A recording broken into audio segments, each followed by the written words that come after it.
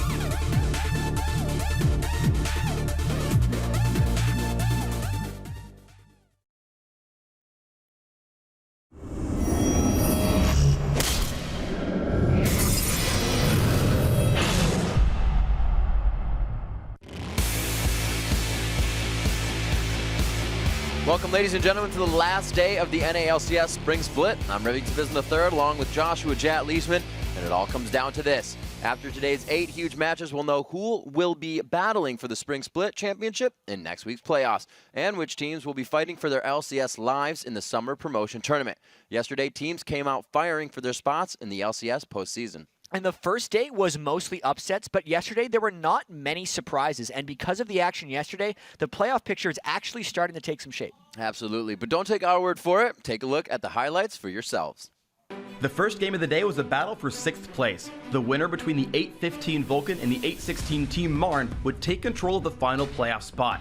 It was a disastrous start for Team Marn when their failed Lantern gank resulted in Mandatory Cloud's Rise securing a triple kill. It's dance time coming from Vulcun. They could turn this one around. Ian Tonsil goes down to the outside. Mandatory Cloud has teleported in for this one. Picks up a double kill, looking for the triple kill. Vulcun read that Thresh gank like a book. A fed Rise with a teleport is a very scary thing. Heartbeat doesn't really even get to put down the box to be effective. Clinky D follows after. Zuna is cleaning up this fight with Mandatory Cloud. Mega Zero just on the outside. The Rune Prism, he is forced to defensively taunt away, but he may be locked up on dance time. One last shot, the feint goes on, and it looks like they make it out 3-0. A cascade of good moves put Vulcun on the brink of victory when Zuna emphatically closed the door with a quadra kill. Double kill coming in for Zuna, triple kill coming in for Zuna. Can he get another one? The one goes to Mandatory for the 4th. A quadra kill for Zuna coming in. The win 19-7 at 40 minutes over Marn. And in this battle for 6th place, after having 2.5 weeks off to prepare,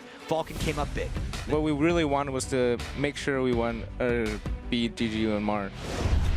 The stakes were high for TSM in the second game of the day, as a victory would give them the most wins in the LCS. Just when it looked like Wild Turtle was going to get a little too wild, Reginald's Requiem was there for the save. Low MIA trying to turn this one around. Brunchu gonna go down from Reginald. That presence from mid. MIA takes a turret shot, and he won't be able to finalize the kill. A double kill for Reginald in the end. Team Solo mid just kept pushing, and another well-placed Requiem from Reginald would lead to an ace. Here he throws it down. Now MIA stop backing. He does eventually go down, but it's the Wild Turtles. He gets himself in the fight there. Triple kill coming in for Reginald. TSM just completely rolled through complexity there. They are so strong, and TSM might be making that move for the #1 spot. As you get towards playoffs, you're going to see a lot more stuff that you haven't really seen from TSM. Coming off a loss to TSM earlier, Team Marn took on the 18-6 Curse. Voyboy's teleport to bot lane backfired as Neon Tonsil was able to turn it around for a kill. So the teleport comes in from Voyboy, a good quick burst, but Voyboy taking so much that Dravenall just cleanly rides through and back through the team. Voyboy has wasted everything on that fight, and he goes down. This game featured a new look for Cop, and his Ash arrows were on point. Here looks like it's going to be hitting Mega Zero. Gets him on the right side of the cheek there. Voyboy looks to aggress on this as well. It's a 1, 2, 3, 4, 5, 6 punch. Unstoppable force required, but they bring him back in as he tries to throw in the towel. The 7th punch is the one that got him in. At 31 minutes, a Baroned up Curse win a decisive 3-for-1 exchange at Marn's inhibitor. They're able to focus Mega Zero. St. Vicious goes to the back line, and nobody can follow Mega up to the fight. Great control there by Curse on it. They lock down Echo as well. The auto attacks to take him down. Heartbeat is going to make it out as he gets hit. Frosted down, but it's going to be the inhibitor. Curse looks to take control of his base. And like they have done throughout the season, Curse pulled out the comeback win. Curse stays in first. And that was a good comeback for them. Well played. Carrying a 4-game losing streak into their match against Curse, Dignitas were facing a must-win game, as the 5th loss in a row would eliminate any possibility of a 2nd place finish. Dignitas were clicking early, and coordinated flips from Volibear and Singed gave them first blood. They've got Crumbs as well. They don't quite go for the double flip just yet. It's Elements getting knocked back into basically nothing. They're going to find that kill. Kiwi gets Ben ignited. Will it be enough? They don't. It's a 1-for-0 to Dignitas. At 33 minutes, Dignitas blew up St. Vicious, causing Curse to lose a 3-1 exchange. They flip in Nightjackie on top of the enemy team, though. Scar's not going to like this one very much. Voyboy running in for Cutie Pie, finds Crumbs as well. Scar runs in onto Cop, almost wins the fight, but they get that kill. Voy, though, still stuck inside of Dignitas' team. He's going to fall 3-for-1 in this fight, and Dignitas just going to turn right over towards Baron Nashor. Dominating the entire game, Dignitas forced Curse into one last Hail Mary attempt. Curse going for the Bush Gambit right here. It's going to be Kiwi Kid that checks it. On Caitlyn. Kill the tank line. I'm killing Kiwi. Going on. Eve back. He's in the back of Cup. Going in. Cup getting chased down by Scar. Scar has Sazonia's. Cup is still alive, but they found 2 kills so far. Requiem comes across. Cup still alive. He will fall down now. Dignitas still have 4 members alive, and only St. Vicious remains. That's the kill. Ace picked up for Dignitas. And that will be the surrender from Curse. Dignitas hold their top 2 finish hopes alive, and Curse were #1 for most of the season. They're slipping it now. Here's where the teams stand heading into our final regular season matches. TSM has a piece of the first place pie for the first time all season. Curse is tied with Reginald and crew in the top spot, while Dignitas is sitting in 3rd. CLG has 4th place locked down, while Vulcun and GGU are tied for 5th, and finally in last place, Martin Complexity. And those last 4 teams will be feeling the pressure today with their playoff lives at risk in every match they play. In this battle for 6th place, Vulcun came up big. Top 6 as a team means that you have a chance of not dropping into promotion relegation, but most importantly, it keeps the dream alive of coming in first in the spring split. If we don't get a 6th place spot, it's a lot more pressure on us to qualify for the next season. We have 1 less chance to qualify, which is a huge deal. The importance of being 6 instead of 7 is you don't necessarily have to replay for your spot. There's a chance that you can bypass that whole tournament and just be made in the sun already. If we don't get to 6th place and we are stuck in the bottom 2, we are automatically not in the playoffs and we go to the relegation matches. The 8th seed will play the winner of the top amateur team versus a team from the ranked 5s ladder. So 8th seed is most likely going to be playing Quantic Gaming, who's actually a really strong amateur team and would have a legitimate shot of knocking a team out of the LCS. I would be lying if I said I wasn't nervous. I'm not feeling the pressure just yet, but maybe it'll hit me come the day before and whatnot. You've got 5, 6, 7, and 8 all still up for grabs. The only team that's secure is CLG in 4th. Everything else can lose it or gain it. Well, being in 4th place is much better than 7th and 8th. You don't want to have to play relegations. Vulcun and Giga University want to pick up at least 1 win to put themselves in top 6 because they don't want to fight the top challenger teams. They don't want to risk losing their jobs. They want to at least get the extra crack at it and fight in the playoffs and maybe get an upset win over Counterlogic Gaming or Team Solo Mid. We just need 1 more win so we get a guarantee shot at the playoffs for being top 6. Being in control of our destiny is pretty good for us. So it's pretty much like game of our lives. The game is really important because right now the bottom 3 teams are catching up to us and a lot of them are only 1 win away from beating us. Ideally, I think we still have a shot at 6th, but it's more out of our hands than in our hands. Well, I think we're still 7th place, so moving up 1 standing would be huge. If we go in 7th and 8th, then we could potentially lose our jobs. It's not a good moment for anybody. You want to know that your job is secure. It's really, really important that we get to 6th place. Every team just has to put up everything right now. There's 2 games left for any single team. 2 matches that are make and break. Going 2-0 versus 0-2 versus 1-1. That all changes where you stand in the final showdown. So you've got to win as many games as possible. And like Freak said, coming into today, all 4 bottom teams are still mathematically alive for the playoffs and in danger of dropping into Summer Promotion Tournament. Here's how it breaks down now. Curse, Team Solo Mid, and Dignitas, Team Solo Mid, Dignitas, and CLG are guaranteed playoff spots. Curse and TSM can lock down a top 2 finish and a playoff bye with either a win or a Dignitas loss.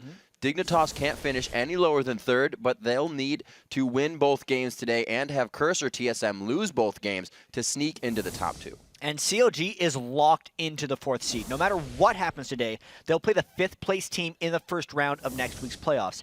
Either Vulcun or GGU could still finish 5th in the standings, and either a win by them or losses by Marn and Complexity guarantee them a spot in the playoffs. Marn and Complexity are still alive, but they're on life support. They need to win both of their games and have GGU or Vulcun lose all of their games today to earn a spot at the playoffs. And in case of a tie for any of the playoff spots, we will have bonus LCS action tonight at the end of our 8 regular matches, so no matter what, when you log off tonight, you will know the complete playoff picture. So with that in mind, let's take a look at today's matches. Kicking things off, it's Marn versus Counterlogic Gaming, then Curse battles Complexity. Next, TSM faces off against GGU, and then Dignitas takes on Vulcun. Plus, Good Game University battles Counterlogic Gaming, then Dignitas faces off against Team Solo Mid. Up after that, Complexity takes on Marn, and finally, it's the final game of the spring split, probably Vulcun versus Curse. Probably. We'll see. And as always, you can predict today's winners by going to lolesports.com. Just click on the matches at the top right, go to Week 10, and vote away.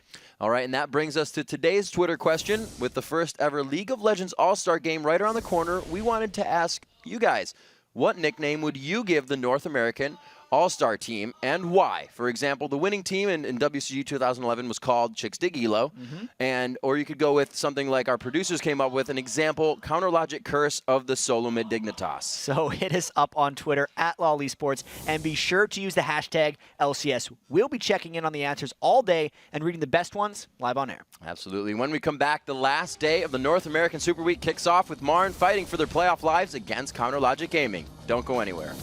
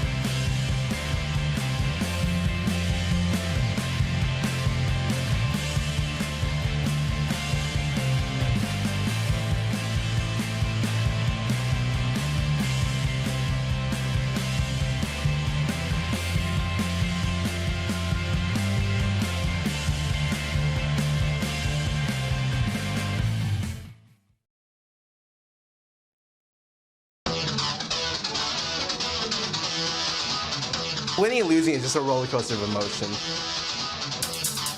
LCS format, best of ones, create this very, very big pressure on every game. Everyone gets to see the emotions of the players. It's like heartbreaking sometimes. You see some of the players, you're like, don't even want to shake their hands because it's just horrible to lose. There are players who are so excited for a comeback victory, like GGU. They're able to pull out all these like strong emotions, and that's what I'm really feeling is like accumulate up to like a big explosion. Welcome back to Week 10 of the NALCS live from Los Angeles. It's time to kick off the action with our first match of the day, Marn versus Counterlogic Gaming. And while CLG has locked down a 4th place finish in the LCS, Marn needs a win with this match or they're out of the playoffs and in the summer promotion tournament. And so far this season, Marn has had CLG's number. They've won 2 of the 3 matches, and according to MegaZero, they've won because of one thing: preparation. I feel like it's mostly just like we're really ready for these games when we go against CLG. We really plan them out. We go over their old videos. We look at their level 1. We look at their common picks, their common bans. And we're just really prepared to go against them. And really, MegaZero and Marn used all that preparation to upset CLG in Week 9. And MegaZero's Riven in that win was so key. He went 8-1-8 as Riven against CLG, and there were some ridiculous team fights in that game for Marn. Marn was really just outplaying CLG throughout that match.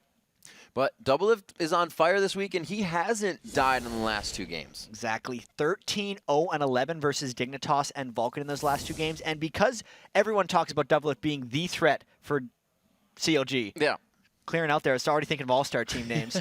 And it was just a matter of, can he carry? He's got to carry. He has been when they win. And if he doesn't carry, they usually lose. Well, it's kind of like a focus point for both teams now. It's MegaZero carry or Doublelift carry. Yeah, it seems like it. And that's what it brings us to. The lineups on the blue side today, we have Marn. MegaZero in the top lane, Claky D in the jungle, Echo in mid, me and Tonso on AD, and Heartbeat on support. And on the red side, it's CLG with Hotshot GG in top, Chowster in the jungle, Link in mid, Doublelift on AD, and Aframu on support. So we've seen in Champion Select these guys try to push each other around before. Last time, Chowster was on Maokai. A few previous games when these guys met up, MegaZero was on Aurelia, and we've seen Aurelia a few times in the LCS, but they have pushed each other trying to find out who is going to be the worst off when they ban against the champion pools. And I wonder if they're just going to try to target Chowster again, because that's been the successful one, right? We've seen Dignitas trying to ban out Doublelift in their game when they banned out 380 carries, and he ended up playing very well in Ezreal. In these last few games of Super Week, they usually pick like one person and then try to ban him out right away.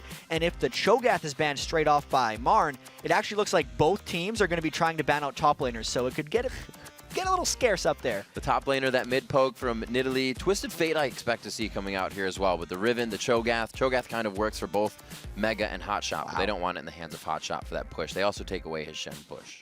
This is really curious, Riv, because there are so many bans coming out just for the top laners, right? Like, potentially Nidalee is a mid lane ban. Right. But Shen and Cho'Gath are actually things that MegaZero has played before, but they're actually banning those out for Hotshot. Renekton and Riven are straight banned at MegaZero. So that is potentially already 4 bans right at MegaZero, even if Marn wasn't intending it that way. The Malphite ban coming out. The Rumble may see some play here. The Twisted Fate is the first locked in, though. So even though there's all the bans for top lane, they don't see any immediate threat here, and they just wanted to get the Twisted Fate. I mean, Link can be a threatening player there. He still has the Lux available, even though she receives some nerfs in this 3.5 balance patch that we're playing on. But the Twisted Fate will potentially give Marn a little bit of momentum and at least takes that control away from CLG, because in a couple of the games that CLG's won recently, they did the Amumu jungle with the Twisted Fate mid, and it just gave them really potent ganks every time those ultimates were off cooldown and they went in. For CLG's slow play style, it's something to take away from. And you see Doublelift calling for his safest of picks, his favorite Vayne mechanics, and that really helps you already against the TF. You see the cards poured in, you can tumble away, so he's keeping himself on that backline already. And I really do like those 2 picks from CLG, mainly because the last time they played, they didn't have either of those. Nian Tonso took Vayne away, that's true, and Heartbeat took Sona away. And when CLG's played well, they generally have Sona. Aframu Sona is actually really, really impressive, and there's 2 of the best Vayne players in all of North America in that game. So honestly, just like last time, they're kind of stealing each other picks away as best as they can, because Claky D with the Jarvan as well is for Chowster. Marn's found a good high priority picks here, though. They grabbed the Thresh, they now have the TF, and really Jarvan has been one of the contested picks of jungle as of late with the aggression coming out in Season 3 here. So they are high-class picks right now to a lot of, obviously, high class for CLG, but we're going to see if Link goes with his high-class Lux or he's feeling out Ahri here. I really wonder what he's going to be swapping around here, too, at the last minute. And the more you think about it, the more similar these teams' champion pools actually are. Because Chowster has probably played just as much Jarvan as Claky D in any of this. Maybe Hotshot GG is going to go with something like Jax here if he eventually goes to it. I don't see him picking it too early. He is almost out of champions to play, right? They completely banned out him, as well as Marn banning out Mega Zero. So I really want to see how they top lane match up here, and really who breaks first with what they're going to end up picking, because if Hotshot goes Jax here, that immediately lets Mega Zero pick something against him. That's going to be a lockdown comp, and you're right. He shows his hand to Mega Zero, and that's a duel right there. Mega Zero may choose to, as I believe it was week 7 or a little bit more previous when he pulled out Aurelia, but these guys have seen the Aurelia versus CLG matchup, so he's going to do it again as they hover it. It's like Season 2 all over again. Jax versus Aurelia in the top lane, just going at it. Maybe they'll build some Blade of the Ruined Kings. Double Triforce? This will be a real interesting game, because in some of CLG's scrims, I know Hotshot has been playing Jax in those, and he generally just plays super split push Jax, dies a lot, keeps up the pressure, and just goes and goes and goes until eventually it gets to a point where the rest of his team has created pressure. And since they've gotten the Amumu jungle, Hotshot will have to create even more pressure in that lane as Jax. So I'd actually expect Marn to maybe gank Hotshot a little bit extra and try to get Mega Zero going on Aurelia. And I wouldn't be too surprised if we actually saw a 2v2 lane setup, even though we don't see that as much anymore with these teams. CLG will probably want it, and Niantonso and Heartbeat, since they have the Thresh and the potential hooks, might go for that as well. So we actually see quite a bit, not quite a bit, but more play than not, Jax play in OGN and Korea in those. Is there a reason the compositions that they run that we would see him more there and not as much in NA? I think it's just a matter of preference, right? Like, Renekton is so huge. If Renekton's not getting banned out, a lot of times people will just go for the top laners that's, you know, you're this tall to enter top lane, and Renekton makes it, and Jax is a little too short sometimes. But in that situation, he's a niche pick as it is, so it's probably just random chance that he's more seen in Korea as far as I can tell. All right. As we see, both teams locked in here. First game of our last day of Super Week here in North America. Obviously, the EU Super Week has just begun today. They have a few more days to go. So many matches over 5 days between the both regions. 40 matches to go. And we start off with Marn versus Counterlogic Gaming. Like we said, Marn can even out the score here. It's 2-1 in favor of CLG in their matchup. So Marn looks to really go 50-50 here.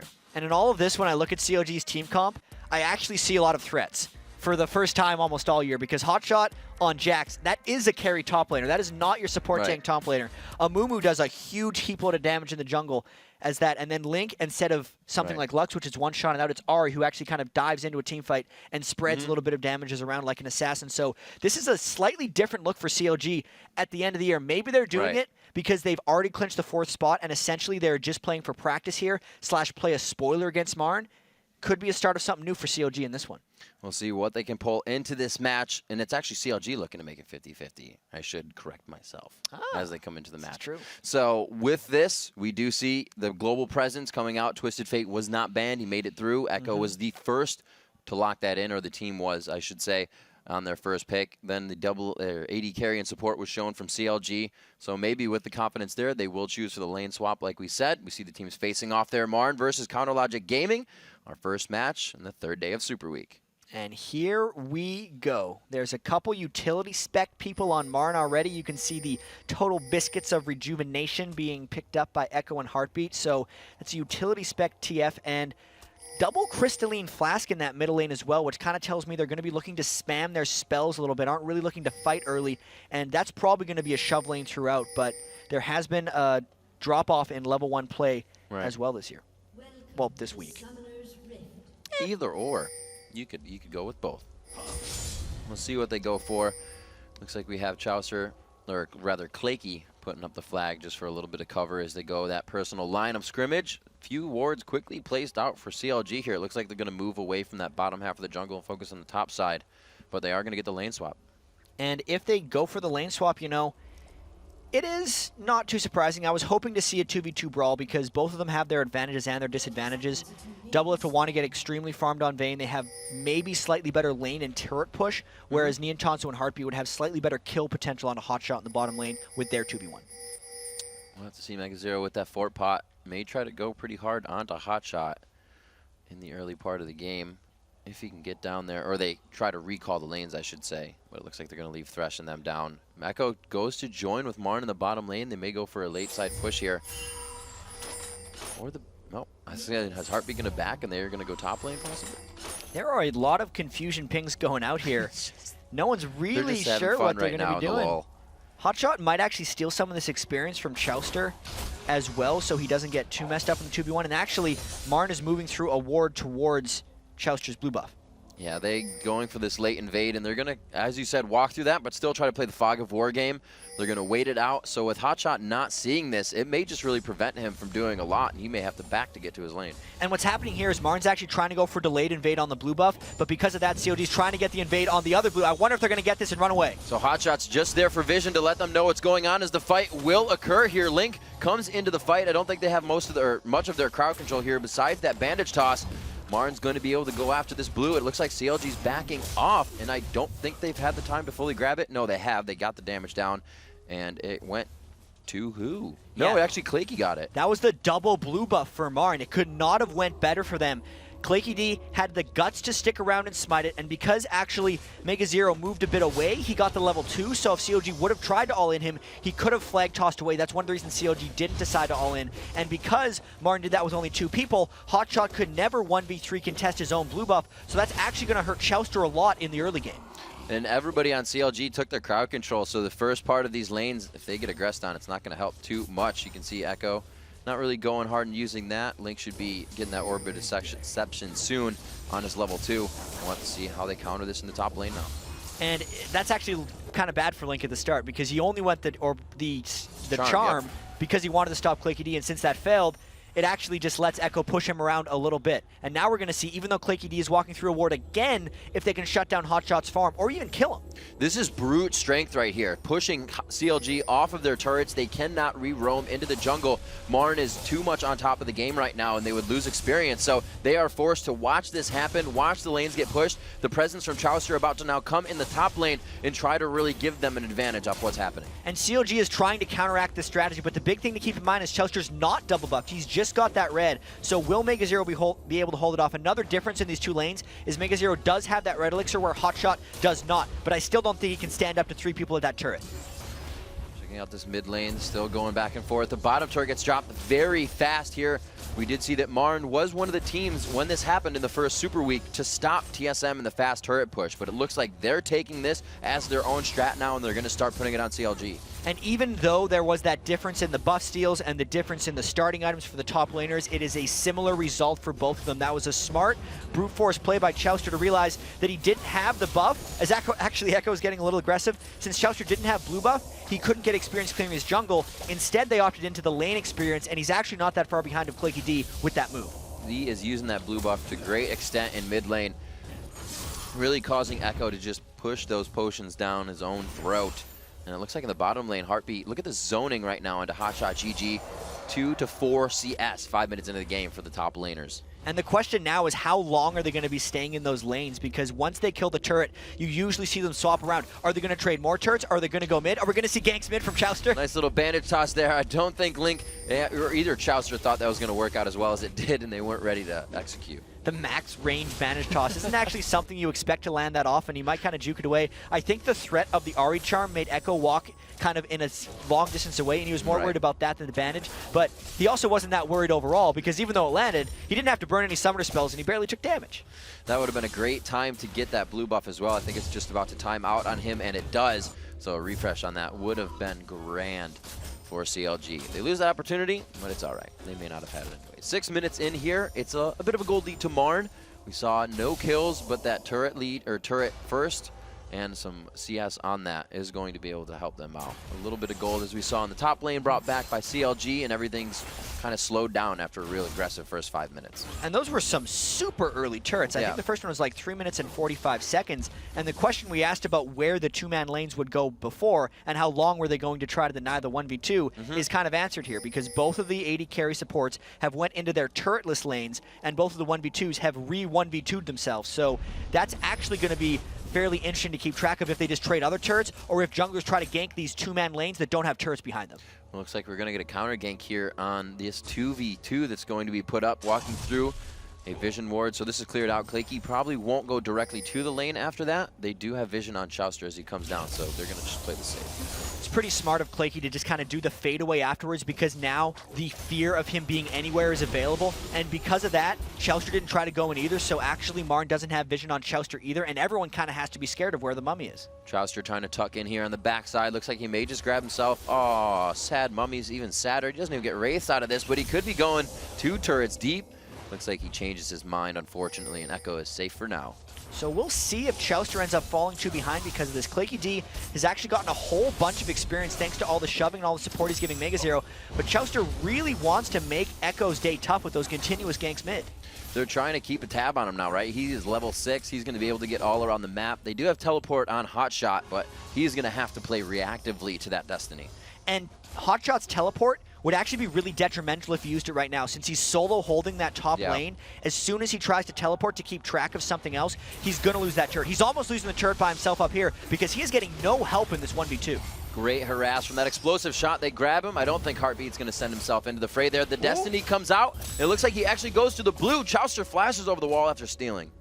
Chowster does a good job of recognizing the retimer on the blue buff, and he actually might be able to get double blue for his own team after this because they know, thanks to where Hotshot kind of had vision early game, that their blue's going to be coming back soon as well. And since they have the 80 carrying support there, the two-man steal that Marngard, the double blue that Marngard at the start of the game, could be a double blue that COG gets now.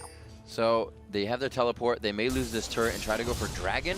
Maybe this turret could be taken down in the bottom lane. Ari's coming around the backside as Link is just in position. If he goes out here, the minion wave has just pushed up, so it saves them time, but they need to act if they want this to work. And Marn has no idea that Link is here. If they get the turret there, they might just die. Oh, Claky D in the shop. He closes it just soon enough, and you can see him telling his team, this is a bad situation, guys. We need to start closing in on this. They're going in. Double lift condemns against the wall. Claky will surely go down. Mega Zero's forced to watch from the outside. They get a turret on top of it. Gotta give credit to Doublelift for getting the condemn stun first so that Link could chain with the charm. Clicky D wanted to kind of do some fancy stuff. He had his ultimate, he had his jump up. He was a little bit low on mana, but he was just so completely shut down in that gank attempt that Clicky D could not escape. So Marn trying to clean up this bottom lane. See, Hotshot did get back to that top, but it was dropped. So we kind of have a turret for a turret there. We're back to 2 even. Just about 12,000 gold a team. And 1 kill in favor of CLG puts them up a few hundred gold. And you gotta wonder a little bit, because that's a 600 gold kill that CLG just picked up. How they're only up 100 gold. Echo's Twisted Fate passive has something to do with that, right? Because it's 2 gold per last hit, and if you look at that, it's about 150 last hit, so that's about 300 gold. That kind of just answered our question, but aside from that, they're probably a few minion kills up, meaning they have a slight edge in some of the lanes. We see a lot of cover or direction being put onto the Dragon now, who's going to be able to really fend this one off. Still, that teleport on Hotshot GG is kind of the surprise fight that Counterlogic's looking for as they come up to this one, and Mega Zero is going to have to really make the long haul first to make it work for his team. And this is the time of game where Hotshot GG's teleport is going to be a little bit more usable, because the outer turrets in both of the bottom and top lanes where Hotshot is going to be spending most of his time are no longer in need of protection, and it's going to be very rare that someone is pushed up to a second turret in time to pressure it in case of a Hotshot teleport. So since COG has those wards around the Dragon Pit, we could expect them to make a play now and Hotshot teleport back, or Hotshot split a different lane and teleport to the Dragon. And Jet, looking at the top lane items that they're buying, kind of, you know, you can check back to what Prolly says is people kind of go off comfort zone when they don't know what they're playing against and they haven't played against it in a while. And these two matching up Aurelia, we had seen a bit against Jax, but they're going full Dorans, and we really haven't seen anybody do this. This is actually, I think, for Hotshot, a completely new thing. Yeah. Because he usually goes cloth armors against Doran's Blade, but that's a build Mega Zero did the last time he played on Aurelia. Okay. Because he really cares about his early game strength, as COG has 5 people around the Dragon. Well, let's see if it works out for him. They have the Destiny up, so all the vision is there. The pink ward shows CLG that that's the only vision that they have, so when it wears off, they may have an advantage going in. It's going to be Chowster on the Dragon. A great lockdown onto Marn. They put themselves in that fight on top of a ward. Echo's going to get cleaned up here by the first part of the orb. A double kill for Link. They move on to the mid turret. Flash crescendo by Aphromoo set all of that up so well. Chowster then landed his bandage toss and chained it with Curse of the Sad Mummy. On top of that, Hotshot was there. Mega Zero wasn't. Marn didn't even get the Dragon steal from that, so they lose so many objectives from that trade. And so much ground can still be gained. Hotshot didn't have to teleport into that fight, and they got a turret off of the Dragon. So much global gold has just flown through the window, and that gives them a 3,000 gold lead now. Just to think about that fight even more, so much went right for CLG, like a 3-for-0 just straight up. They didn't even have to burn too many flashes. Hotshot still has all his summoners. Doublelift didn't have to burn everything. Chowster's flash was down before that fight. There was no exhaust even burned from Aphromoo. Like, they just wrecked Marn. Clinkety didn't even get off his Cataclysm because they lost that fight so catastrophically. And now it's really on Marn to try to make something happen big.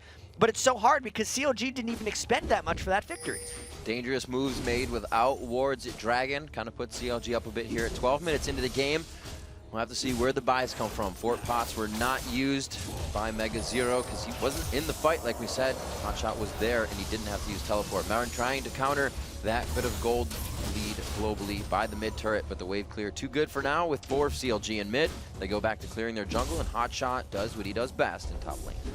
Just farming away, trying to catch up a little bit. Due to that 1v2, he's got the 15 minion kill lead on Mega Zero and is actually 1,000 gold ahead of him. So Hotshot's been saying all year that he can't play carries, but he's starting out pretty well on Jackson this one. Yeah, CLG's playing another threat.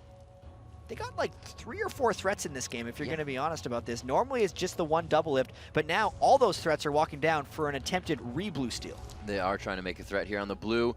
And every time, Chowster flashed for this last time. They are ready to have the timer over and over. Usually we see a team kind of forget. Did he just get that with his Q? I just stole it with his Q. Oh, Claky, Sneaky D coming in strong. That was really good. I don't even, yeah, he couldn't even have smited that. CLG got caught completely unawares by that. They really didn't expect it to be stolen, but they realized that Niantonso was still in the bottom lane pushing up, and CLG is just mad mode in that turret. They are going to be able to crush this down a 4th one quickly. That's 2 turrets in a row unanswered with really 0 pressure. And this is really interesting for CLG's choice.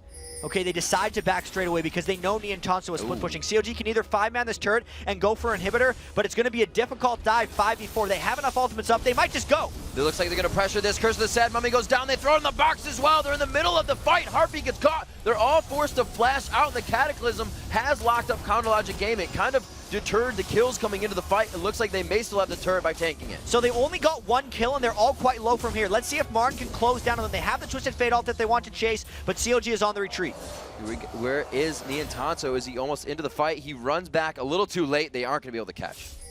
At the end of the day, that was a huge win for CLG because with that dive, they didn't lose anyone. They got a kill, they got the inhibitor turret down, and they forced Niantonso to go back to not push that. So that was an incredibly aggressive play from CLG. Normally, they play these games so slow, but maybe this is that scrim CLG team that seemingly destroys everyone coming out because there's essentially no pressure on CLG right now, even though there's a world of pressure on Marn. Marn trying to create that pressure. Twin Shadows being brought out by Echo, but it's hard. Who do you want to slow that you can engage on? They have great escapes if CLG doesn't want to fight in the end, and their initiations have been spot on right now. So we'll see maybe just some items coming in for Echo as he tries to piece his items together. And a lot of those Twin Shadow Twisted Fate builds are really good at running away with games, but they're not that good at coming back in games because CLG has such good team fighting capability with this gold lead they have. And you factor in the fact that Chowster has an Aegis of the Legion already on Amumu, and Claky D is nowhere close to his first aura item. So even though you can get vision of them and reveal them with the Twin Shadows, you aren't necessarily able to do something about it immediately because as soon as you teleport in, you're just going to teleport into a whole bunch of trouble if CLG is stronger than you. And that's a Deathfire Grasp to that Twin Shadows as well already coming out for Link. So he is looking to completely burst and get out of the fight. When his cooldowns are back in, they let Doublelift do the rest of the work. See, Afurumu has Flash, Crescendo just waiting to come up, so CLG may be waiting for that because the combo of Amumu and then Jax after that is absolutely crushing. And CLG seems like they're in complete control. There's a minute left in this game. No, there's not a minute left in this game. On the next Dragon spawn. Oh. That's the one that's coming up soon. Those are the words. They're going to try to make sure these lanes are pushed out. I don't think Hotshot's had to burn his teleport for any forcible reasons, and they're just able to get the split push pressure going. Hotshot's picking up even more free farm. He's going to slowly move towards that Blade of the Ruined King, and CLG is just patrolling around Dragon because they're going to have full control of this area the next time it spawns. Seeing the Locket of the Iron Solari come out for Flaky D, like you said, the Aegis built for Chowster already. And they're not really even looking to block that much magic damage, but it's a great item to have. Echo pretty much gets shut down right away. And the Locket is kind of really needs to be a bulwark for a Chowster, for a Link on Amumu and Ari. The way I kind of see it with jungle items, even though a lot of the LCS junglers pretty much just rush the Locket of the Iron Solari, is I like the Aegis if they don't have a huge amount of physical damage or if their AD carry isn't doing well. if they have a lot of physical damage and their AD carry is doing well, I'll go for Lockdown and Solari. I pretty much always want to build both on these utility junglers, so I think that ClayKD will go for an Aegis later, and Chouster will go for Lockdown and Solari later. But the choice for now is just depending on the situation, and because CLG is doing so well at shutting Marn down, they're going to take the guaranteed auras rather than the situational shielding of that lock. 2 dragons not having any ward on them. Give another one to CLG. They look to get some money back on this one. There's the Twin Shadows coming out. Can they finalize? He jumps to his own ward, outplaying both Mega Zero and Echo, and it looks like Hotshot keeps himself safe. That's the pressure being created. Marn decided not to contest that dragon because they knew he had a teleport to come down, but they actually sacrificed 2 people up top, meaning it's a 4v3 in the bottom lane, and Hotshot, when he goes back to base, has the potential to teleport in and make this an even more powerful push for CLG. Summoners were blown on that by Mega Zero. That flash as well for Echo, so like you said, this fight could be strong. Hotshot could come in the backside with teleport. We're 18 minutes in here. A second tier turret being taken down on the side of Marn. 6-2 in turrets now. This is escalating quickly for Counter Logic Game.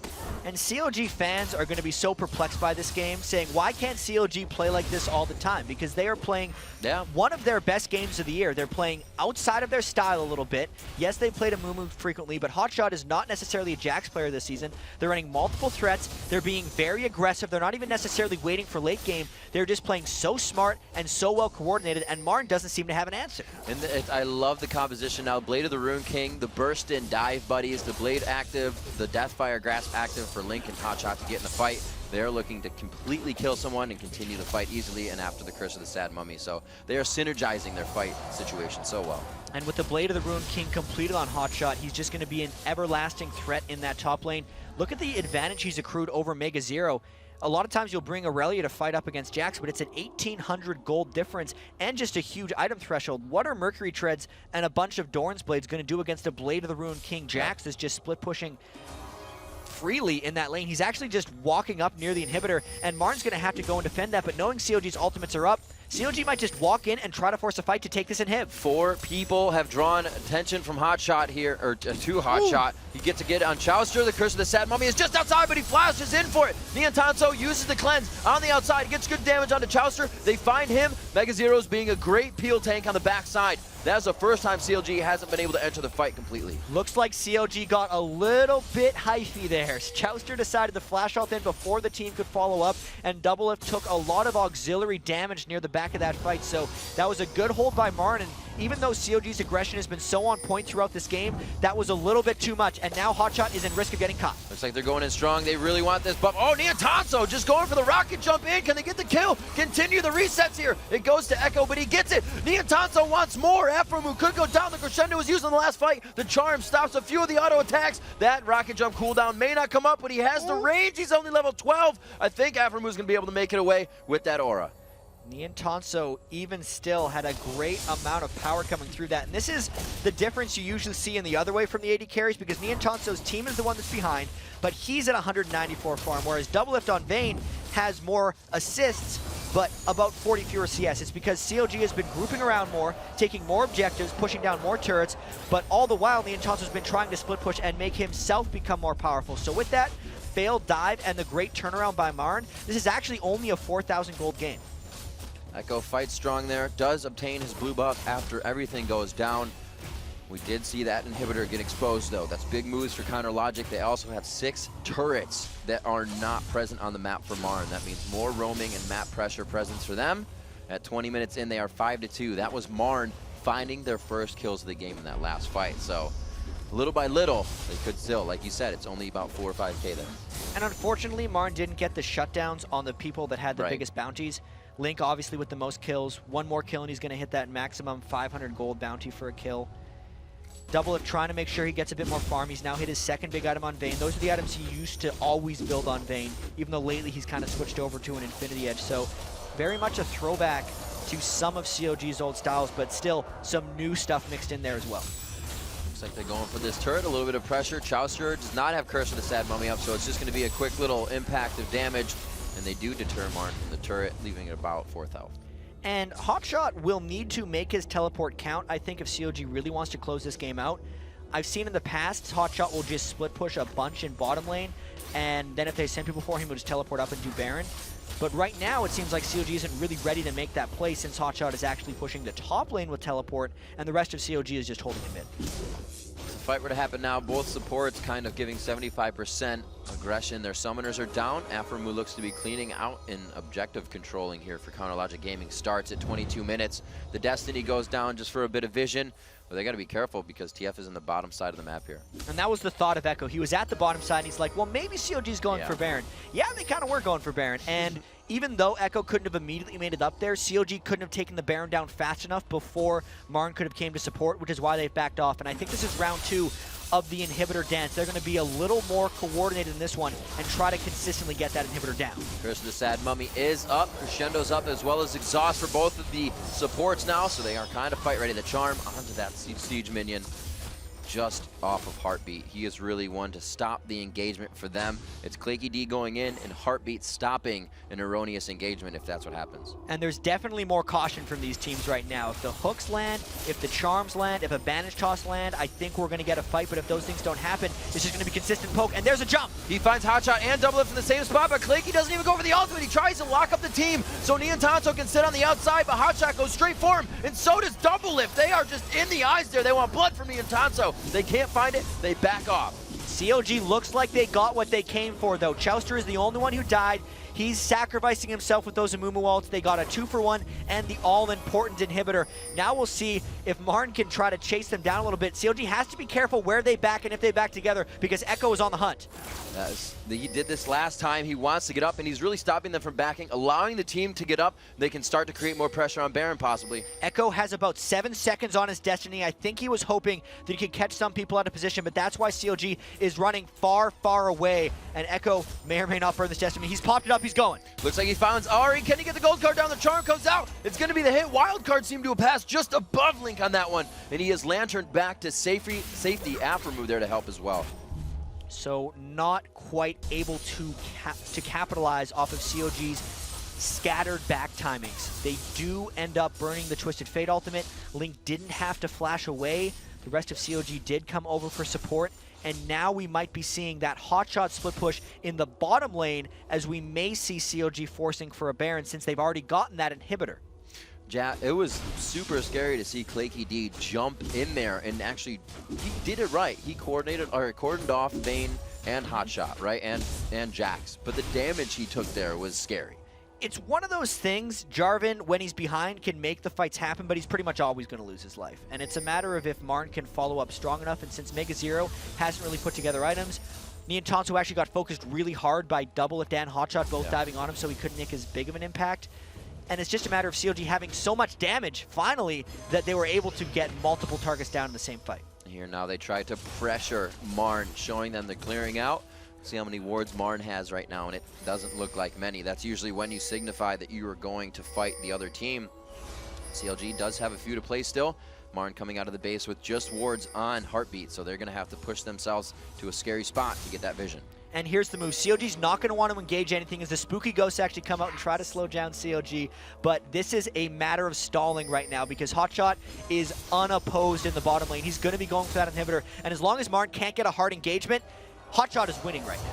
He is definitely putting the Jax attack down onto the team. You can see him in the bottom lane here as all the focus is in mid. They still have vision of that pink ward on backing. Hotshot has that turret down to about a fifth of the health. He's going to take it. The engagement goes down. They want to keep them off of Hotshot. It's going strong now. Link tries to get in. Buster shot it back, but he does go down in the end. Claky D trying to keep down Double Lift, and that's what we said. You can go in, but you're probably going to go down. Good kills from both sides, a 2-2 overall, but that bottom inhibitor turret was lost. It was the full engage, and Hotshot did end up teleporting in. I thought COG actually might have fought that all 4v4 to let Hotshot take the inhibitor, but they're content with the 2v2 and more exposed turrets. The gold advantages are piling up. Marn is very low right now, so COG's push continues. They have the top one. They could just go around the horn here and look to take out all three. Neon Tonto able to do some good damage from the backside. Aframu just looking to keep that poke sustained. They are going to get this. Double Lift takes the last few shots. Wow, looks like the Grandmaster wanted to go in for a fight, and he may. Counter-Strike coming up. He dodges a few attacks with that, about 1/2 to 2 seconds, and gets out alive. That was a close one. COG stuck around just as long as they could to be able to finish off that one, and Neon Tonto's actually still on the hunt. Double Lift trying to steal his red buff, but he doesn't want him to take that one.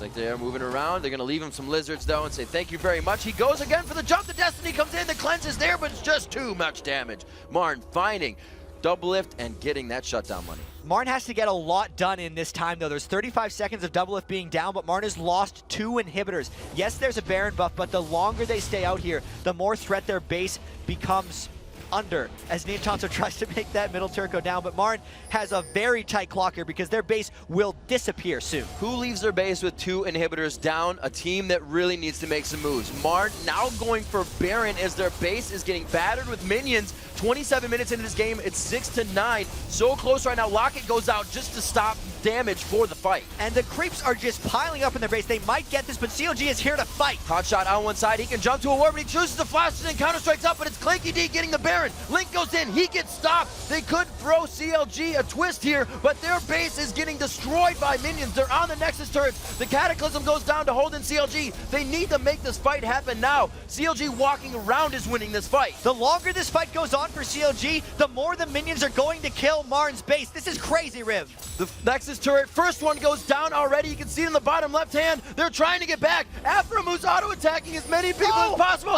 He hits the Niantonso, but it's not enough. It actually turned away before he auto-attacked. It didn't count. That next Nexus turret does have minions, but it's going down. Heartbeat gets locked up. He tries to play back, but CLG comes in with the kills. They may not have enough to push, but Marn is looking very bad position right now. The reason that Recall didn't get interrupted by Aphromu, Riv, is because there was a Thresh Lantern shield on him, and the damage didn't actually hit him. It hit the shield, so he was able to get back to base. That was a clutch play on both accounts, but Marn's base is absolutely devastated after that, and they actually lost Baron on, I think, most of their team because a lot of them died in that fight. No, I'm completely wrong. They still have Baron on 4 people. So crazy. Like I said, who chases down Baron when you have inhibitors down? Because that's the result. But Marn making it look good, doing it with a bit of swagger. They did lose a turret, and now this is going to be a hardcore fight for them. They have good wave clear. We won't say great, because if all 3 waves come in, it's pretty much going to be them fighting CLG and hoping the minions don't take down the Nexus. I do think that was the best play Marn could have made in this situation, because you almost never come back from having 2 inhibitors down. You pretty much always just lose the 3rd inhibitor, wait for the team to push in, and then you're just like, well, I guess we'll fight at our Nexus, and they usually lose and just lose the game from there. So Marn took their opportunity, they took the Baron. Because of it, they ended up losing all their inhibitors and one of their Nexus turrets. It's very important that they didn't lose both of their Nexus turrets, because a potential backdoor from Hotshot GG will take much longer if he has to fight through that next Nexus turret. Another very important thing for Marn is not all 3 inhibitors are down. When the 3rd inhibitor goes down, you actually get double the amount of super minions spawning in every lane, which makes it almost an incredible amount of creeps that you can't clear. But because it's just 2, Marn still holds a hope of chance. And since COG is pushing in so quickly now, there's still about 2 minutes left on Baron on 4 members of Marn. So if they fought them again really quickly, there's a chance they could come out on top. It's a 3,000 gold lead, and that gold lead is really only coming help from a few members on Marn. If we look now, Mega Zero has finished the Frozen Mallet. He just had a phage up until now. It's 2 or 3 items coming in from Hotshot GG. Yeah, he hasn't finished the Randuin's yet, but that Blade of the Rune, full up home guard boots, and the rest of the team has a lot more completed core items. And Niantonso is an infinity edge ahead of Double Lift in items. Just a straight up 3.8k gold and item. CS. And he's level 18, so he's got the over 700 range coming out on Tristana. 703 to be exact on that one. And it's just a matter of COG again trying to put the slow push on, knowing there are super minions pushing around, knowing that Marn is cornered in their base. But I don't know if COG actually wants to fight with this Baron on. If Marn were to get an engage, they might be able to make something happen, Riv. With this Baron, Niantonso has over 100 more attack damage than Double Lift right now. If they can get this fight, it is going to be huge. He's red potted up, like you said, that had that Baron. And they're going to start going for the top one back around the horn for CLG as they look for the inhibitors. And this is it, because this is the only inhibitor of Marn that is alive. So Marn going hard. There it is, Clanky D, all's in. Mega Zero's with him there. They jump out as well. Hotshot gets pushed back. Good damage from Niantonso on the outside. A Curse of the Sad Mummy locks down the back line. They get the damage onto Clanky D. Mega Zero is already out of the fight. He has low health. The charm goes on, but so does the Zonias. There's a lot of health there. Tristana looking to crit those low HPs. One shot onto Hotshot. He follows down into the base. Marn is able to protect the inhibitor, and that's going to look good for a next fight. They trade a 1-for-1, and actually another inhibitor has respawned. They didn't really lose anything for that fight. Clanky D didn't even have a bounty because he's only died 4 times, and Marn might actually be holding this one.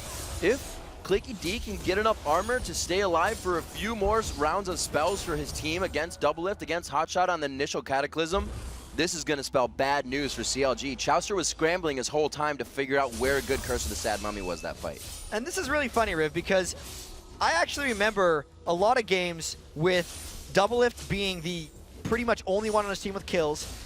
Chowster was on a Jarvan who had died a lot and was kind of just suiciding in to start fights.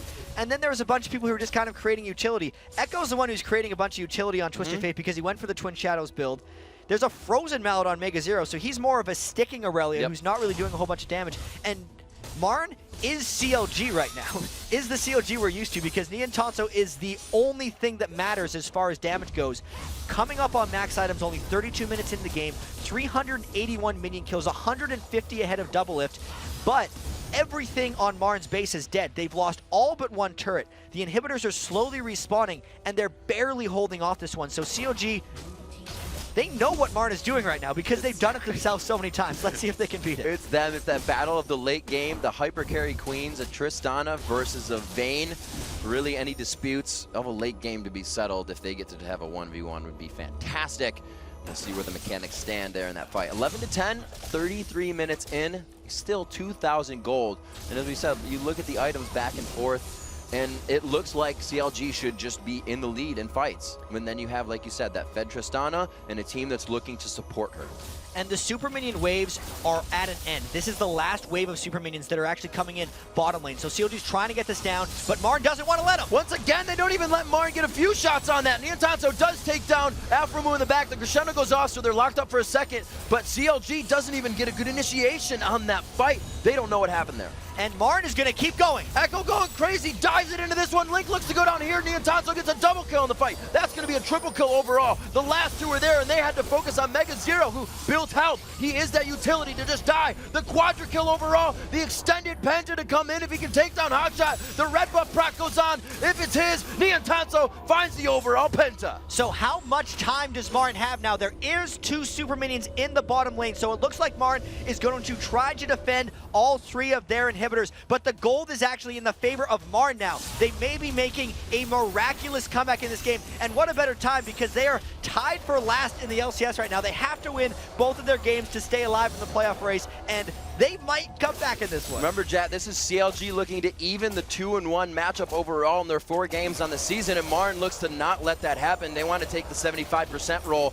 34 minutes in, we are just about still 2,000 gold, even after that fight, but now it's in favor of Marn. And Baron just spawned. Also, Marn has cleared out all the super minion waves, so they don't actually have to worry about an inhibitor being backdoored because they killed Hotshot last in the team fight. Normally, Hotshot tries to split push those side lanes and forces this Baron into the wrong hands, but Marn has so much damage, they're killing it so fast that they've cleared that, and now CLG can actually force a fight because they're not only behind in gold, they're down a Baron buff. CLG's trying to put on the fort pots now. They're getting everything they can to make this one of the last engagements in account, but Marn says it's not going to be the last one. They may still have 1 or 2 fights to take down CLG. I mean, look at this. It feels like we're super late into the game, but the levels on CLG just haven't gone up a lot lately. We're 34 minutes in. We have a 13 Chowster. We have a 14 Link. That means they're still spawning at short times. So not only is it the gold as well, though, that means they're just behind of the stats you get from leveling. And so much of that happened because CLG had so much map pressure at the start of the game that the minions were just continuously piling into Marn's base. And because Nian Tanso was able to push them out, so many times people complain about Tristana's passive because it pushes the wave, but it's actually allowed Nian Tanso to keep this base safe and accumulate to 404 minion kills. I mean, that is absolutely crazy. It's a 3-level advantage on the supports, Heartbeat over Afromu, 4-level advantage for Echo over Link. Nian Tanso's been level 18 for what seems like forever, and Doublelift is still 16, so this is actually a really bad situation for CLG to be in since they couldn't finish the game when they had the big opportunities to. Absolutely. They are now in comeback mode, and I don't know if they're actually mentally in comeback mode. They might be trying to backdoor. Oh my gosh, Nian Tanso has 18,000 gold to himself in this game. Pulling out all the stops, almost 20 grand to his name. He actually picks up a Frozen Mallet as well, synergizing even more with Mega, synergizing with just the all-out ham play from Echo. Destinying into the team after the engagements, continue the engagement. Here they're going again. They feel safe enough to start leaving the base. There it is, Echo to go in on the engagement. They all go back to those just the last seconds of the blue pill. It's the importance of all blue pilling together, because if Aframu would have waited about another second, that would have been a kill and a 4v5 push for Marn. But now it would be a 5v5 push for Marn. You can see CLG is desperately trying to keep the pressure on Marn's base. Marn has no structures in place to defend against someone backdooring, but what they do have is overwhelming force. And if CLG doesn't defend these, they're at risk of losing their own inhibitor. Chad, this is absolutely ridiculous. Look at Marn's base. Minions flowing out of it. Just a second ago, that was a red blob. They have successfully pushed every single lane just to or past the river and are now aggressing onto CLG with a Nexus turret down. And I really love Mega Zero's Zeke's Herald on Aurelia. He knows what he's doing. He's just giving Neon Tanso more lifesteal and attack damage. Exactly. He knows what the threat is. The 1102 Neon Tanso. Support top Aurelia. CLG's got to be able to get on top of that. Neon Tanso has his cleanse up, but no flash. That flash will be up fairly quickly. And Marn has CLG corralled in their base right now. They're just getting these inhibitors, these outer turrets down. They're not even at the inhibitors yet. I don't know if CLG could even win a fight if it's on top of their own turrets, because they've lost so much of their lead. 439 attack damage to Neon Tanso, 264 on double lift. That is absolutely ridiculous. Yes, they still hold the Baron, so that's giving them a little bit of that steroid buff there, but those turrets are going down rapid fire, putting on a 90% increase in your attack speed for 7 seconds. Yeah. You're not going to have turrets for very long, or teammates. It's just a matter of keeping Neon Tanso alive. Marn just tanking down these turrets. This is the last of the non-inhibitor turrets that's going down. Oh my god. This could set a record for turret destruction. There's a Cataclysm. They go in. This could be one of the final fights here. They're not able to follow up though. CLG uses a lot to disengage on that. Let's see what they actually had to burn. It was just Chouster's Flash actually, and I think Link... It looked good. You're right. Yeah. It was only Chouster's Flash. That just a lot of abilities going... It might be okay. It was real scary because you've seen Marn just going in all the time. Claky D doesn't care about himself. He's just sacrificing for his team. And Marn is taking complete control of these jungle buffs as well. Tough situation for CLG. This is absolutely crazy. And for Marn to do this, for them to see definitive wins on 3 fights in a row as CLG went for the same thing 3 times. You know, the old saying is that can kind of be considered crazy if it's not working. And Marn's starting to act on that now. They're finding the mistakes that are happening. And like I said, to be in this driver's seat, you're seeing the confidence in their play. And I don't know what CLG is feeling right now because they were in such total control and they were looking so good in this game. They were up, I think it was 4 or 6 kills to nothing, and they were just going for the inhibitor at like 20 minutes. They even had an inhibitor really soon in like a 5-2 kill lead, but they couldn't quite close. They almost went, I'd say, a little bit too fast. There is technically nothing on the line except for pride for CLG here. We got to remember that they have clinched the 4th spot. Marn are the ones fighting entirely for their lives and potentially their jobs here, as a loss would make them not make the playoffs right now. So everything matters for them. CLG might be trying the hide and bush strat. They're really just hoping Neon Tanso's coming by for red buff, but that's not what's actually happening. Oh man, they're walking in. The Destiny comes out. They forgot about that full team clairvoyance, and it looks like they're going to be heading out of this one. Looks like they may try to start dictating the push, but CLG has the same idea. And Marn cannot involve themselves in a base race since they have not cleared Nexus turrets of CLG's. They have not gotten open inhibitors, but CLG has. So what CLG is actually trying to do is surprisingly stall this one out. They need time to let Doublelift and Aframu and Link and Chouster get level 18 like almost everyone on Marn is, because Marn was the ones turtling this entire game, whereas CLG hasn't been. So they actually have to reset and just flip the tables on what Marn has already accomplished. I am keeping my eyes on any stray wards that are placed on the bottom of this map on Marn's side for Hotshot GG at any point in this game, because if they can get a good pressure on, we may see those wards come out, we may see a little expect but it's 50-50 on that toss. We're either getting a base race or a final fight down mid-win here. This is a 40-minute game, and everybody's almost at their full items. We have some empty slots, but mostly the supports. And it's actually really surprising that when CLG was faking that base race, that they didn't decide to ward on the bottom side, because the next potential objective that Marn goes for would be a Baron, since that's coming up in a minute. But CLG is using their building advantage right now to bully Marn around the map. Yeah. Marn hasn't been able to really take too much of an initiative, even though Claky D burned Chouster's Flash and Flash is on a 5-minute cooldown. I actually think it's a little bit less for Chouster because he's got some mastery points, but that Flash is only 70 seconds away now. Almost that entire threat that Marn created before is gone, and they still haven't pushed an inhibitor, and they've lost that previous Baron buff, so maybe they're just going to try to take it slow and get that Baron. I really wonder if CLG has something to bounce back with. This is going to be crazy. I can see the fight coming out. Echo throwing off Destiny on the approach from CLG. Claky D once again all in with himself. Mega Zero. We'll have to see how it happens. They clear out the wards. 20,000 gold has been picked up by Niantonso. He's actually in the wasting gold mode right now. He's sold Home Guard boots and built Fura boots, and he's maxed out on elixirs, and he's gotten oracles for himself, but this could be the fight. They're right next to each other. They're really going to just walk into this one. They push off Double Lift. It's definitely going to be a fight. The Crescendo's used. Double Lift only able to hit Claky D. They are on the outside of Niantonso. It's Link using a very early Zonias. One goes down. That's Chowster, one of the tanks. Hotshot gets the next shot. Link finds himself going down. Martin's able to wipe out CLG in a mid-fight, face-to-face. They just go mano-a-mano, but it's all of the team. Double Lift's going to find himself. They cleanly ace CLG mid-game, only losing Claky. 5 for 1, 42 minutes in. Martin may have turned this around. They are just rushing for the base. They might try to tank down these turrets and the Nexus. Echo deciding to go up as well. Let's see how much they could get. Echo he is waiting. He just threw on that rapid fire. They're going to be able to chunk down these buildings right here. 4 people rather still alive. They get 1, they get 2. The shortest timer is Chowster. He's really not going to be able to stop much. Actually, his curse is still up, so he may. He still has his ultimate, 8 seconds. It's because he's such a low level that he might respawn in time, and he died first. I don't know if Martin can actually get all this. They're going to try, though. Niantonso's taking that turret. They can absolutely take this game if they go strong enough. Curse of the Sad Mummy could, however, do quite a bit of damage. They get the lockdown. It's 1-2 on the crowd control. They're trying to stack it. A half-out Nexus. Martin looks to take out CLG. The final shots.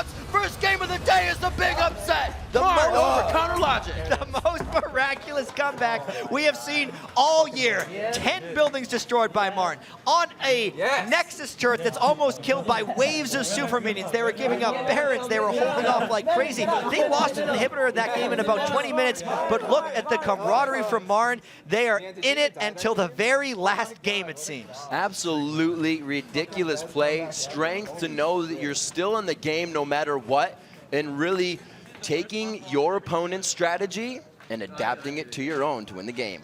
The farm that came out from Niantonso, 13-0-5, 457 minion kills, 21,956 gold. That is just out of this world for a 42-minute and 55-second game. Didn't even die. Found himself an extended pentakill. Man, that was good. That was good. Exhale. That was good. Amazing game coming in for our first match of the day, which only spells more awesome for the final day of Super Week here in North American LCS. We absolutely have a replay of the ace turning the game around. We're going to check this out. Probably had something to do with Niantonso. Yeah, there were so many fights in this game, but this is the one that happened to hold off the inhibitor, it seems like. So at this point, everyone was trying to close on Niantonso. Look at how hard COG tries to dive into him. It's just a matter of Claky D getting initiation. Aphromoo missed his crescendo on Niantonso in that fight, and it just allowed him to close out. You could see that Aphromoo was trying to zone him out before that fight, but the rest of his team wasn't to follow. And here comes the Spooky Ghost and the teleports. Niantonso hops in, and every time he gets a kill, he gets a new hop. Mega Zero, being the utility tank on the side, lets Niantonso come in through the back of it, and this was just really the biggest turning point of this game. The extended pentakill, as you say, coming in from Niantonso. Everyone chased him down, and this was when COG was like, oh crap, what are we gonna do now, guys? I gotta say, that's such a good feeling. It's just like, king me, king me, king me, king me, king me, pentakill. And Niantonso really bringing it out again, showing that he really has the mechanics to go high farm, high kills late game, and has made an impact on Marm since the rostering of him. So good. They just have so much on the line still. The very last game, they need help, right? They need, what was it, GGU and Vulcun to drop both of their games, and they also need to win their next one, but that's as close as you can come to being eliminated from the playoffs. They kicked off the life support and were running strong that game. So coming up next, Martin Niantonso will join us at the desk to talk about their insane comeback win, and then Curse looks to climb back on top of the LCS when they take on Complexity. Don't click that mouse, because we'll be right back.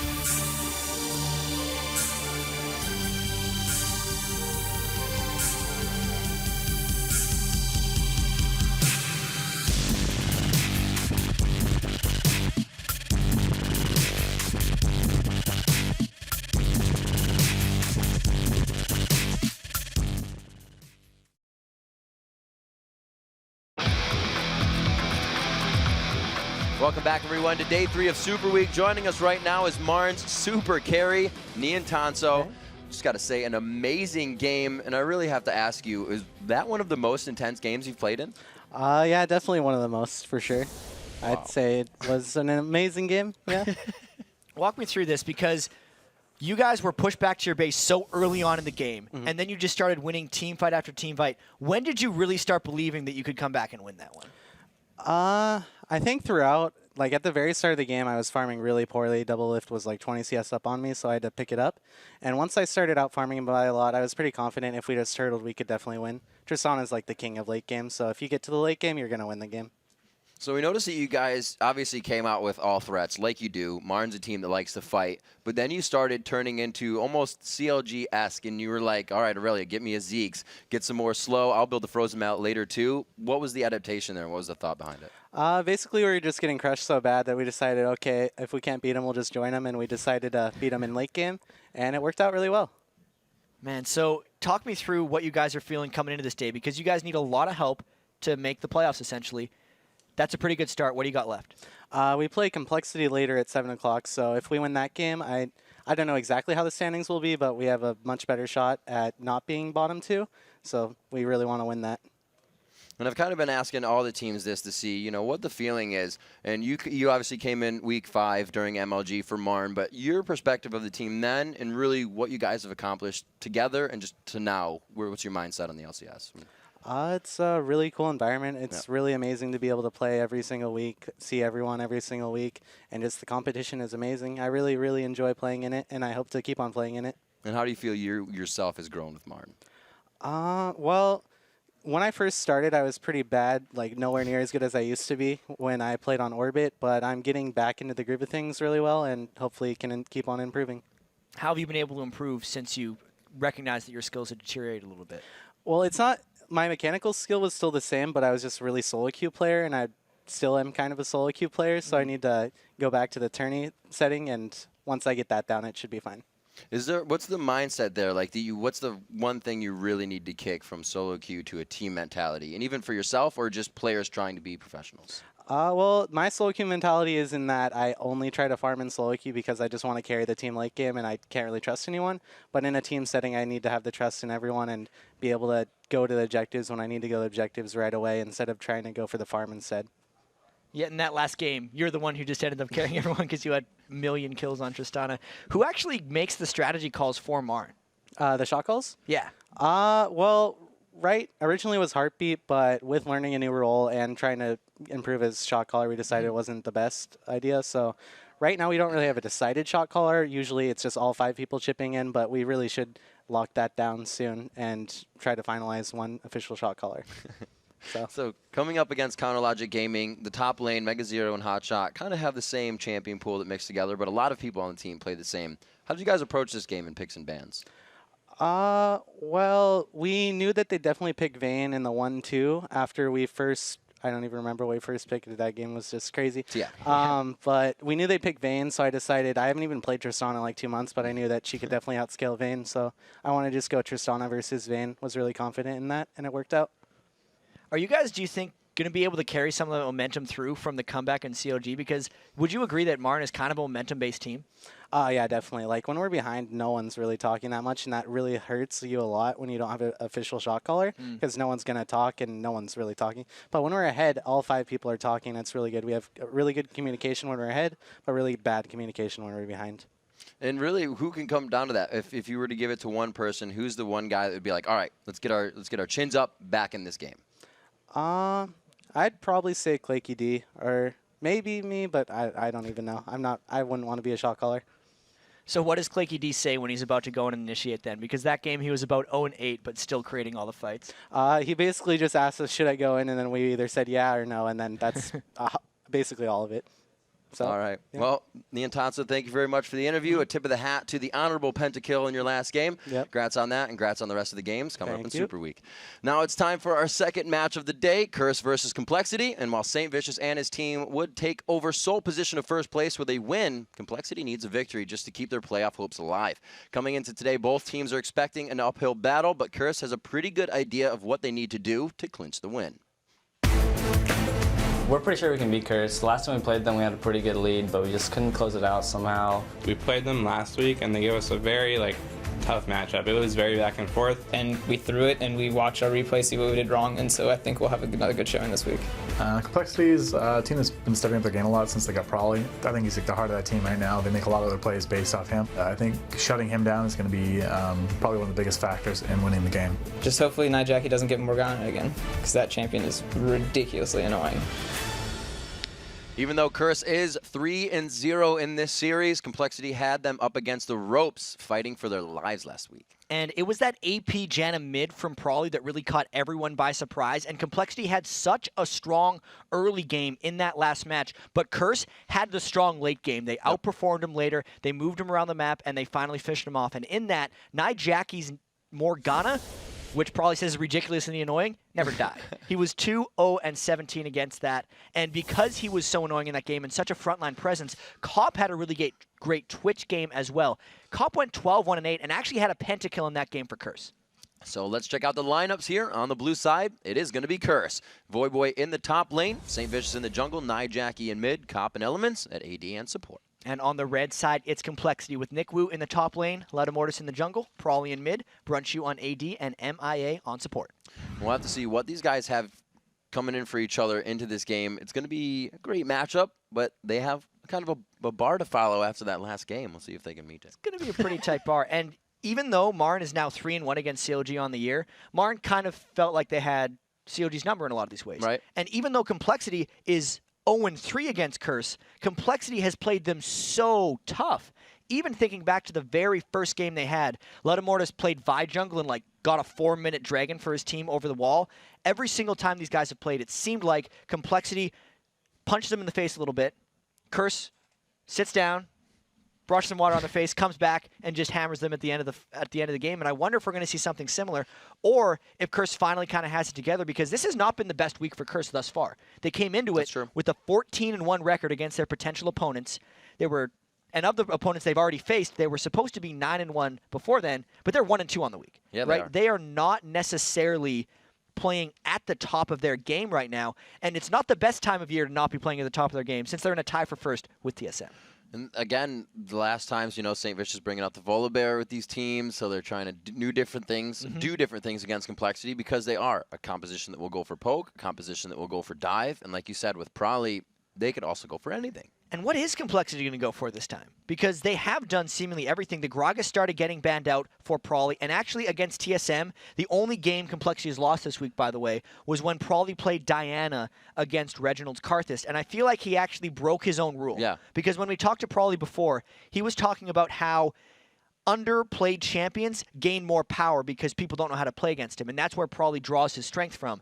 But so many people play Diana that even though he picked it away from Reginald, Reginald knew exactly how to play against it, and TSM knew how to play against it, and Prawley had a bad game. Yeah, he needs to keep playing outside the box. He kind of conformed a little bit there, so we'll have to see if he brings out something again. I know I poked him, and I was like, I'd love to see some Cassiopeia play. Because obviously, something like that versus Curse, you have Voyboy, Jarvan that want to jump in on your face, and he goes, dude, you do not want to see my Cassiopeia play. So I was sad. Sad moment for a second there, but it's still going to be great because since he has come onto the team, Complexity, he has brought out those picks, and he says that's the reason that it's able to throw so many people off. Mortis now, as oh jeez, he got some hate there.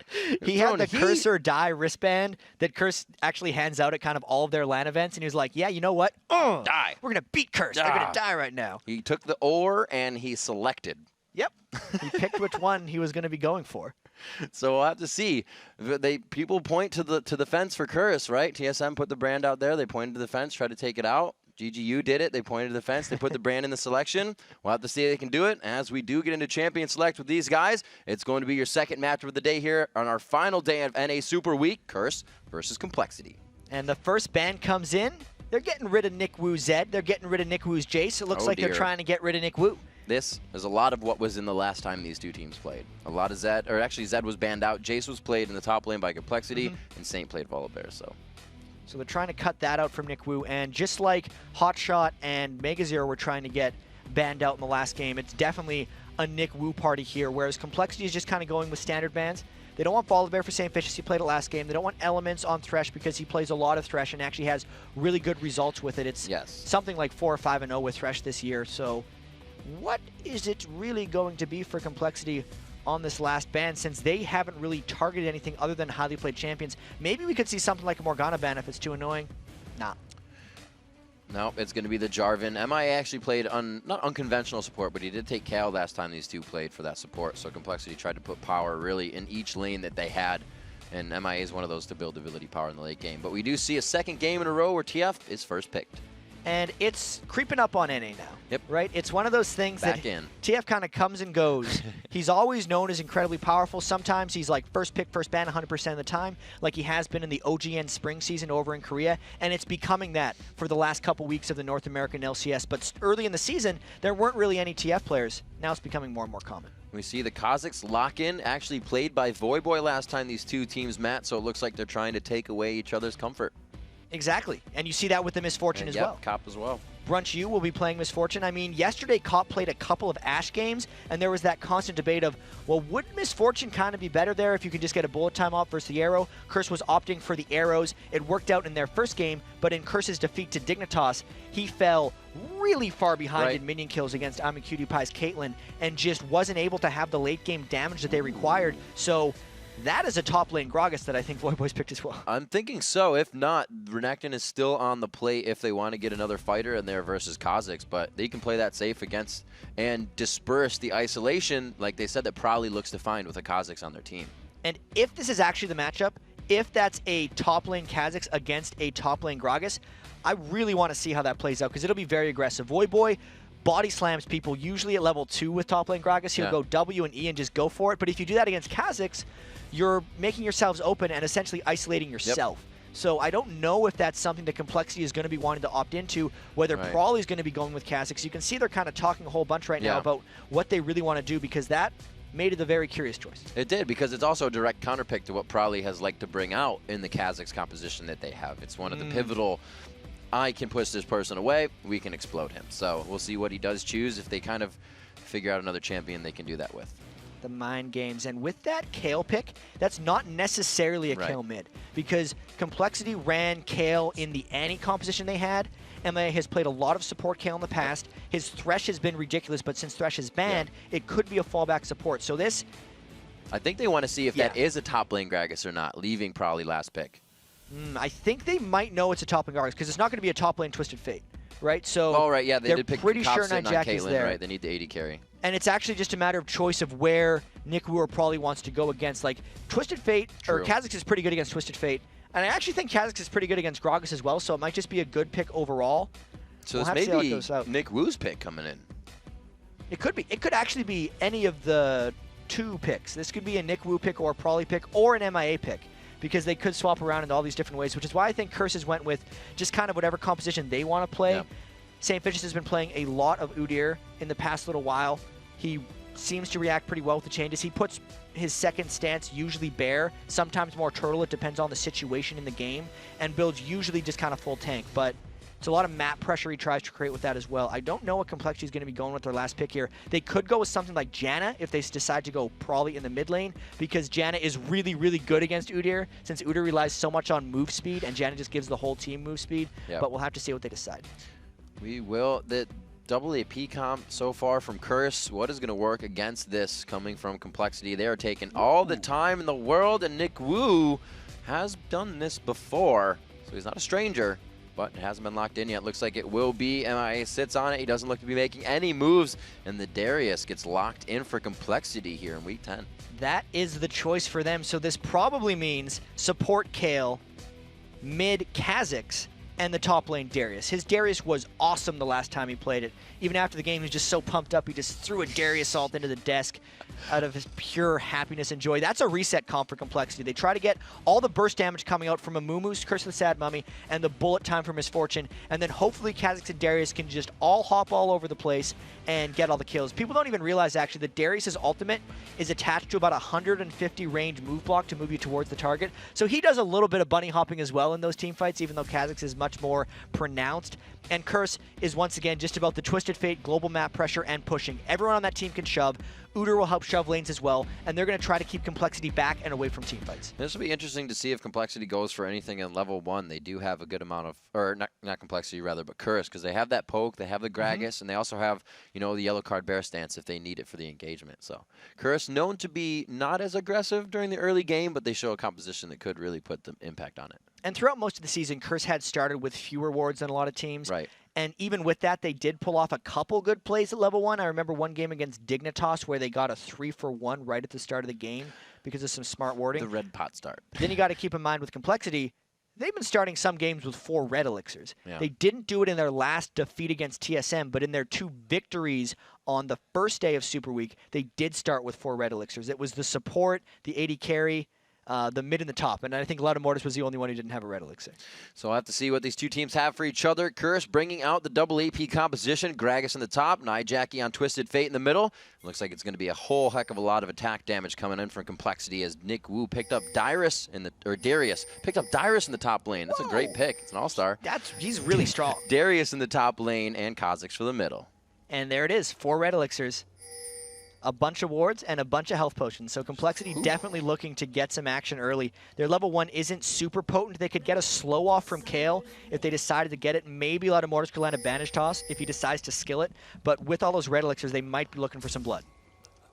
First ward goes down to make it for the sneaky invade, and it looks like Complexity is going to put a few more down as they get an aggressive ward here towards Wraiths. I think he might just walk at Saint and try to place it down.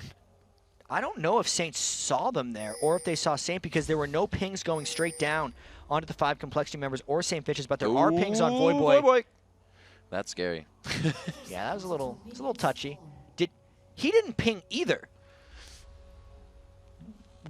I wasn't swapping the vision around on my machine. I don't know if they saw anything. Saint Vicious and at least Loudamortis saw each other for sure. Okay. Near the Wraiths, they saw each other for just a second because Loudamortis popped out of the bush. So they may think there's a ward by Wraiths, but they actually have that red ward down. So if they keep their AD carry support bottom, we'll have to see if they pressure that because only Gragas is bottom. It seems like they switched the lanes here on the blue side. All right. They're just going to go jungle now because they're going to jungle in the wards, it looks like. There are finally the pings down on a Complexity because they know where they are, and they're still grouping around as a team because they didn't really catch out Curse to know where they are at. They only placed that ward that Voyboy just walked by near the red, and yeah, probably lane swap. Voyboy is actually, is he coming up to help or is he going all the way around? Curse is recalling this from that ward C at Wraiths, and they're going to send Voyboy back to the top lane. I wonder if they'll even give, no, it's going to be St. Vicious's blue. I was looking at the junglers. But yeah, he'll go top now. So I guess with that, Curse really wants to make sure they're in 1v2 scenarios. Voyboys, Gragas, that whole Gragas Kha'Zix thing I was talking about, completely ignore that because that's a Kha'Zix mid and a Gragas in a 1v2. So not relevant whatsoever, but what is relevant is this Curse bottom lane. They're swapping it again because they're backing in the top part of the jungle right now. If they start running to the bottom lane, unless they're just going extra potions, no. They swap it back. They put Voyboy back into the 1, and Nijaki figures out the damage of a level 2 Kha'Zix. That was a little bit of Kha'Zix. Everyone who plays Kha'Zix talks about the power of his all-in at level 2, where he just jumps on you in Qs. Even if you're not isolated, it still does a bunch of damage because he can get his passive off on the next auto attack. So Jackie immediately in trouble in that lane, and that's one of the reasons he started with a Crystalline Flask. He's actually already burned through all of his health potions, unless he may have started with the ward and just 1 health potion. I don't exactly remember, but either way, he's going to be pushed to his turret for quite some time. As we have seen before, as Kobe says, you know, Nijaki is a member of that AAA, the Flask community. He is one to constantly buy it, so he is going to keep safe in that lane and be happy with his purchase there, not really leading up to a core item. He's okay with it. 3 minutes in, the lanes are kind of just even out as the junglers both at Wraiths. And that double lane swap by Complexity really showed a couple things. It showed that they want Nick Wu to be able to fight Voyboy on Darius, and it showed that they want to be in this 2v2 because what Curse wanted is they wanted to be able to shove down the 2v1 with Lulu Caitlyn and just get the turret game going, but Complexity did not want to play that game. In bottom lane, Complexity just chugged both Red Elixirs on Brunch and MIA just because they got ahead of the minion wave and they wanted that kill. So Cop and Elements now more the wiser. And Cop and Elements will hopefully be playing this one passive. We've seen some teams make some mistakes against the Red Elixirs early, and MIA is just doing as much as he possibly can to try to keep him back, but it's actually not doing that much. Curse doing a good job at kind of keeping them back with a pull and not letting the damage get traded. Having a shield support against this Kayle is really going to help just stop a lot of the poke that MIA likes to bring out. Like we said, he builds AP, he looks to do damage, not just zone you. So they're able to mitigate that a little bit in the bottom lane. We see St. Vicious coming down to look for some help here. As they said, the Reds are popped. They're going to try to go aggressive soon. And St. Vicious may just see that coming. I mean, there's no really wards in the deep brush that St. Vicious has. They just pinged the ward that they know is the brush that they know is warded. And the level 4 Saint coming down, he does have flash. So if Complexity gets aggressive later, St. Vicious would counter gank.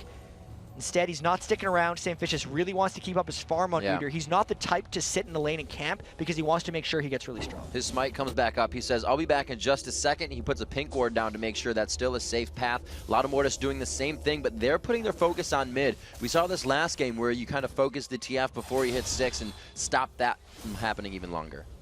And they want to land that max range Vanish toss real bad. And Jackie's kind of like flirting with disaster here. He doesn't realize that he's the there. Minions. If it landed, I think they might be able to burst him down because probably actually put 2 points in his early Q, which is more damage.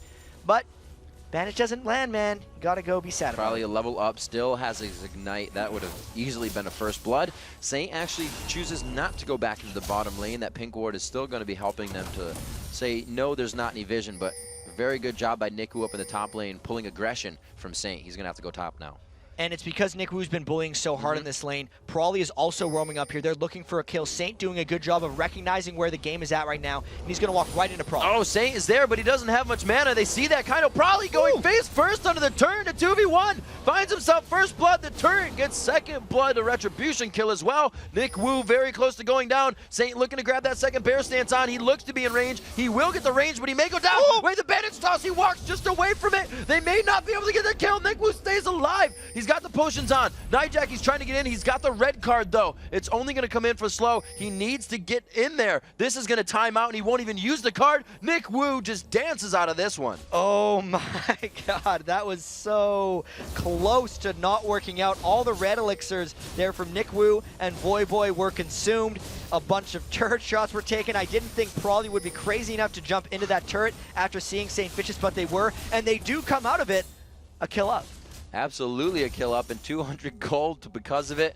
We'll see that lane is even in the top, so no real aggression gained there on the positioning. But it was a good fight, and it was a good first blood. 2-1 is the score now coming in at 7 minutes. We gotta remember Voyboy still has a teleport to activate, so if they want to kind of pick something up, like a kill that just happened, they can really make that happen, but they're probably saving it for Dragon.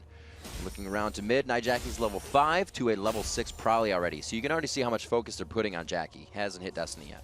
But they still have global presence because of Voyboy's teleport and the fact that he hit level 6. So that bottom lane as well, which has lost the red elixirs from the start, are actually at a fairly serious disadvantage here since Cop and Elements did not get that. You can see there's already a Vamp Scepter advantage on Cop in items over Brunchu because not only did Brunchu start with the red elixir, he also bought a pink ward of his own. So if there's any kind of help that comes into that lane from Curse, they might be able to turn something around. Yeah, those pink wards have actually been held by Brunch and MIA, and it seems like they're obviously used to clear out wards and put aggression on the bottom lane, but they haven't been able to find any ganks from Loud Mortis. It's all been top, it's all been mid. And there's been that lot of criticism lately coming into Curse's bottom 2v2 lane. They're doing a very good job in this one because after going up against 2 red elixir starts, they're up 17 minion kills and continually pressuring that lane. See Nightjackie switching it over. He actually goes Seeker's Arm Guard this time instead of his regular buy through. And we'll see Prawley picking up just some damage for himself, actually stacking the tier, going for his regular build, that Muramana in the end, along with some Last Whisper damage or a Black Cleaver if he chooses. Yeah, he wants to be able to just stack the tier up. He might actually not even get this blue buff. We'll see how they decide to pass it off because Amumu can farm very well with the blue buff, and the pass will be happening for actually both the mid laners here very shortly. We see Jackie going over to get a ward up, He'll be safe for now. They're going to get their blue soon, so he does not want to get closed in on that. Not too much aggression for either lane here, coming in about 18.5 minutes. We've had a first few buys, but it's really a lot of Doran's, a lot of actually Doran's rings and Doran's blades, so no core items yet really being built. And Lauda Mortis picks up the blue buff himself. Yep. So Prawley's going to try to survive with just the tier. And this is Complexity's thing. They're so good at getting early dragons. Right when Cop and Elements decided to go back, even though Cop and Elements had control of the bottom lane, Complexity's still going for the dragon, but there's a Twisted Fate ult to see it. Complexity has enough support though, and there's so many people on Curse that are so far away. 8-minute, 50-second dragon.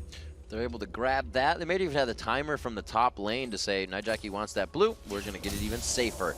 So Complexity finds themselves about a 1,500 gold lead. We'll see who that goes to. 77 minions to 45 on Nijaki in mid. So it's going to be quite a while if he doesn't get any kills before he can Zonias, and before he can be an impact with the build he's looking for. And one thing we have to keep in mind with that gold lead is the fact that Complexity did invest so much into the red elixir start. That's true. So they had 4 red elixirs compared to Curse, which just had 1. So that is a 750 gold swing already subtracted from Complexity. With that, it's still about 500 gold, but they've also built more pink wards, so it's getting closer and closer. Yeah, it is. Gold kind of return on investment isn't coming back just yet for them. Hopefully they can find it in a few fights here. They do have the 2-to-1 as we saw in the top lane aggression. We may see that soon here. Saint already from base looking for the top lane. Lauda Mortis has just cleared his golems. We look again to have that 2v2. And maybe a 2v2 in the top lane as well, because the junglers and the top laners are both approaching each other. Lauda Mortis has his ultimate on Amumu, and St. Vicious will have his flash up on Udyr quite soon if they decide to do something aggressive. Lauda Mortis isn't quite at full health. They might try to braid into this brush. Just on the backside, we got ultimates to go off. St. Vicious can still really bear around here, but they quickly take down Voyboy before he can think about it. Saint forced to back here. Great 2v2. Big play by Complexity there. Amumu is so powerful with his level 6 gank when he decides to burn Curse the Sad Mummy. Also, because he had the blue buff, he'll be able to do that again much sooner. This is really great synergy, the Kale, MF. You give that heal to MF, she can get that speed buff on Strut and get a few more attacks, and you can see how much harass they're able to put on the bottom lane. And St. Vicious's Bear Scream burned the ghost of Nick Wu.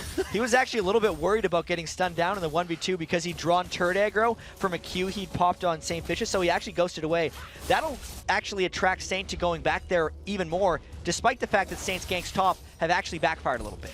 They still have the summoners from last one. Voyboy went down fast enough that he couldn't even flash out, but Saint also still, his patented flash bear stun gank enhancement is up, so he may be able to get that down like you said. We'll see if he trails back to the top lane before that ghost is up for Nick Wu. Probably still pushing down, just reaching 100 CS now, mirroring a buy with Brunch U as they put BS swords in their pockets. The tier is still stacking for him, and a Hex Drinker picked up right quick for Nick Wu on the top. And an 800 gold advantage for Prawley with that lane. He's the 28 minion kills up, but just the 900 gold, and that's kind of neutralized a little bit by the fact that Brunch U is at 3160 versus Cop's 3600, so it's like the mid lane is winning for Complexity. The top lane is pretty much winning for Complexity, but the bottom lane is losing, so it's on whoever can carry harder as this game moves on. And you can see Nick Wu actually hitting 9 just as he crosses that minion there, stacking him up a little bit more on health. Voyboy forced to Drunken Rage, looking for those resistances, and he's just trying to tank his lane, or tank the damage in his lane, because he's not going to be healing it up. Darius at level 9 is a very scary person. If you hit him with the outer ring of your Decimate, his Q, not only does it do like 300 plus damage, it also applies the bleed, which will do another 40 or 50. So it's something that Voyboy has to be really careful of, since he doesn't even have armor in that lane. A lot of aggression in the middle lane actually coming in. Nijaki with the yellow card. They can't get it on probably just yet. Lauda Mortis from the side. Do they get the full range bandage toss? It's going to be St. Vicious running in a straight line, the fastest way to get away from your opponent. Bear stance just flying away. You can see he's actually got 2 points in Bear, 2 points in Turtle, and 4 points in Phoenix stance, as we had him selected there for a second. And that's just what he's doing. He puts some in Bear, some in Turtle, just skills things as he needs, and look for St. Vicious to try to keep the pressure up throughout this map. He usually steals a lot of farm from lanes, but it's mainly just to make sure that the lanes are pushed so the other jungler can't gank.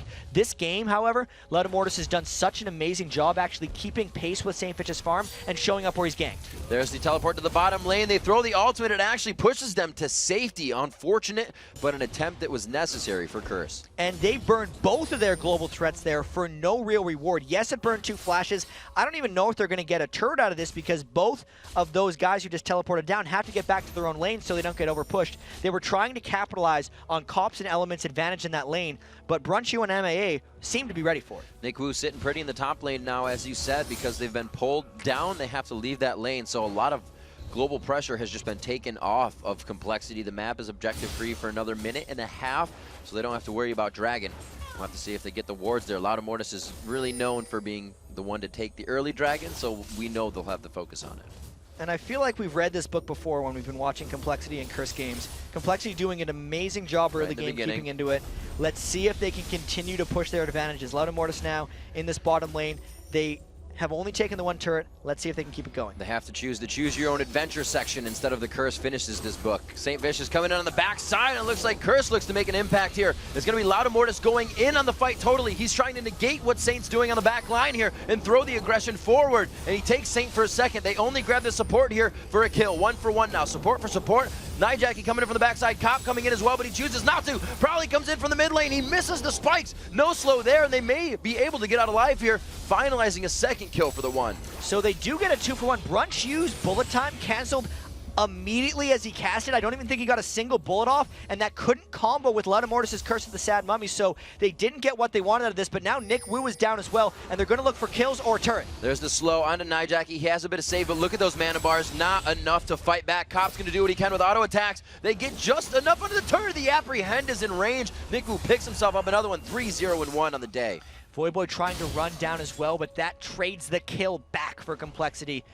Looks like the Dragon is going to be up in a second as well. I wonder if they're going to go for this one. They have the timer on it, but Curse looks like they might be in position, and one of the best Dragon Stealers in the game is Gragas. Absolutely, Jack. They did have that timer ready. They put everybody in their forces down bottom. They're making Nick Wu be the focus here, but I'm sure they're fine with that. They're going to be able to grab Dragon. That's 150 gold for the entire team, or 190 gold, I should say, for the entire team, just for a Nick Wu, but that is shut down for Saint.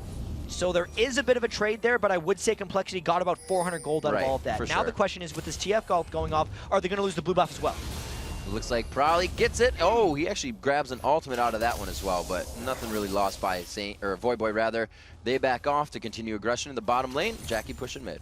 Overall, I'd say that was actually really positive for Complexity. It allowed Loudamortis to complete his runic bulwark, and they haven't lost too many big objectives yet, but Curse is keeping the pressure up now for pushing bottom. This is going to be a turret. They're going to try to negate a little bit more of that gold off of the kill.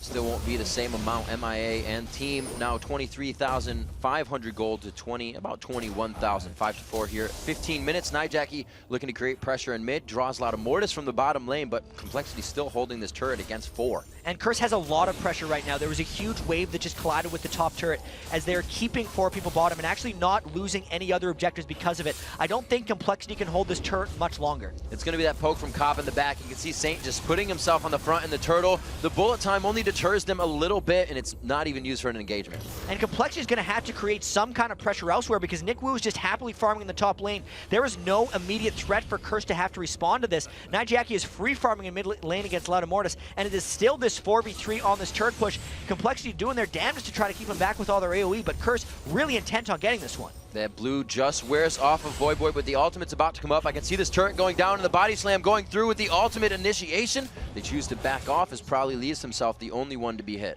It did take them a very long time with all that pressure created, and now the pressure has kind of been lost because they spent so long getting that. The pressure created the turret kill, but now it's on Complexity to see where their map presence is. Everyone on Curse has to go back because Complexity knows where they were, and maybe, since Complexity didn't get harassed, they might take turrets of their own. If they can, that would be amazing. Nick Wu's had all the time in the world in this top lane. He's going to get out to a half health before he finds Voyboy in his face. Huge clears here. So the double AP strat coming together for Curse. We see the teleports kind of starting to come into play. Complexity has been able to adapt really nicely here. They're trying to take down this bottom turret, like you said, able to make some moves as their own on the structures. They find that with Cop and Elements on the backside waiting to initiate. 2 turrets to 1, 2,500 gold. Gotta say this game is still really close. Complexity mainly keeping themselves ahead of it with the Dragons probably, and mainly the global objectives. The fights have been really close. They've been brawling back and forth. I mean, the tier of the Goddess is still stacking up on Prawley. There's a lot of big stuff that's going to be happening. One of the things that Complexity has to really keep in mind, though, is that Darius, Nick Wu, unless the rest of the team scales up really hard, Darius himself doesn't scale up that hard unless he's finishing off kills. So, Jack, there are champions that, you know, benefit more from having a ton of gold, but there are some that can still play really well when there isn't a lot of gold. And that's what we've been seeing late of Season 3, is that there is not much farm in these games. From Champ Select, can you kind of plan that out with the champions you have? Only a little bit. I mean, what Complexity planned out is that they want to be able to win this game before like hyper late game, because they have all that Arab effect damage and they don't want Curse to build enough innate, there's beefiness, there's a better word for this that is just evading me right now as my brain breaks as I'm trying to analyze this, but it is a matter of when Complexity can get them all low enough to get the resets, they'll be okay. But if Curse builds enough to sustain, they won't be able to. Flash for a flash, eye for an eye there in mid. It looks like they still have Destiny to be used. That's going to be a good initiation for them. I don't think they're going to go on Loudamortis still, so he's not looking to flash away. His bandage toss, however, is going to have to be that walk-in, so he gets in range. Nick Wu, Ghost is up, so they can get into that fight. We'll have to see what they do. The flash is down for Prolly. The summoners are actually down for quite a few members on the map. They are really rolling this one slow. Dragon just went down a few minutes ago. 19 minutes in. It's 2-1 in turrets. We just have pretty much both teams feeling each other out in the mid game. And St. Vicious is trying to also benefit from his late game Udyr thing, because one thing that's going to stop kind of everyone from Complexity of being nuked down is if St. Vicious can get tanky enough on Udyr to essentially be the one guy that goes in, eats all of that stuff, and disrupts the AoE combo from landing on the rest of his team. That's one of the big reasons that he's used those 3 kills to split push a whole bunch. He's now at 104 minion kills, and he's also built that early Sunfire Cape, so he's only going to continue clearing waves faster. It's really all about whether St. Vicious can live through Complexity stuff or if he becomes strong enough to disrupt Complexity's combos. So with him clearing waves faster, is that something he's going to be used in split push later, or do they still need him in the fight? Is it kind of a now thing? I think it's one of those both things, because Udyr usually is fast enough to be able to split push waves and then still be useful in other ways, because you can see now, he didn't actually take damage from that turret. He used his rank 3 turtle stance and his rank 3 bear to scare off Prolly, make him jump away, and they're just consistently pressuring that top turret, while Complexity is now trying to counter by pushing mid. All about the pressure. Elements getting caught in there by Apprehend. He gets sliced a little bit. Loudamortis on the outside. Do they choose to go? Nightjackie and the rest of the team kind of walked into the end of Curse of the Sad Mummy there. Nick Wu gets locked up, but he is so tanky right now. 4-1-1. The Sunfire on the Hex Drinker. St. Vicious goes on to Prolly up top. A 2v1, and Prolly looks to come out on top here. The Destiny goes down so they can keep vision in any situation on Prolly, and it looks like Saint gets out. Prolly could jump out of this one if he has it. His flashes and Ignite is down. He finally gets hit up as Saint comes back in for the kill secured. Just barely lives through that one as they get the turret dive kill shutdown onto Prolly, but they had 2 members up there. They got too low that they couldn't necessarily finish off the turret, and Complexity used their ults to get a kill on a turret. Actually, I think Curse did as well. Voidboy's going to find this in the top lane. The Drunken Rage is ticking, so he's getting those hits off, and he's going to be able to drop the turret for his team, putting the gold up 29,000 to 31.5. Complexity still with a bit of an edge here, and this is kind of what we said it happens to Curse. Complexity gets the early game, Curse kind of gets their foothold, finds the strength, and goes back at the other team. And Curse keeps going back to shop at really unfortunate times, because this is the 3rd Dragon in a row that Complexity's been able to pick up, and St. Vicious was just a second late. He even had the pink ward because they were planning on controlling that spot, but Complexity really just beat them to it. Yeah, they are going to pressure this. They said, we lost Dragon, we're going to give you hell on your blue buff, and it looks like they're going to go face-to-face. Loudamortis waiting on the outside. Curse is down, waiting to get that perfect bandage toss, but they're taking a good amount of poke here from Wildcard. Saint locked into the team, actually throws himself into the team. They get the Lulu ultimate onto him, and Voidboy's right in the middle. Where's he going to be able to use his ultimate here? They are actually jumping. Complexity wants this fight, but I don't think it's the right idea. Getting one to go down. MIA falls. Curse rather stands. Cop falls finally into the fight, and health bars are so low everywhere. It's last hits coming out for champion kills. Brunchu able to find a few there. It's going to be gold. It could be wild cards to come out. Does he find Loudamortis? He tries to run the other way. It's not going to be enough. That was instantly cleansed by Brunchu for the double kill. That fight was turning in so many different ways. To begin with, Loudamortis didn't have his ultimate when that started, and it was really just the giant bear in the middle of everyone wreaking havoc. But then Complexity did get some of their AoE off onto a few things, and Nick Wu was actually poised to finish off everyone with his Noxian Guillotine over and over again, but he didn't have the mana, and he actually ended up dying right before it as well. So even with all of that happening, even without Loudamortis having his ultimate and Nick Wu running out of mana, they still come away with the 4v3 victory. Absolutely crazy we have a replay of the last fight because it was so back and forth. We'll kind of just see where the engagement was and how they brought it back. And I really just want to take another look at this one to get more closely. St. Vicious has so beefy at the start of this fight, and the Lulu wall coming off on him really just creates a bunch of chaos within Complexity. Complexity also didn't have all 5 people here right at the start of it, and they're a little bit low. Finally, Probably comes in from the back, and I don't think that's what Curse took time for. Brunshu gets off a full channel of his ultimate, which got them low enough for Probably to create the chaos. St. Vicious and Voidboy were trying to be the front line, but Complexity kind of turned back. Mortis is just trying to be involved. He didn't have his ultimate, so he didn't know really what to do. And here's where Nick Wu wants to ultimate everyone, because they could have just chained back and forth. Didn't quite have enough. The Zanya saves Nijaki long enough for St. Vicious to get away, but it was just so close in so many different ways. All right, and as we go back to live, we do see Curse somewhat hanging around in mid as they give Complexity a little bit of aggression here. The ultimate wasted out for a jump from Voidboy, so we'll see if this could be the initiation. There it is, going for Mortis. Curse of the Sad Mummy is down. Bullet time right across. The Taster's Choice favorite rips across Curse, and it looks like Complexity is going to have the upper hand in this fight. Nick Wu finds 1 kill. Nick Wu gets the guillotine on a 2nd kill. The 2nd bandage toss of the fight onto Elements. That's how long it's going. The Destiny goes out for full vision on everyone. Prowley gets the intervention as he goes into the fight. Elements falls. Complexity had just found the 4-kill fight. They find a 3-for-0 kill fight right after. It all started with the dodge by Prawley at the start of that. As soon as Voidboy didn't have his ultimate, Mortis knew there would be no disengage if he got his Curse of the Sad Mummy. He landed his bandage toss, which let him start everything, and then Nick Wu had the mana this time to hop around. Now it's 5v2 at the Baron. St. Vicious does not want this to happen, but Complexity is trying to peel off and finish it. Oh, Curse wants to get in here. St. Vicious showing the bear turtle stance, but they can't even get close. Baron down to 2,500 HP, not even in smiting distance. St. Vicious is a little early. He could get in 2,100. He doesn't even have the HP to throw the smite off. The shutdown goes to Brunch. The Baron goes to Complexity. They're pretty hurt, but at 25 minutes, they're up 15-8. That's essentially a delayed ace for nothing plus a Baron. Will Complexity have enough this time to win their 4th matchup against Curse? They seemingly always pull ahead, but haven't been able to finish. They still don't have necessarily a crazy late game team comp. Darius has most of their kills, which can be dangerous in certain situations, but boy, do they look good. Everybody trying to make moves now for Curse. Voidboy roaming alone, knowing that Complexity is just taking a breather from that amazing fight they just had. And yeah, Curse is going to get a little advantage there. They take away the mid turret, they get some map open, they get some map pressure opened up on Complexity's side, but they have to make the moves now. They face-to-face 5-on fights, so much in favor of Complexity at this point. And so much of what St. Vicious wants to do in these fights is just kind of disrupt Prawley and Brunshu. He doesn't want to let Prawley jump around, and doesn't want to let Brunshu auto-attack in bullet time. So what St. Vicious has done is he's stacked a whole bunch of armor. He's got the Ninja Tabi, the Warden's Mail, and the Sunfire Cape. Luckily for Complexity, they both managed to finish Last Whispers, and Brunshu isn't going for the Black Cleaver, even though they have a lot of physical damage. We'll see if that choice backfires for them a little bit, because what Brunshu has done in that situation is he's made his individual bullet time do a bit more damage, but it's at the cost of Prawley and Nick Wu doing slightly less. It has gotten them to this point. I wonder if it can finish the game for them. The Bulwark paying dividends right now versus this double AP comp. There's a bandage toss. Oh, that Caliber net was just on the edge. Stop it on a dime.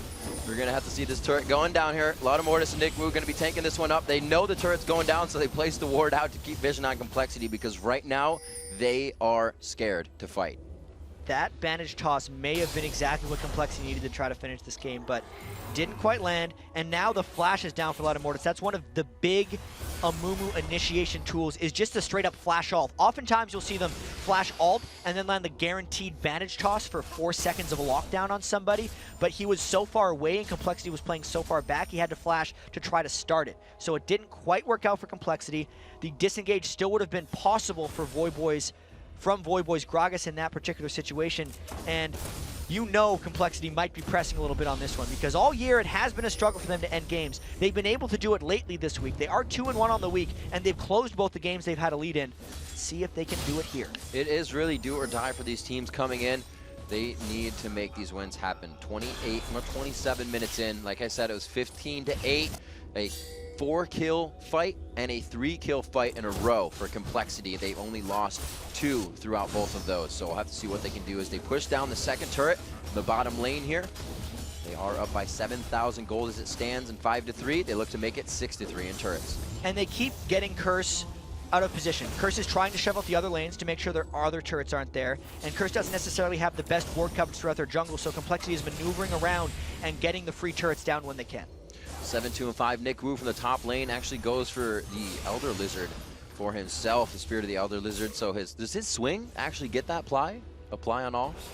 It should. If he can Q an area, the physical damage will burn everything in that area. So it may or may not work out for them. They're just trying to get everybody low so they can start the resets happening. We'll see if they can pull off a combo. Ludamortis lands! All eyes, it's on to Cop. He's got to get it off right away. But no, he has barrier not cleansed, and he gets taken down. Nick Wu's taking the turret for his team. They go on to Voyboy. It's a double kill for Kha'Zix. Probably looks to get more in here. Can they get the fight to work? Satan is trying to chase them out. Brunch is on the outside. A kill coming in for Nick Wu here. It's 3 down for Curse. The inhibitor turret looks to go down here, but they don't have a wave. They're going to have to be very careful on any reinitiation here. Jackie does not have his ultimate or ignite, so they look to be safe from any just outside poke damage. The bandage toss on the first target really keyed that off, and even though when Complexity initiated, the turret was actually on Brunch U, it helped the dive in the end because MIA ulted Brunch U to help tank up the turret, and then the rest of Complexity could just jump around, killing Cop and pushing everyone else back. They then peeled back expertly, finished off Voyboy and St. Vicious,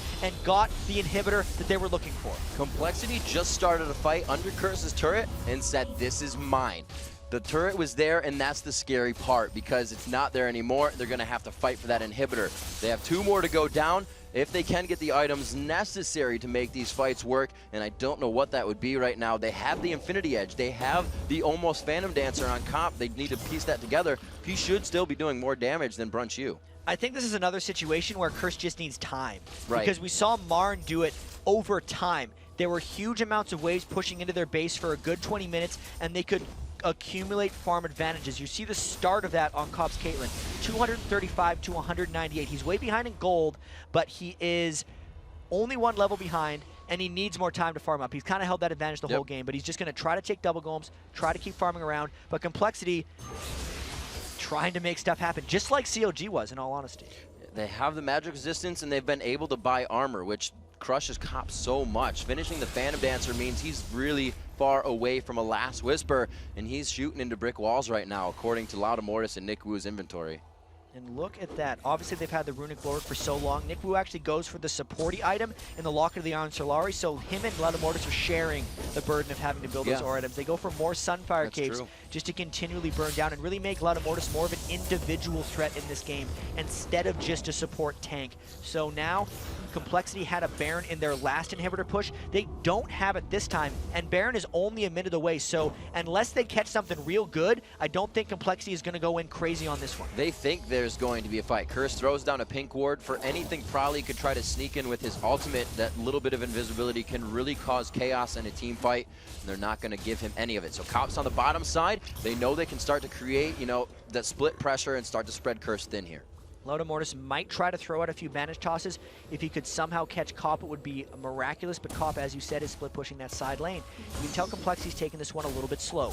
They want to make sure that they have the Baron control again. They have very good Baron control. They would much rather fight in the open than fight inside Curse's base if that's an option that's available to them. You can see where Curse's mindset is too. MIA builds a Shurelya's, Curse builds a second Locket on their support as the Chalice is coming in as well. So they know these fights aren't in their favor right now, and they're trying to put everything in their back pocket to pull out and trick Complexity coming into these strategies. Because MIA went for the Reverie so they can force fights better. Exactly. Whereas Curse knows they can't necessarily start fights themselves. Despite having Twisted Fate and Gragas, who normally is a great initiation combo when you're ahead, they can only really counter-initiate and hope the Complexity initiates on a mistake. This is really the first time this year you kind of see somebody like Voyboy trying to pull somebody else's champion or Curse in a situation where they say, well, ban these out and choose your champions to play against you instead of them playing, you know, their wheelhouse once. Nijaki coming into mid, they look to start a lot of pressure here.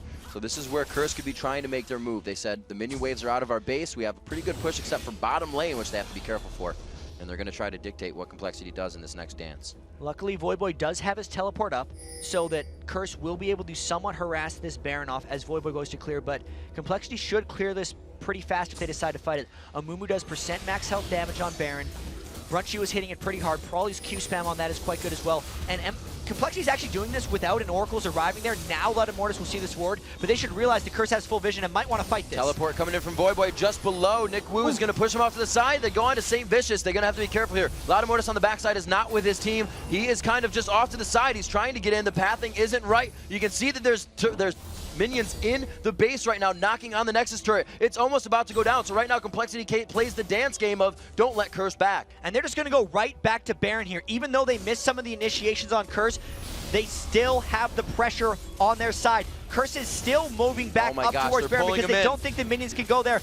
Complexity still may fight this yet. They are going to go. They just got another wave spawn coming in the bottom every 30 seconds. On the Nightjack, he loses half of his HP. They can't even answer back here. Saint tries to go in, but they don't realize Nightjack, he just got obliterated on the other side of the fight, and they aren't even together to initiate. But the Baron was chunking down Complexity that entire time. There's a couple people on their team that are half health, and again, Curse has to go back to their base because the Super Minion is knocking down the door again, and the Baron pressure might discontinue. Back. They just get a Void Spike onto that from Prolly. They push the top wave as well. They are going to have to concede this one. Complexity looks to come in strong with the Baron buff on their next initiation.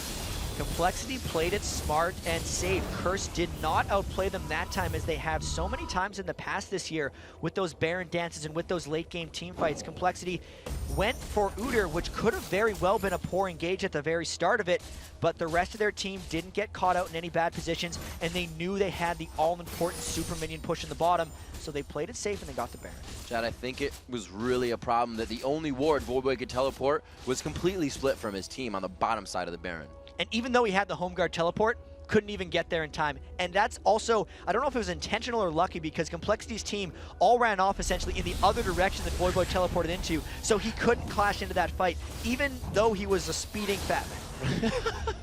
Not something you see every day, but it hurts a lot when it hits you square in the face. 35 minutes in, 18-8, our overall score in kills, 56,000 and a half gold. It's 56.5 to that 46, and we'll say a half as well. So 10,000 gold lead here for Complexity as they picked up Baron. They are buffed up, generated, and ready to go for this inhibitor. Plus they got the elixirs on MIA, blue elixir on Kale, and a red elixir on Brunchu, so they want the refresh on this inhibitor, and they have so much time left on this Baron buff. Even if they don't fight here, they're going to continue pressure on other turrets. Curse knows they can't really get anything in here. The bandage toss initiates the fight. The gold card is up on Jackie, but he was in range to throw it. He just can't. You don't want it. He definitely does not want to. He doesn't have that much ability power on Twisted Fate either, right? He's 285. There's no ability power champion to compare it to on Complexity because they're just all physical damage, just brute force coming through there. Even the Muramana on this patch is physical damage right now. But because Curse has been strangled in their base for so long, the only one really able to stack armor has been St. Vicious. Getting some damage, poke over the wall, but still from Prolly, those Void Spikes, we've seen them clear Nijacky's health along with that Q in an instant. And Nijacky is really the first one that wants to get in there with his gold card. He's initiating the Destinies. They could push for this inhibitor turret here. And this is about the bandage tosses from Ludamortis. He does not have his flash ultimate from Amumu, and they're actually still waiting on the ghost from Nick Wu if they want to really go for this one.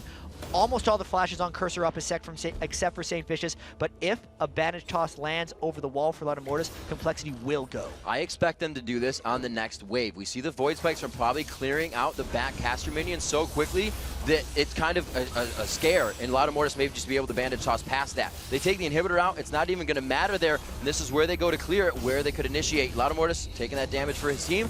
The Void Spike clear. Ludamortis looks to come in, but cannot get anything with Prolly that time. And he was just flexing his muscles there. They were tanking that turret, and Curse is being dared to fight them right now. They're getting closer and closer to being initiated on. St. Vicious is trying to be the only presentable target because if a bandage toss lands on him, it's not the end of the world. But as the next wave comes, Complexity will continue to put damage on this inhibitor. There it is. It's going to be Brunchu on that top side. Who's looking to hit Void, or Voidboy's looking to hit Brunchu. They can see them. They're playing parallel. Saint is playing parallel to Ludamortis and the other tanky junglers, and we see Nick Wu now putting himself in front of Brunch. They have a lot better initiation to this inhibitor, and you can see how much Curse is backing off. There's only a minute left on this Baron buff, so that's about 2 more waves for Complexity. I wonder if they're going to be going for this one. The next wave is arriving. They're getting the inhibitor lower and lower, and Curse might want to fight this one, or it's gone. That bottom wave is crushing in. The bandage toss misses right off of the inhibitor. They're going to have to focus onto that. The Nexus turret has gotten itself some HP back. It is back above half health.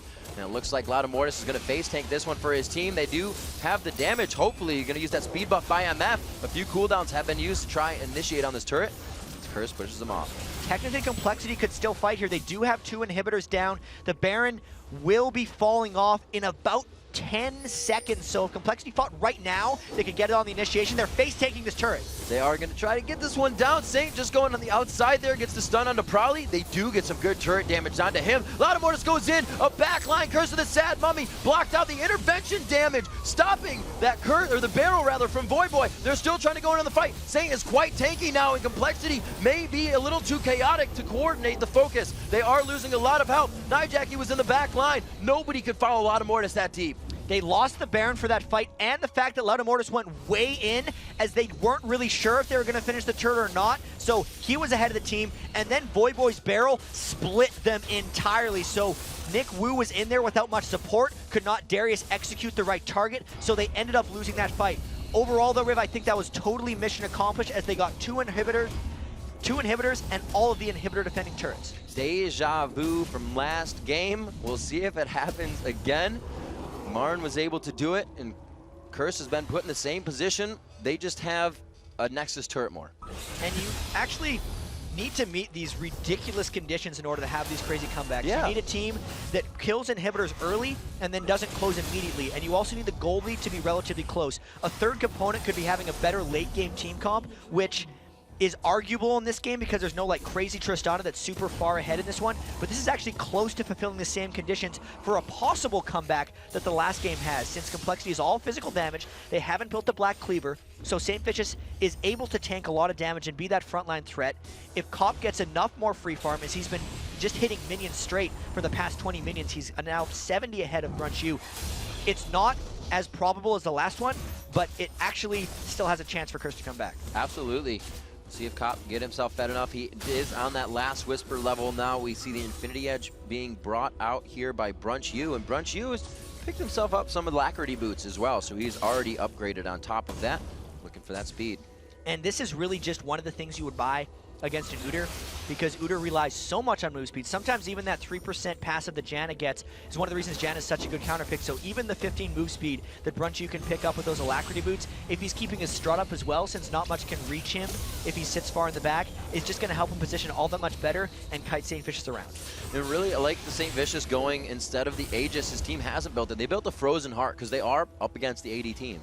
It's really a smart item build. He didn't even bother going for an Aegis to the Legion because the upgrade of that is a runic bulwark and it's mainly for magic damage. Complexity is just not doing enough magic damage, but Loutamortis might be going in for another fight, and we could see the game here if they decide to engage. Nick Wu took some good damage there. Voyboy now with the Void Staff. We know Gragas scales well into the late game. He can still be an impact if you can lock people up long enough. Those cooldowns are there. They haven't been able to get their blue buff though, so it's not a repetitive poke from Gragas coming out. And they might be going in for inhibitor number 3, but they could very well fight on this. Complexity has to be careful because if they lost a fight, they'd also lose Baron. That's up in 10 seconds.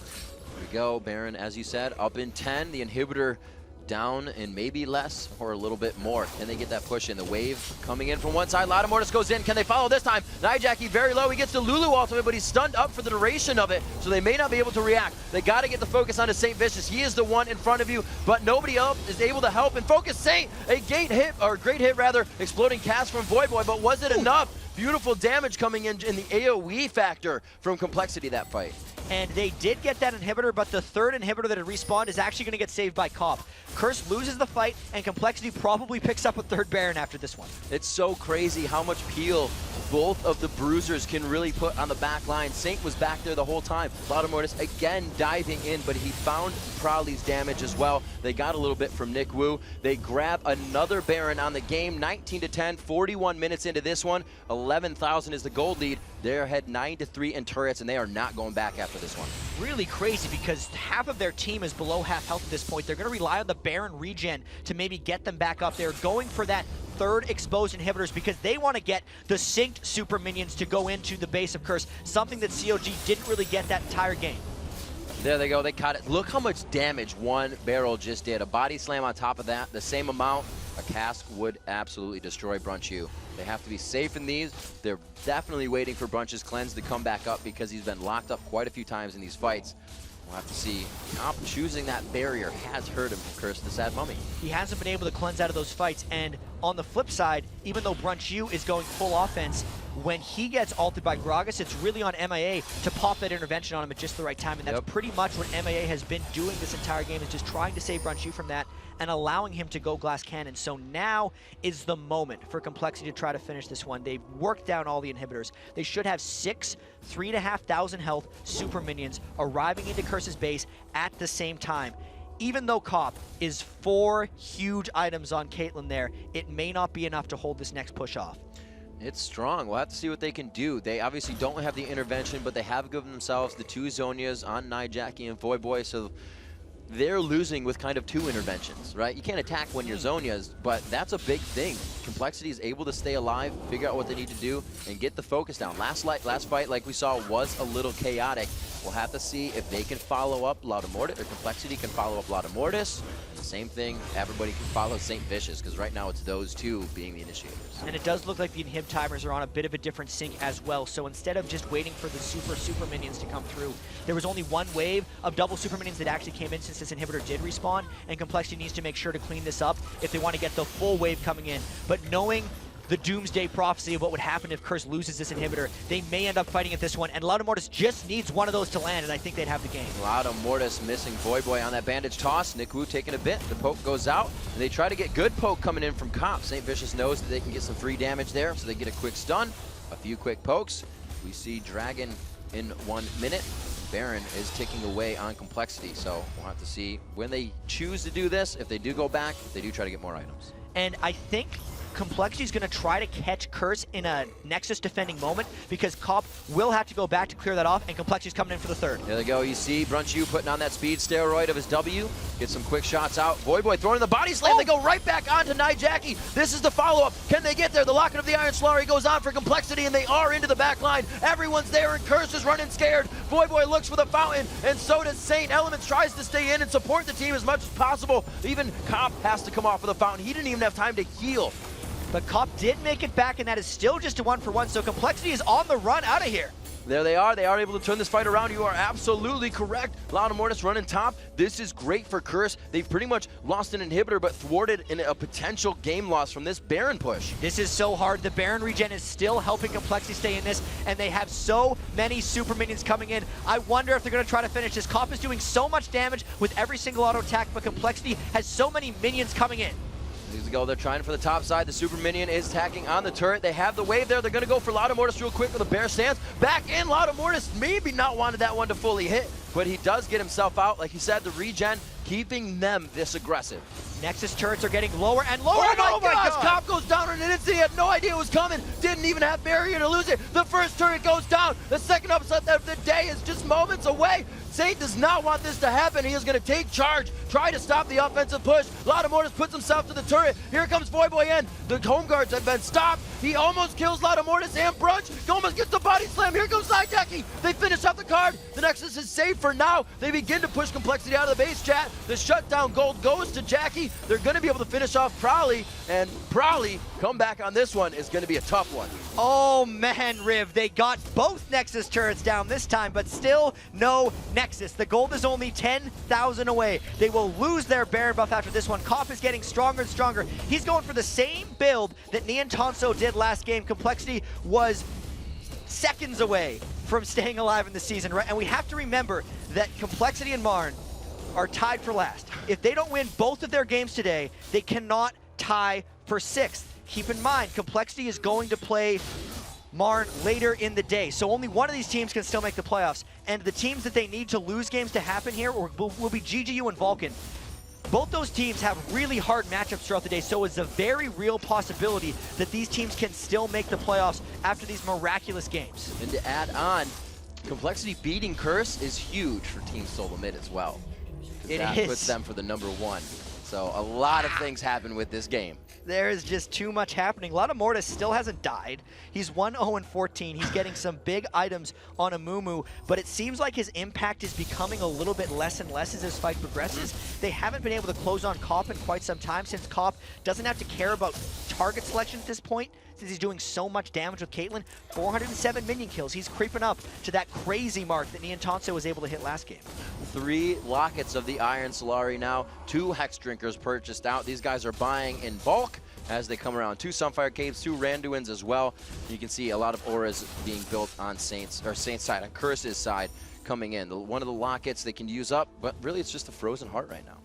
And so I shouldn't have said a lot. Still no Aegis, obviously, no Aegis. because they don't need it. Right. That is actually a smart choice for them at this point. There is no Black Cleaver on Brunchu because they're not caring about the AoE armor shred as much anymore. They're carried about single targeting out St. Vicious and making him get out of their face because he's being so disruptive in these fights. Voyboy as well has that death cap now, so he's a huge threat. And we might see the fight here. There's a bandage. That's the bandage toss. They get him locked up with the yellow card. He may try to get himself. Flashes in the initiation, and it's going to be the final one for somebody. St. Vicious taking a lot. He gets the Lulu wall. The bullet time grazes the left side of the fight, so it's a lot of damage missed, but Voyboy is not in a good spot. He takes half of his health to defensively body slam out. The guillotine coming down, but probably kill secures on that one. The Nexus in the eyes of complexity. They look to take down Curse, and they're going to be able to do it 48 minutes in on the 3rd day of Super Week. The last few bits of damage coming in on the Nexus. It took them 48 minutes, but they did it at the end there. You wouldn't think that they would focus the super tanky St. Vicious at the start of that one, except the Noxian guillotine just came down on top of him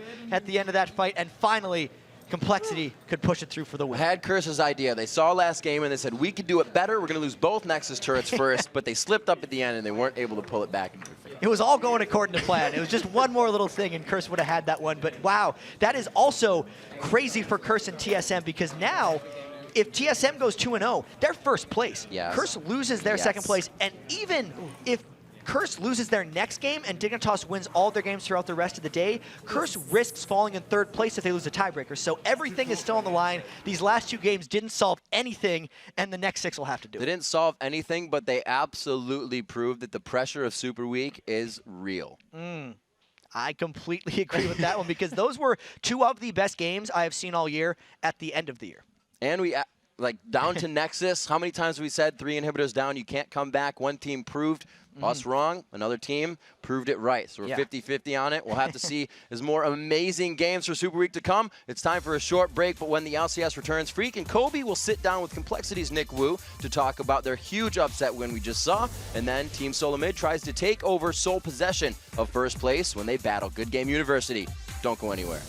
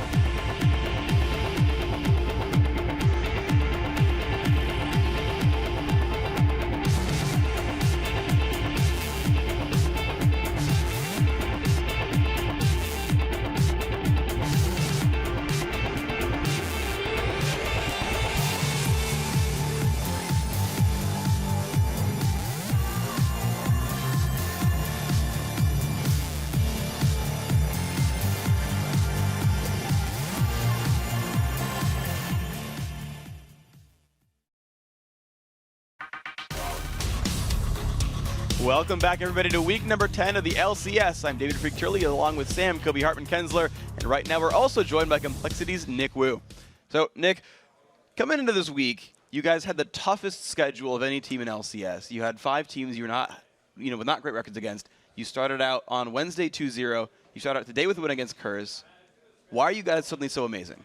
I think we're suddenly so amazing now because, yeah, we had roster swaps, and then the roster swaps, bringing Probably in, gave us, like people said, a breath of fresh air. And he's also been cracking down on us more about practice, and we really try to make practice, I don't know. We try to get the most out of practice with Probably now.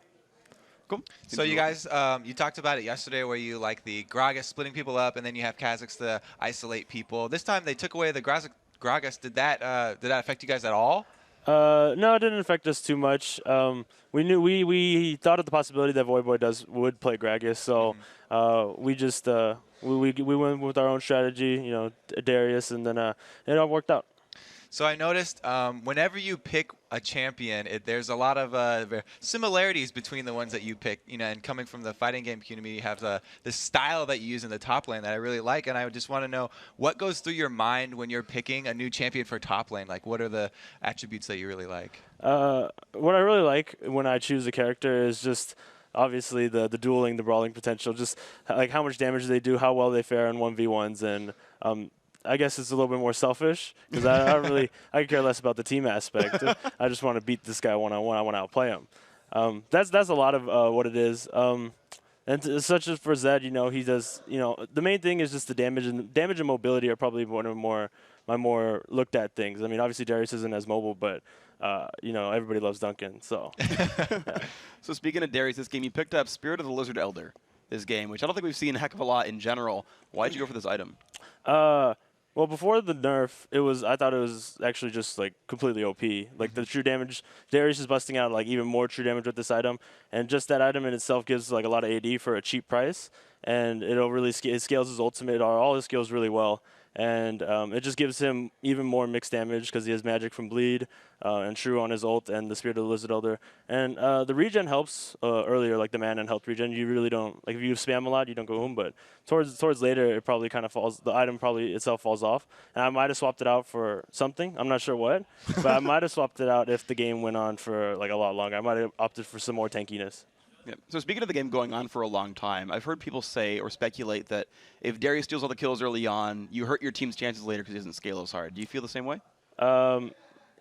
In some way, yeah, I could see why people think that because Darius he gets kited easily. He doesn't dish out damage immediately anymore when people start getting real tanky or start going to the late game. So I can agree with that, but I think most times if you do pick Darius, you're trying to end it earlier.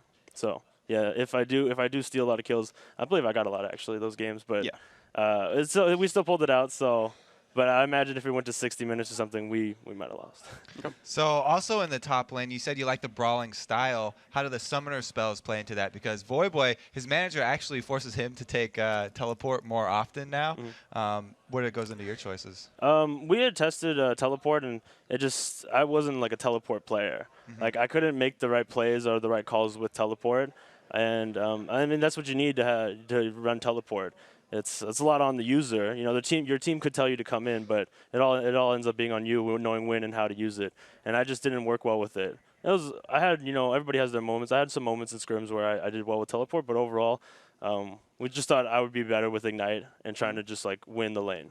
Okay, so last question for you.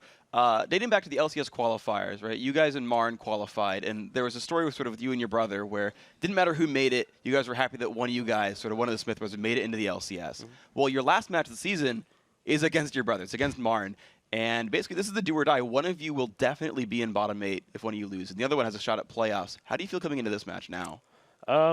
We feel pretty confident that we could win, and I would like to win, of course, and I think Marn could be Quantic. I think we could both be Quantic if it came down to it, and I mean it's going to have to. So I think that we're going to do well. We're both going to try our best, and then whatever happens, we're going to deal with it.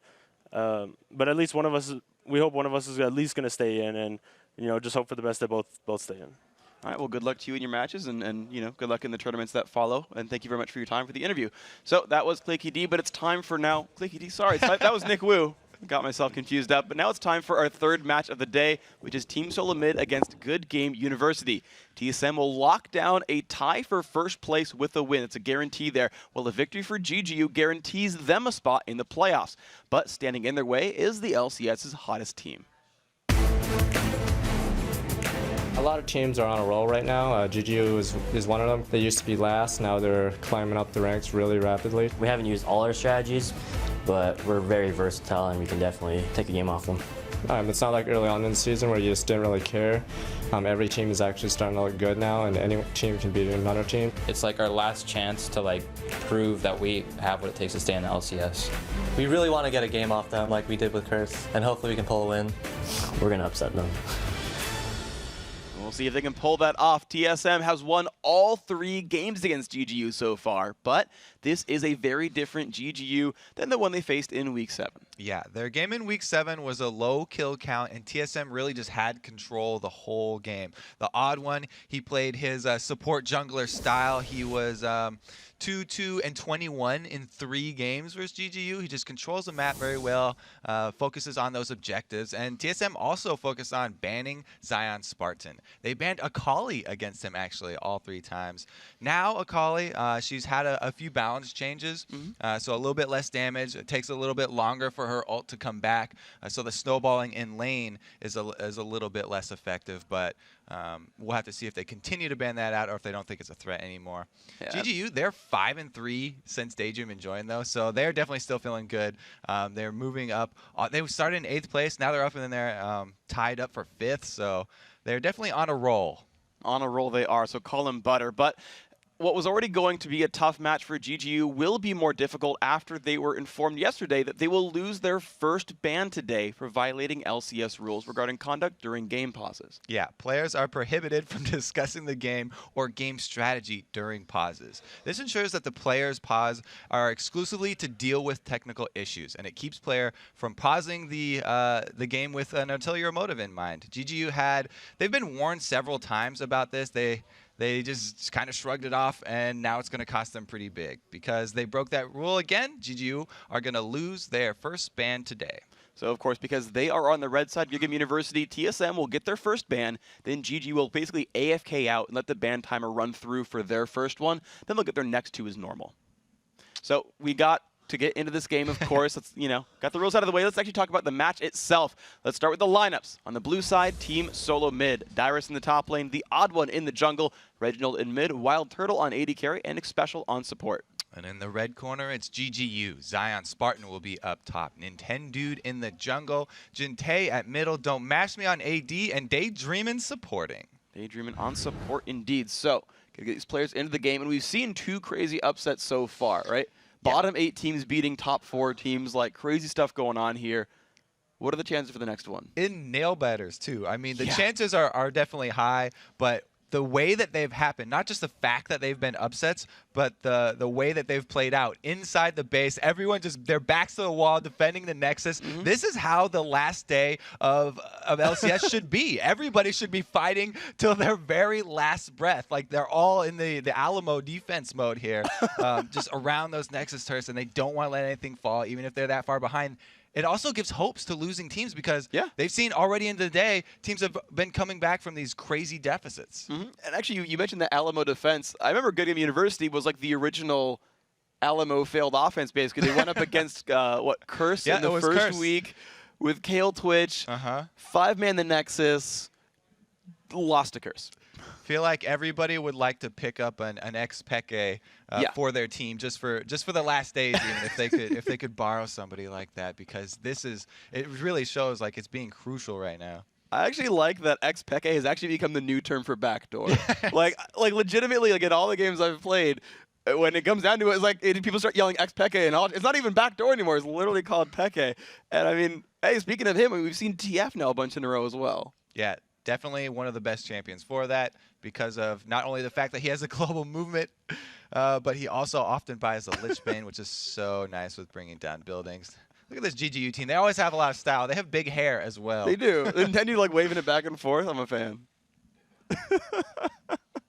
Okay, we got Gente, of course, on your screen there. And speaking of Nintendo as well, you know, in talking with GGU about how they ended up playing their games, we talked about it being a different team since Week 7. These are guys who, you know, they used to play Jungle Leona, do a bunch of really, really crazy things, and they've kind of toned it down a little bit and have played a bit more standard as well. Yeah, they almost went a little bit too conservative, I thought, yesterday, though. Yeah. I mean, they just, as soon as they got a little bit behind, they didn't want to take any chances, and they kept on seeding dragons. They left towers. They wouldn't fight over these objectives if they didn't. They definitely had the upper hand, and they slowly lost the game. To me, that's very anticlimactic. That's not what we're going to do on the last day, especially of this LCS. I want to see everybody just fighting like we have so far. We'll see what style ends up coming out from these guys. Of course, we have all 10 players into the game. We will be underway very, very shortly, so don't worry. Game 3 about to come at you guys. So I'm curious, though, which GGU actually comes out today. Right? You talked about them being almost too slow yesterday. We've seen them pull out these like long-term poke wins. We've seen them go super ham as well. What do you expect against TSM, who's known to be aggressive? I think that GGU, after the last loss yesterday, it was a little bitter for them. So I think that they're going to flip it back and they'll return to their aggressive style. They did use Elise Jungle twice yesterday. So we'll also have to keep an eye out for that one because that really fits their offensive style where they like to go almost everybody on their team is a threat. And they don't really have that one person to soak up a bunch of damage. Well, we look at the picks and bans coming through here. GGU, they've got 7 seconds left. What do you think the first ban is? It's going to be Karthus here, maybe aimed at that Reginald because Reggie has been using Karthus to great effect in several of TSM's games. And they really put a high priority. Oh!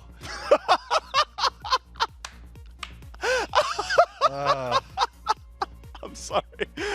Okay, Riven and Elise have been banned out by TSM. Now, GGU, what is their second ban going to be?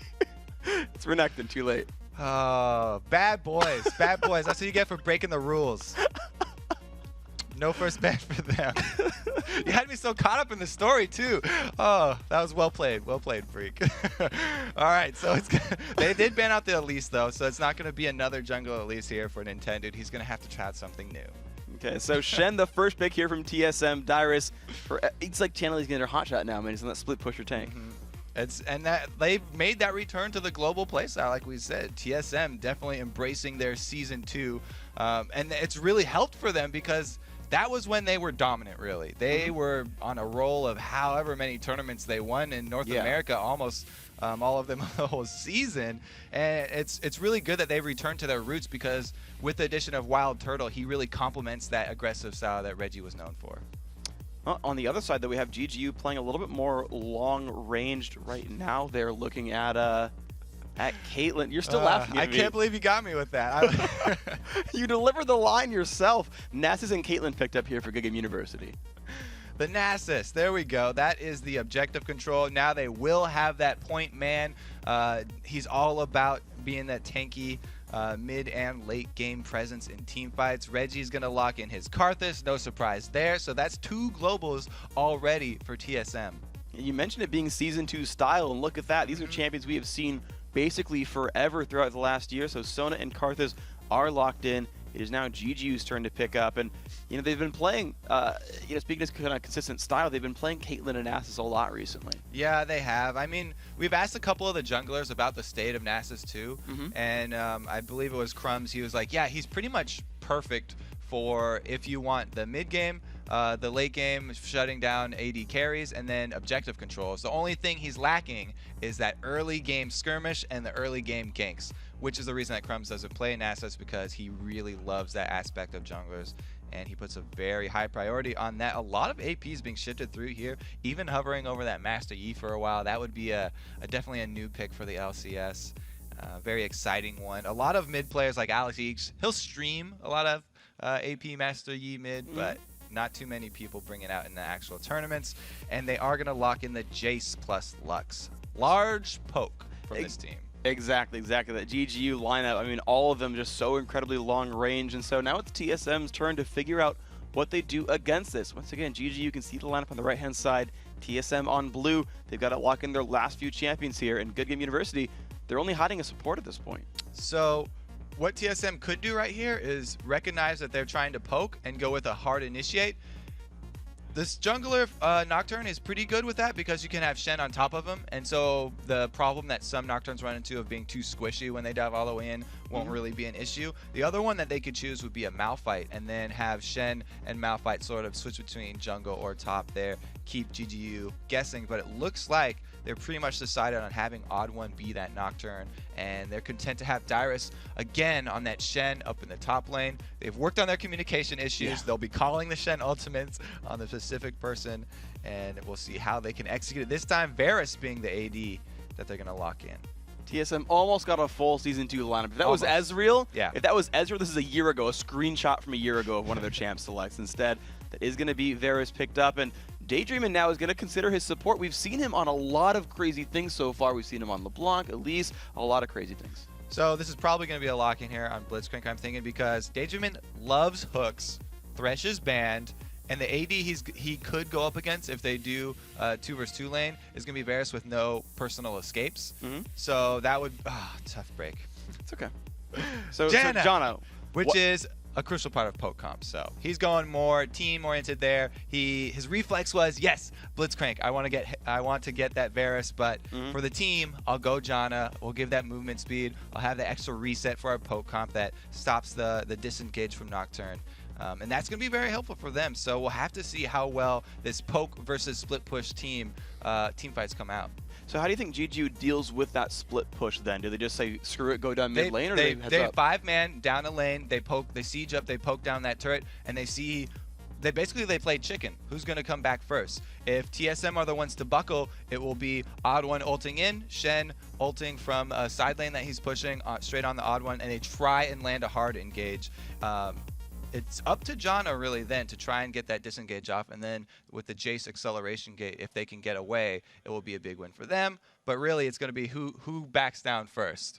All right, we'll see who does end up backing down. Once again, guys, we're here into Game 3 of the day. We've got 8 for you guys overall, so 25% of the way through, champ select done, loading into the game. And just to recap what this game means, TSM gets the win here against GGU. They are guaranteed a tie for first and second against Curse. That will happen at the very worst. They'll finish top 2 with a win here. GGU, they get a win here. They're guaranteed 5th or 6th. They lose this, though, and they're in danger of not even making it to the playoffs. So this game means a heck of a lot for these guys. If TSM drops, they could always tie break against Dignitas and or Curse and drop to 3rd as well. So again, there's a lot of positionings at stake here. You can see the players on your screen. You can see Kobe and me on your screen as well, which I kind of feel like we're blocking the view of the players, but it's okay. We'll be off your screen soon enough. Some of us were players here. We belong up on the screen too. All right, we get into Summoner's Rift here. Let's see. GGU versus TSM. So we can see TSM on the blue side, the bottom left corner, leaving out of their base. Odd One pops the Q down to get some extra move speed. Good choice there. GGU spawning in the top right in red, and they're going to make their ways through the base.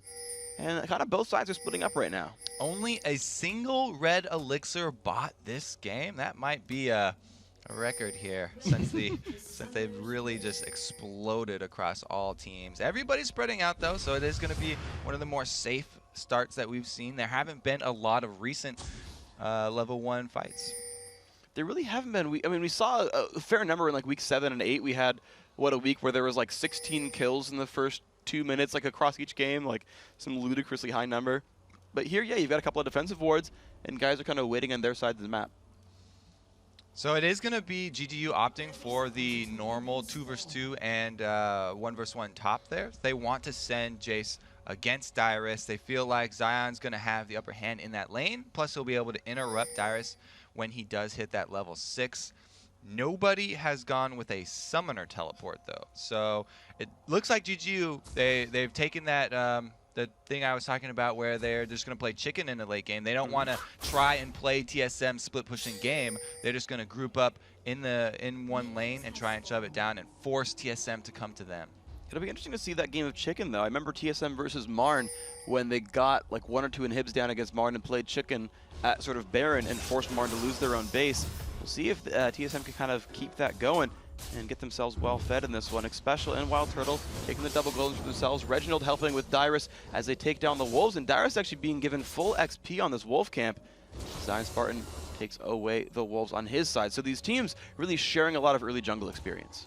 Yeah, it's pretty common nowadays. A lot of teams will just start on all 3 of the small jungle camps, having their mid laner and their top laner solo one, AD and support do another, while the jungler starts one. So that you really don't want to let anything on the map go to waste for your start, because the tiniest edge in the early game can mean everything. That one creep that gets you to level 2 can just snowball your entire lane. And we have to keep in mind now that one of the most important things for a poke team comp like GGU are running are early game towers. If they're able to grab this early top tower with this Caitlyn and Janna lane, which they very well should be able to do pretty quickly, and get this switch before their bottom one falls, that would be a huge win for GGU. Well, we'll see if they can do that. Nocturne has just finished up the blue buff. Rachel actually running to the left as well. That might just be for a ward, but Janna and Kate are putting some damage down. Dyrus is defending at his own turret.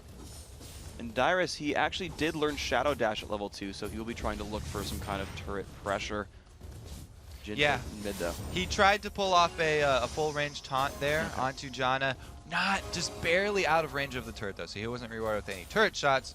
But it looks like Odd1 already gonna make his way up there. Probably just go clear a lane or so. Shen is actually really good at setting up kills in the 1 vs 2 lanes because of that long range of taunt, but they're just gonna clear out a wave. Well, GGU did spot Nocturne with a ward, I think. Never mind. Only if he went through the river did they spot him. I don't remember that right now, but they have sent Nintendo to the right-hand side. Then he recalled back. So right now, TSM are actually freezing this bottom lane. You can look at where Xpecial and Wild Turtle are standing and compare that to Zion Spartan. Zion Spartan is nowhere near the minions that are falling over.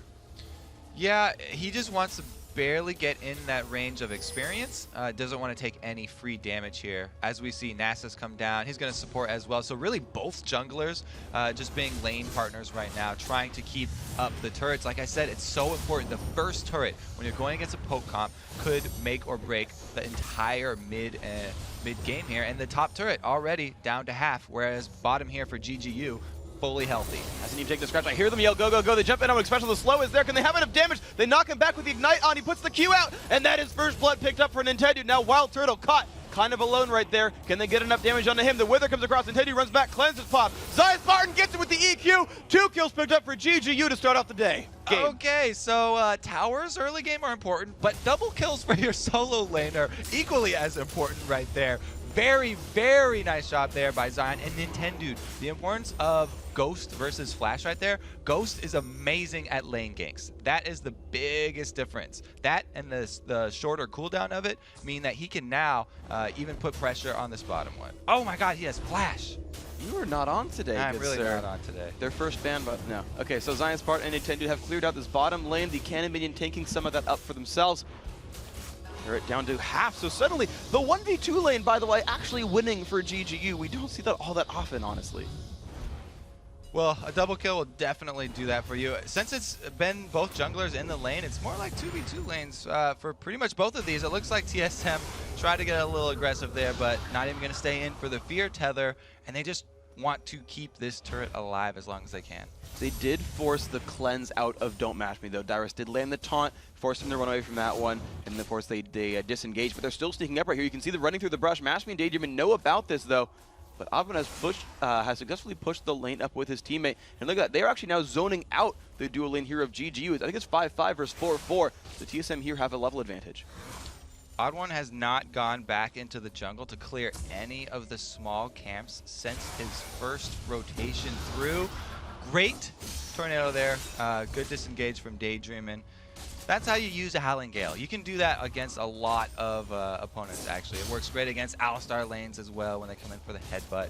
You just have to have quick reaction speed. Well, apparently Daydreamin' does have that right here, so the man seems to be more awake than Daydreaming right now, because those reactions are there. Jinte in the mid lane has hit level 6, has the final spark. Nintendo runs up to the top, though, has not been seen by a ward while he does this. He's going to help his team push on out right now. No one losing too many health bars just yet. You see the minions falling over, the Howling Gale coming across. This one, maybe less reactive, more just push-based. But here we can see Odd1 Dyrus does land the taunt there. They put some damage on a Mash Me down below half health. The turret's going to hit him as well. The Q comes across. No, the shield keeps him alive. And now it's Nintendo trying to put some damage back onto the Odd1. TSM forced to back away, but of course so did Mash Me. That's why Shen is such a good champion in the 2 vs 1s, because he can make you take tower hits if you get close enough. It looks like that's going to save the turret for now. Odd1 finally going to recall. He's level 6 before he goes back to kill any jungle minions. Of course, the Spirit Stone had already been picked up for Nintendo X, so the item advantage right now in GGU's favor, and then it changes as Odd1 picks stuff up. Zion Spartan back in this lane, 36 minions on him. I want to point out these 1v2 lanes because we haven't talked about them in minions so much. 37 versus 25, an advantage for Zion Spartan. The AD carry is very similar. You also have to remember that Zion did start with that red elixir, so that's 250 gold right off the bat that he used to enable him to pick up those kills. The extra damage definitely coming through there, and a very worthwhile buy. Seems to be working out, though, and you can see still the gold lead, 1,300, holding strong right now for Good Game University. And they 3-man the top lane again. Dyrus has not been back to buy. He is level 6, though. This top turret taking a bunch of pain, and Dyrus going to back off from that one. Actually recalls all the way back to base. GGU will find their first turret of the game right here, 7 minutes and 50 seconds in. Shot Glass hits special. GGU still in control here. They knock over the first domino. Now you want to see Don't Mash Me and Daydreamin' make their way to another lane and continue to take down turrets. Once they get down all the outer turrets, they can start forcing the rest of the objectives here. Dyrus is level 6 now, though, so he can hold that top lane while the pressure from GGU is in that middle. Now you can see them pushing down this mid lane, taking a little bit of damage onto that turret. Blue buff, of course, was just grabbed by Reginald. Saw that on your screen. Turret now down to half health right now. Nice damage here from Good Game University. They're going to find another minion wave as well. They're going to keep on moving forward. They've got 4 members here. It's Jace actually recalling back to the base. Not the one helping this push, but keeping his bottom turret alive.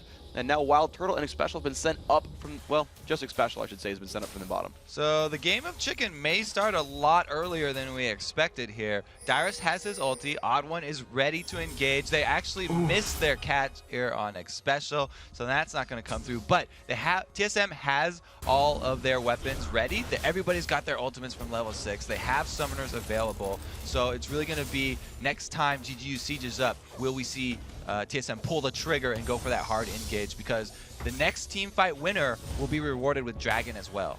And that is going to be a pretty important thing to pick up. We'll see if these teams can make that fight happen in their favor. 1,400 gold right now puts GGU in the lead, and they're grouping back up towards the mid lane. Once again, 4 strong here as Wild Turtle fights heads up against Zion Spartan's Jace. Shen still in the top lane. That is Dyrus split pushing. But, you know, he's caught up a minion farm to his opposing top laner. And here comes the Nocturnal. They're going to go in on 2. Don't Mash Me. Can he get away from this one? The Shen comes by as well. They're going to have a 5-on-4. Can they do the damage? Daydream trying to run away. The taunt again. Mash Me's going to fall down. Final Spark doesn't find any kills either. 1-for-0 in the battle. And Taty running back. Gente running back. The shield is across as well. The ult comes across. Does not find any kills from Requiem, but TSM definitely did win that battle. So that was not exactly the game of chicken that GGU were looking for.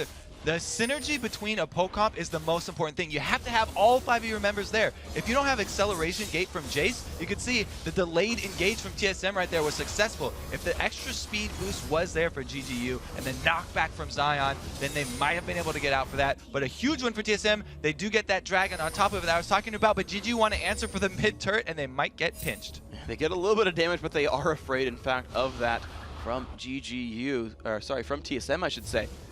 But they are still holding people up in this lane. It's now actually a split happening once again for Good Game University. They are keeping Zion Spartan down there, farming up, and over the top it's Don't Mash Me, being given a lot of uncontested minion kills here.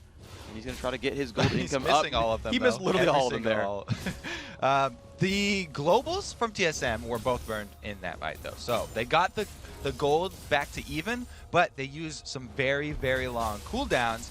The only thing is, they've still got that combo of the CC ultis from Varus and Sona that are going to make their team fight very, very strong. Okay, and we'll see how that team fight ends up panning out as we move on to the next one. Of course, with Dragon dead, there's not a lot for these guys to contest unless they go for turrets. Don't Mash Me, again, alone in the top lane. He doesn't have a turret to fight, actually. He's going to back off right here. Now is the time when GGU have to not abandon their game plan. They need to group back up. They've got blue buff on Gente. This is exactly what they want. They can poke at the turrets and siege right back up. The globals from TSM are down, so there won't be a threat of Dyrus split pushing while they're doing this. They won't be under that time crunch while they're trying to siege up middle would probably be the ideal target here. And it looks like Zion's going to return to the bottom lane, so if they do, then it would be a 4-man siege.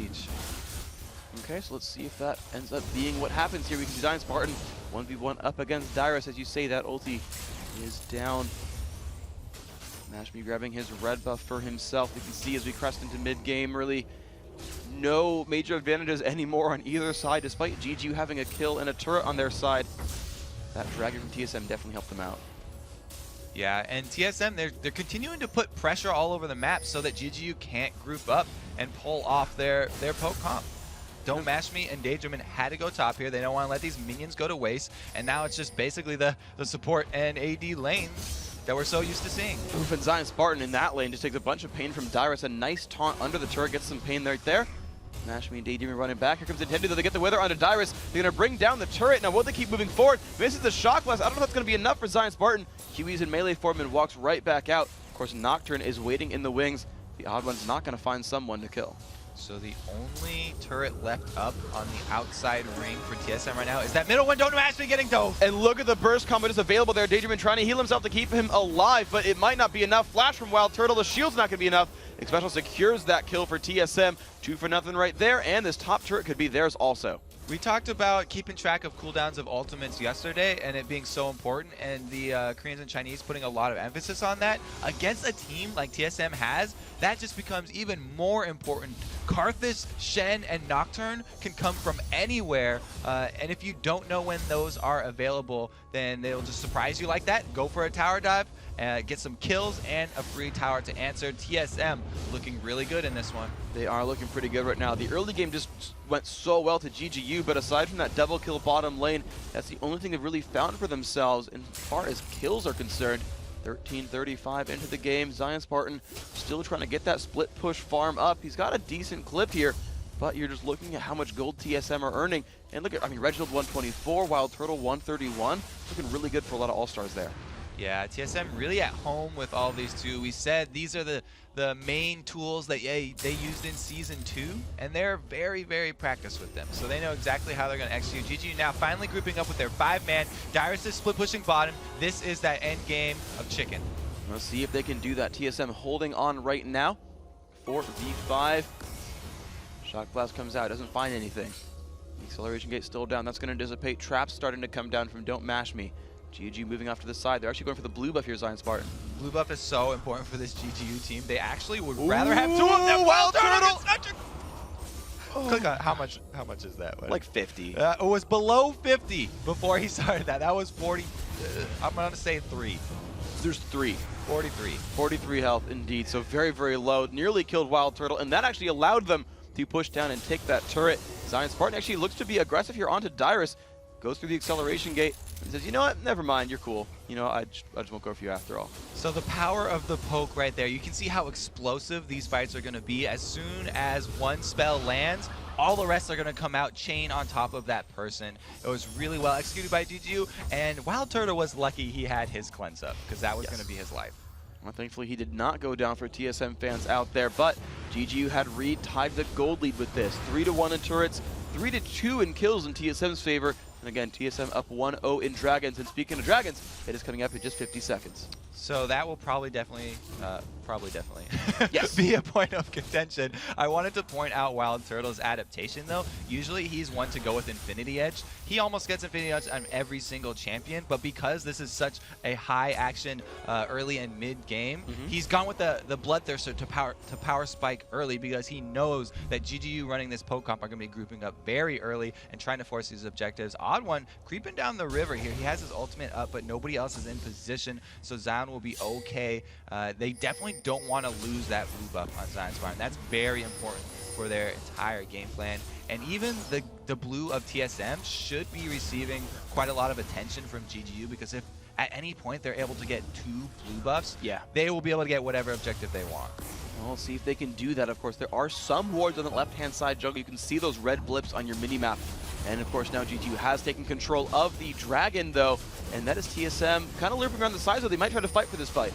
Yeah, Nintendo has his ultimate, but there we go. The Nocturne comes in. They push back Reginald for a good long time. He's not ready to the fight just yet. Zion Spartan and Nintendo trying to run away now. A beautiful taunt from Dyrus. The crescendo following up on top of that one. Can they get enough damage? Mash Me, Zion Spartan trying to run away. A nice final spark finds 2. No kills have happened just yet. Jinte still putting shields down. Running back through the acceleration gate. That does help them kite backwards. Now Daydreamin. Can he dodge lay waste? It's not going to look too good for him. Auto attack comes out. He's still alive against Reginald. And Reggie, does he have the ulti? He does. Daydreamin, will the shield be up? He's trying to go for it. He's not going to survive. Reggie picks up that kill unassisted. And now TSM are trying to control the dragon, but they're on top of a ward. Oh, the rest of the team trying to finish off this dragon. Caitlyn's snipe does come in, but it looks like GGU not going to go for it. TSM rewarded with that one. Reggie was soloing with Daydreamin that entire time, by the way, up on the side of that fight. And they barely won that engage, and it's only because the weakness of poke comps are when you're not around a turret. They love sieging up against turrets. The open objectives like Dragon and Baron are really the weak spots for these teams. Even so, they did a great job of trying to disengage. Absolutely, but still a great pickup by TSM. A good fight to start. Shock Blast comes by again. And Zion Spartan wants to keep this turret alive, but TSM, they just picked up a 1-for-0. They picked up an unanswered dragon as well. That is their second on the map, I believe. TSM might be the first team to not get upset here in the last day of the season. They might not, but all their ultimates are on cooldown right now. So if there was a time for GGU to strike and try and get one of the secondary turrets, this would be a good point for that, because the dragon's not up, the buffs on the map are not up. The only really points right now to go after are turrets. Let's see if they can get any of these. Let's look around the map and see what these guys are going for. Actually, so which turret would they push for if they wanted to push something down? The middles are always the most important because you get control of both sides of the map. And like I said, the blue buff is so important for this GGU team. So they would either choose top or middle. They would probably not go for that bottom one because there's not a lot on that side of the map that they even really care much about. Okay.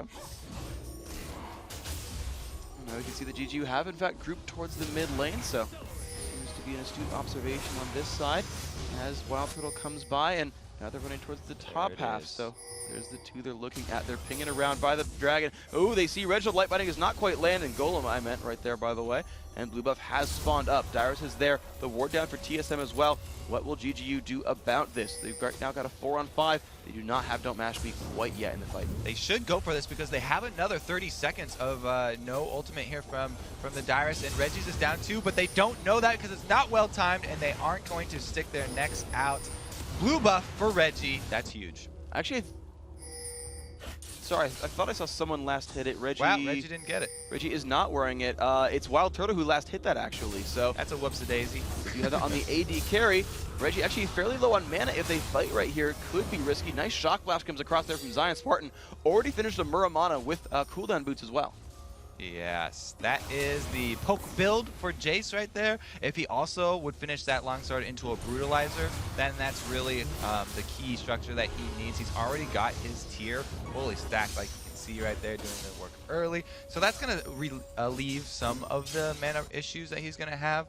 Meanwhile, we've got another tier on Jinte that's just started, so it's a little bit weaker. Okay, so we'll see how these end up panning out with their builds. Wild Turtle in the mid lane, gonna be wave clearing. Actually does a pretty good job of that. I want to check. He has actually maxed his Q first. Something I bring out every once in a while. A lot of guys tend to max Hail of Arrows, and he went for Piercing Arrow. Again, you talk about the adaptation of Wild Turtle, the item build. He's gone for a skill build. It's a little bit different here as well, dealing with all the waves of minions. So Wild Turtle seems to be doing a very, very good job there. GGU starts putting ward coverage near the left-hand side of the river. Is that Baron, or are they just trying to control the river right here?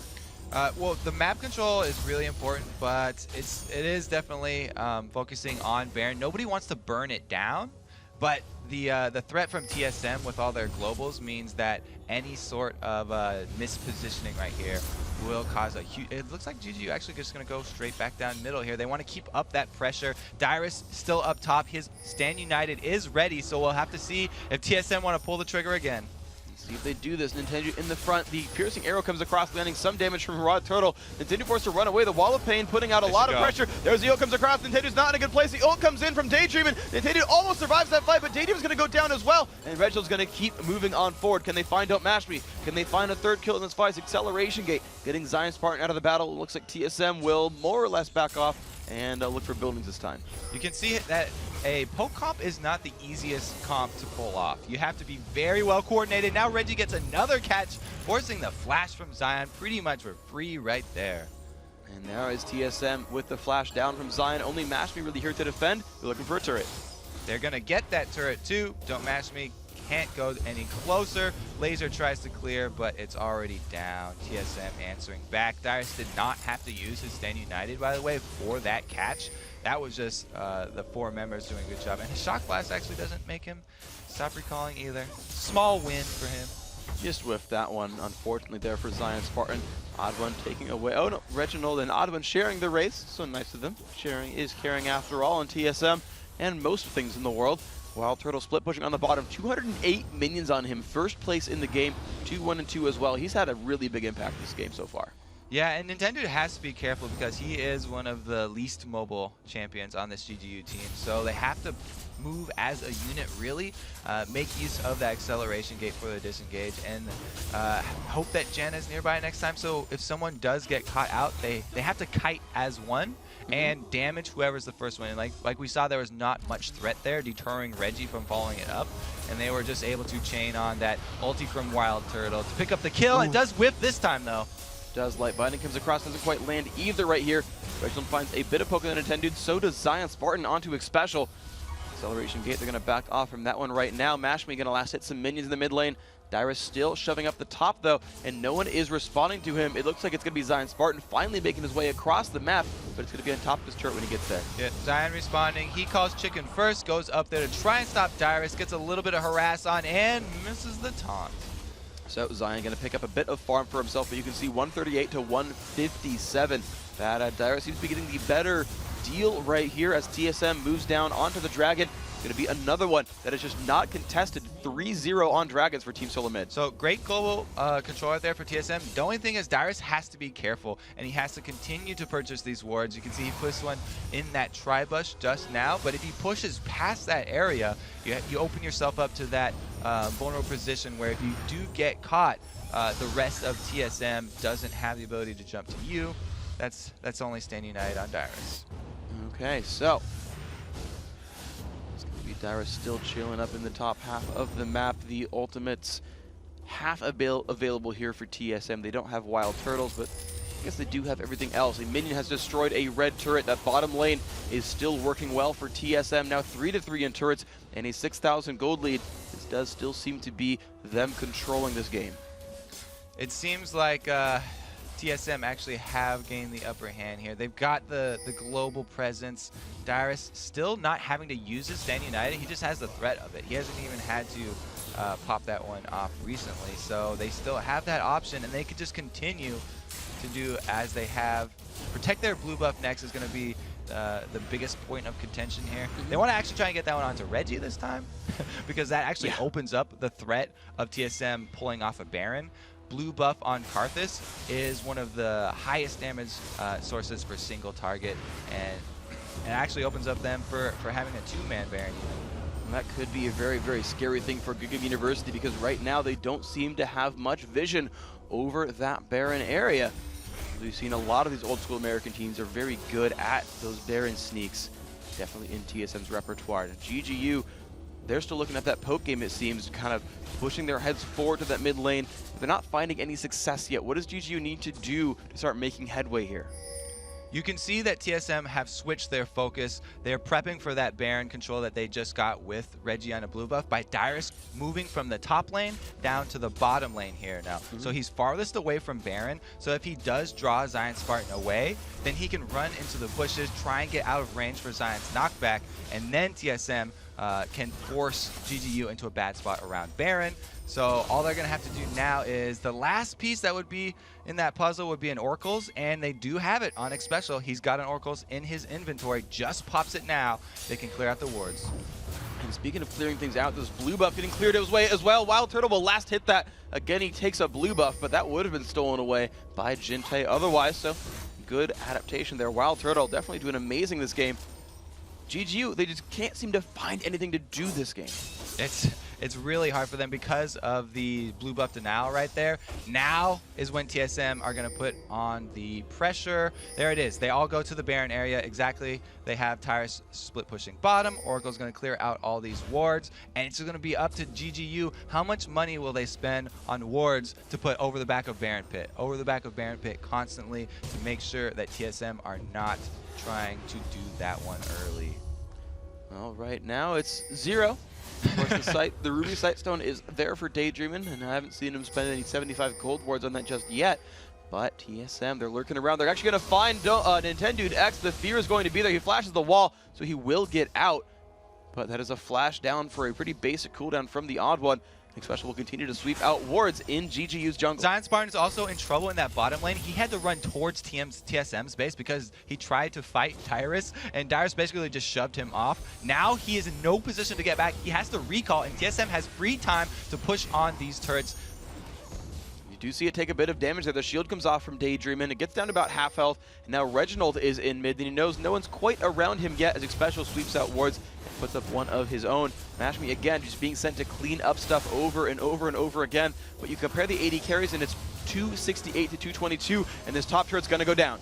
Textbook global comp play here from TSM. They've got the Shen more powerful enough to split push and solo the other top laner, so they really don't have any worries right now. All they have to do is continue to keep the oracles up, keep the vision up in this red side jungle. You see how deep they've warded, and now Nintendo might be caught out in a bad spot again. He doesn't have flash this time. There's a wall of pain. There's a Nocturne ult as well. Jinte not in a good place. Has been exhausted. The fear as well. He's going to go down. Oddman finds that kill. Nintendo forced to run away. Does not quite land the Varus ult, but they're still running back. Crescendo lands onto 3. Cleanse from Mashmi. Nintendo goes down. Mashmi getting hit by Reginald right here. He's trying to put damage out. He actually finds a kill. Nice play, but it's a 3 for 1 so far. TSM still in control. Ult comes off. Does not quite find Daydreamin', and only Zion Spartan and Daydreamin' left alive for GGU.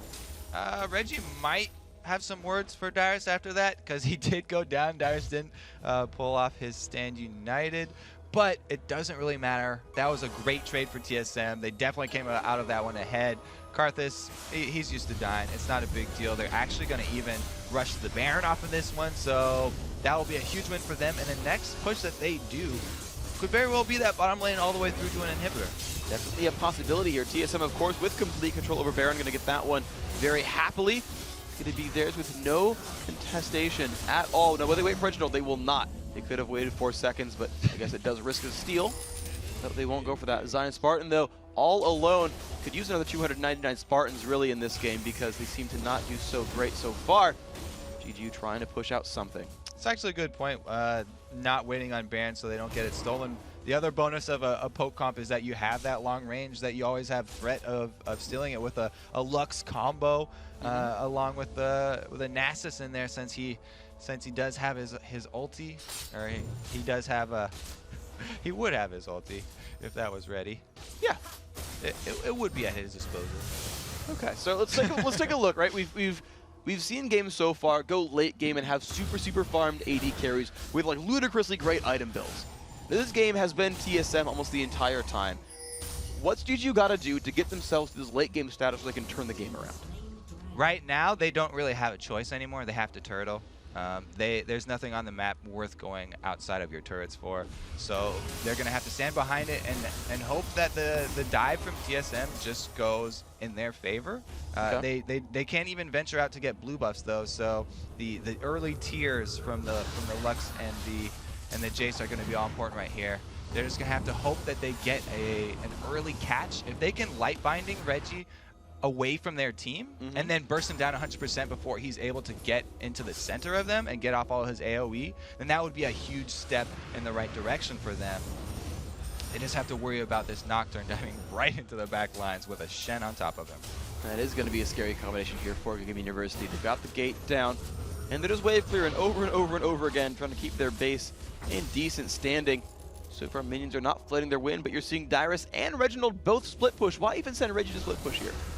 Because it's sort of that Dignitas mentality where we're so strong, we're just going to shove all 3 lanes right now. We're not scared of an engage from a poke comp. I mean, they've got great disengage here for GGU, but unless they land that light binding, it's going to be hard for them to catch somebody out. And you can see right there how Dyrus just flexing on Zion Spartans. Odd One's going to follow it up. And Nocturne is there. There's the Karthus ult as well. There's a shield's going to come across. It's going to be enough for Requiem. A piercing arrow helped that one from Wild Turtle. The Odd One just walks right back out, just strolls by saying, great, thanks for the gold. And now time for a turret as Wild Turtle grabs his 3rd blue of the game. And TSM will grab their 5th turret. Odd one there, taking the turret, couldn't do anything to get it off him, so Dyrus just walking right behind him for a while, give him a little massage, tell him it's gonna be okay, man, you're gonna get out of this one just fine. Now they're gonna shove in on the inhibitor turret as well. Reggie's still up top, like you said, split pushing on Karthus, already burned his ultimate. TSM's just gonna burn this one down. There's a little bit of damage onto the oven of Wild Turtle, but they seem to not care too much about that. Just, hey, nice, the sun is a little bit warm from you, Lux, right there. Light Binding comes off onto the odd one. Bit of pain right there. Still, actually, the ult comes off. Oh, Mashby is not in a great place. Daydreaming actually rooted in there as well. The inhibitor is going to fall as Reginald makes his way down through the mid lane. Dyrus takes some damage, but even still, GGU just cannot find almost anything. And let's see where TSM goes next. Yeah, both Dyrus and Odd One building full tank right here. And with the Sona heals and regen from Baron backing up, they tank so much. Reggie actually almost getting caught out right there. And Dyrus walking through the backside. Just look how tanky he is. He's just taking like damage and he basically laughs it off right there. Puts on a shield and says, great, you did a third of my health from your full team. That's nice. I'll walk by your turret some more. Reginald was forced out. That looks like TSM will back off of this one. There's only 20 seconds left on Baron. Zion Spartan actually is trying to get a little bit feisty here, but doesn't find anything to hit. Yeah, it was well-timed aggression from TSM right there. Their Baron buff about to run out. Only a few more seconds on that one, and they've retreated to a very safe position. Everyone healing up and purchasing. Reggie now going to come back. He also got home guard boots on top of his, what is that, 586 ability power Karthus now. Pretty good. It's a pretty high number. I think he's in reasonably good shape there. Has you know, some damage, I suppose. TSM, though, are just pushing their way on through the mid. And look at that, Dyrus face taking a turret. Says, champions aren't enough for me. I want a real challenge. Turrets aren't enough for me either. All right, what am I going to have to solo next? Another turret. Yes. we'll use this one as well. Take that one. It looks like they are going to go for the dive, and Reggie flashing in. He flashes on and gets knocked back by Zion Spartan, though. Jinte puts down the light binding, lasers onto the Reginald, does a lot of damage there. There's the shuttle. They get the communication, but Reggie's still going to burn down. Now can Jinte get to safety in time? He's in the fountain, puts the shield down. He survives it with like 12 health. The fountain barely keeping him alive. Zion Spartan feared, forced to run back as well. GGU have a potential 5-on-4. Can they keep their base from falling over? A little bit too aggro there by Reggie, because nobody on GGU did go down. You're right, he survived with a double-digit health right there, and they didn't get another turret. There was no big main objective taken. It was just a little aggressive dive that turned wrong. I'm wondering if they were like missing out on the Odd One's ulti as well. Like, he has it up now. I don't know if it was up at the time of the fight necessarily, because he did use it to dive Zion Spartan earlier. But that said, I don't know if that was part of the equation that Reginald had thought was involved in that battle. But now Dragon and Baron are spawning in about a minute and a half each. It's going to be on the map soon. With the bottom inhibitor dead, can GGU even challenge? I mean, TSM did get a little antsy there, so that gave GGU a little bit of hope. You know, that could very well happen again if they can keep Reginald on tilt. Hope that they do some more dives here from TSM without giving up an objective like that. Then it would be great for GGU, and they can always hope for that Baron steal. Like we said, Lux, the perfect champion. Just the ability combos that she has are so long range, and they give vision of health of Baron. So if he's able to pull off a Link steal, then it would be perfect for them. Don't match me very close, just playing Dyrus right there, taunting him so close to landing that. Ironic that he's the one trying to taunt Shen. Ava now comes in onto Match Me, gets the Fear right there. Actually jukes the Crescendo with the Fear, but still goes down. Wild Turtle finds one. Nintendo now forced to run away. Final Spark comes across, hitting across 4 members of TSM, but they are still ready to dive in onto this one. 30 seconds on Baron or Dragon, and they don't care. They want to go for the turret right here. A lot of punishment coming out from them. Jinte forced to run away through the acceleration gate. He's going to be alive for now, but TSM are bringing down this turret brick by brick. It has fallen over. 8 turrets down overall for TSM, and now the inhibitor is the focus. Some damage comes in from GGU. They're putting a little bit of pain down. TSM are not to be pushed back right there. Wither comes out of Wild Turtle. He just fires back, putting damage onto Nintendo. His middle turret now going to go down. This could be the 3rd and final inhibitor that might go down on GGU's side. Turret is gone. Inhibitor now the focus, and that's going to be theirs as well. Yeah, Don't Match Me definitely paid in the end there for his little game with Dyrus. They executed him and took 2 inhibitors off of that. We're back to another game. All 3 inhibitors down. This is a GGU team now with their backs against the wall. We'll see how they can fare. Maybe they'll pull off a miraculous comeback. A Baron steal would be a good start to that, but that would not be a finish to it. They would need even more on top of that. Dyrus, he's able to go 1 versus 1 with Zion. Can he 1 versus 2 even if Jen is there, it looks like he can. He takes Zion's Walk Ignite. away. Yeah, he does not quite land the Shock Blast there, so no follow-up damage, and Dyrus will run back, you know, just happily saying, great, I wasted one of your summoner spells. 3-minute cooldown on that, no big worry. But GG are actually getting some control over their own blue buff, which is nice. It's actually a bit of a change for them. All right, so since we did confirm that Nintendo indeed has Flash this game instead of Ghost, the option for flashing over to steal Baron is there as well. He can combo that with Jinte. We've seen it before. He's gone over. He's had a miraculous Baron still, and they were able to turn the game around off that. So never say die if you're GGU.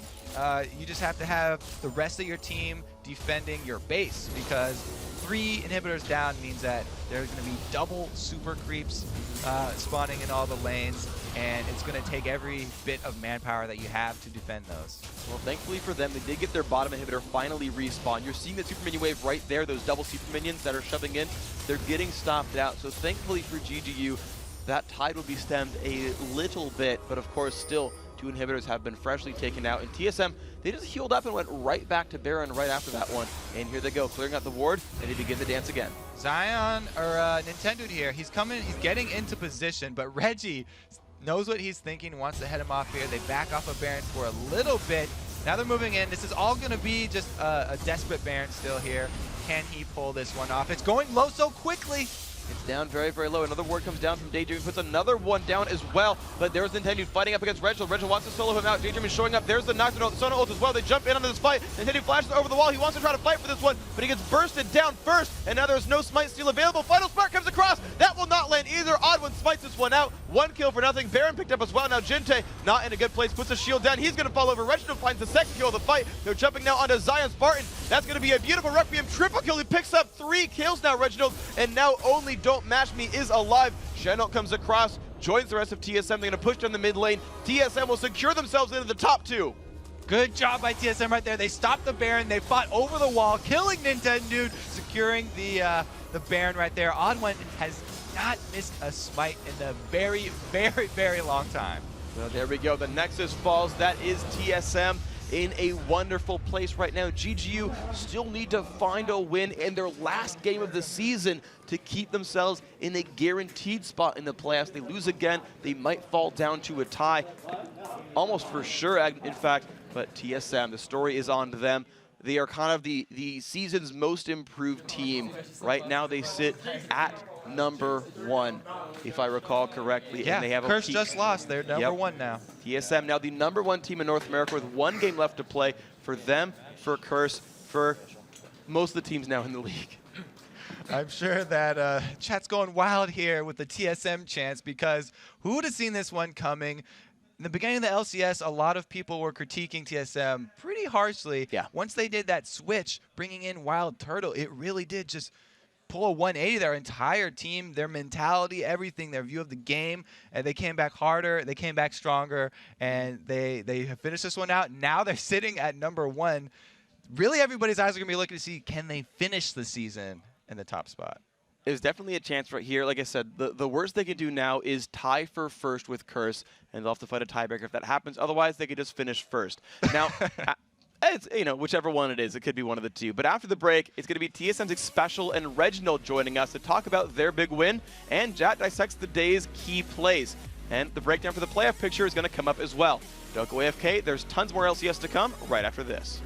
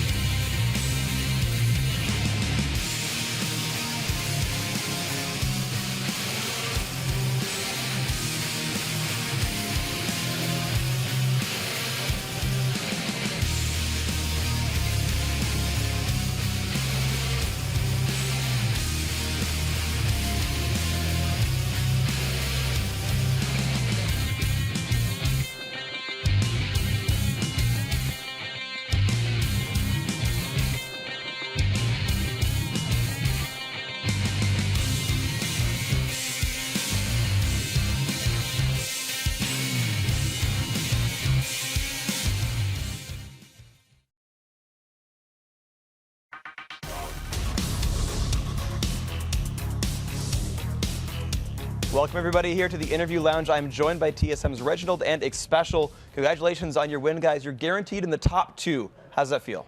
It feels like a big burden has like just gotten off my back, mainly because job security is everything, you know. Like if you get knocked out, you pretty much have nothing to do for 9 months, and that would really suck. So I'm like extremely happy right now that we won our match and we played really well as well.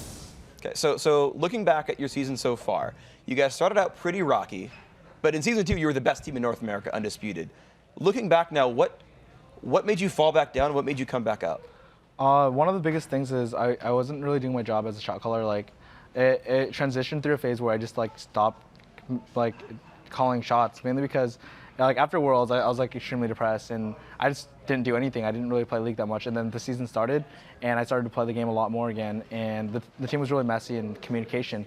Both me and Calix were making calls, and there wasn't really like we weren't really decisive in our games, and now we transitioned to me just making calls and everyone listening. So, and also we're like prepping a lot more. We're coming up with a lot more compositions that we play. So I'm doing all the prep right now and all the strategy, and like it's come out really well because everyone's listening, and we make sure to like play 4 champions each, not get banned out, and pretty much we just communicate a lot better as a team. Oh, that's great to hear. Of course, you guys are doing very, very well. Now, Xpecial, the other change you guys have made for your team is, of course, the new AD carry player. Now, he was interviewed and he said he didn't quite feel like he deserved this level of success, that he was trying to prove himself still. How do you feel about Wild Turtle so far? He's a weird guy. Like, you see Turtle, you see his interviews, you interact with him. Oh, all right, I interact with him. I know he's a weird guy, but he is very ambitious, and that's what I like the most about him. When he plays poorly, he admits it. He goes, all right, gotta fix this and this.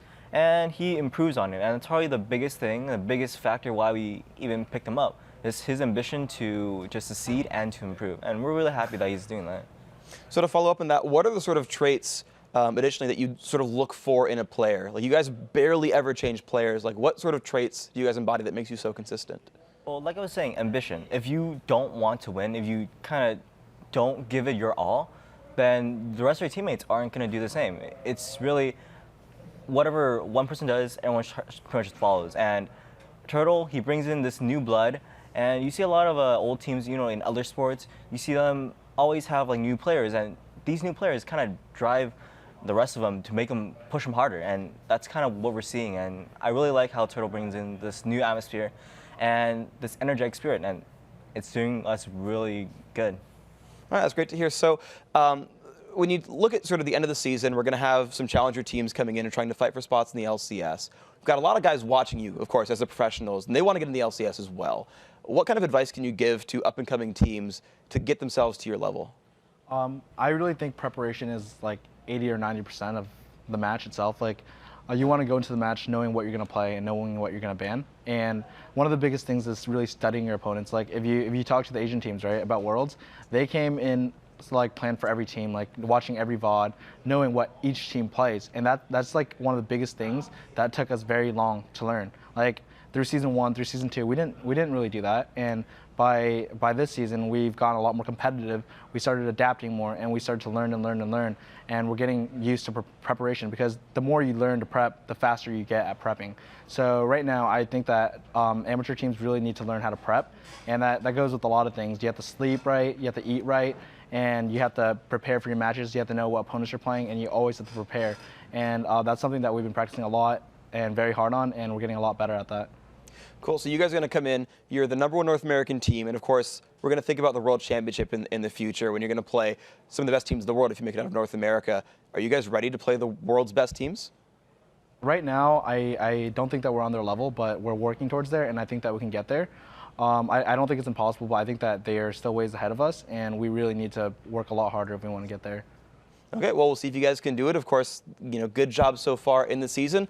Top 2 guaranteed for TSM. You know, again, a great season for you guys. Thank you so much for your time, and we'll see you one more time throughout the day as you play out your last match, and maybe a tiebreaker as well. You might have more games in front of you. But that's it for us here at the Interview Lounge. We'd love to send it over to Jat to break down one of the key games from CLG versus Martin. Thank you very much, Freak. And this was the fight that pretty much decided things here. You can already see that the gold is 69,000 to 59,000. This is the comeback that Marna became. And let's just start rolling this fight at half speed so we can get into it. The very start of it, Claky decides to initiate in on double lift, and he's isolated. Let's actually pause it here.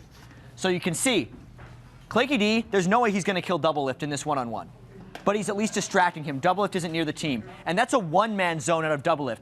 And as we get through the rest of this fight, Chowster, Hotshot, and also Link, who is just off the side of the screen, are all going to take their shots at getting to the Tristana. So let's roll this really slow so we can watch it start coming out. The crescendo lands, but no one's there. First up on the docket, Hotshot gets pulled. Then he's going to be trying to go for Niantanso. So he's actually going to jump in right here. And if we pause it, we get to see, as we play the rest of this fight, how much Marn focuses onto Chowster here. He gets completely messed up by the wall. He's getting flayed back and forth. Aurelia is on top of him, stunning. He can't make it. Link is going to be the next one to go because Hotshot's going to actually get knocked back by Heartbeat in this. So let's roll the clip incredibly slow as well. You see Hotshot gets knocked back so he doesn't get to stun. Now pause it again. It's almost like Link and Hotshot just traded places because Hotshot got blown back. He's at half health. Chowster's still getting distracted by Mega Zero. And Link actually got hit by a perfectly timed exhaust from Heartbeat. So when he went in, he couldn't burst him down. So let's keep rolling this fight slowly to just watch how immune Niantanso is from all of this. The Zonies has to be popped from Link. He's not able to get it. And this time, welcome to Chowster. He didn't even get his ultimate in. He died as his banish toss was about to land. Link gets put down as well. Let's roll the rest of the clip at full speed because Doublelift in the bottom did finish off Claky, but it didn't matter at that point because Niantanso took on 3. Doublelift could only take on 1. Marn rolled through the rest of this fight and ended up taking the rest of the game. That was the most impressive comeback we saw, I'd have to say, in the LCS this year, and we can only hope for more exciting action through the rest of the day. Back to you guys. Well, we'll see if we can get some more of that exciting action as we do have 5 more games on the day. But before we get into that, we asked you guys to let us know what nickname would you give the North American All-Star team and why. Well, here's what you had to say on Facebook and Twitter. First off, America. I like that one. Then we have Yami Nenji says Chickstig ELO2, Revengeance. Of course, we have the next one, which is Dyrus +4. Definitely a Dyrus fan right there, I'm sure. We have Carried by Doublelift. I'm sure he would approve of that one. It's kind of in the same vein as well. Oh, that wasn't even supposed to be a pun. Skara's Mariachi Band. That's a good one. I like that one. That's a big one. And then we have the best NA. A little repetitive. But we would love to hear more from you guys. Get on Twitter. We're at LOL Esports. Remember to use the hashtag LCS. All right, now guys, let's take a look at how today's first 3 matches have affected the standings so far. TSM is alone at the top of the standings for the first time all year, and they're guaranteed a top 2 finish now. Curse is in second and will lock down a first round bye with a win. Dignitas, they're sitting in third, but they can still tie Curse for second with 2 wins and another Curse loss. CLG is in fourth, and like we said before, that's where they're going to stay. Absolutely. Now, Vulcun is now alone in 5th, and they can lock down a playoff spot for themselves with a win in either of their 2 games today. GGU has slipped down to 6th after their loss, and if they lose their next match against CLG, they'll face the winner of today's Complexity and Marn match in a 1-game playoff at the end of today's show.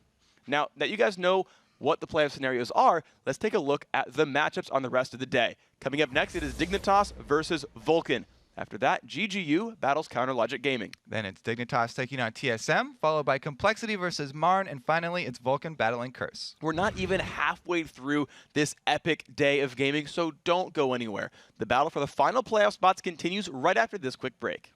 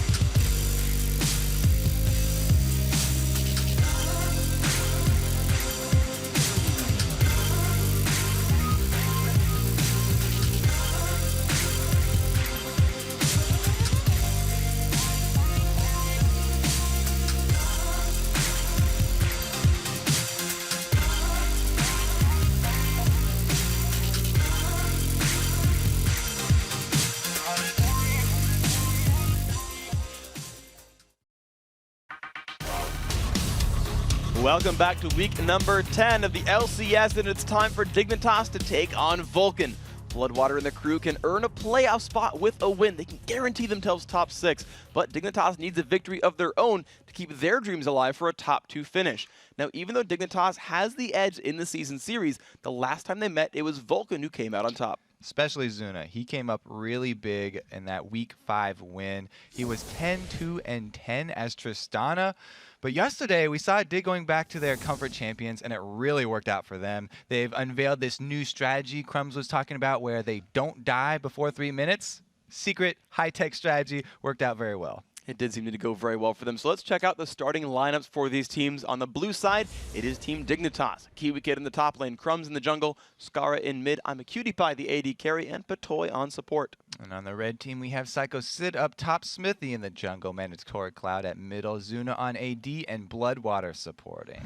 All right, so we get ourselves to this game. We have all 10 players in the lobby, and let's break it down. What's going to go on for these guys? Because you've got what I feel like are sort of a mix of styles where Crumbs is hyper aggressive and Vulcun, they kind of just like late game it seems. Well, Crumbs definitely plays the game as the team feeds information to him, so he's a very dynamic jungler, whereas Smithy has just really been camping one lane. He concentrates most of his ganks on the same lane to keep that person really far down. It'll be interesting who they target on Dignitas. Do they go after that Kiwi Kid, or do they try and get I'm a Cutie Pie on tilt? Because I'm a Cutie Pie will pull out some crazy plays if you switch things up early. That could be interesting, and of course we look at Dignitas as well, and they pull out a lot of crazy stuff. I think they're the team that lane swaps kind of the most. They 2v1 mid more than I can remember any other team doing. It's pretty much their standard layout here. They almost always go with the AD and support in the middle so that they get a lot of pressure there. They haven't run teleport on Patoy in a while, but they do definitely like that mobility. We saw them the last game, though. They just pulled out a completely new strategy, really. They relied on kiting. It was some different champions. Scar going outside of that champion pool. So we don't know if Vulcun will try and ban out Scar again like people have been doing yesterday. And meanwhile, Vulcun, again, they showed something new, too. Versus CLG, they didn't ban or pick Nidalee, and that was really surprising. It was interesting because you actually heard in the interview with Link and Hotshot, he was like, no, Link just said for sure, it's like I did the scouting, they're not going to go Nidalee, it's no big deal, we don't have to worry about it. And he was right. So, you know, some of these guys can scout really, really well and know what champions are actually available in their champion roster and which ones aren't even going to get picked up. That was a really surprising one, too, because Mandatory Cloud has such a good record on that Nidalee. It just seems like that would be a go-to pick for him, but you're right. Link knows best, and they did not choose him. And actually, speaking of ManCloud, though, he's been rocking Rise a heck of a lot recently. There was the one game where he teleported in for a triple kill. That was against Marn, you know, in I think like their first game of the day, first or second. But then you saw them kind of try again against CLG, and he had much less favorable results on Rise that time. Yeah, I mean, the rise of Rise has been brought about by all the mana items that have really become popular. The Seraph's Embrace is probably one of the most important.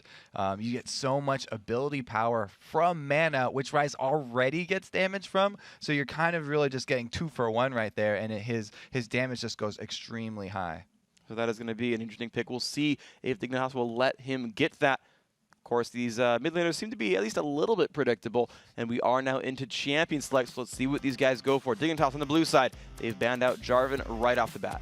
So that's going to put a little bit of a kink into Smithy's plans. He does like the Jarvan. It's a really good champion for camping lanes because he has so many options of sneaking into bushes and getting past wards. But the ban's coming out so fast from Dignitas here, nothing that they weren't expecting. I've seen Diana and Caitlyn banned so many times against Dignitas, really. They put up Shen as well, so only one ban was actually sent towards Skara here. It seems like they might even be trying to bait Cutie Pie into that Draven pick because they want to prey on his aggressive style. He goes Draven, and he just does not back down from his lane. He'll stay in there. He'll fight whoever comes, and that's something that you can actually prey on very easily if you do have a camp-style jungler like Smithy. You just keep on returning to that lane over and over, and you can punish the aggression. That's really inherent in Draven players. Yeah, but it's so fun, of course. I started playing Draven recently myself, and you just run at people, and if no one stops you, just keep running, and axes land on them, and they die, and you catch them, and you feel great. And I can't blame Cutie Pie for liking that champion. I really can't. But Dignitas here, they are still contemplating that first pick. They do have that Draven. You mentioned it, right? That might be the bait. Dignitas have, I mean, really, they have pretty much almost anything they want here. Kiwi there, his head cocked to the side. They're definitely taking this one till the wire, and they lock in the Renekton for him.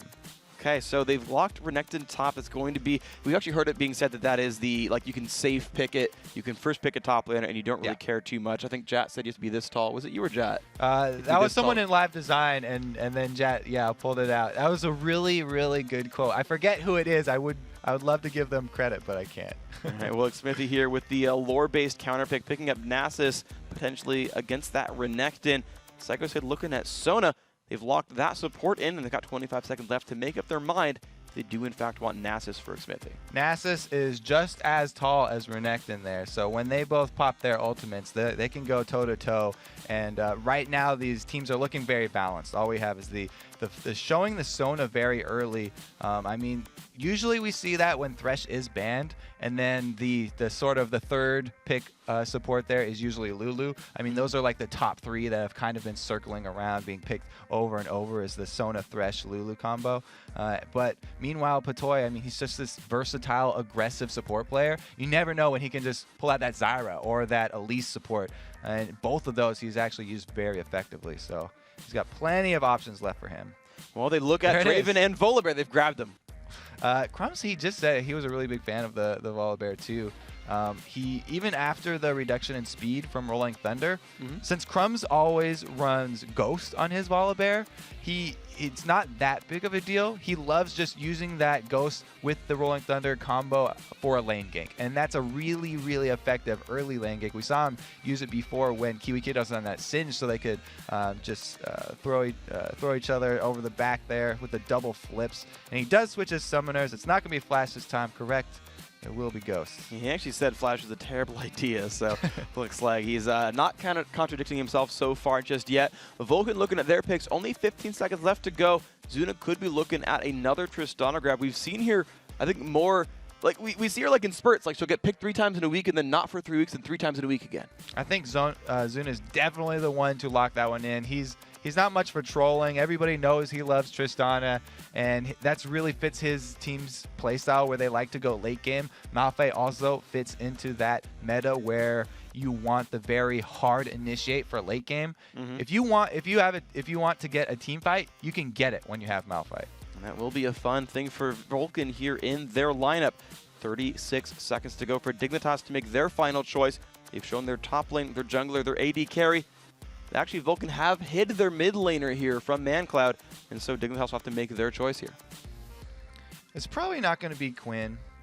We've seen, I think it was Vulcun actually who pulled out Quinn themselves on the first week that she was available. Tried to pull off that Chinese strategy where they roam from middle very quickly and pull off kills in the side lane, but didn't quite work out for them. Scar, I mean, people who watch his streams would be really happy if he had stayed on that cat a little bit longer because it's a very exciting champion, but he's really just rotating through all the AP mids to give people a show and locks in Big Daddy Graggy. So Big Daddy Gragas indeed, and Patoy is on the Alistar. One of the only supports I've actually seen really play him much. Like him and MIA are the ones I can remember running Alistar a whole heck of a lot. But there is a Dignitas lineup. Vulcun, they need a mid laner. Yeah, too bad they don't have Muffin QT anymore because he was a really big Alistar player, especially back in the day. That was his main, and he knows all the mechanics that go with that. Since they've locked in Sona already, they can't pick up something like that Janna we saw last game, which is a really good counter to Alistar. Janna, dude. I mean, you can, you can just knock up Alistar as he comes in for the headbutt and really negate all of the pressure that he puts out. It's such a great combo with PewDiePie though. That Patoy really runs the bodyguard support style where he's can both set up kills for PewDiePie to keep people there, but when PewDiePie just goes ham, he can also get people away from him. So 4 seconds to go. Vulcun still making up their minds. Is it going to be another Rise? Ooh, it's a Cassiopeia picked up here for ManCloud, and this is a pretty big must-win for them. This is Mandatory Cloud's most famous character from about a year ago. Back in the day when I was casting solo mid tournaments, we would see it from him all the time, and I would love it because he was this Cassiopeia player that would be extremely aggressive early, what you like to see from her because she's so great at kiting. But then when he would inevitably get ganked by the enemy's jungler, he would be able to turn it around for a kill for himself about 80% of the time. So he's a very dangerous Cassiopeia player, especially early game. Even if they do send Crumbs over there to help Scar, they're going to have to play that gank very carefully because she can kite you for a while, and because all her damage is damage over time in these poisons, it'll sneak up on you. He saves his Ignite for late, and then he busts you with a Twin Fang, and it can burst you down, catch you off guard. Well, that could be very, very interesting to see how that pans out. Again, we've mentioned it, Crumbs, a very aggressive jungler. He makes a lot of plays, so we'll see what ManCloud can do about this. Once again, guys, Dignitas needs to go 2-0 today to make their way into the top 2 and tie Curse. They've got to get the win here. They've got to get their win against TSM tonight. Now, on Vulcan's side, though, all they really need to do is find a win somewhere to guarantee their playoff spot. If they can't, if they go 0-2, they've got a chance of dropping down as well and actually being not in the playoffs themselves. So really important win here on both sides to keep their dreams where they want them. They've got to get some wins right here. I think what's also really important is where these lanes match up, because Cassiopeia is great in the 1v1, but in the long lanes, it's extremely dangerous for her because she has very low base stats and she can be ganked extremely easily. In one of the side lanes. Mandatory Cloud's great, and he's really at home with her in the mid lane for turning around those ganks. But if they do force him over to the side, as Dignitas are one to do with their ADN supports going middle, then it could turn bad. We'll see if this water does turn bad, because right now they're moving about the map. We can see that Vulcan have split themselves up a fair bit, and so has Dignitas. You can see Dig in the blue trunks here. Patoy leading the charge as Alistair. Kiwi Kid up behind him. And it looks like they're starting with a standard lane setup. Yeah, both teams look like they're doing the standard here. Purple switching up their ADN support top so they can get the double golems. And we might have one of those turret races for the bottom and top turrets. Mandatory Cloud going to help out here for the blue side start on Smithy. And now we have Dignitas. They're pulling a few little groupings here, but it's not too sneaky because they are sitting on top of that ward. And they don't know about it. Vulcun are definitely privy. Yeah, that's the thing. They don't know that that ward had went down. Psycho Sid ran down to that lower tri-brush, popped it over the wall. Guys, I know a lot of players will actually sit there in a single-player game and practice wall wards for like hours at a time. Bishu, the solo Unity player, will literally jump walls for an hour to practice them, and these guys make sure they got their mechanics down. So no invade for Dignitas. They actually just back off that one, though. They don't go for anything from here. And again, Vulcan knows about Dignitas backing off, so their jungle is safe. Let's see what these level 1s end up being. I wonder if Skara took part in those training sessions with Bishu, because there's a couple YouTube videos out there that show it's not that easy placing him over some of the walls, and he could use a little practice with it. All right, so we can see kind of the recap of where everyone is going. ManCloud and Psycho Sid doing a whole bunch. Actually, they're going to be duoing their golem buff here. So we saw that actually, I believe, in Marn vs. CLG, where they two-manned one and they took the other one. Right off the bat, this blue is going to go to one of these people. You can see Scar's already run to the mid lane, and Patoy and Crumbs are getting an easy start on their own Lizard camp. Interesting to see who this blue buff is going to go to. It will be Cassiopeia. He also tanked it so that he had to burn a lot of his early pots on that. It's not going to be that big of a deal since he did start with an all potion plus ward opener right here. And we have Cassiopeia with blue buff, amazing early game because of that passive. You can stack it up to 5 times, reducing the mana cost of your spells by 10% each stack. And with the blue buff, that means you can basically spam your poison on cooldown and get so much early harass. Mandatory Cloud got his 1v1 matchup in the middle that he wanted. We'll see how that ends up panning out now as Patoy and Hudipar are zoning away Psycho Sid. So the 2v1s have happened here with Vulcan forcing their Malphite down in the 1v2. But of course, they're going to be kind of gaining up onto Kiwi Kid at the top half, and that could be good for one side. Crumb's really known for his lane ganks, and he's already headed up to this duo lane. So we'll have to see if Kiwi Kid actually builds up enough rage right here and then gets a stun off. We could have the ghost gank from Crumbs. It's potential, of course. We can see as Zuna and Bloodwater keep putting damage down onto Kiwi Kid, actually. They're getting that Reductant a little bit low. He's got potions and a Reducts are available, and the minion wave's getting closer on up. It's actually frozen right in front of the turret. They're still finding ways to damage his poor Crocodile. And they seem to be kind of wasting Crumbs' time. They push slowly enough. He's got to wait another minion wave here as it stacks on up. Yeah, and that's going to be a lot of damage too, just from the minions. You can get aggro from the minions when you do attack Zuna or Bloodwater. Kiwi Kid has a red pot though, he's going for it. He flashes, lands the 3, a 1.5 second stun. Bloodwater trying to run away. Kiwi Kid, Zuna flashing away, trying to get out of this one. No, there's a fling on a Bloodwater. First blood picked up. Looks like Crumbs did not waste his time. 400 gold Dignitas. Exactly what we saw yesterday. Crumbs loves those lane ganks. That's why he takes Ghosts. It just paid off beautifully right there. Red buff flash stun charge up there from Renekton. Oh, they're actually going to pressure Zuna as well. He is taking a bit of pain right there. He's going to land a little bit of a stun there from Kiwi Kid, but does make his way out of that one. Not too terrible now for Zuna. However, he's still stuck in a kind of a 1v2 of his own. Another thing that Crumbs did just to set that up and make sure that he wasn't seen by any wards in the blue side jungle. So you can see that Vulcun ward that's a little bit farther down from the blue buff. He came through the lane. He recalled and walked all the way back from Fountain straight up their own lane so that he knew he wasn't walking through a ward. Now they shove the lane so that they can get Zuna to miss out on as much farm as possible as Smithy comes to defend it. Looks like he's going to get a little bit of gold from this defensive effort, though, as the turret will stay alive. But to recap sort of turret health, the bottom lane actually is getting a bit of pressure here from Dignitas. And you can see there as Psycho Sid is not the happiest camper. At least he does have 17 minions, though he's holding on more or less. Yeah, and he's got a bunch of potions, too. Malphite, not really one for setting up the ganks in his lane until he's 6, but he can definitely soak up the damage like no other. In the mid lane, though, we're seeing a different sort of matchup as Scar is being pushed on by ManCloud over and over again, which is a 20 to 36 minion kill difference. So the early blue buff to ManCloud certainly has paid off right here. You see now what Vulcun can do off this advantage. Yeah, he definitely made use of that, spamming his spells and keeping his stack. So it looks like Crumbs just on the outside. That ward doesn't see him quite yet in the tri-bush. I don't think it would. So he's just camping right behind the wall. Psycho Sid does not know about this. He's only halfway to level 6, so no ult for him. Does have flash and teleport. Here comes Cutie Pie and Patoy, and he's going through. Psycho Sid, can he run away in time? The pulverize is going to be there. The headbutt into the wall almost certainly as well. Patoy pulls a little bit of turret aggro. There's a damage on the Sid. Headbutts him into the wall. Indeed, exhaust onto Sid. He's going to move forward towards Crumbs. Can Smithy turn this around? Cutie Pie is in there taking a bit of damage. Smithy, can he get it? Can he? No, he's now stuck underneath his own turret, and here comes the rest of Vulcun. Pulverize into the air, headbutt as well. That is a kill picked up. 2 for 0, 3 for 0 overall for Dignitas. Mantor Cloud was making his way down the river, but everyone's dead for his team already. No point going down there now. He returns to his mid lane. That's going to be a free turret here down in the bottom.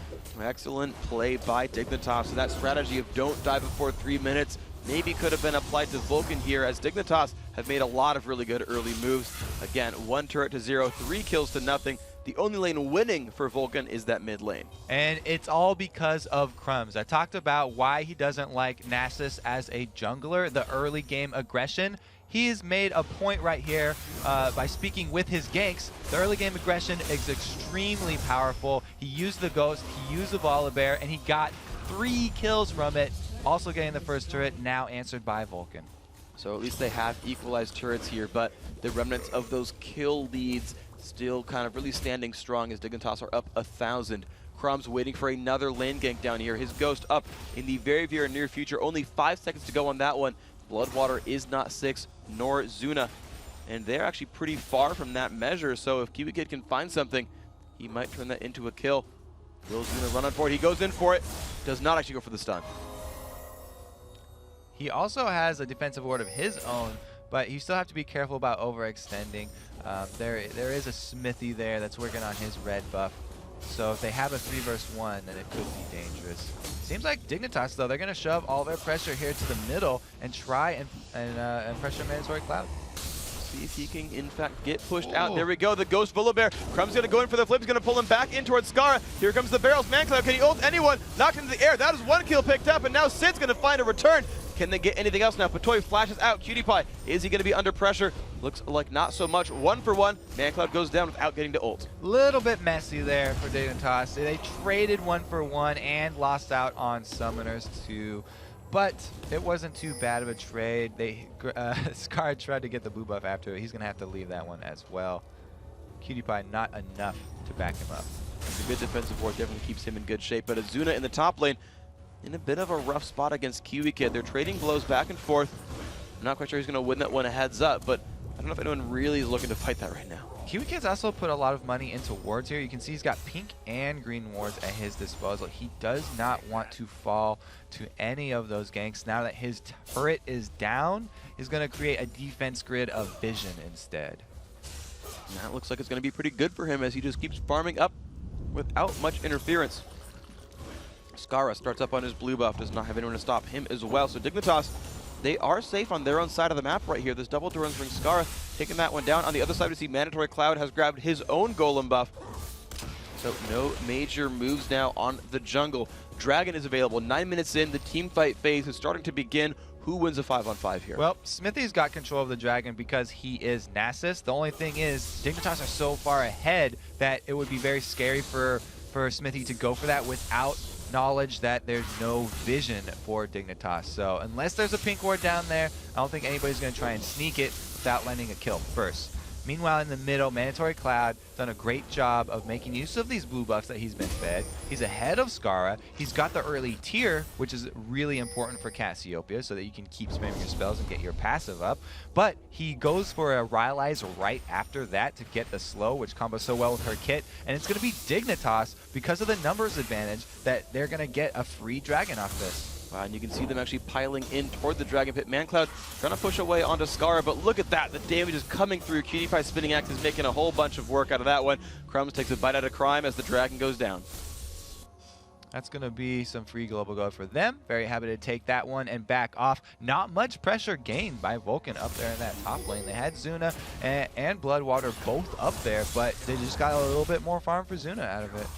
Indeed, they really did. Zuna actually has caught up in minions with QtPie, but he is still down 3 kills.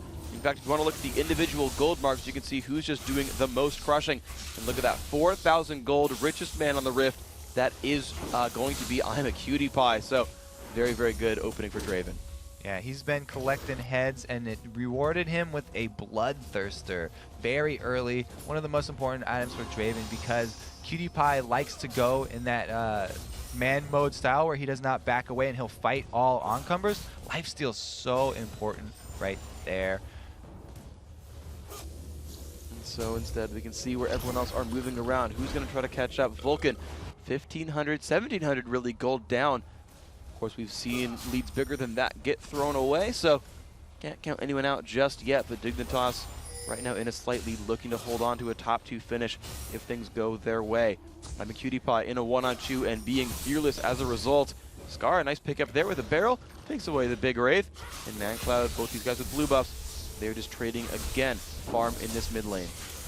QtPie is up to 21% lifesteal now as he stacks up his Bloodthirster plus the Quince that he runs. So he's going to gain over 1/5 of his damage back in life every time he hits, and those spinning axes do get increased. So it's going to be a lot right there, a lot of pressure, and they're going to try and put it onto this turret as Crumbs has just been waiting in the side bush. They've seen Patoy, they know he's there, but they're not sure about the bear. Well, he did lurk around in the shadows, but they're not going to turn this one around just yet. Bloodwater, of course, does have Crescendo in this fight. I'm a QtPie one-shotting ranged minions, though. They're going to be back onto this turret in no time flat.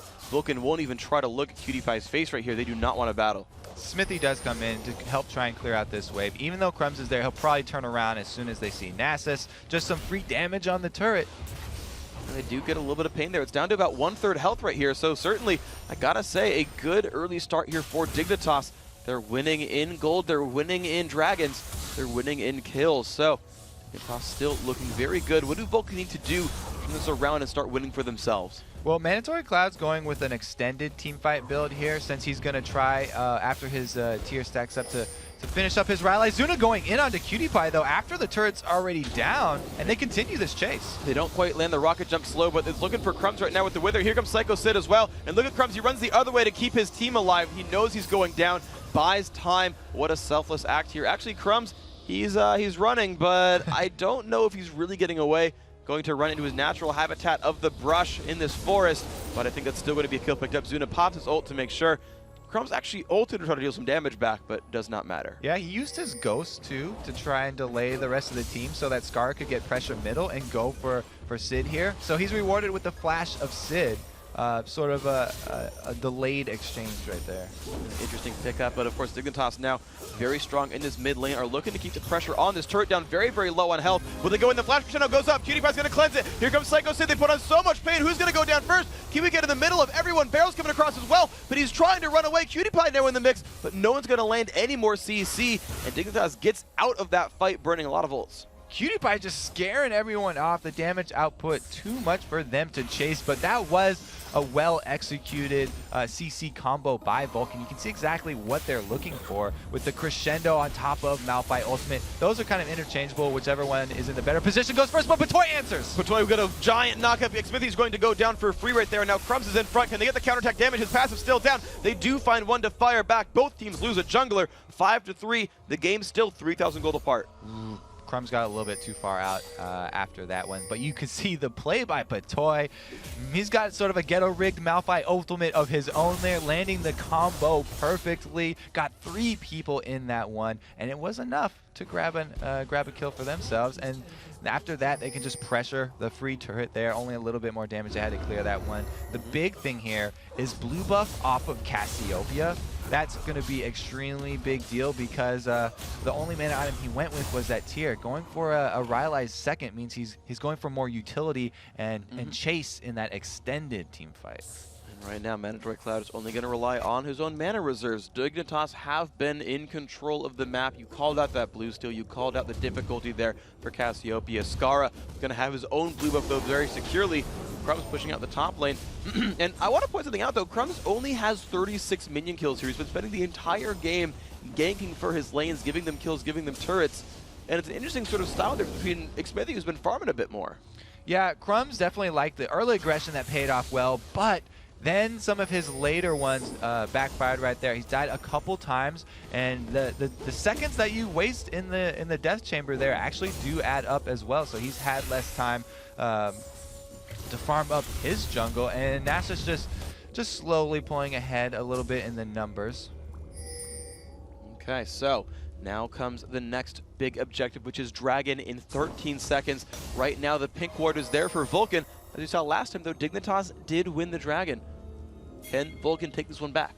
So Vulcun are happy to fight the next one there. That's why they want to get their vision in place, and they need Zuna to come down. If Zuna's going to be in that top lane, they probably don't want to go for this because even though they have all their ultimates up, you saw right what happens if they land the CC chain, but they don't have damage to back it up. So this time they're going to want to land the exact same CC chain, except have Zuna firing from the back line and kill their target. Let's see if they can kill anything off. Dignitas are grouping up. They've got some pink wards of their own. You can see as wards come down, they spot out Crumbs. Xmithie is there. All 5 members of Vulcun are around. They're looking for a little bit of damage there. Xmithie takes a spinning axe to the back, though, and uses about a quarter of his health from one basic attack there from PewDiePie. That is a rough thing to deal with.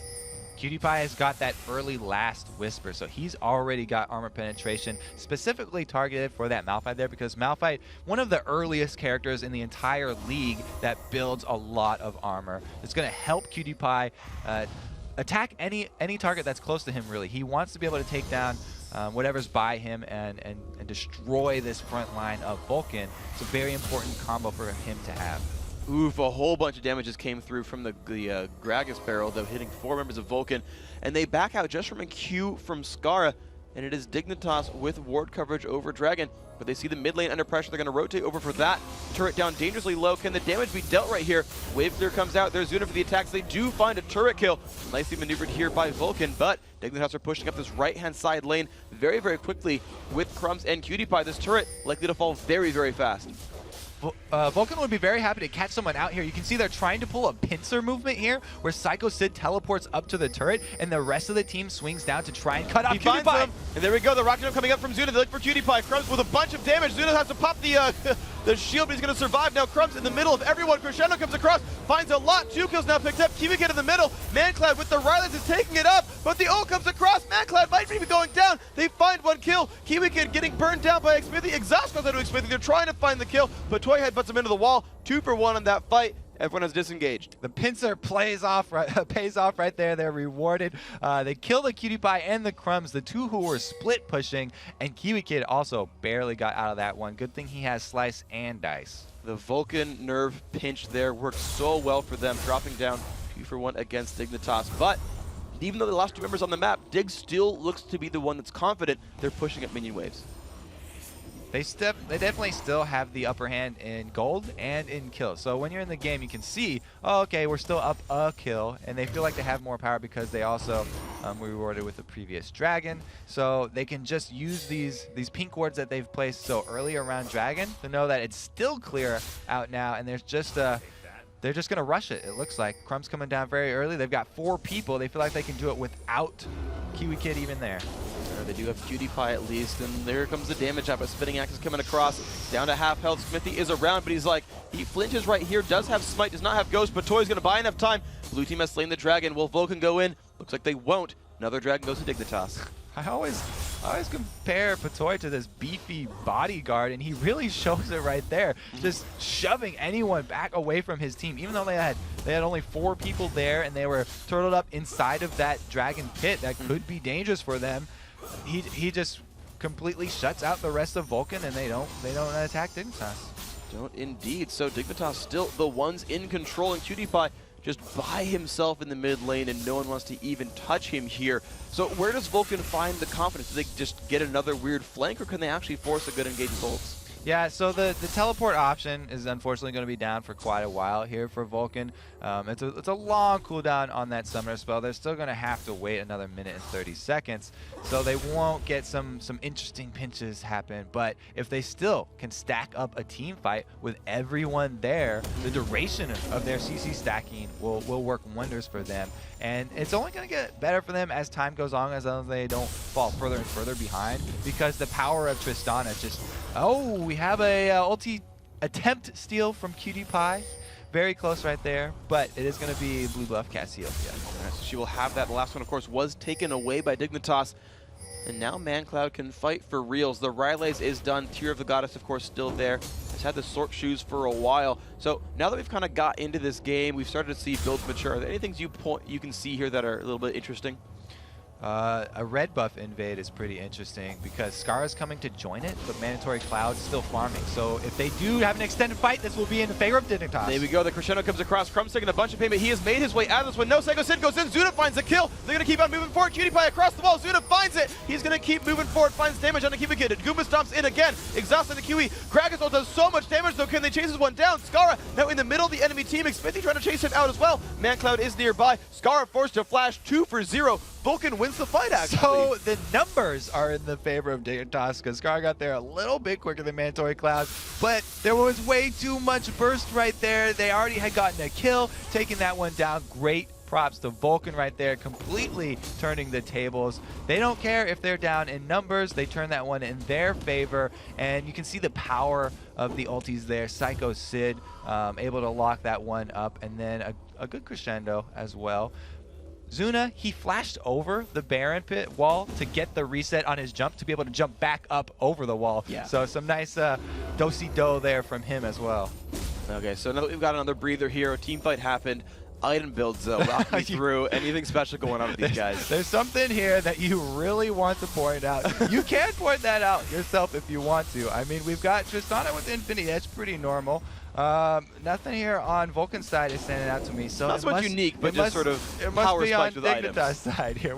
I didn't mean it to be that leading. We've got it. Okay, well, we've got a death cap on Scar here, so that's going to be a lot of burst damage for them. It's going to be the distortion boots on Cutie Pie. Probably what you're looking here for. ManCloud, though, putting out some damage. Look at the kill right there onto Crumb. Solos him out with the Riley slow. Leading me on an Easter egg shunt. Sorry, I didn't mean that. I mean, distortion boots. That's definitely a new one for the AD carry. But I guess he feels like he needs his flash up a lot more since Zuna's hopping all over the place. Cutie Pie feels like he needs to be able to jump quicker as well. Yeah, at least we'll see what that ends up being. The flash still halfway down on cooldown. Cutie Pie and Scar have grouped up. We'll see what ends up happening here. The ult comes across from Draven. He spots out Baron and says, okay, no one's going for that. Just kidding. I'll just put that on cooldown myself. Vulcun now in a little bit of a better spot. Still 3,000 gold down, though. They're down a turret. They're down 2 dragons. The dragon's coming up in 2 minutes. Starting to clear Baron. This is also interesting. So for everyone wondering out there too, distortion boots don't reduce the cooldown of cleanse. That's purely for reducing flash cooldown right there. If you're thinking about picking those up on your AD carry. Yeah. Teleport, flash, and ghost, the 3 that it does affect. Now, Scar, heavy burst on him, of course. Death Cap rushed right away. Sword Shoes, he's going to be all kinds of painful. We mentioned the Rileys before, but he's still building himself up. He's trying to look at the damage sets to figure out who's going to be super menacing. But right now, maybe it's even the wards that are most menacing. It's Vision at this point in the game, I think. Well, the place where the next team fight occurs is also going to be really, really big. If it is, again, in a jungle corridor like that, we can see how devastating the AoE from Vulcun is. The AoE on Malphite's ultimate is not that big, so if everyone's grouped up, then it just gets that much more potent, and it makes for an easy follow-up crescendo from Bloodwater. And then Mandatory Cloud's ultimate there on Cassiopeia, just amazing, especially at short range. So indeed, the Vision will be key to this game, as we see an Oracles coming out on Patoy, doing his part to clear out the wards from Vulcun and not allowing Dignitas to be forced into a arc situation. Okay, so Dignitas grouped up around Baron. Vulcun nearby as well. Crumbs right in the middle of a brush that no one can see. Bloodwater's now starting to sweep with that Oracle's Elixir. Moving over to her very, very tentatively. They don't want to get caught out, of course. Both these teams very explosive when they get into battle.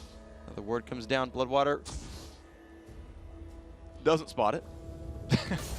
This so-called banana bush really is just the bane of supports. There's so many angles that you can hide a ward in and not be able to see it from the top side of the banana bushes that a lot of people do end up walking past them. Vulcun here just going to pick up a quick and easy dragon, because after they've showed their power in that last invade to Dignitas, Dignitas a little bit more wary right now, running into team fights. And since they don't have vision on, oh my gosh, Cutie Pie getting a lot of damage into Cutie Pie, but Scar just completely evaporates Zuna, and now Smithy in a bad spot as well. Pops his ult, but can he get out from this one? Will he have enough help from the team? Here comes Patoy.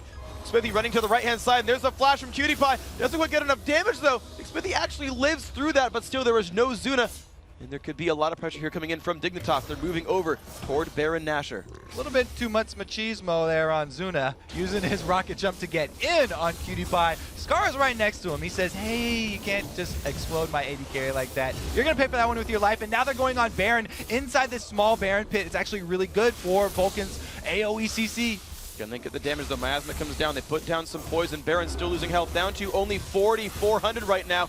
ManCloud still milling about. Can they find what they need? There's the ult in from Psycho Sid. Put some damage to the Cutie Pie. They get the crescendo as well. Crumbs being disruptive. Can they get the pain? They get one. ManCloud gets a nice stun. Psycho Sid's trying to chase down Cutie Pie. Cutie Pie gets the kill on the Bloodwater, but Psycho Sid fires back. Smithy in the mix, getting chased down. Patoy headbutts him almost to safety, but does pick up that kill. Nice Psycho Sid trying to run. Sunfire Cape ticking down. Can he get the damage on the Scar? He just might. The knockup. Zuna gets one. Can he keep chasing down? Jumps forward, finds Kiwi Kid. Kiwi Kid lands a stun. Psycho Sid pushing down onto Patoy, but look at that. Kiwi Kid gets away from the Zuna, and is Patoy now in a battle with Sid. Can Sid get the slowdown? He does. Still chasing down. Patoy launches the knockup into the air. Still kind of rough. No, Zuna will pick up that kill. 12-10. Vulcun wins that fight 4-4 if you count Zuna dying before.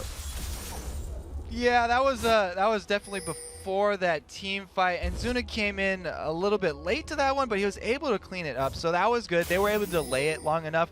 It could have been a lot better for Vulcun, definitely, because they used the Psycho Sid ultimate only on Cutie Pie, and then Crescendo also only on Cutie Pie. So they had AoE CC, but it was only really affecting one member of Dignitas. That is really the most important member that you want to get it on, but if you can get the rest of the team, then it would have been a much more decisive win. So I have a question for you on threats then. So thinking back about the CLG versus Vulcun game, they said, you know, we started using our ultimates on Rise more, on putting down ManCloud and getting rid of him as a bigger threat. On Dignitas here, I see Scar building full glass cannon, and I'm a Cutie Pie on Draven of all champions. So they have two glass threats here, basically. How do you target select here as Vulcun now? Well, you definitely want to have at least the Malphite ultimate on Draven every single time. That's just fine for Psycho Sid. It's okay if he only gets Draven with that, because he has to get that attack speed debuff on him after the knockup. Now, you want to at least get Scar in something else, though, because, like you said, he's built full glass cannon, and his damage is huge, and it's AoE. So that can really just mess your entire team's game plan up here as they're going to go around Baron again. They like fighting in this topside river over here. The other part of focusing Scar is that Scar's ultimate does a huge part in disrupting the cohesive chaining here of Vulcan's abilities.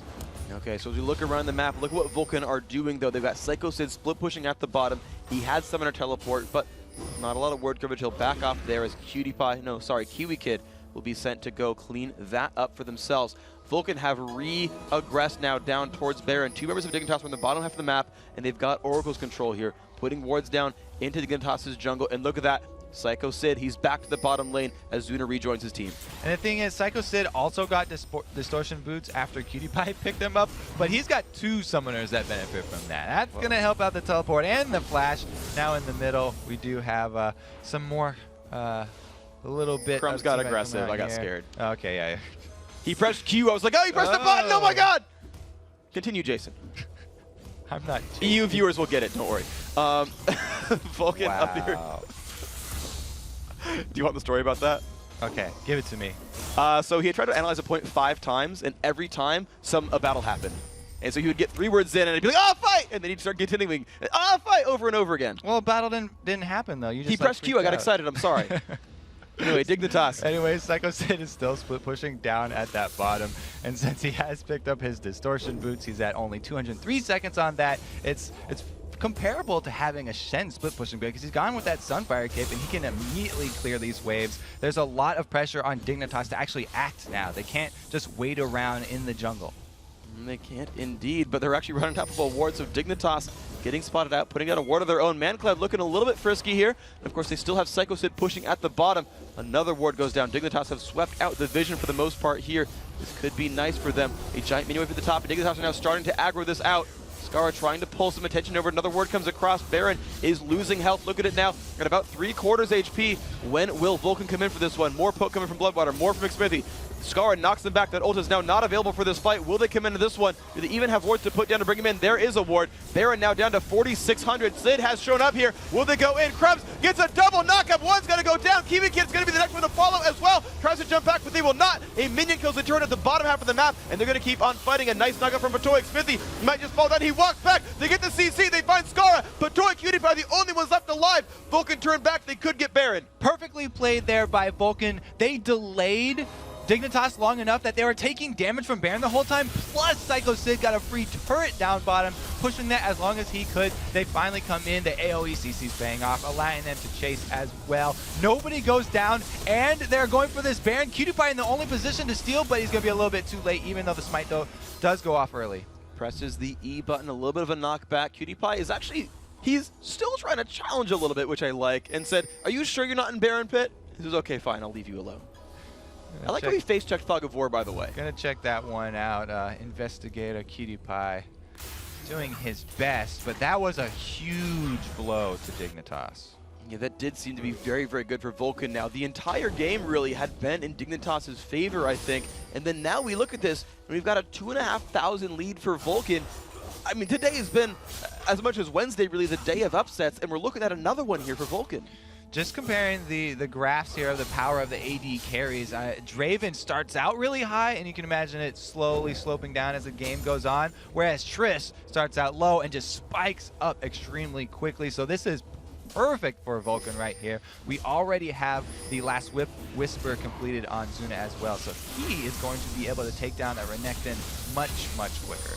There we go. We can see, though, that the Dragon is going to be taken pretty much for free right here. Smithy not even needing to smite, wasn't even up. Risked the steal and said, "No, we got this, no big deal. I have auto attacks." And they grabbed it. Psycho Sid, though, again, you mentioned the Distortion Boots, the lower cooldowns on the teleport and flash. They're already 2/3 of the way back up, and he's pushing the top lane. Vulcun don't have to split push anymore. They don't have a teleport available, and they've got what they need to tower dive. An extremely armor-heavy Malphite is perfect because that's the one who's going to be initiating. It's fine if he gets that turret on him in the beginning. They've They've got Zuna in his sweet spot with the combo of the Infinity Edge, Venom Dancer, Last Whisper, so he's going to be melting from that back line. Plus, everyone's got the Baron buff, so this turret is going to go down extremely quickly. They're just going to give this one up, actually. Looks to be the case right here. That turret is going to go down. No one stopping that, indeed.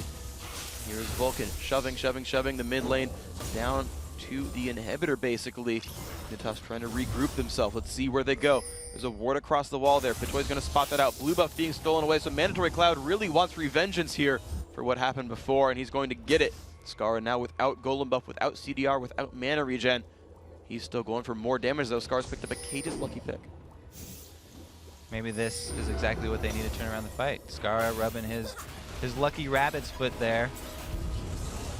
Nope, turret's going down anyway. No, apparently rabbits just do not work. I mean, you've got Zuna who's already going to bunny hop around this map. Thinks that the rabbits are actually in Vulcan's favor here.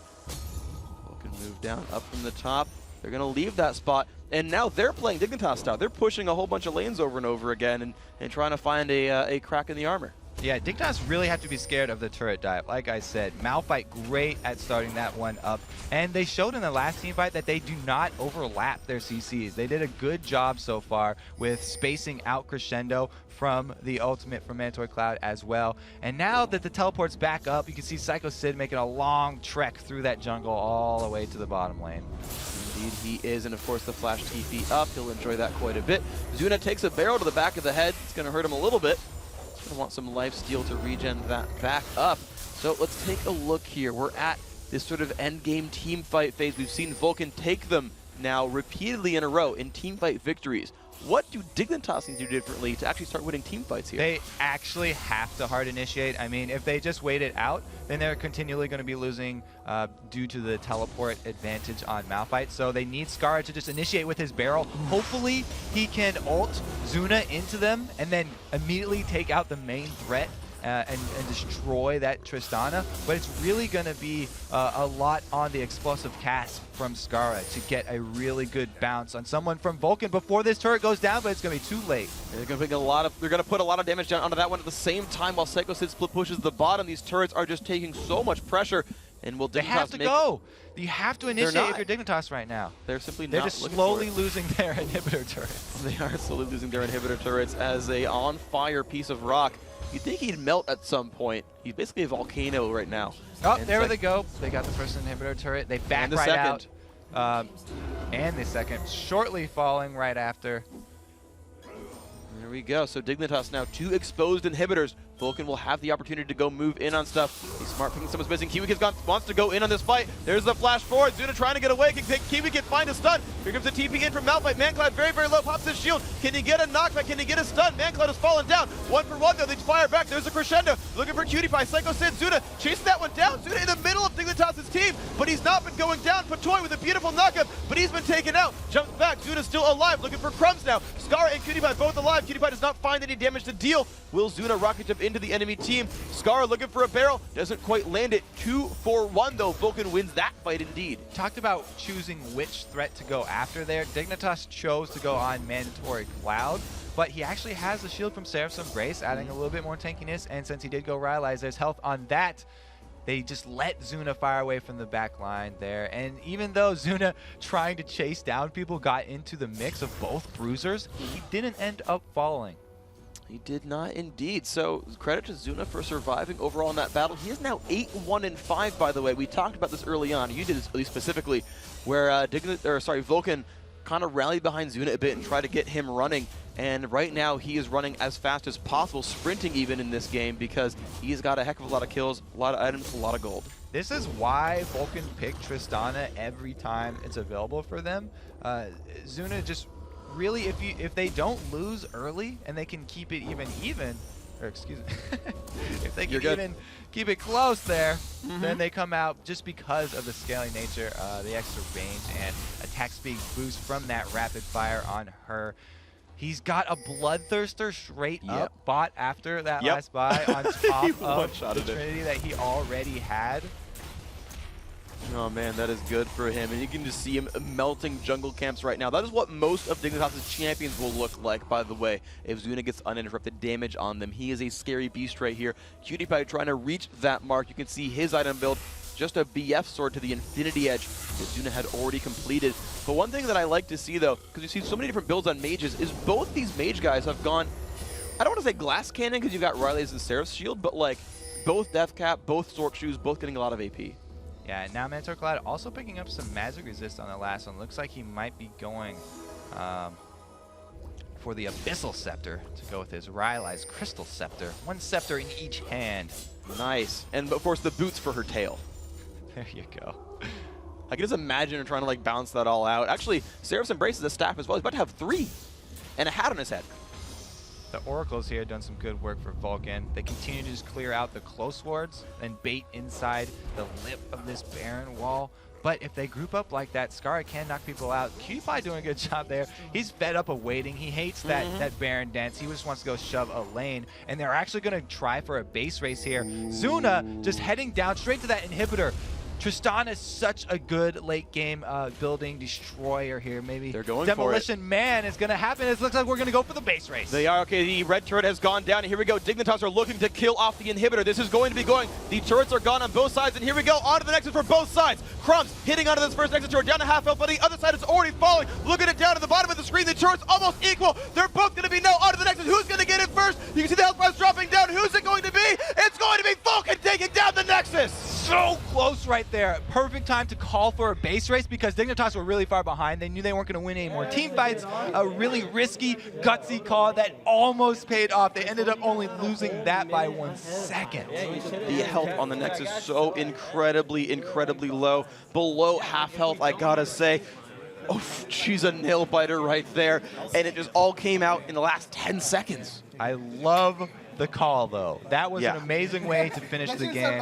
They didn't want to go out in a slow, staggered team fight there. QPie probably the one making that. He was the first up to that middle turret, and he said, let's just go for this one. We can try our best, and they got so very close. Congratulations to Vulcun. Another well-deserved win, and showing, again, the late game power of a Tristana. Tristana just absolutely melted those buildings. Great job by them to pick all those up. So Vulcun have guaranteed themselves a top 6 finish. They will be in the playoffs. Now, whether they fight the 3rd place or the 4th place CLG, we'll have to see how the rest of the games pan out. But they've guaranteed themselves that little extra bit of security. That feels so good. Oh, it does. It does. Nice little security blanket there. They can keep them cozy. Actually, that also does guarantee that Dignitas now will finish 3rd. So we know 3rd and 4th now. Dignitas in 3rd, CLG in 4th. Vulcan's going to have to figure out which one they're going to fight if they get 5th or 6th. So we're going to find out what that is later on in the day. Coming up next, though, we're going to talk to Vulcan Zuna about their crazy base race victory. Then GGU looks to guarantee their place in the postseason when they take on Counterlogic Gaming. We'll be right back.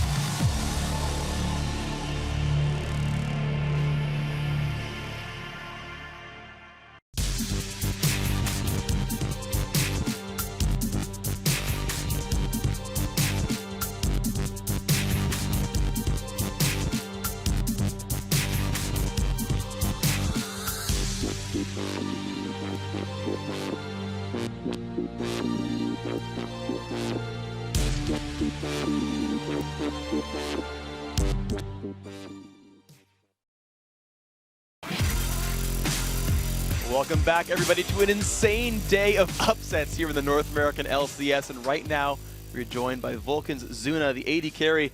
Do that crazy base race. Who made the call to say go for it?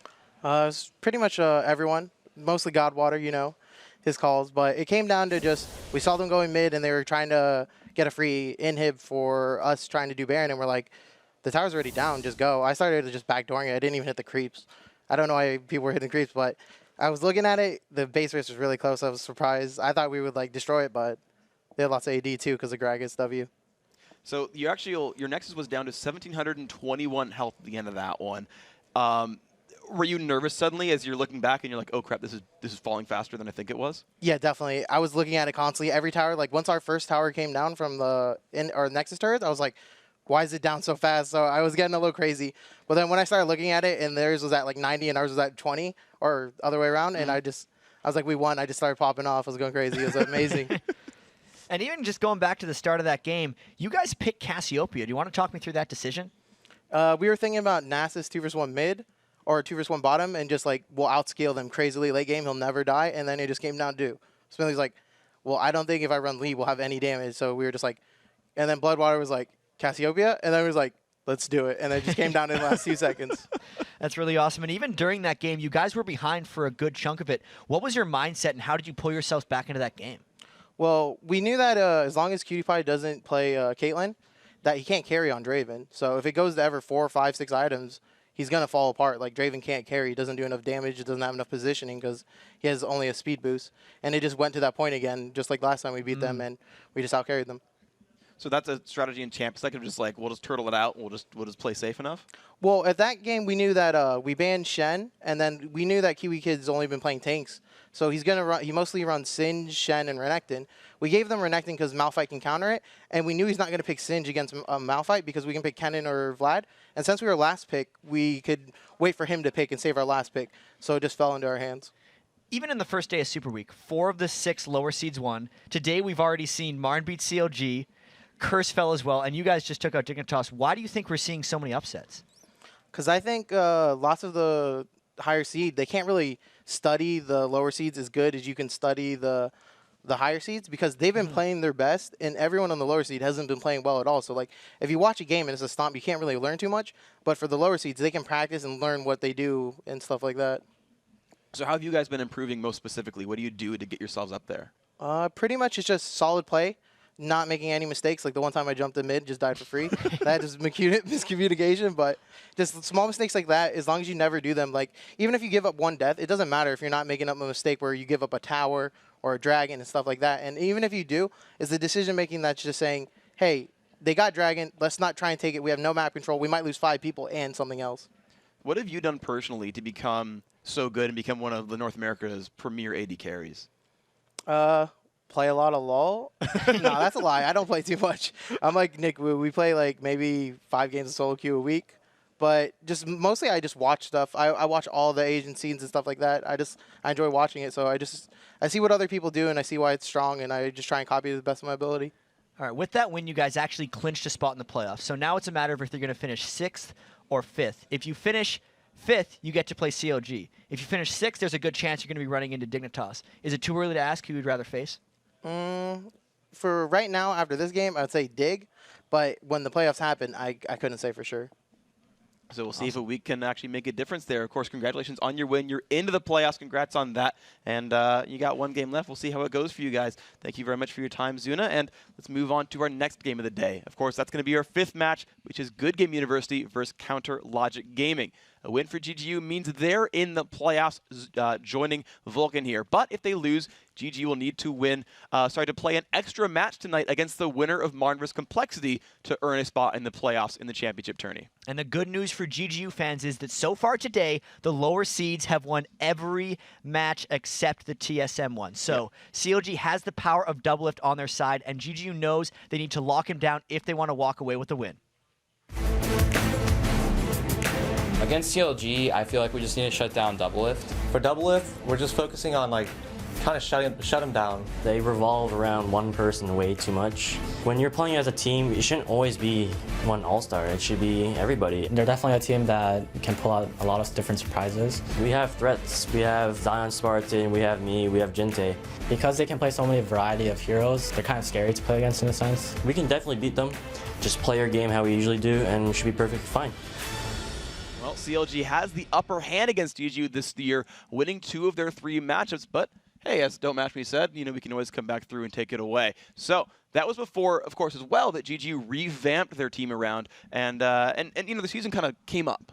And in the Week 5 win that GGU had, Jinte kind of solidified his spot in the lineup. He went 9-2-11 his rise, and I think that's when GGU was just like, all right, we can make it work with this team. And then you can't talk about GGU recently without talking about Daydreaming, because since he's joined, they have played their best games of the year. They've had that revolving door at support so far at the start of the year. It was I Am Anjo, then it went to Bloodwater, and now it's Daydreaming, and this is the strongest they've been since. And this game in particular could actually be a preview of the playoff matchup that GGU could win themselves into. Exactly. They've been matching that bottom lane together, and finally they found something that works. So let's take a look at these starting lineups. On the blue side, Dignitas University. Zion Spartan in the top lane, Nintendo Dex in the jungle, Jinte in mid, Don't Mash Me on AD, and Daydreamin' on support. But on the red corner, it is Counter Logic Gaming. Hotshot GG in the top, Chowster in the jungle, Link in Hyrule Castle, Doublelift in AD carry, and Aframu on support. So we got a crazy match here, right? GGU sort of backs against the wall. Now that we're in the final 4 matches of the day, that means every team has 1 game left. For CLG, doesn't mean a thing. For GGU, means playoffs. I know we say it doesn't mean anything for CLG, but the first game they had technically didn't mean a thing, and CLG played their asses off in that one. No, they didn't come out on top, but they are definitely playing for a lot here. They're still finding their game, right? They looked so good this morning against Martin for the first 25 minutes, and then it all fell apart, so they need to come in as well. And GGU, they can't have disaster, right? Like, they're so close to having that clinch playoff spot, and they know that potentially Complexity and Marn are both snipping at their heels, and one of them will make it. So GGU, they have to win a game. If it's not here, it would have to be in a playoffs that they might potentially get forced on. This is going to be a difficult thing for them overall. So as they filter on into the game, right, let's talk about some all-star sort of playmakers, right? And for GGU, I mean, I'm thinking back to one of the early games against CLG with Don't Mash Me. Had this like amazing 1v2 against Aframu and Doublelift. He seems to be one of the really big playmakers here for Game University. Don't Mash Me has had an increasingly strong season, and it's kind of impressive since he's had to play with 3 different supports. It's almost like, I'm going to make a sports analogy, like a quarterback having to work with different offensive coordinators, or even just having to work with a different center if you're quarterback, different wide receivers. He's consistently having to change his thing because more than anyone, the AD carry has to be able to play with the support. And the fact that Don't Mash Me has adjusted in this many ways and is still putting in solid performances is a testament to his skill this year. That is really impressive overall, and we'll see if his cohesion gets broken up this game, if he can have Daydream draw any bans here and make that funky. Well, Twitch has been banned away from Mash Me, so already they're trying to gum up the works. Getting rid of that Twitch. So Don't Mash Me's Twitch at the start of the year was hyper-feared. And then there was a little kind of die-off period where he stopped picking it because he was getting punished on it too much, and he started defaulting to Caitlyn and instead. I actually, with all these bans coming out, GGU getting on Hotshot GG if they would first pick a Caitlyn. Indeed, so let's see what GGU will pick up now. The 6 bans have come through incredibly quickly. Of course, this time they got a ban this time, so GGU have chosen 3. They've got a long time to look at their first guy here. And there's a couple choices they could go for, right? Aframu Sona has been quite strong, but Daydreamin' isn't necessarily the Sona player. He plays it a bit, but he would have much rather had Thresh. Of course, that's banned away. And wow, they did not go with what I expected. So Zion Spartan, we saw him on Jace before, didn't work last time, but maybe they can get a victory here against Counter Logic Gaming with their backs against the wall. And the reason that Jace pick surprises me a little bit is it's not a contested pick against CLG. Yeah. Hotshot GG isn't known for his Jace top lane. Maybe they're worried about Link's mid lane Jace because he's done that a couple times, but that's not like in the front of your mind when you think about what CLG plays. There's contested AD carries pick potentially because Doublelift likes playing Vayne and Caitlyn, but maybe they wouldn't have wanted the first pick that one because they take Caitlyn, Doublelift's going to take Vayne, and Don't Mash Me's also not a Vayne player. The Jarvan would have been a much more contested pick, and we might see if CLG locks that in here.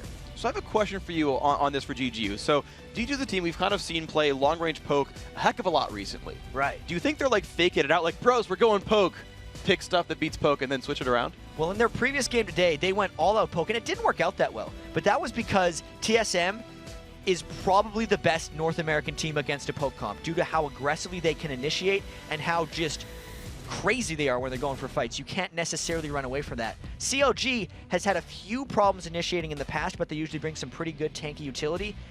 If GGU is kind of everything on the table, we have to go in. Poke comp has been their most successful thing on the year, and if you pick Jace, that could open up more avenues for poke. They just have to combo it. They could still do something like Nidalee. Jinte could play Twisted Fate. They could do something like Kha'Zix in the mid lane as well, so they may as well, they could go poke. All right, well, they've locked in their next two champions. They've grabbed the Elise, which could be almost anything, really, and the Tristana, which almost definitely AD carry. Tristana has been making a big comeback, especially with all the late games we've had, because Tristana's got that kind of mid-game lull after the strong early game, but once you hit those 4 or 5 big items, she just starts hyper-carrying. And the Elise, if I had to guess, is jungle, but there's the chance that it's Daydreaming as well. I'm probably willing to write off that that would be top or mid lane just based on GGU's history. And for CLG, I'm not sure if they're going to go with old CLG or the new type of CLG we saw a bit of against Marn. Yeah, if they go aggressively or passively, that will be the story. And of course, you can read a little bit of that from their picks, taking some time. Of course, they've grabbed that more aggressive jungler that you mentioned in Jarvan. Right now, hovering on Misfortune. I don't remember Doublelift ever playing that. He hasn't played Misfortune, I don't think, in the LCS, but he has played Ezreal, and he actually had a really good Ezreal game last week against I'm a Cutie Pie.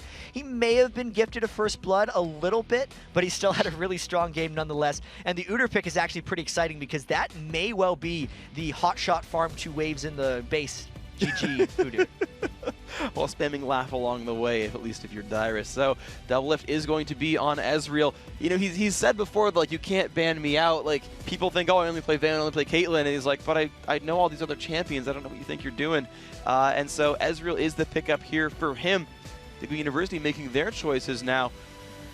I have no idea what they're going for. This is going to tell us whether they go poke comp or whether they're going for a regular late game comp. They still potentially have to pick their mid and either their jungler or support. Daydreaming is a very good blitzcrank, even though they're hovering back and forth with it, because he's just really good at champions with hooks. We've seen his Thresh play. I've seen his blitzcrank play a little bit in solo queue, and they're really taking their time. GG is one of those teams that waits till the last second to lock things in. Okay, it looks like Ryze, and it looks like Yorick are the pickups here. We haven't seen him in forever. Jat, tell me about that guy. This is the first Yorick pick we've seen in either LCS. During Season 2, he was so crazy. A lot of people do like Yorick Cassio or just Yorick with things that supply a lot of sustained damage. Actually, you can kind of compare Ryze to a Cassiopeia without skill shots. It's just a spell-based turret of damage. Tristana could be a hyper carry as well, so it's really all about hoping the Jinte gets big on Ryze or Don't Mash Me gets really big on Tristana, and then Jace is just in there for fun. That's probably going to be a mid lane Yorick, or no, mid-rise. Support Yorick. It's a support Yorick. It is definitely a support Yorick. Support Yorick. Yeah, I mean, that's going to be the thing. I had to process that a little bit. Sure. Because I haven't seen a support Yorick in competitive. I've seen a few trolley support Yoriks, but never in competitive. It's certainly been a while for me. I feel like I've seen Chaucer or Elements Runner once in like a great while. Like I remember one somewhere in the back of my mind for what that's worth. And GGU. Not a poke comp, absolutely. They're going all in here. CLG looking at their pick, mid Orianna. And especially not a poke comp when you consider that the Yorick Ghost only has 10 seconds to stay in. So if you're going for a Yorick comp, you are an all-in comp. You have to sustain, chase people down. All right, that's exciting in itself. What crazy strategy by GG to pull out this pick this late in the season with this much on the line. They still haven't clinched their playoff spot. Vulcun has. GGU could drop this one and then lose a tiebreaker later in the day. I look at CLG's comp as well, and that is, of course, Chauster on Jarvan, Hotshots on Udyr. He's played it a bit before. It is a common team comp for CLG. They're actually kind of back on their comfort champions. I wouldn't necessarily say they have a whole bunch of threats. Orianna is somewhat supporty, but it is a CLG comp for sure. It's definitely very well controlled. So we've got a mix of styles here, really hyper carrying, as you said, versus CLG. It is kind of like their own style, as you said. And once again, these guys are fighting up for it. We're getting into the load screen right here, and who can Mash Me do it against the CLG lineup? We've seen Tristana's carry. Tristana's today have been out of control, but they've never been out of control from the start. And when Doublelift's Ezreal gets going, he just beats on people. He completely destroys them in lane. The Mystic Shot poke is a little bit too much for them to handle, and I mean, he's been known to, I mean, against that I'm a Cutie Pie game, when I'm a Cutie Pie was playing Corki, he doubled his minion kills at one point in that game. So this is very much a survival by GGU until they get in the team fights and can start duplicating Don't Mash Me and Jinte. And another kind of strange choice that we're going to see going into this game is Don't Mash Me has heal as well.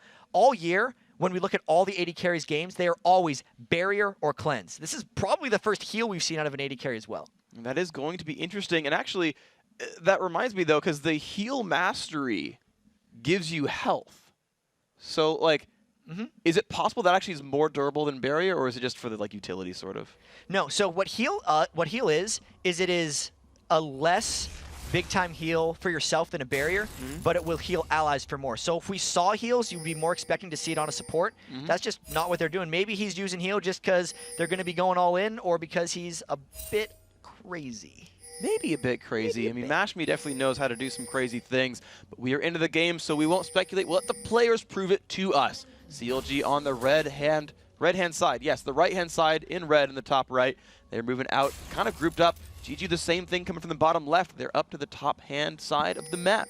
And I think we pointed this out before, but GGU loves the utility mastery, especially Nintendo decks. I'm pretty sure he has an Explorer Ward and a Total Biscuit on absolutely every jungler. So with all this invade jostling that these guys are doing, running into each other's buffs, there are 3 Explorer Wards that GGU could potentially place, and CLG doesn't have any, I think, unless that was just the one that was spent by Afro. Definitely a possibility, but GGU have actually made their way all the way into CLG's jungle right now. CLG actually pings out where they think a ward would be and make sure they kind of evade the Wraith Brush. The one on the left, though, CLG puts the ball over the wall. They're moving forward. And GG was actually all recalling. No, they decided not to recall right this instant. They're running out, though, and I bet you if they would have been a little more patient, they could have just stormed Chouster at that Wraith Brush, but the patience wasn't there. They're going to end up backing away. In fact, their bottom lane has recalled. They don't want Mash Me or Daydreaming to lose any experience. And it looks like CLG will fight them 2-on-2 as we see Lulu and Ezreal take down Wolves. Hotshot, GG, and Link are helping Chouster with the Wraiths right here. That will go to Jarvan very successfully.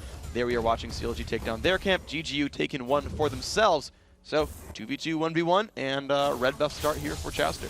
And I think this opening definitely favors CLG. The support Yorick, I cannot imagine him being very good at protecting Don't Mash Me in the lane, so Doublelift and Afromu will take every advantage they can in that 2v2.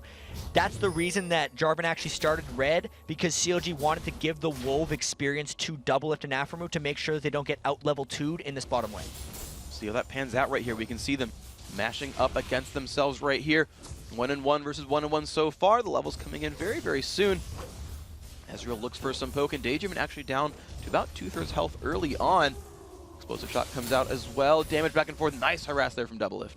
And this could just get a whole lot worse for the bottom lane. You can see Chouster actually jumping over the back, and he might actually decide to harass Nintendo. Nintendo is going to be right there on the Lizard Camp, and here comes Chouster. Now, will they smite successfully? Actually, Nintendo burned his smite. Chouster, no. He's going to get this one for free, isn't he? Right there. And Chouster smites it away. 76 gold. Thank you very much. That's mine. Whoopsie daisy. So Chouster goes from red to red. That is something that completely caught Nintendo decks off guard. So often these guys get a little confused. You can actually see the question mark ping going down from Nintendo's deck. He's like, what happened? I think my buff is gone. But now the smites are going to sink in the other direction, and Chouster is going to have to fall back because he doesn't want to do the exact same thing for Nintendo that Nintendo just did for him. In fact, Chester's actually waiting around the sides. Of course, they had a ward right down there, spotting Nintendo coming across. So just that ward there from Elise is not doing too terribly much now. Chester can pull it into the brush. He's starting up now. And this is a good play for Chouster overall. He's potentially going to get 3 of the 4 buffs. Well, here we go. Aftermoo and Doublelift taking a bit of pain. Continue running around. I don't know if Chouster quite picked that up right there. He's actually, no, he has not. He's gone back to his wolves. So these junglers are dancing back and forth a bit. And Chouster is scared of the smite steal, essentially. I think he's waiting for his smite to be up for himself so it can't get stolen from Nintendo decks. Okay, so it's going to be his play for now. Smite is back up from cooldown. Let's see where Chouster moves. Zion Spartan has pushed Hotshot GG up to his own turret, though. Shock Blast does not quite land as Hotshot just farms in turtle stance underneath his turret. But right now it's 23-15. Zion coming out to an early lead there. And one thing about the new top lane Udyr, right, he doesn't get mana back from his turtle stance anymore. So if Zion Spartan can harass him down early, Hotshot may not be able to sustain that lane. That could be an interesting kind of complication for him in that lane. But Chowster, though, speaking of sustain, going to grab the blue buff for himself. No, it's Nintendo showing back up, and Chowster's actually losing a lot of health when this is happening. He's out of potions. Chowster's been going back and forth between this, and they're making him pay potentially for that steal. Magenta actually pushes damage onto Link as well, but he's pretty much for doing that. Nintendo has not picked up the blue buff still. His is about 1 minute to go from falling off of him. Magenta still looks for damage on the Link. Again, finds Chowster across the wall. Spider Link comes out. Doesn't look for any damage just yet. And they are still jostling over this buff. It's now 4 minutes and 50 seconds into the game. We don't really know who's going to be getting this as the aggression comes in bottom. They find it in a whole bunch of pain, but here comes the exhaust onto Mashby. Of course, he has heal, not cleanse. He's not getting a whole bunch of damage yet from that one. After taking a bit of pain, nope, nothing else happening. And despite all that aggression, no summoners were burned bottom lane except for that one exhaust. So both the AD carries still have all the fight potential they might need. Here we go. The barrier, yes, is up for double lift. Mashmi has heal. Daydreamin has ignite. Keep that in mind when the damage comes out here. Will the sustain be enough from the Doran's blade? Daydreamin pink wards the river. They know that there's a... Ooh, wow, nice mystic shot from double lift. Nintendo now showing up for the top lane, though. Can they find something here? This is one of these over-gank games, it seems, for Nintendo Dex. He spends so much time jostling around Chowster's blue and not much time getting experience. And since Hotshot is just sitting in his turret, I feel like that's just a big waste of time for Nintendo Dex up top. Well, Chowster has smited that away. Hotshot is going to recall back. Has 2 wards in the inventory. Didn't even need to use any in that battle. As Mashmi and Daydreamin don't do much else. Actually, their bottom lane, Double Lift and Aftermoon have shoved out to the turret. And with that very late blue take by Chowster, the blue buff won't be up for Link until 10 minutes and 40 seconds. So unless CLG can invade the GGU blue buff, which is very unlikely since Hotshot is so pushed to his turret in this lane, Jinte will actually have a window about 3 or 4 minutes on Rise with his tier where he will have a blue buff and Link won't. That could be a fun advantage for him. And actually, as we look at the lane matchups overall, you talk about mid versus mid, 40 versus 40. The top lane very, very close as well. Really, all these lanes basically equivalent. And actually in this top lane, I think you can see Hotshot's a little distressed here. Before he teleported back, he accidentally bought an Oracle's, sold it, and then bought boots. So that would have cost him about 150 extra gold, maybe more. I forget what the sellback percentage on Oracle's is.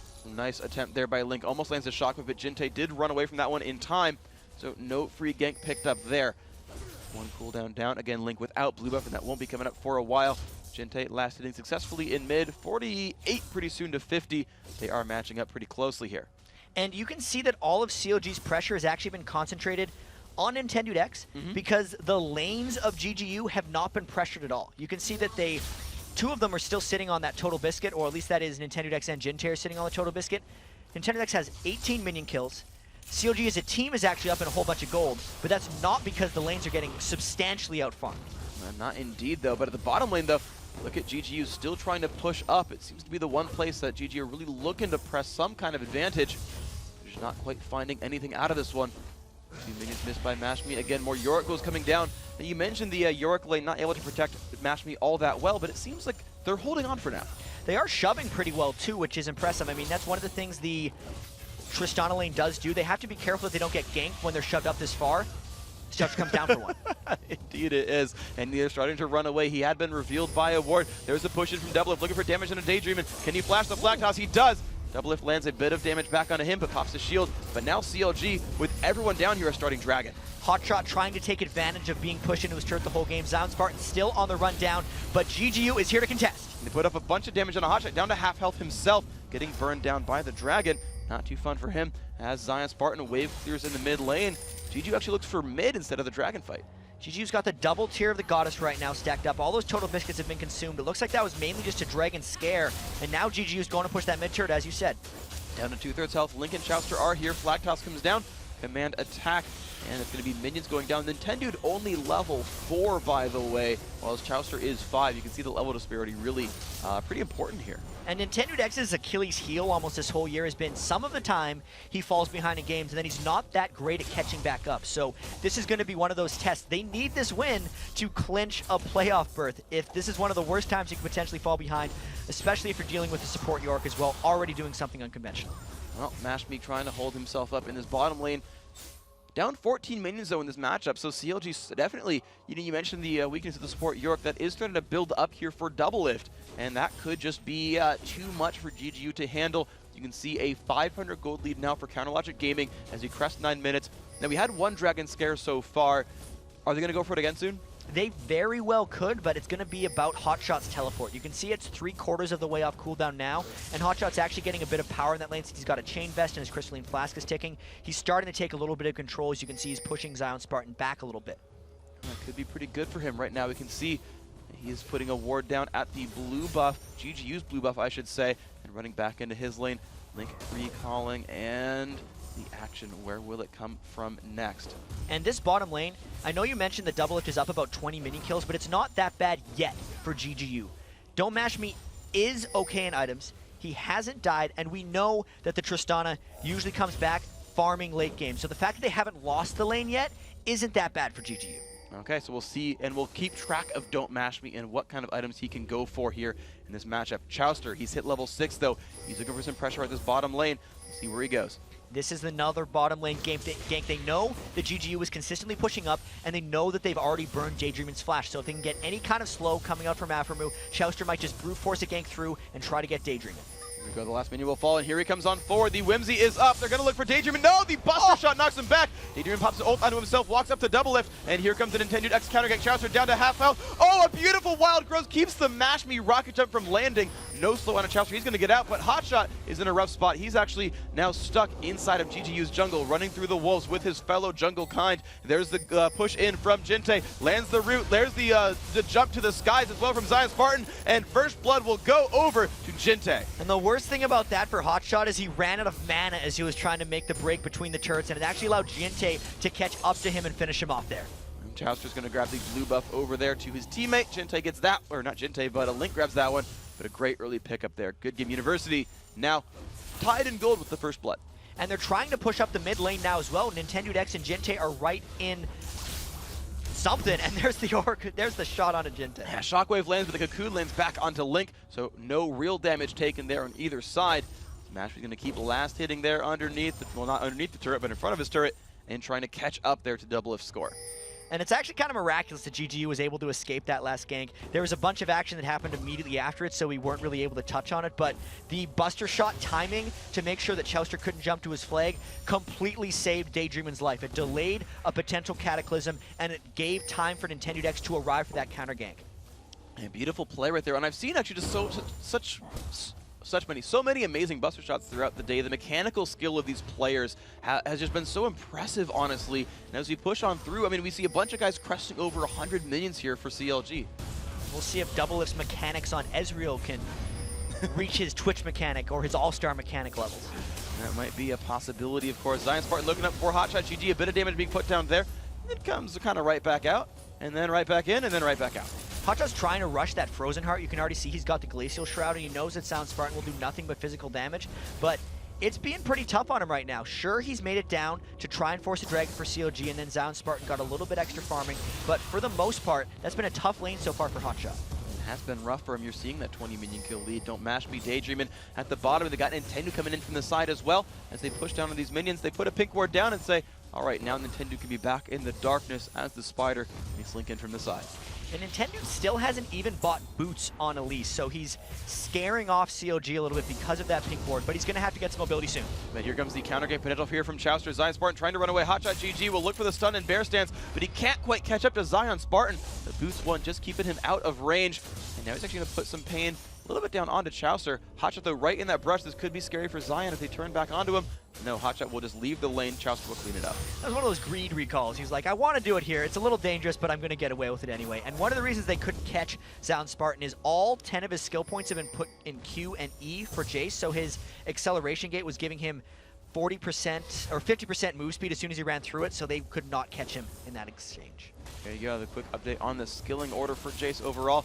And Zion continues to push down on the top lane. 108 on him. He's actually had a much better time this time than last time we saw him on Jace, farming up quite nicely. The bottom lane, we just keep seeing them kind of bashing heads together over and over again as they just toss skills at each other and the health bars get sort of rejuvenated. And Don't Mash Me hasn't fallen any farther behind Doublelift than he was about 5 minutes ago. So the Tristana is actually working fine. His items are identical to Doublelift. This is actually, though, the mid-game lull for Tristana, so this would be where Doublelift might be able to attack him. Don't Mash Me's. So the reason Tristana falls off, basically, is her W and her E all do magic damage, and she doesn't get enough range to just rely on auto attacks until late in the game. And there we go. You can see a little bit of pressure coming back onto her, dropping her below half health.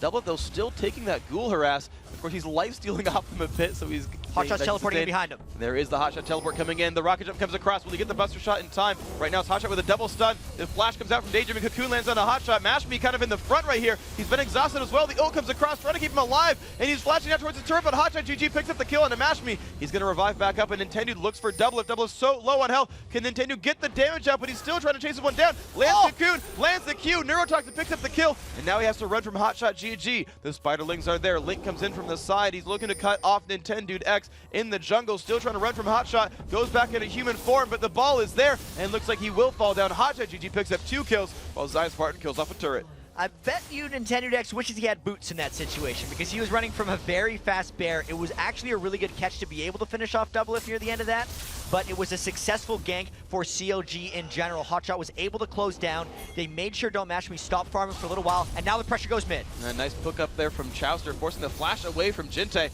The shield came out from Link to keep him alive, though. Actually, a very, very scary rise here in this battle. And a bit of poke from Link, but otherwise keeping the turret alive. Burns his flash, though. Ooh, Zion Spartan wants to get Chowster with that shot.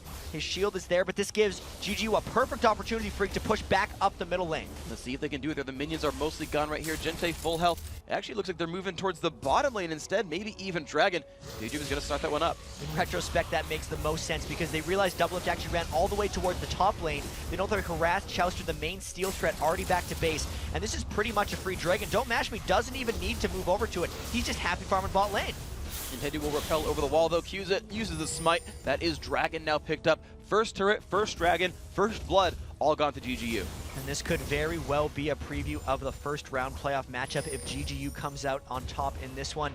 And this could be a great playoff series with the way this game has started. So close already, and a nice blue steal coming in from GGU. That is taken. Now hotshot's going to try to defend against this turret, but looks like he's trying, but he's going to get surrounded. Oh, here comes Rise, and at least they didn't know about this. There's a whole bunch of damage. Hotshot not in a good place. Rocket jump as well. That is going to go to Don't Mash Me. He picks up that gold. 1-1-1 his score. He's doing nicely. And COD's got to start make something happen. Double Lift has been top lane for so long. He's trying to shove it now. He just used his ultimate on a wave, but the reason that GGU was so freely diving that is they knew there was no threat on the map if they actually did dive. And they just worked beautifully. So you can see Double Lift trying to wear that turret down, but that's only going to bring the score closer. Of course, it's already 2-0 in turrets. This will make it 2-1. Look, with that Bloodthirster finish, but the Infinity Edge also finished here for Don't Mash Me. So Don't Mash Me is getting closer and closer to that crazy Tristana. Tristana should out-carry an Ezreal in most circumstances, unless Double Lift does something absolutely crazy, but he's already went for the Bloodthirster on Ezreal, which will set him back late game a little bit because the Infinity Edge multiplies better than the Bloodthirster, so unless they're getting both of those items, we won't really see the rewards of the Bloodthirster coming in that early. And that was a very good turret for CLG for GGU because that gives them access to this blue buff. There we go. So they've started it up. Nintendo kind of waiting across the wall. Doesn't put in a whole heck of a lot. It's just Jinte soloing it out right there.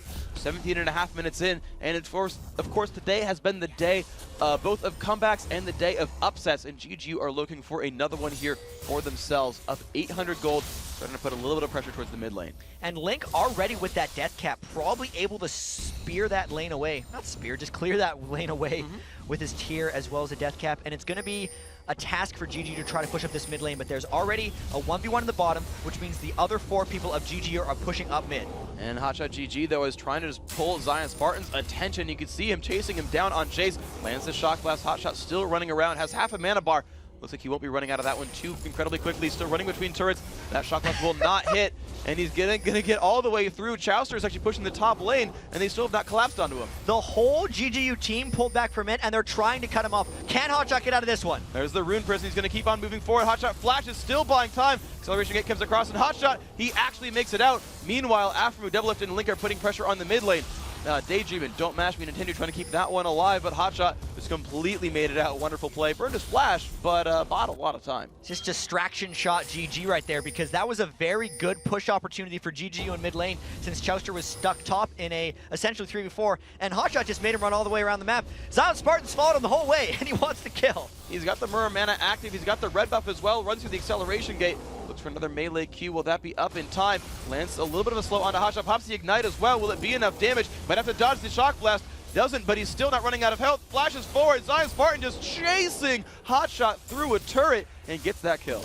It was a good run, but Gentleman Jace works out a lot more than Uter does, and he chased him down at the end of the day. He chased him literally from the bottom of the map all the way through the jungle, and then flashed through an inner turret to get him. Hotshot actually ran out of mana, but if that's what it's going to take to kill Hotshot, that opens up so many windows for the rest of CLG. It really does, and that could just be great for them if they can buy that sort of time. But it looks like they've not bought enough time for that mid turret, as GG will find their third turret kill of the game, putting them back in the lead there. But there's a shockwave onto Daydream and forced back, but they find Link now. Again, a beautiful wild growth stops another rocket jump. He's so low on health. Ignite taking Mash Me finds one. Chaucer forced to run away after him now in the middle of the fight, but here comes the TP in. It's Hotshot GG looking for a fight right here. Can he do much?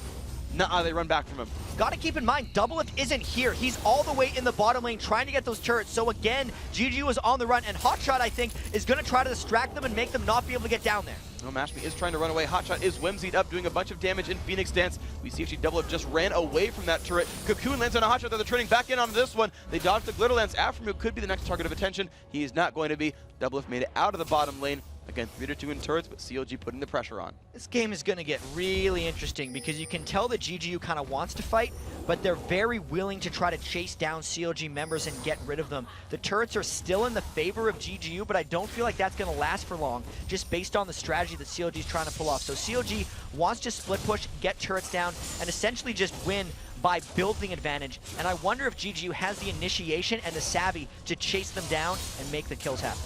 And we'll see if CLG can build that advantage with turret kills. They have been moving across the map quite nicely.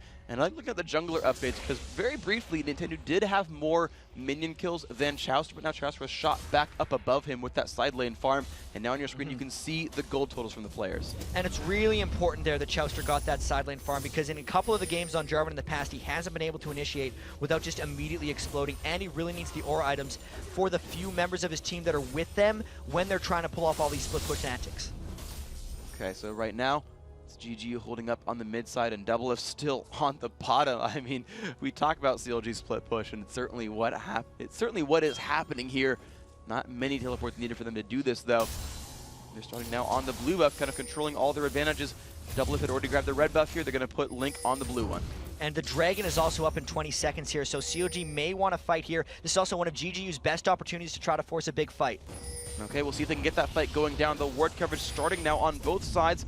Doublelift making his way in the front. Hotshot clears out mid. Hotshot does not have teleport for this one, so if he wants to make it a 5-on-5, he'll have to run down. Look for Nintendo there. The slow is there from Chaucer. This is not looking great for Nintendo. Can he jump up into the air? He looks like he was going to dodge a little bit of the Cataclysm, and he comes down to the other side of the wall, actually. Nintendo, wow, he makes it out with a flash. But that might have been enough harass to just give CLG this free Dragon. Nintendo Dex is the one who would have to smite it, so CLG, I feel like, is going to go all out on this Dragon, trying to get it down. I don't know if GG's going to fight him. It's down below half. Will they get the acceleration gate shock blast? No, they won't. Nothing picked up there. CLG, an uncontested Dragon pickup, puts them now ahead in gold. 5-2 in kills, but CLG controlling the map. As you said, that's the way they play and the way it's working. And I think one of the big things for them in potential team fights is the fact that Hotshot GG does have that frozen heart. So that will slow down Don't Mash Me's scaling into the late game at least a little bit. Also, Jace is full physical damage, so Hotshot is actually very hard to kill unless Jinte goes all out on him. This is going to be hard for them to do that, so we can see Hotshot just, and he willingly tanks himself in front of the turret. He's like, yeah, guys, you got 4. It's just me. Hit me instead. Don't kill my turret. And it works out. That tanky Hotshot build just does seem to be putting out dividends. Q comes out the shock blast, stopping Hotshot's recall, and he says, great, I'll just do it again. And to give you some examples of how tanky Hotshot might get in the future, shields synergize so well with huge amounts of resistances. That's why Hotshot has gotten that frozen heart right now. So 200 armor when he's got an Orianna ball on him. When you have 200 armor, that essentially means you need to do 300 physical damage to do 100 actual damage to Hotshot, right? So the 220 damage turtle shield means 660 physical damage actually has to be placed on him. You consider that Link throws a command protect on him. Late game, that's going to be another 600, which is actually 1,800 physical damage. And Hotshot could maybe be impossible to kill if all the shields go on him in late game team fights. That's going to be a scary proposition because Man-Bear Turtle Phoenix Tiger can do a fair bit of damage. You can't kill him off. He's going to keep doing that to you. Dive's partner running around through an acceleration gate. Hotshot GG on the split push. And I just want to keep looking at these minion kill totals because look at Link and Doublelift, 235, 239, well in first place in this game. And I think a lot of it has to do with how much GGU has been chasing CLG around. Again, Hotshot's in the bottom lane. CLG is freely farming in the middle. You can see Doublelift is up in the top, just shoving out that lane as well. But everyone at GGU is back in base. They're running around. They're trying to react to CLG instead of dictating the pace to them. And it's just classic CLG. You see how well they control that. And as they move around, you talked about Doublelift, we've talked about Hotshot. It's going to be Zion Spartan fighting heads up against that, but again, you mentioned that Frozen Heart Rush. He's just so tanky about this, and now we go Hotshot running through Zion. We've seen this before. It's going to happen again. They're going to chase Hotshot through the jungle. The sequel, will they be able to collapse on him this time? Hotshot's taking a different route because he wants to avoid Jinte, and Zion Spartan really needs to finish that last Whisper if he wants to dent Hotshot's turtle stance. All right, now the shell is uncracked right there. Don't mash me in the top lane. Farming out, so finally pulling a Doublelift for himself and getting some minion kills on that Tristana. Link, of course, repeatedly shoving out that mid lane. We'll see if they can continually keep the pressure in this mid lane, or if Doublelift can get farther and farther ahead and farm. That 20 minion kill advantage that Doublelift has had over Don't Mash Me has been stagnant for the last 15 minutes, but it looks like that turret's going to fall. Right, this is going to be CLG's third turret kill of the game, and there we go, Hotshot GG and Zion Spartan into a battle. Hotshot willingly fighting this one, and Zion says, you know what, you're right, I'm going to run away from you, pops the acceleration gate, and he's going to go ahead and try to last it under the turret. Here comes a fight in the middle of this one. Nice shockwave comes off, hits almost everybody. Nintendo knocked up into the air as well. This is a very risky thing for GGU. Chowster in the mix. Here comes Hotshot as well. Jintae's going to be just blown up right there, but they find 1-for-1. It's Mashme. Can he find anything? Link getting chased down. Zion Spartan, 1 hit to go. He finds it. It's now Aftermoo. Another kill picked up. Now Mashme 1v2 against Hotshot GG and Doublelift. Can he get away? Pops the E, getting just melted down. He's going to blow up right there. Only 2 members alive on each team. Total 3 for 3, very aggressive dive. I have to say, Jinte coming in from the flank and catching 3 CLG people in a huge AoE is really what prevented GGU from losing that fight farther. I think Hotshot had a really good flank as well, getting onto Jinte after that, but that was a very well-played fight from both angles, and I think CLG might get some kind of turret edge off of this, but Nintendo X and support Daydream might be here to stop. Well, he's trying to hit Doublelift right now, but the turret is going to go down. CLG will not chase anything off of this one. So we've seen fights now. We've seen map control go to CLG's edge. They're doing a really, really good job here. What does GGU do to turn this around? GGU needs to find a way to actually corral CLG. So I mean that is getting armor penetration or something to deal with Hotshot. I don't know if they can actually do that. If they can't deal with Hotshot, they need to find very strong ways of going all in on some of their initiations and ignoring Hotshot. The last time that we saw Hotshot on Udyr, he was like 1-6, but tanking 2 waves in the middle of the base, and I think this was against TSM. TSM just straight up ignored him and went for Baron. GGU might have to do a similar thing if they can't find an answer for what Hotshot is doing right now. What about hyper late game and saying, great, we'll just hold on against your lanes and get a 6-item Tristana? Does that work as well? It could, because at that point, Don't Mash Me, if you get something like a Frozen Mallet, might be able to kill Hotshot GG, but it's a matter of can they get to that point if they're not dealing with Hotshot GG or forcing them into situations? What the split push like this does by CLG is it accelerates the thinking process of GGU, and it doesn't let them say, let's wait till 50 minutes, because they're forced into so many decisions so quickly. Okay, so we'll see if they can make a correct decision here in the next couple of minutes. For what it's worth, Hotshot GG actually managed to accidentally steal away the blue buff from Link, so Link will be without this for the fight. Just a tier and double Doran's Ring to give him mana, but his mana bar's pretty full right now. Might not be too big of an issue in the impending fight. GGU have grouped themselves toward the mid lane, but Hotshot GG, forever the split pusher, is at the bottom. I don't know how accidental that blue buff steal could have been. Link does have a tier of the Goddess, and even though Hotshot is already at 40% CDR, he will never run out of mana while spamming these turtle stances or phoenix stances in the base while they're doing this. And this is the Baron force that we were just talking about. GGU is planning to ignore Hotshot GG. Hotshot will either have to take this turret or teleport in for a fight if CLG contests. Well, there's the Jarvan flag. GGU is still staying on it right now. Daydream taking a bit of poke. They put the Cocoon down. They could go on Doublelift. He's down about half health, but GGU have not pushed into this one yet, and Hotshot will still push down on the bottom lane. GGU dancing back and forth. Acceleration gate. Shock Blast comes across. Baron is regenning up to full, and the longer GGU runs away, the more time Hotshot gets. And there's the beautiful Chowster initiation just hitting everybody. 2 kills picked up now for Doublelift. Chowster's going to fall down. Can they turn this one back around? Double so low on health. Smash me. One more attack to go. Oh my gosh, the burst back onto him. Will he die to the red buff? He does not die to red buff. They're going to chase that onto Link, but Hotshot is still pushing down. They get their third kill of the fight, 3 for 2 in this battle. Mashby getting chased down by Aframu. Can he get the kill? He does. Aframu makes it 3 for 3, and Hotshot now inside of the base. Daydream trying to defend it. Kill secured, 3 for 3, but the advantage definitely for Hotshot. I have to say, he does not care about Daydream, and there's actually a second man coming in to try to stop him from this inhibitor. I don't know if they can do it. Well, he's going to go for the two the skies, trying to deal some damage here. They slow Ghoul off as well, knocking Hotshot back. He's just fighting Zion Spartan right now, doing a bunch of damage, still chasing the bear stun as well. No, it's not going to be good for Hotshot. He flashes backwards. Do they have the slow? Do they have the stun? They put the acceleration gate down, pops through a ward, and no, GGU forced to run away. Hotshot getting away from the 1v2. Can't catch that guy. He's too quick. He only had to run away because there were a third and fourth person coming for GGU. I think he actually could have won the 2v2 against that. He does get the red buff away from Daydream and then just meanders away from that one. I have to say, I was a little surprised that COG forced that fight so hard. It almost got turned around with them by Jinte. Well, there's the exhaust, though. Zion Spartan finds himself a kill. Oh, man. Aframu took a whole long time trying to take away the blue buff, and then Zion walks up and says, Well, he helped him with it. Aframu gave him the blue buff, and then became a blue buff himself, and gave it away to Ephraim, or to Zion Spartan. Wow, they're sharing with other teams now. It's so nice, man. These guys are so friendly here. CLG Chowster, they're starting off in the Dragon. This one, he's sharing with his team and not the opponents. This will be theirs very securely. I don't think CLG's lost a Dragon all game that I can remember. They've been keeping the map pressure up just in general. Hotshot actually trying to kill the Spiderlings as well, just making sure he gets all the minions on the map.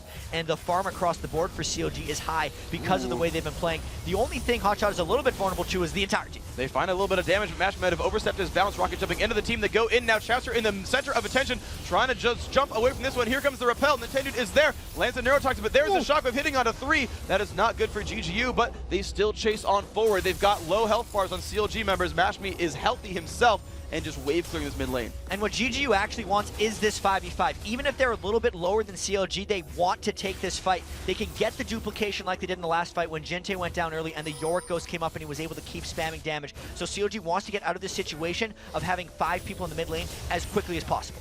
Shock Blast comes across, doesn't quite find much of anything.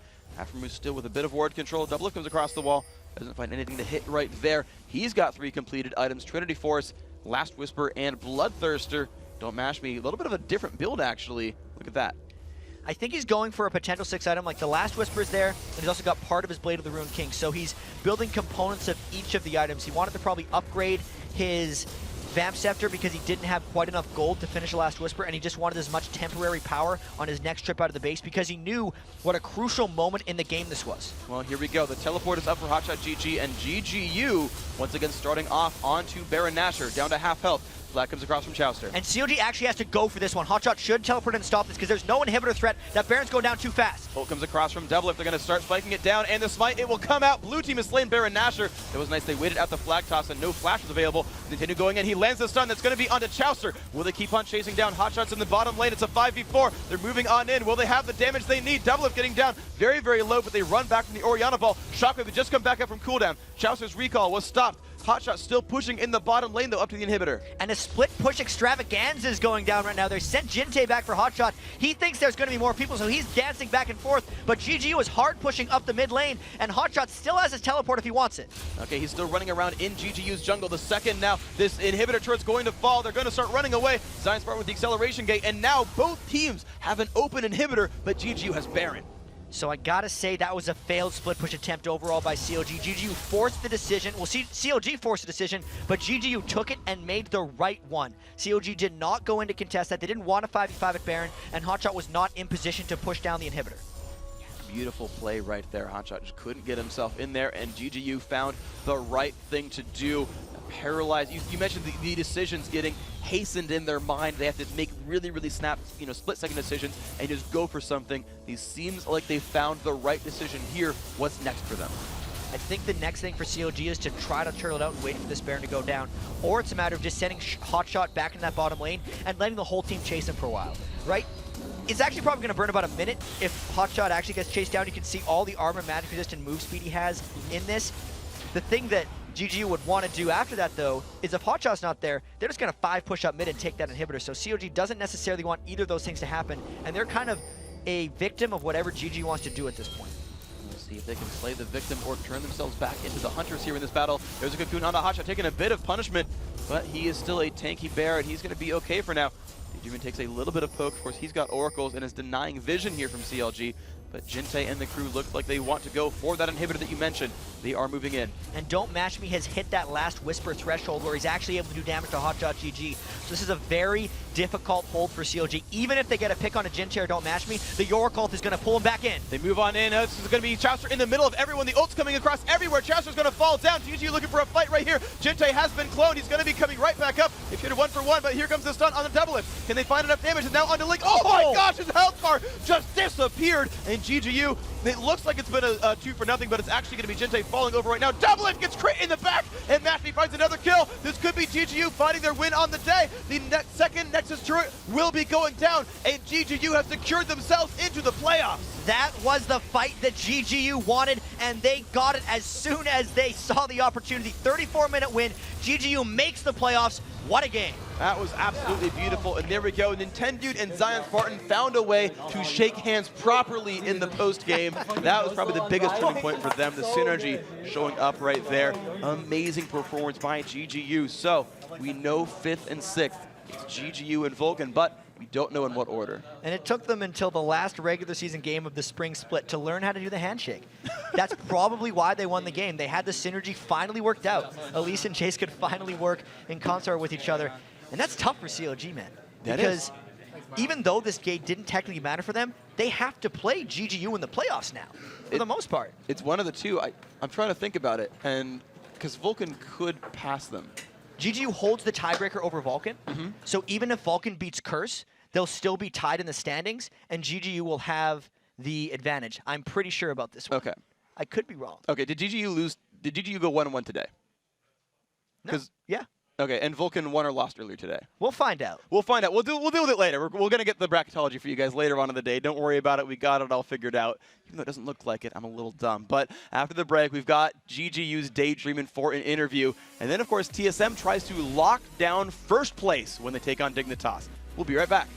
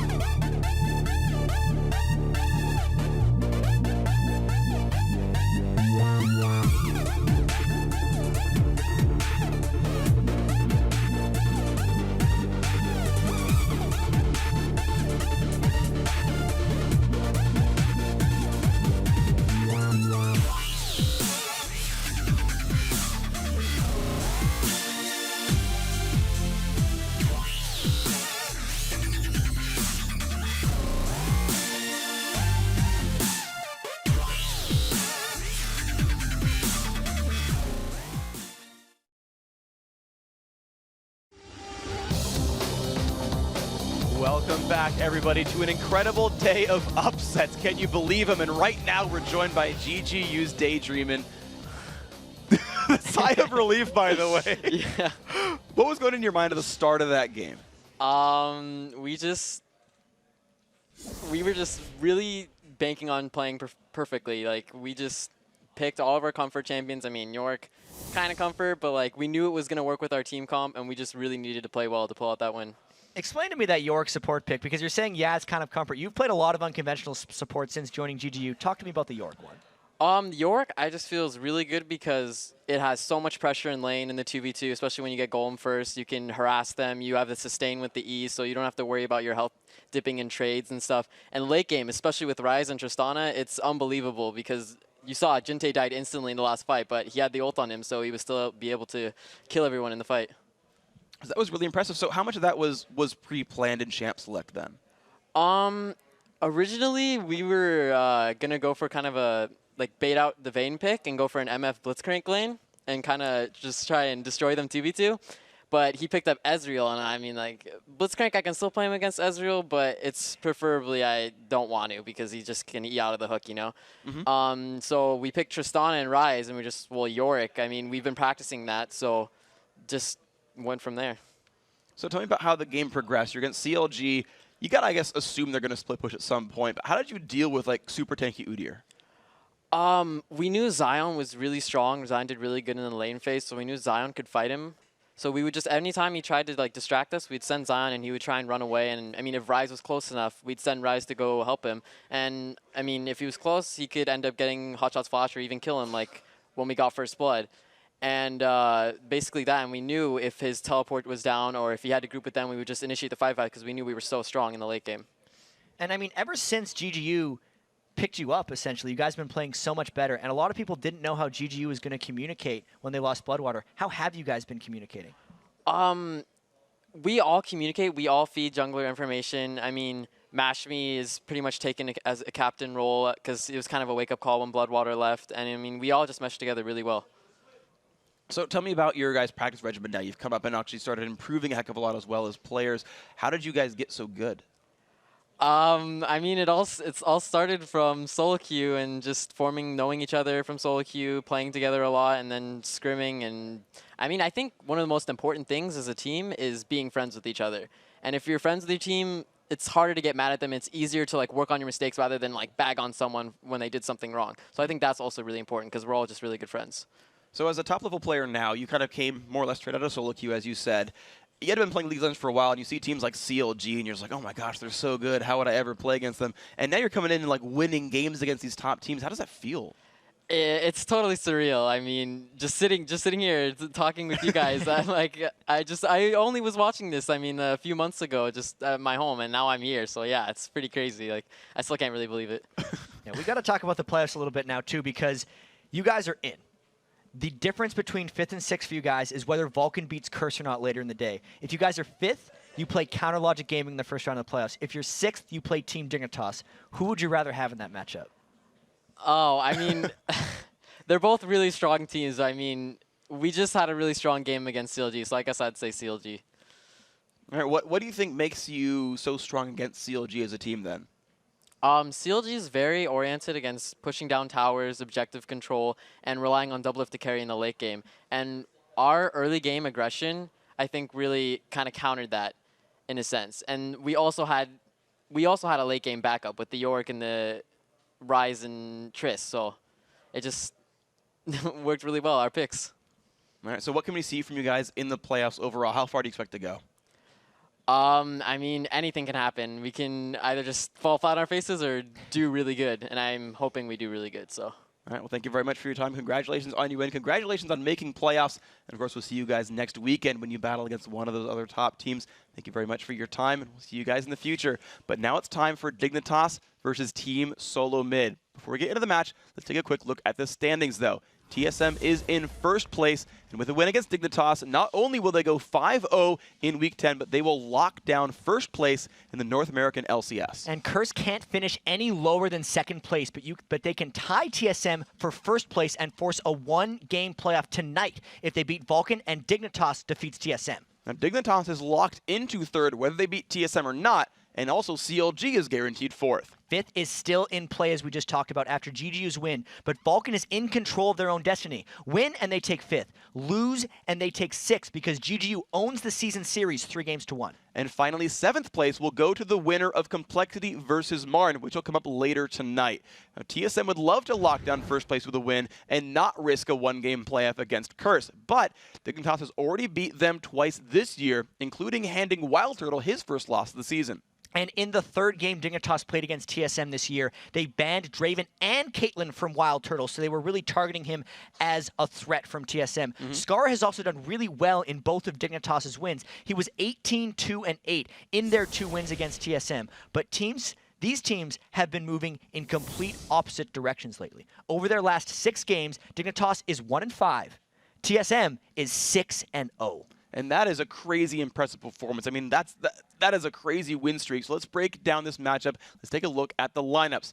On the blue side, it is Team Dignitas with Kiwi Kid in the top lane, Crumbs in the jungle, Skara in mid, I'm a Cutie Pie on AD carry, and Patoy on support. And on the red side, it's TSM. Dyrus in top, the Audrin in the jungle, Reginald in mid, Wild Turtle on AD, and X Special on support. And the mid lane in this game is our featured matchup of the day, Dignitas Skara versus TSM Reginald. And both of these guys are captains of their teams. Reginald has been 24, 14, and 29 in 4 wins this week, and Skara is 6, 16, and 30, and they're 1-3 on the week. So definitely the streaks for these players go in the favor of Reginald, but these guys always match up against each other. It has always been a huge rivalry. They play very aggressive against each other, and it will always be a good match. It is going to be a good match. So we're about to head into Champion Select, but first, we want to take a quick look at lollysports.com and see who you guys think will win this match. And it looks like 76% of you guys think that TSM is going to come out on top and lock down 1st place in the NALCS. And that is an impressive score, because I remember looking back earlier on the season,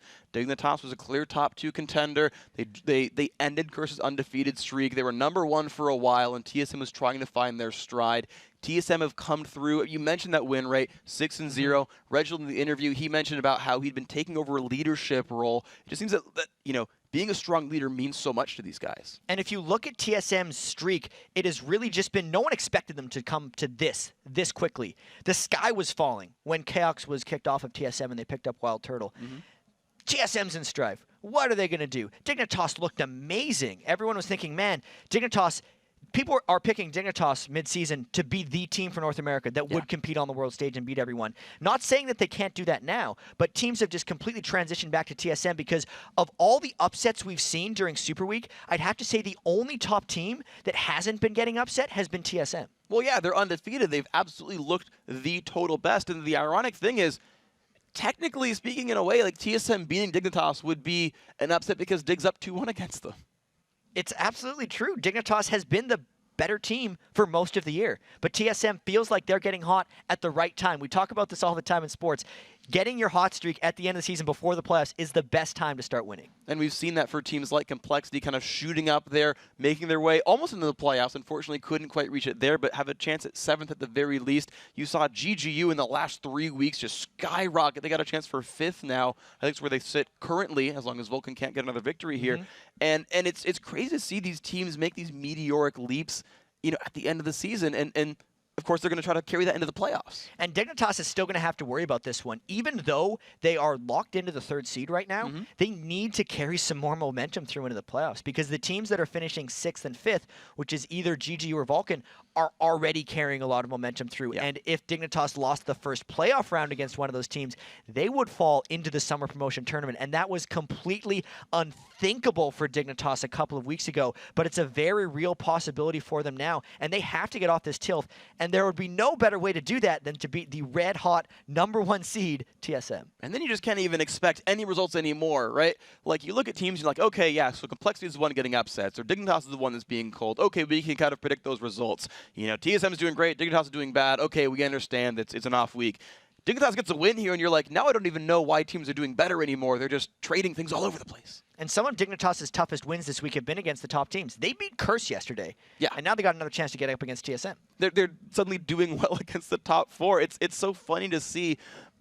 We look back at the records throughout the season, and like Curse, for example, had not lost a map to any of the bottom 4 teams the entire season until week 10. And Dignitas followed a very similar record. And now I think it was Curse losing 2 of them, or was it 2 of them already? And the other game they lost was to Dignitas, and they've Curse is 1-3 this week, right? Yeah. Dignitas is not much better. Just to keep you guys in the loop, though, X Special does have a slight keyboard issue, which is why we're talking so much about the awesome standings, but I'm personally okay with it because every game for the rest of today, the other 3, they actually all matter. Every single one will impact the standings in some way. Yeah, every single one means something for the standings. That will be a fun thing to look out for. So root for your favorite teams because if they win or lose, they'll go up or down. So keep that in mind, guys. Stay with us throughout these 8 games. And we still have, of course, the chance for, because we have TSM here, if they lose and Curse wins, there's a tie for first place, and they'll have to play a 9th match today to figure out who's actually first place. TSM would have to... Well, I guess their winning streak would be over at that point. Yeah. They'd actually have to lose a game in this one. I accidentally said TSM was 12-2 since picking up Wild Turtle yesterday when they were only 10-2 since picking up Wild Turtle. But if they win this one, then they will be 12-2 since picking up Wild Turtle. And I would have actually just said the right thing. So what you're saying is your crystal ball works as well for total match results, and you're a total soothsayer. That's what people on the internet were telling me. Yes. So we'll see if they're right. We will see, and by extension, you of course see Wild Turtle on your screen. You mentioned him, that great result. Looks like, yeah, we are just still looking for X-Special right now into this matchup. There he is, standing up on your screen, putting in the cables. You got to say, they're probably used to plug in computers at this point. Yeah, they have to move around so much. They actually show up before a lot of the teams do, sometimes really early in the morning, just so they can get practice area time. Yeah. And they're able to get this stuff down. They battled sickness all year because they do come from San Jose. They travel every single week for this stuff. It's been up and down, and you really have to hand it to X-Special as well, the North American support, because we talked just recently about Daydreamin' and Don't Mash Me adapting to being a new AD carrying support lane, but X-Special and Wild Turtle are the new lane, and they're absolutely the top duo right now because of Wild Turtle's ridiculous statistics. And actually, TSM, you sort of pointed out, you talked about how teams prepare for matches and whatnot, and TSM has to travel around. I know that TSM actually, to my knowledge, actually has built their practice area in their house to the actual specifications of the desks here at LCS. So they're practicing as hard as they possibly can for the I can't think of the word, the setup here. Absolutely, and it's just a matter of them being more professional. It's work hard and play hard. You can know if TSM wins this one, it's going to be one great birthday party for Reginald. By the way, this is Reginald's birthday today, and what a better way to celebrate than if they lock in the #1 seed for the playoffs after this game. Yeah, so congratulations there, and happy birthday, Dyrus, as the internet would say, even though it's Reg. I know, it was the joke. Come on, chat. We actually already had Dyrus' birthday during an LCS game as well. Yeah. So these TSM guys have synced up. Their parents saw into the future a heck of a lot right there. That's congratulations to them. We're about 2 minutes away, by the way, for X-Special to get his keyboard worked out. So just a little bit more time to go into Champions League. So let's move on to a different topic here. So you know playoffs are coming, right? You know you've got the sort of a whole bunch of stuff on the line. Actually, we heard in one of the videos today that Skara said, 6 to 9 months off the season, like that's catastrophic. Our team would disband when something like that happens. Curse, back in the LCS qualifier, said, yeah, if we don't make it, that's probably a disband for us as well. Like these teams, I mean, how much pressure comes into their mind with games like this? The nice thing for them is that if they do fall out, they still get to compete in the amateur circuit, because you look at teams like Quantic or Velocity, and they've actually been fairly successful in the amateur circuit and actually have a potential threat to make it back in. It is a bit of a doomsday scenario for these guys, but I also think they're kind of overcompensating just to make it super more important for themselves. It is still incredibly important for these guys, don't get me wrong, because going from the gaming houses, from all the sponsorships and from all the teams, and the LCS from week to week, to being off and watching is going to be really tough for a team. I'm a cutie pie. Just kind of waiting right here, feeling a little bit tired. Shrugging it off. I feel like that guy could do with 9 months off if he wanted to. He could handle it. Just keep it going. As long as they don't release another Draven, he'll just keep up with his champion pool, no big worries. He's good at Draven. He is. And actually, that's one of the things I wanted to talk about with this matchup, actually, because you don't always see players with the same champion pool. Turtle and Cutie Pie, both big Draven players. And I wonder if they're going to contest that, because in the game that Dignitas lost earlier today to Vulcun, they said, we've seen Cutie Pie get going on Draven before, and if we just wait until we hit 4 or 5 items, we can outscale him. Yeah. I wonder if Wild Turtle's going to play an outscaler, or if that's going to be something I'm a Cutie Pie plays. It's going to be interesting because TSM, I feel like they play faster than a lot of the other teams in the LCS, so a Draven would suit Dignitas very well to pick down to kind of stop TSM from being so aggressive early and maybe mess with their mojo a little bit. I would say the Draven would be a very contested AD carry pick in this matchup.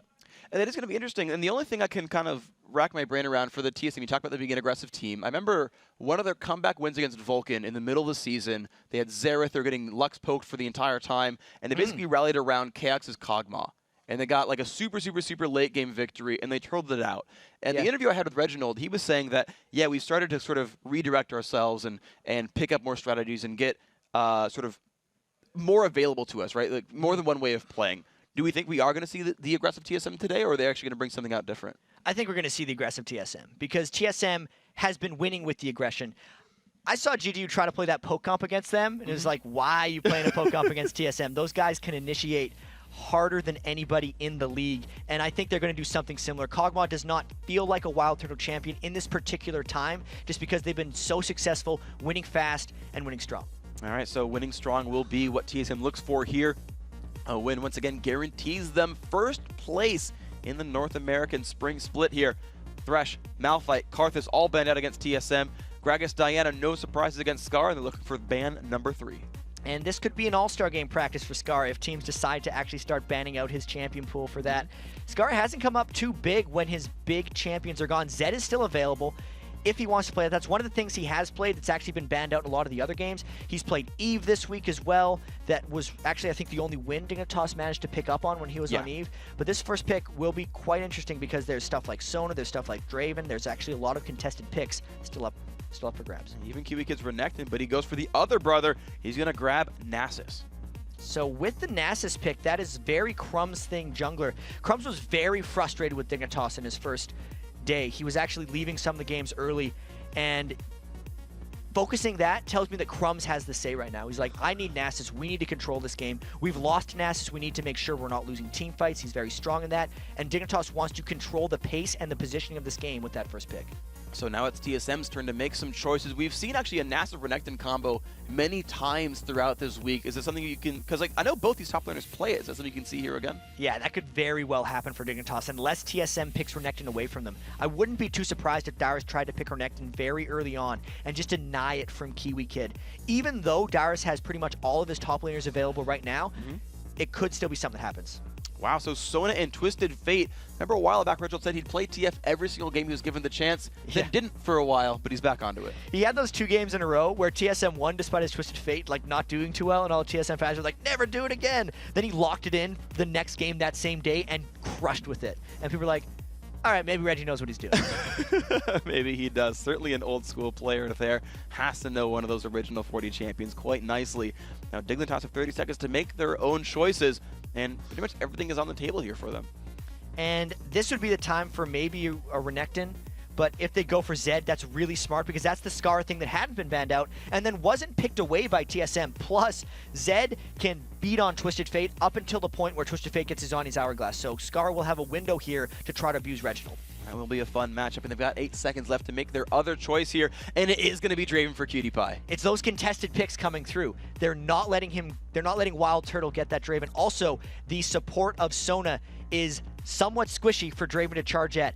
If Wild Turtle picks Misfortune into this, it will be a very aggressive lane. They sync ranges against each other. They are both 550, and they both hit very hard in lane. This is going to be an interesting brawl right here, and that's going to be the Renekton is locked in there, and they've also grabbed Misfortune, so you're right on that call. It's going to be a bit of a brawl lane. Dignitas looking for their last 2 champions, top and support, I think. And the one game this year that Wild Turtles played Misfortune, even though it was a really common pick for TSM in general when they had Chaos, I think he went 9-0-7. So he had a very solid game on Misfortune, and it's just another one of those contested picks when you look at the Renekton pick, and it avoids the super AoE damage team fight that you get when you combo the dog with the crocodile. All right, so I'm a Cutie Pie just kind of lurking back and forth across Trundle and Tryndamere. Don't think it's really either, but he's smiling. He's certainly happy about what he's picking. Patoy, on the other hand, looks much more serious. Patoy's Alistair pick was actually pretty good in the last game, and he might do something similar in this one since Sona isn't available. His Zyra has been incredible as well. He's one of those somewhat unconventional support players, and with Sona gone, he would have the opportunity to get kind of aggressive. Ooh, they're looking for Katarina right now. We have seen Kiwi Kid play it before, looked at it before, and it is going to be Katarina plus Alistair locked in for Dignitas. Well, this is getting really interesting because Scar is the Katarina player, and Zed can work in the top lane. Kiwi Kid has only ran Katarina, I think, once, and it was one of the few times he brought Teleport into a game as well. So maybe they could do Teleport Katarina top lane and try to counter what Reginald is doing on Twisted Fate, or it could just be Skara on that, and they're going to just let things go crazy. But I really don't know exactly what they're going to do, and I don't think TSM will know that either. Now they are looking at Maokai right now. They're looking for a team comp that will work for them. They do need a jungler still, and let's see what it ends up being. Of course, they have great gank pressure with Twisted Fate. They've got 20 seconds to make up their minds. What's it going to be? Well, since TSM already has a lot of damage coming out from Renekton, Misfortune, and Twisted Fate, they could go with a more support-style jungler. The Odd One has played... Wow! Is that going to be a Cho'Gath from the Odd One? He hasn't played that in a really long time, but it would be a more support-style jungler. I would have expected something like Maokai, but that could work as well. Okay, so we can see them swapping their champions back around. Jat, walk me through these team compositions. You've got a lot of damage on both sides, I think. So for Dignitas, if they go with this Katarina in the mid lane, Scar is going to try to tool around Reginald a bit in the lane and then do his Katarina thing. This will be a Kiwi Kid straight up against Dyrus in either a 1v2 or a 2v2 lane in the top lane. Dignitas is about the lanes in the bottom lane, but Scar is actually going to have to survive and then try to roam around. For TSM, it's also the side lane is really strong. The bottom lane is really strong in dueling, but again, Reginald will have to kind of wait for that to happen. So the junglers will really be the only difference in this game, but they are both similar tanky support style junglers as well. So this is actually very similar playstyle team comps coming in from the side. The only big difference is Dignitas is more assassin heavy, and TSM is more AoE damage heavy. All right, so I'm waiting for the last couple of seconds of Champions Select to see if Kiwi Kid and Skara do in fact swap, and they are not. So Kiwi Kid will in fact be on Zed. Skara will be on that hero Katarina right here. It's up to them to shut down TSM and keep them from taking out first. And there are multiple Photoshop pictures of Skara's face on a Katarina on the internet, so he had to play it. He owed it to his fans. He got 56% of the All-Star vote. How could he not? Yeah, his basically most known champion is here for him. We're loading up into the game. Dignitas going to be on blue. It's going to be TSM on red. And I mean, this is a battle of two phenomenally strong teams here. It's going to be a fun one. TSM fighting for the first place seed in the North American LCS. They were seemingly struggling as far as TSM goes near the start of the season, and they seem red hot on the red side of this team. And Dignitas has been cooling off near the end of the year. That's why they're on the blue side.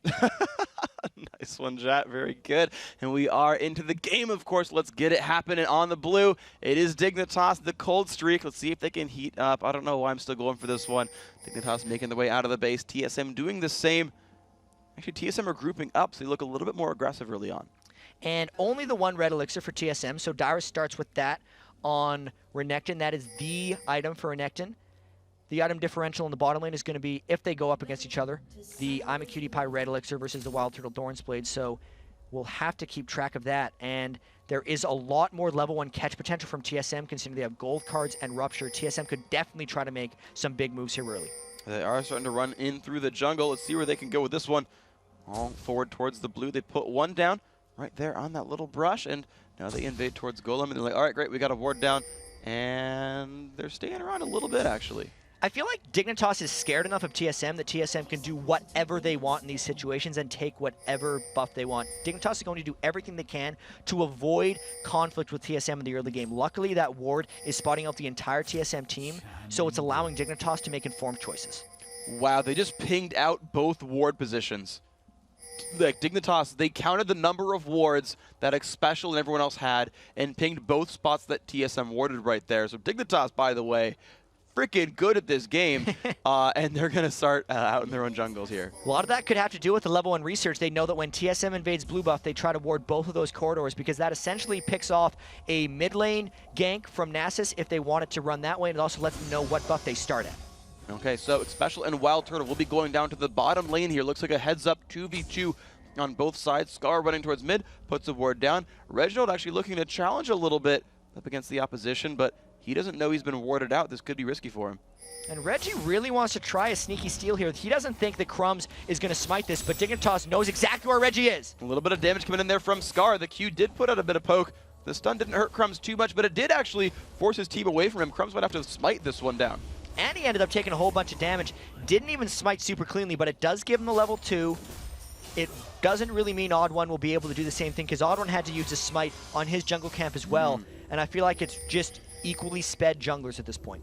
Okay, so Odd1 goes in on towards that blue buff. Orbital Spike's there, doing a whole bunch of damage. Cutie Pie jumps in, though, a lot of pain coming off onto Xpecial, but there comes the Pulverize from Alistair. Wild Turtle getting dropped very, very low. Cutie Pie looking pretty good still. Everyone on TSM low on health in this bottom lane. So the flash burned by Xpecial, there's still Barrier on Wild Turtle, and Exhaust plus Cleanse on I'm a Cutie Pie. I'm a Cutie Pie popped his red elixir during that engagement, so there is now that 3-minute window where Wild Turtle's got to be a little bit careful, plus he has no health potions to try to make it up. That's why Xpecial is spamming heals as much as he can so they get out of kill range. And TSM are looking for a counter gank right here. They've got Shogath off in the wings, right behind that Tri-Brush, seeing if Dignitas forces the issue. Cutie Pie right now not subscribing. There's always the threat of a flash Pulverize from Patoy here, even a flash headbutt Pulverize, because despite the barrier from Wild Turtle, if they get stunned, he will probably die in the combo. So this is a very dangerous situation for TSM, and I think that's why Odd1 is still lingering around the area.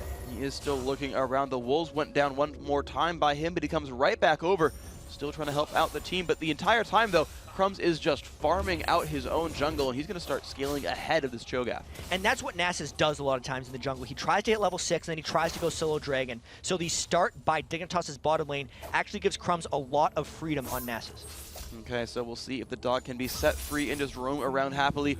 Reginald keeping the last hits going. Dyrus 1v1 against Kiwi Kid, 12-21. Dyrus in the lead right here, bullying this matchup. And that's just what Renekton does in a lot of situations. I think a lot of it just has to do with Dyrus being in the lane before. When Reginald went to harass down at the blue buff, it sucked Kiwi Kid down a bit, and it did give Dyrus slight access to the creeps before Kiwi Kid got there. And I'm pretty sure he's just used that level advantage to keep an edge on Kiwi Kid and keep him at his turret. Okay, so that ends up being a nice thing here for TSM. As Dyrus shoves on through, and in the rest of the lanes, we can see the 2v2 still there. And in the bottom lane, Xpecial managed to sustain up his AD carry Wild Turtle, and it's only 26-19, so they've hung on here, TSM. And Xpecial still has a little bit of mana. He had to burn most of it during that exchange, but your support's mana for all of the health potions and the red elixir start for I'm a Cutie Pie will be worth it if they get out of this one alive. Well, Crumbs is looking for this one right now, though. He's going to spend his time camping out one of these side lanes, and they're going to be in a pretty happy place. So, we could moving on up, not looking for it just yet. Will Dyrus move on forward? He's got the Fury this time around. Will he commit? Crumbs looking for it, twirling his staff around. Will they go? Dyrus presses Q. Crumbs, you're breaking my heart. I'm excited here, and you're not going for anything. They're waiting for Dyrus to use his Slice or his Dice so that Crumbs' Wither actually has staying power, and Dyrus is just too patient. Eventually, Crumbs gets fed up and goes. They go on, and there's a Slice. The Dice is going to come off as well. Still being withered. Flashes away. Kiwi Kid goes for the flash. WE. Can he get enough damage? Putting him down with the red buff. Dyrus stuck now under the turret. The Q comes across, and Kiwi Kid finds the kill. Crumbs with no health either, but they get it. Nice first blood. Even though Dyrus didn't Slice or Dice into the creeps before that gank, he did commit himself very deep, and that brief, almost couple of inches of engagement by Dyrus is what allowed Dignitas to chase for the kill. Oh, beautiful pickup right there. But here comes the teleport in the bottom lane. Patoy taking a bunch of poke. Looks for Reginald right there. Stand United does not actually hit onto Reggie. And Patoy's going to be safe with the stun now landing on the Cutie Pie. Cutie Pie cleanses it off. Still chasing down onto Reginald. Has to flash away. Wild Turtle is there. They're putting out so much damage into Cutie, but the Ignite time's out. And they're not going to get a kill there. And I think the Odd1 flash ruptured or flash silenced to stop Scar's teleport from coming into that one. Very clutch play by the Odd1 there, because that fight was close in a 2v3. If Scar was there, Dignitas would have picked up more kills. Oh, beautiful play right there then by the TSM lineup there. And really on all sides, I gotta say, Dignitas, of course, have still got that first blood advantage. 1-0 and 400 gold. As TSM continues to try to farm up themselves. And Scar's now making a move towards the bottom lane. We've talked about the momentum here. Dignitas has a bit of an edge. There's the flash Pulverize. And as Patoy taking a whole bunch of pain, Exhaust is there on a Wild Turtle, pops his barrier as well, but it's Crumbs just looking for pain. Look at Xpecial taking so much damage. And now here comes Scar. Will they find anything? Xpecial now kind of stuck on the wrong side of the map. This is going to go to someone. Looks like that someone is going to be Scar with the ultimate. And they really got to pick who they wanted to get that kill at the end. That was a good move by Xpecial to move down while Wild Turtle moved up to make sure that they didn't get double killed, but it was still an unfortunate situation. Very good flash Pulverized by Patoy and delayed gank by Crumbs to get them into that situation. The roam there, absolutely beautiful. Now Wild Turtle forced a last hit under turret, but he's alone. That poor cowgirl stands just by herself. We look back at the top lane, and they're just kind of trading blows. Dyrus, despite the death, still winning in minions. And TSM likes to take control early, and they have been doing that in most of their victories, and it's reflected in their items. They have Double Thorn's Blade on Dyrus, Double Thorn's Ring on Reginald. A lot of Twisted Fates will go for something like a Seeker's Arm Guard, but because he's laning against Skara, he really doesn't have that magic resist option that he wants to go for. He couldn't go armor because Skara would just kill him anyways, and you see that TSM is building the Doran's items because they're behind a little bit now. They're trying to get that jump in power and get back in control. We'll see if they can get in control of this game. Crumbs right now pops his ult and solos out the blue buff. So, of course, the non-mana double laner says, great, I get these myself. And Crumbs has got to be happy. He finally gets a blue for himself. 105 seconds left on that Nasus ultimate. A lot of times, especially when a team has control, Reggie actually ulting in. And they're going to go on the left-hand side, but he locked a red card here. Will it be enough to drop down on the Kiwi Kid? The stun is there from Dyrus, though, but here comes Crumbs. He puts down the Wither. Can Dyrus get away? Of course, he does have the ult. He pops it there. They put some damage now onto Crumbs with the stun, and of course, Crumbs' ult is down, but here comes Scar. Will he find the damage onto Dyrus? Crumbs actually getting hit quite low, and here comes the Odd when the silence comes across. Will they get anything to clean this one up? He goes back in with the Shadow. Scar losing so much health. Dyrus comes across the wall. Can Oddwin find anything? He's level 6, but the ult is on cooldown, and Everdus gets away from the fight. A whole bunch of commotion for no deaths, and Dyrus at a sliver of health looks to try to keep that lane pressured, but the minions aren't necessarily there either, so a lot of action, no big result. On the bottom lane, though, the ult comes across, and whoa, a big result there for Expecial. Gets the kill, but Toy still has the ult on. He'll survive the encounter, but TSM find their first kill of the match, and that is Expecial securing it against I'm a Cutie Pie. Wild Turtle hit 6 before I'm a Cutie Pie did, so I'm a Cutie Pie had no ult to counter that bullet time, and he got wrecked. That was a great time for TSM to go aggressive in that lane. He was also a BS sword up on I'm a Cutie Pie's Vamp Scepter, so he knew he would be able to win a trade. That is a beautiful situation right there for them. Oddone lurking around with TSM Dyrus, but no one's really looking to gank that top lane. TSM, however, at the bottom lane, thanks to the result of that kill, they've now taken control of the bottom turret, and that's 1-0 for them and a 1,000 gold lead. And there's a chance that all the commotion top lane actually allowed TSM to catch Dignitas a little bit by surprise. You don't see it as much in competitive games, but I know personally in some solo queue games that there's a whole bunch of action in top. I kind of like just go watch it, and then I come back to my own, it's like, oh crap, I'm getting killed in this situation. And you know, maybe something like that happened for Dignitas. I'm a Cutie Pie and Patoy have had a very up and down week. There was the game against Curse where I'm a Cutie Pie played absolutely out of his mind and doubled Cop CS, but there was also the game against Complexity? CLG, where I'm a Cutie Pie just lost his mind and went and stole that double gun with level 1 and fed the rest of the game. And I remember the Complexity game with MIA with the double kill thresh hooks, like just dominating every single person. And actually, keeping enough, speaking of Cutie Pie, they've got to restart his computer real quick, so we'll be back in the action very, very soon. No love lost, really, game is paused, so no big deal. So we go into this game, and we look at this, and TSM, despite losing early advantages, have now pulled themselves a 1,000 gold lead. And it's that same like TSM control where they find some kind of edge.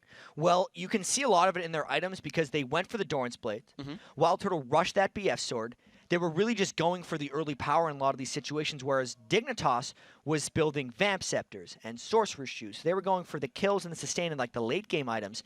But TSM's not really the late game team that they're looking to fight against, especially when you pick stuff like Draven for Dignitas. So TSM actually looks to be in a pretty good position here, despite a bit of a shaky start. Well, looks like it's going pretty well for them so far. And so what do you do now if you're Dignitas? You realize you've suddenly lost a quick early advantage. You're against an aggressive team. How do you change gears mid-flight? You definitely just have to regroup and realize what's at stake. I know Crumbs will have his Nasus ultimate to potentially get some dragon control. You want to be able to force the fights in places when TSM's ultimates are down, right? There was just a whole bunch of action that happened on the map. Wild Turtle used his bullet time. I'm a Cutie Pie wasn't level 6 yet. So when I'm a Cutie Pie hit 6, he's going to have that Draven ultimate, and Wild Turtle will not have his Misfortune ultimate. Reginald's already used Destiny, right?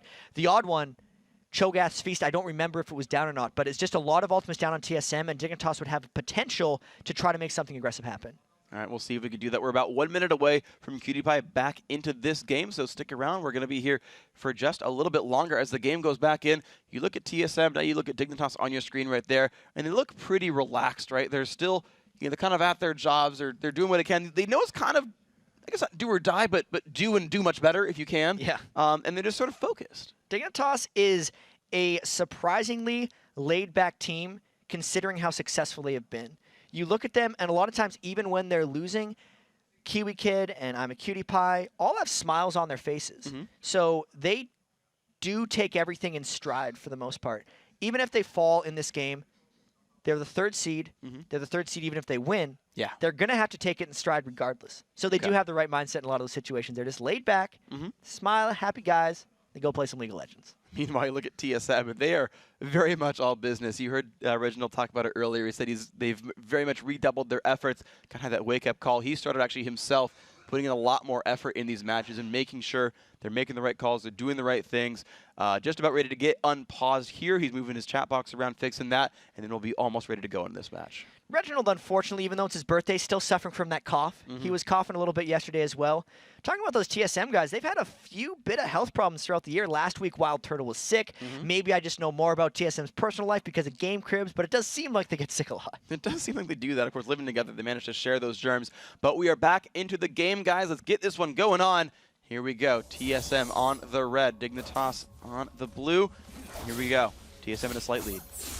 And now it's a matter of where Dignitas decides to go. They just lost a turret, they just lost their bottom lane advantage, and now it's a matter of trying to create the pressure in the right spots. There's a bunch of TSM people up top. Let's see if Dignitas can hold this turret. Well, right now the turret is going to start taking some damage. Kiwi Kid and Crumbs are there, but they don't seem to be doing a whole lot to keep this alive just yet. They're not putting out a ton of damage onto these champions, just blocking down minions. We'll go down to half, but it will stay there for now. Dignitas holding on for this short time. So this top lane is the battle of the brothers right here in the lore, because Crumbs is going after Nasus as he throws that wither down, and maybe Kiwi Kid could go aggressive. Darius does have his ultimate up, though. There we go. Crumbs going to pop his, and there we go. The damage coming out. The Rupture lands. Crumbs taking a bunch of punishment, and Ottoman just finishes him off, but Darius will fall, and here comes Skara. The reset comes across, pops the ult. Here comes Reginald. Lands the gold card, puts damage onto Kiwi Kid. Rupture hits. They're going to keep moving forward. Ignite comes across. WW press, and will Reginald get another one? Yes, the 3rd W comes in, and the World Wide Web gives Reginald a kill. Now running back away from Skara.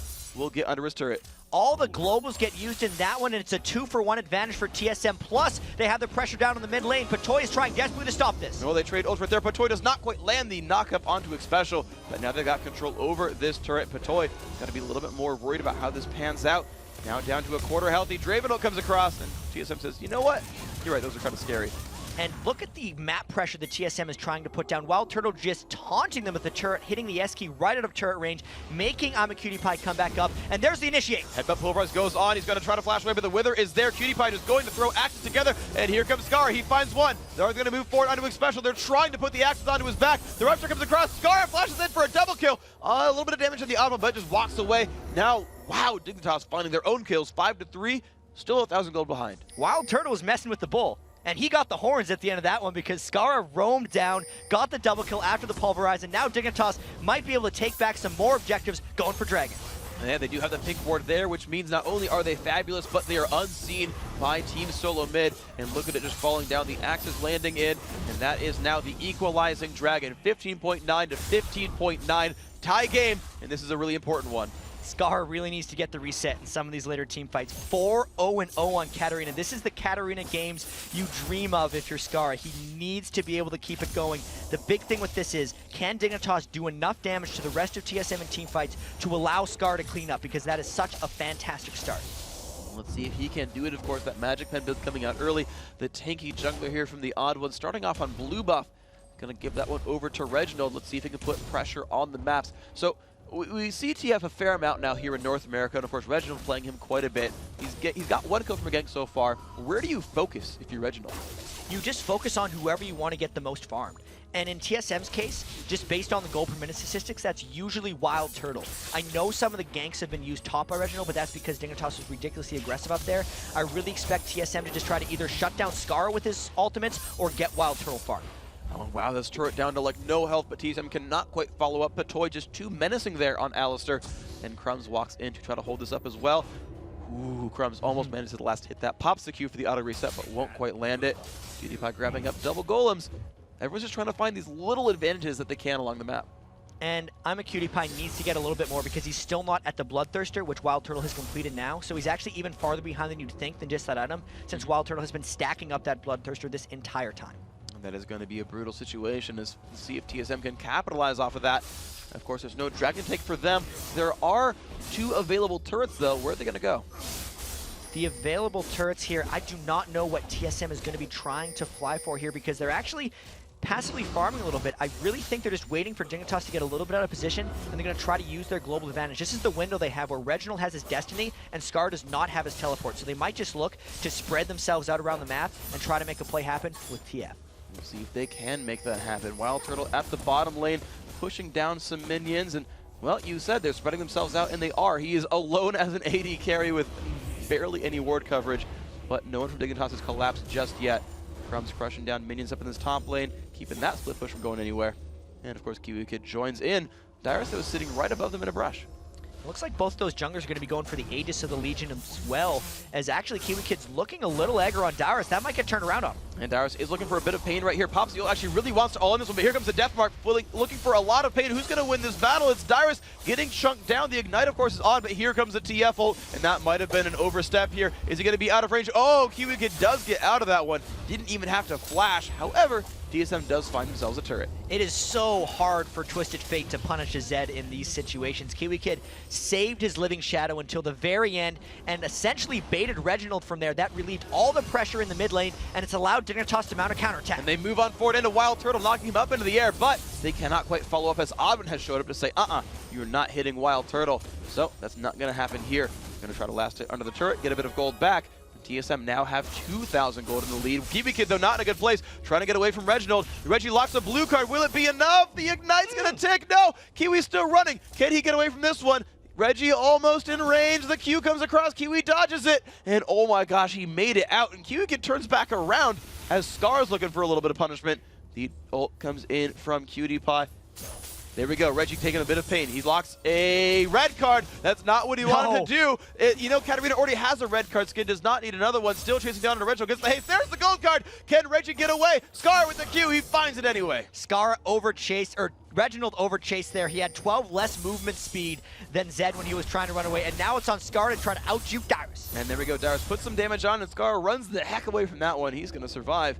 Now the mid lane, again, under pressure. Wild Turtle and Odwin trying to defend it. This seems to be Dignitas' pattern here. Kiwi Kid makes stuff happen in the top lane, and then Dignitas is trying to push back this middle because they really have to get some turret pressure created. They are up in kills, but substantially down in gold because that's 2,250 gold they are down globally from the 3 turrets being gone.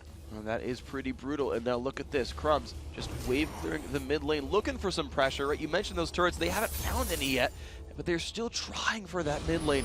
Wild Turtle spreads himself back out to the bottom. Odwin, the man left alone to defend the mid lane, and I don't think he likes his odds too much here. Because TSM is really spread out. Wild Turtle went to farm bottom, while Renekton went to go top, and there's Scar. And they just jump in onto the Odwin, but he gets knocked in the air by the Eruption. This is not good for Scar, forced to flash away, but look at the axes there onto the Odwin. However, Cutie Pie cannot stay around. Reginald locks a gold card. Look at the burst there. Cutie Pie, one hit from Dead Put Toys saves him. That bodyguard bouncing Reginald away. Offensive lineman Alistair right there. That was actually a very good hold by TSM because that was a 2v4 in the turret, and they didn't lose it, and they didn't lose any people. Meanwhile, Wild Turtle and Dyrus were free farming the side lanes, and because so many people on Dignitas got low there, it allows TSM to pressure all 3 lanes at once. And they are putting on the pressure right here. You can see Reginald kind of in a sort of a 1 versus 3 and happily putting the damage out there.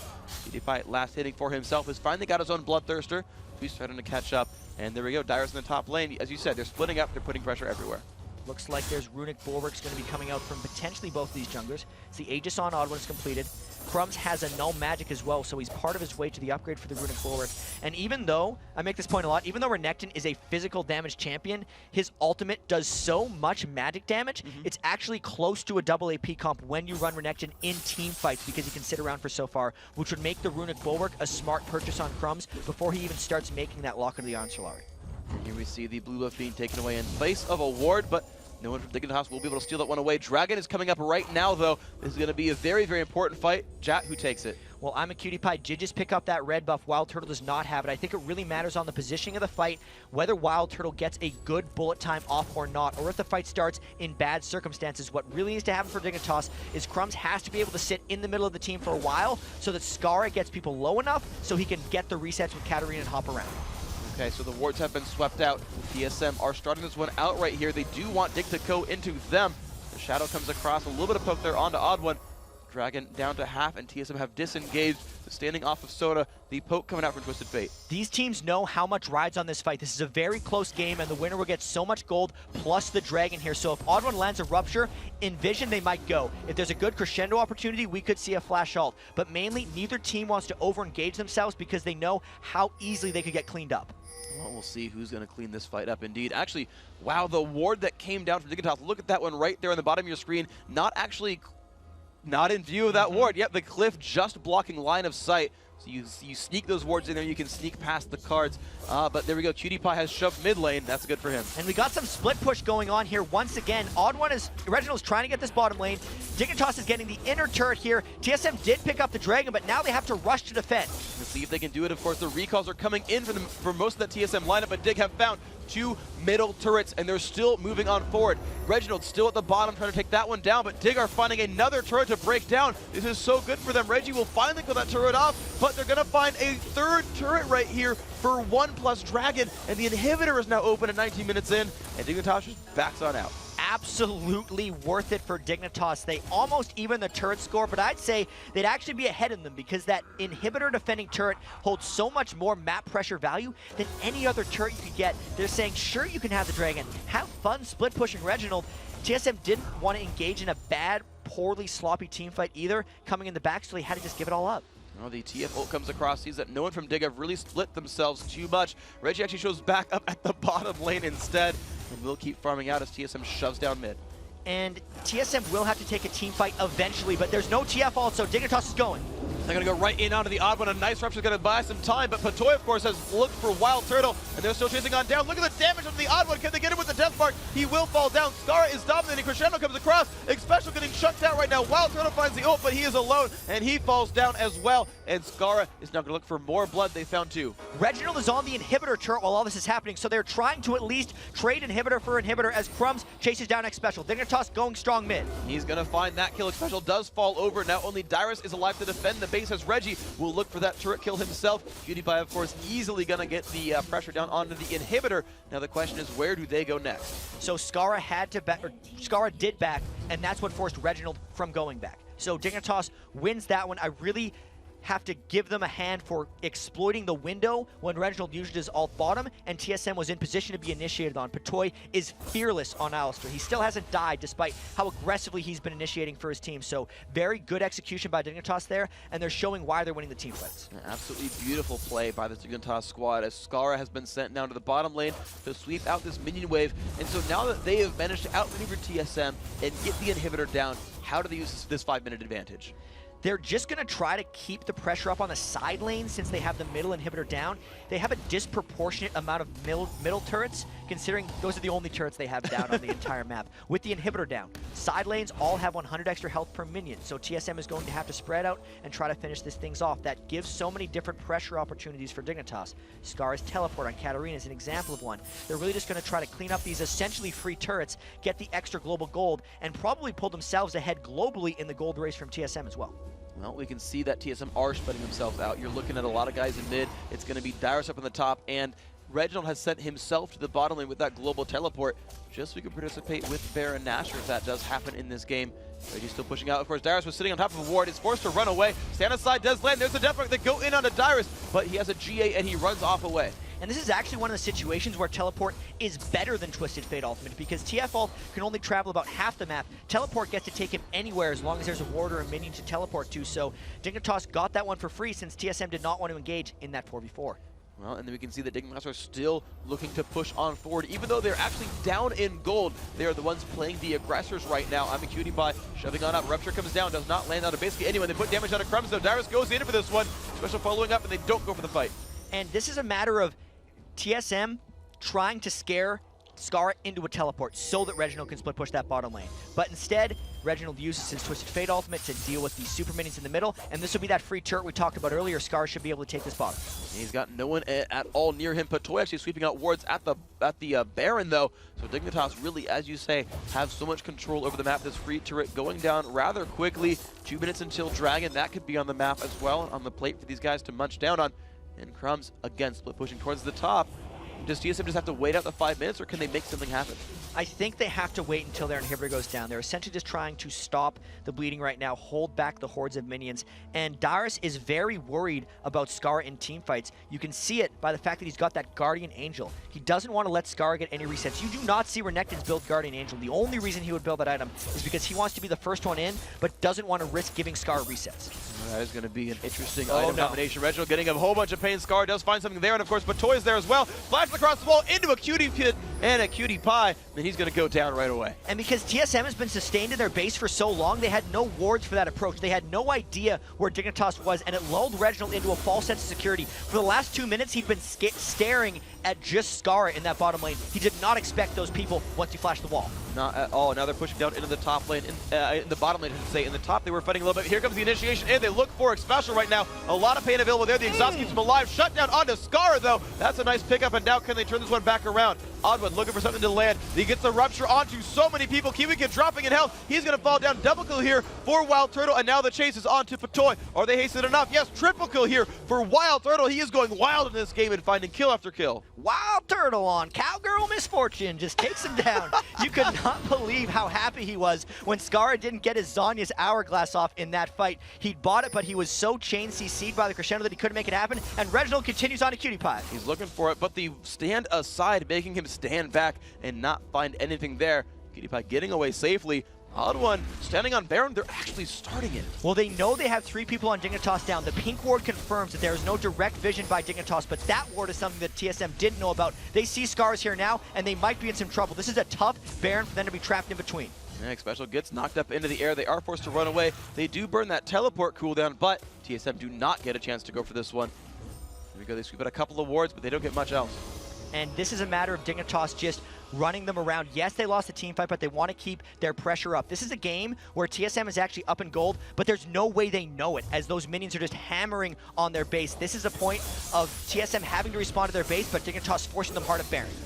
Let's see what ends up happening with this one. Baron is losing health right now. You can see those super minions in the screen pushing down on the Nexus, but it'll hold on for now. The Baron and Nashor losing more and more health. Wild Turtle across the wall does not have bullet time yet, nor do they have Crescendo. Those are going to be important cooldowns for them as the Baron loses more and more health. TSM making their way around the corner. There comes Darius. He goes in for this one. Inhibitor has respawned, and here they go in for the fight. Darius on a half health. Red team is slain. Baron Nashor. Auburn actually gets it in the fight. Darius forced to run away. It's a shutdown. They've actually killed Wild Turtle. Here we go. Darius coming back on up, but he's in the middle of the enemy team. Flashes away. Cutie Pie's not going to chase that one down. Odd one really being slowed down, and he's going to try to run. They've traded 1 for 1 so far. Can Dignitas do anything else to get this Baroned up TSM? They want to get as many people dead as possible because the Odd One actually got over the Baron wall in that fight, soloed the last 2,000 health of Baron with his smite and his ultimate, and I don't think Dignitas expected that to be a potential steal. They'd actually peeled off of Baron. TSM had other plans, and that was really big for them because Reggie used his Twisted Fate ultimate to get back into the base, and they are probably going to be able to hold off these inhibitors. That was absolutely huge for them, and Cutie Pie now wailing down to this top turret with a giant minion wave. Can Darius do much to stop this one out?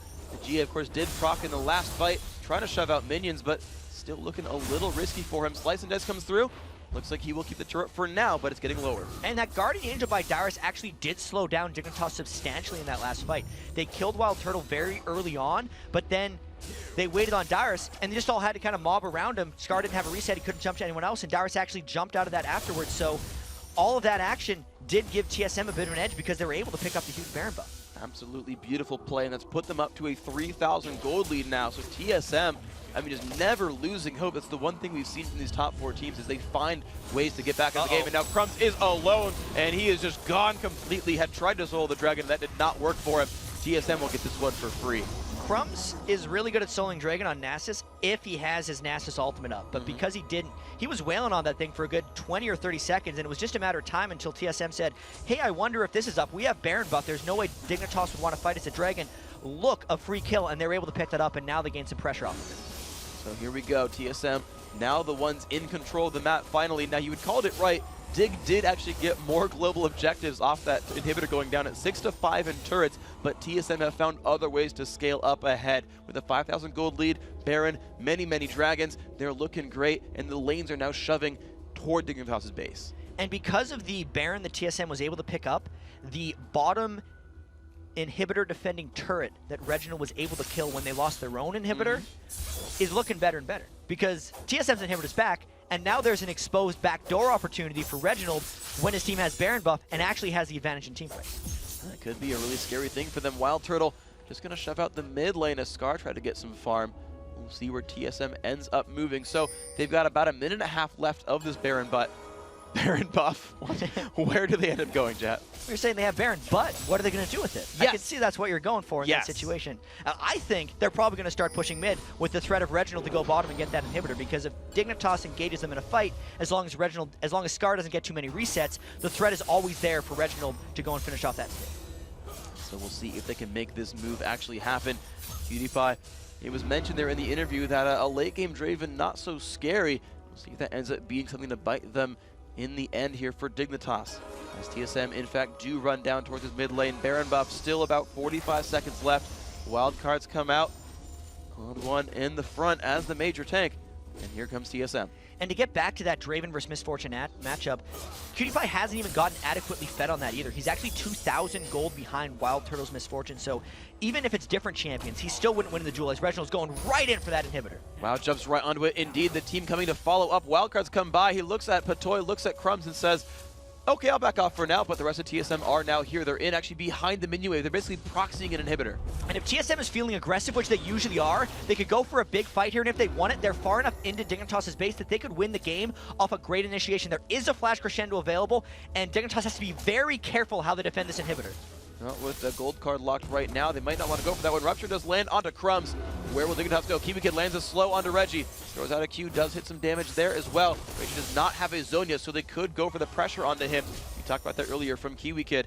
See if that ends up being the case here. Dignitas have shoved TSM now out of their base. They're up to the front door with the Oracles that kill off a ward. They also know that Draven ulti was just used to clear a wave in the other lane, so the teamfight potential of Dignitas is even a little bit lower. All it would take is a Rupture onto Scar so they can chain CC and stop him from Zonyazing, since 7 of Dignitas' 11 kills are on that one champion. Fortunately for Dignitas though, TSM's Baron buff has expired, and they are no longer feeling as confident in their position. Okay, so instead they are just playing the slow grind right here. 4,500 gold up. The minions have finally come to meet them now in front of Dignitas' base. Scar is actually being sent down the mid lane to get some free farm. Dignitas just hides inside the safety of their own shelter. Well, I guess one way you could avoid Scar from getting caught out is just take him away from the fight and realize he has teleport to come in. Because that's essentially what he wants to do on Katarina anyway. He wants to engage late in fights when people have burned all their cooldowns and then clean up. So if Scar split pushes for actually the rest of this game and keeps himself safe, that might be one of Dignitas' ways of coming back. We'll see if they can do that with Scar, of course. As you mentioned, he is kind of the farm leader of the team, has most of their kills. PewDiePie is, though, trying to catch up. 186 minions on him. Doing pretty well for himself overall. And now TSM looking to fight. Heads up, the ult comes across. They're going to look for something. Gold card onto Crumbs. They're going to move in. He pops the ulti. Reginald taking a bunch of pain. And here we go. The battle is on. Half health on Crumbs. Damage down onto Reginald as well. There's a beautiful pulverize up from Patoy, but they're moving on to the Alistair, taking a bunch of damage. PewDiePie now hit up by Draven.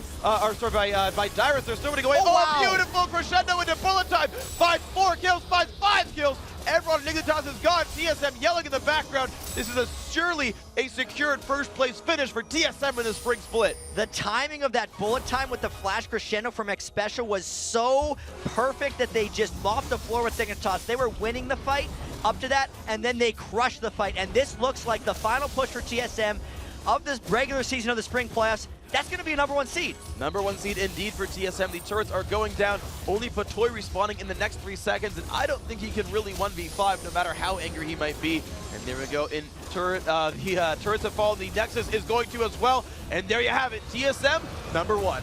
TSM finishes the regular season on a 7-0 streak. They are so pumped for this. Happy birthday, Reginald. They're going to be excited tonight. They are indeed. Congratulations there. And the funny thing is, barely up 13-11 in kills. That game was map control for them more than anything else. Only that team fight put them above as far as kill score was concerned, but an absolutely stellar team performance from these guys. And even though most of the game was spent with Dignitas having the seeming pressure advantage on them, TSM didn't really relinquish their gold lead. So once they got control, once they got that Baron, you really saw the lead come through. Yeah, they did. They played absolutely phenomenally. I mean, everything really worked together for them. The split-ups you mentioned, TSM, the Reginald Twisted Fate coming across the sides and finding places to go, opening up opportunities. You mentioned all of them working so incredibly well. And the coordination, that last team fight, I mean, it was just so fun to behold. And in fact, got a replay of it. Let's take a look at that last team fight, because this was TSM engaging at exactly the right moment. Dignitas was a little bit too far to their base, and when they TF ulted, they realized Zed wasn't there. So even though Reggie didn't go far, he got the start onto Crumbs. Crumbs is one of the highest threats. Wild Turtle makes sure he stays out of pulverized range. Watch the back of the fight. He's slowly moving in, and then X Special sees the opportunity with Wild Turtle starting his Misfortune ult, and he makes sure they stay there. He used his Reverie before that to make sure he could get into range, and that was just total obliteration by TSM. 5-for-0 ace.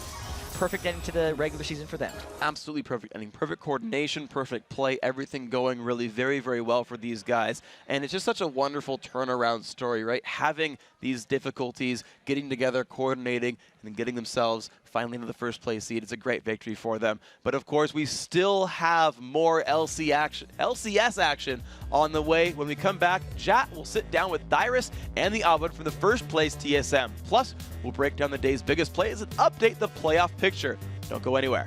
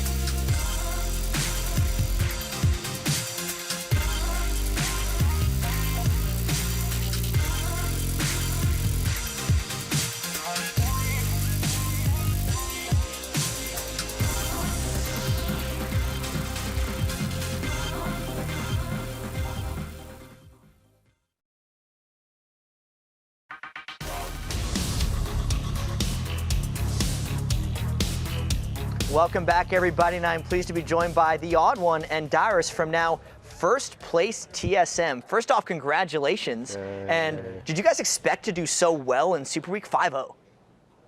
I was pretty confident coming into Super Week, but when we got here, I was like, before we won the first game, I was like, I'm kind of shady. I just realized that I kind of hyped it up and been like, we're just going to get second place for sure. But then we ended up getting first, so I'm pretty okay with that. Do you have anything to add? I think, yeah. I mean, I knew they were going to be tough games, but what really surprised me is, like, I thought we were going to be battling for second place, not first. And then, like, every team started collapsing, and suddenly we're first. So why do you think that was? Why do you think you guys were able to persevere through all the upsets that were happening to the other teams? And why did the other teams get upset? I don't know. Like, we have a lot of experience with this. We know what it's like to fail near the end, like at Worlds, unfortunately. But now we're just trying to maintain our momentum throughout the season, even at the end. I assume there's like drama or issues surrounding the other teams. Like Crumbs had some issue with his family or something. I'm not sure what happened, but that sort of hurt them really badly, unfortunately. And then there's some curse stuff, and yeah, basically that's it. I'd like to add that our communication got a lot better, although there's a little bit of bumps, like against the first game against Marn, but our communication got a lot better. And one of the reasons for me alone was I lowered my volume from 80% to like 10%. And well, this week I brought a pillow. I also brought flip-flops, so I feel very, very comfortable where I am, even though that last game was a little rocky for me. Is that a situation for you guys, being comfortable in the LCS studio? Because I know you guys have a setup at home that also tries to simulate this. Is that something you guys have had trouble with in the past? We were trying to get used to it. Like, or initially, like, we had to get used to Wild Turtle, but yeah, so once Dyrus gets relaxed and everything gets relaxed, it's really easy to just play here because we have a perfect LAN setup and we're used to communicating now more with each other. So now that the trial period with Turtle's gone, it's like really easy to do calls, how bot lane has its own world for a little bit, then maybe call the jungle down or mid down. It's really smooth right now. I mean, let's talk about Wild Turtle too, because we do this every time, but he was the main roster change when you guys started having huge amounts of success. Why has it been so good having Wild Turtle? There are a lot of things, actually. Well, first of all, like, the leading voice changed. It was between Chaox and Reggie, and sometimes they would both make calls, and we'd kind of be, like, heartbroken and stuck in between them. Wild Turtle brings a different pool to, you know, our team, like Draven and such, and people don't expect that. People don't expect how strong Draven could be. Another factor would be that we only listen to Reggie now, and what Wild Turtle did that added the aggressiveness to our team was that there was a first scrim or second scrim where he's like, can we just push mid? And it's like, wow, pushing mid? We've never done this before. We usually just go back and farm. So we applied pressure on the map a lot more than we usually would. And we have more clear sight of our objective, get wards before, you know, we want to go to Dragon. Should we do Dragon? Should we push mid? And all these little things. But in our last game for communication, it was a little rocky on the first Dragon, but we did okay. Well, awesome stuff. And I have another question here for you. You guys have been a team for so long. You're one of the longest standing North American teams. And you talked about the almost failure you guys had at last year's Season 2 World Championships. What's the biggest change in your team from then to now? I guess now we do much more prepping for the enemy teams. LCS makes it easy because everyone has televised games. There's not like months in between the next game. Like, you have very little like up-to-date footage. Like with LCS, every week you're updated with what they're playing, what they're doing. So it's really fast. So it's mostly more prepping because Season 2 was like harder to get any info on the Chinese, Korean teams, but now there's like way more footage out there. So hopefully we'll be able to use that against the international teams soon. Well, thank you very much, the Odd One and Dyrus. I have to congratulate you once again on the crazy run you guys put up in Super Week. First place in the North American LCS regular season spring split, and there is still plenty more to come. We've had upsets all day, crazy up and downs, but for now, we're going to check out some of the plays on the Telestrator. All right, thank you, Jat. We've had so many crazy games today coming down to the wire, so today's topic is going to be late game decision making. First up, we have GGU versus CLG. This is already 27 minutes in. We can see GGU grouping up around Baron here, and Hotshot doing his Hotshot thing, split pushing down bottom. He makes the decision here to go for this inhibitor turret, even though he has teleport up. He doesn't want to join his team. He just wants his team to poke at GGU, stall them out around Baron, and hopefully they can just get a free inhibitor turret. That's not exactly how it's going to play out, though. Let's roll this at double speed so we can actually get to some of the action. They're just going to try and poke back and forth here. CLG just trying to waste time, and then finally, right here, pause it. We just had CLG go with an engage.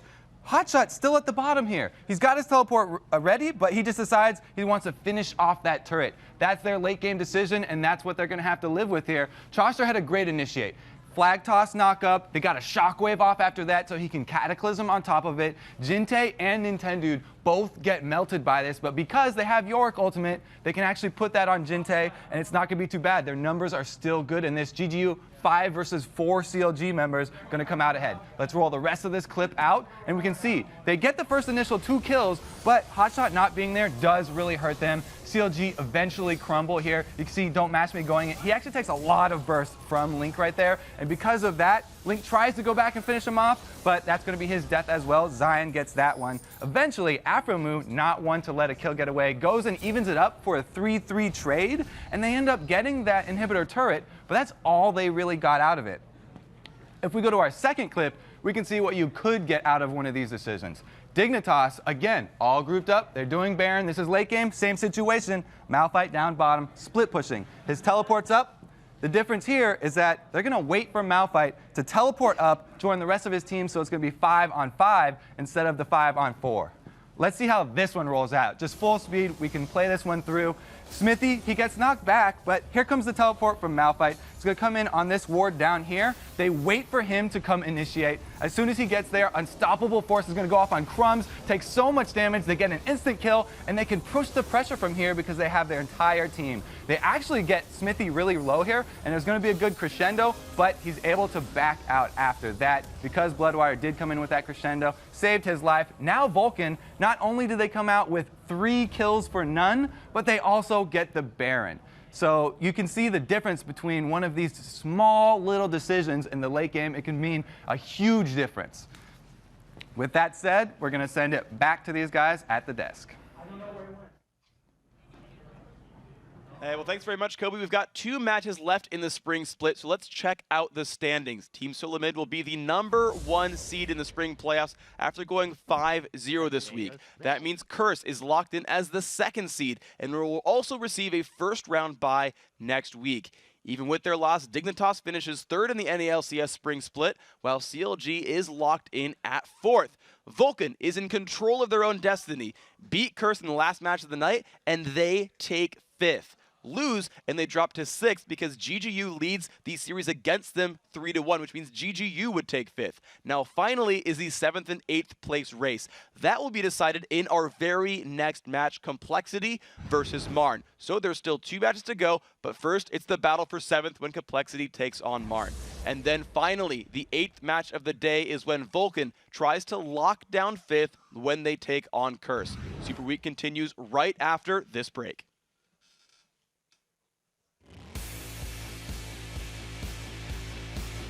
Good job, Jack. I love you.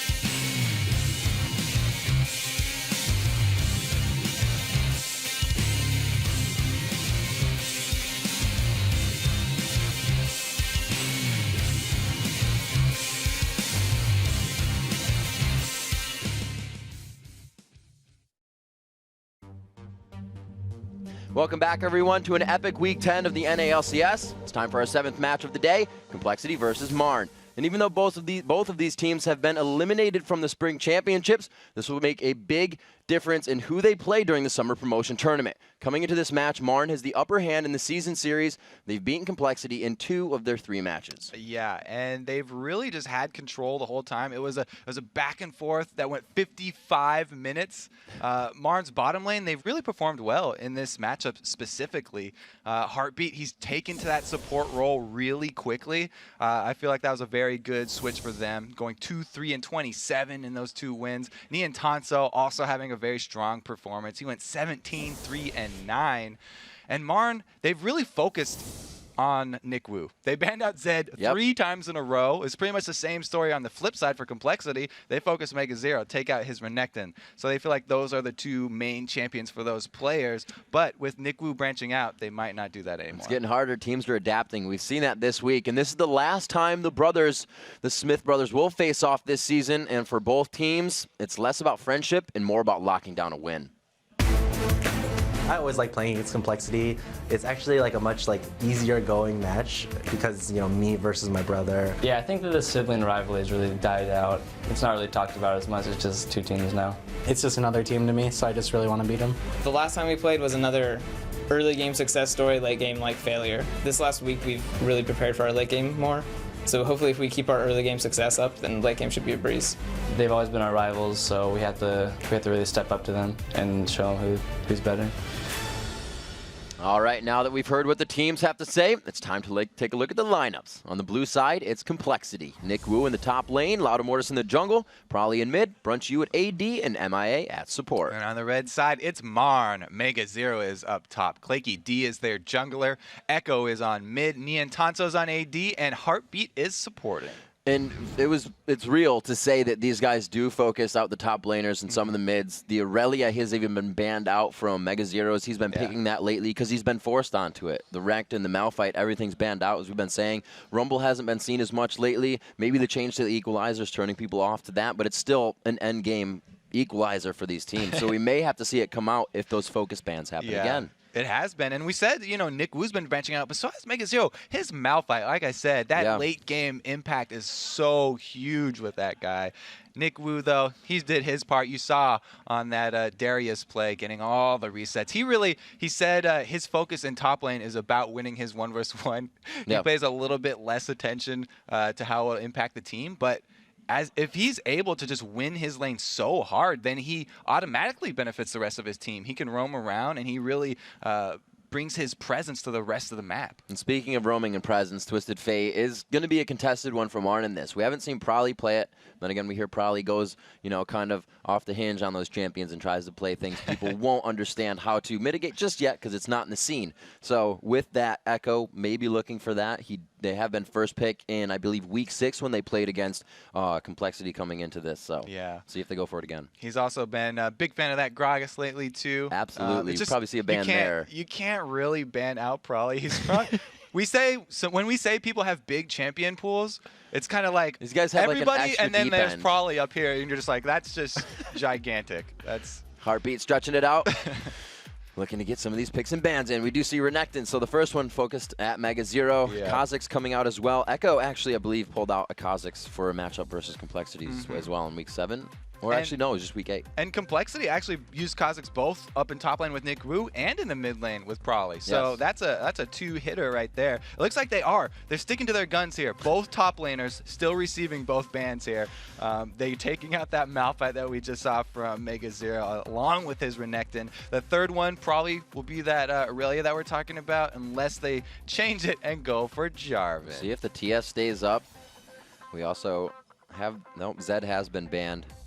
What can they pick for this? So Nick Wu, he actually has a good number of champions Jace left. Is still he there. can still do the Jace and the Shen. Shen actually very important in this super week so far. One global or the other. Exactly. So the Shen's still up there. So much is left open. The Loudamortis, like his go-to jungler now is the Mumu, which automatically makes him one of my favorite junglers. The Shen still on the board here, and they go with Thresh. So much is left open. All these high priority picks that have seen bans in Super Week.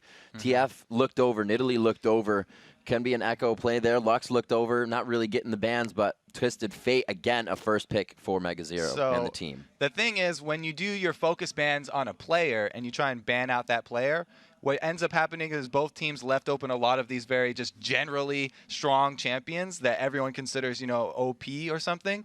The first 3 picks, very highly contested and a lot of tournament play here. Dual globals coming in for Marn, so they instantly just have immense level 6 pressure. It's coming into picks and bans. Obviously, you're going to pretty much know what you can play, what your champions are. But we've seen, TSM in an MLG kind of forget that there are champions to play. You think picks and bans going so crazily lately can put a team under stress, and they'd be like, what do we pick? This is kind of not what we wanted. Yeah, especially when they do focus on one person. It gives you so many more options. Sometimes when you get too many options, it's a little overwhelming, and they're not sure which strategy to go with. But this is true. This is a the very other end of the spectrum. Important game that we have talked about. The Jace, it looks like that is probably going to be a Nick Wu character. The thing is though, Prolly, he plays like all the characters Nick Wu is known for. So Complexity can do this thing where they pick one of Nick's classic characters, and then they fake you out and they send it to Prolly in middle. Brand has been burning a few people lately, but has not been chosen. And again, he will see a skip this time. The Twitch and Sona to come in from Niantanso and Heartbeat this game.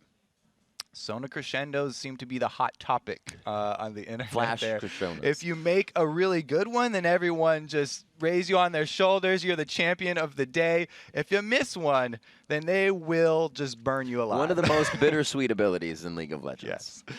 Oh, man. The Nasus, definitely seeing a lot of him here. And that does fit Lattimore's playstyle in the jungle, because Lattimore has always got a really strong focus on jungle objectives. He's one of the ones that will time that dragon down to the second, wants to get every single one, and Nasus is a perfect champion for him to do that. His early game ganks, though, are going to suffer from that one because there isn't the hard CC, and he's just got the slow from Wither. Now, as we wait for this pick coming in, Shen not so much of a fighter. Do you think we could see Mega Zero still picking up that Aurelia? Yes, plus the Shen could go in the jungle because Claky D has done jungle Shen. Exactly. So there are those 2 options open for Marn too. So the Gragas is going to be finally locked in. That's going to be Prolly. And we still have to see, is Claky going to take that Shen away for the jungle and play with his very passive jungle style where he waits till level 6 and then just does a counter gank? And he still has his Riven. Okay, that's exactly. We totally forgot about Riven. That's exactly what's going to happen. The thing is, when you have a jungle Shen too, it lets Mega Zero be even more aggressive on his Riven, because as soon as you have that level 6 Shen in your jungle, you always have a buddy. It's the buddy system here. He's never going to be alone. He's always going to have jumping in. Claky on his back. And this actually is going to be the 3rd time we've seen since people have been trying to take it away from Prolly, his Gragas. I guess he feels it's comfortable. And really the ultimate, if you think, like we said, just a few seconds ago, how Prolly plays against people who aren't going to understand it because they haven't seen it. You can't really do much against a Gragas ult. It's going to throw you in any direction. You can't do much about that anyway. So you still get that. He opens up a lot of options because he can shove the lane very quickly. And so that's a really good answer to TF, because TF's main thing is he has the wild cards that he throws at, so he can shove it, get his mana back with the blue card, and then teleport to another lane. Gragas, very similar, because he's got the AoE casks, he can clear lanes, and then probably also going to be running teleport. So he's trying to just match Echo's global presence there. So we see a pretty heavy poke composition coming from Complexity to start off the game. Up against Marn, loves to fight, loves to get in your face. They show that composition, like you said, the buddy system on Riven and Shen. Where are we looking for an early game focus from these teams? The early game, I'm always looking at Mega Zero, because he builds very early game. We saw him with a 3 Doran's Blade on that Riven. That's really just putting all your eggs over here, and you're like, early game, I'm going to win this. I'm winning my lane. I'm not going to look bad. I'm not going to be on any of these YouTube clips where we get soloed by Voyboy or something. He definitely 4v1s. he definitely builds for that early game. So I always kind of have to focus him, especially on Riven, who's an aggressive champion. All right, a long day it is, but Game 7 as we near our last few games of Super Week. Thank you for staying with us all day. We've got some awesome stream numbers, so high five to everyone at home for hanging out, and also an EU for staying up. It has to be so late, but we have EU right after this as well, so it's going to be amazing League of Legends all week long. Complexity versus Marn for your 7th game of the day here. Riv and Kobe to bring it to you. LCS live from Los Angeles. We are on to the Rift, and we see the wards already being placed out as Complexity looks to send aggression to the top side. Yeah. Complexity started out with their classic 3 red elixirs. MIA, a huge fan of getting that on any support. Thresh is a really good one to have it. So they've, again, gone with the bottom lane, double red elixirs. Their invade is a little bit slow here and a little bit predictable. Marn have done their homework. They predicted this, and it's going to be a clash. Oh my gosh, we've seen this before. What's going to happen? The red elixirs are getting popped on both sides. Probably very low. The first blood actually going to Neotanzo. He gets a double kill to start the game. Mega Zero flashes out perfectly. They won't be able to finalize any more kills, but a huge start for Marn. Okay, let's sift through the bodies here and see what happened in all that carnage. Mega Zero barely got out with that. He was 10 HP. They were rewarded with 2 kills plus the first blood. Shen is amazing in level 1 engages. Because of that taunt, he can get CC on multiple people. He did it right there, not even waiting for them to get to the edge of the bush. Plus all the red elixirs, except for Nick Wu's, were used in that engage. So those are going to be ticking down very early game. And as for summoners, we've got only the Ghost off of Loud Immortus and the Flash off of MIA for Complexity's side.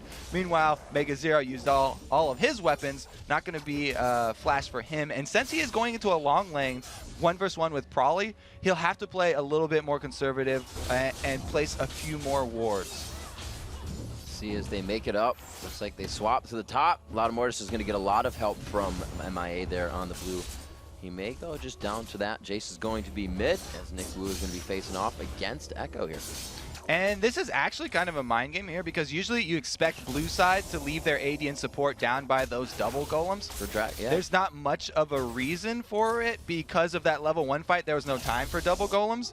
So it looks like there's going to be a weak dragon presence from both teams, which kind of benefits Complexity since they have that Nasus, and Mega Zero is not going to play conservative. He doesn't care if he has no flash. He's going straight to Prolly. It's a battle bunny for a reason, and you better watch out. Not looking to party with Prolly right now. Prolly backed off, isn't really within. He is getting back into experience range, but Mega Zero has the lead on that. Prolly just hits 2, and you can see Mega Zero just being so fierce. Baiting him in for the Nasus gank. He does pay for the no vision wards, and there's no flash. Will he be able to get away? He's got those cooldowns. He finally gets that first gap closer up. He uses it to get away, stays safe.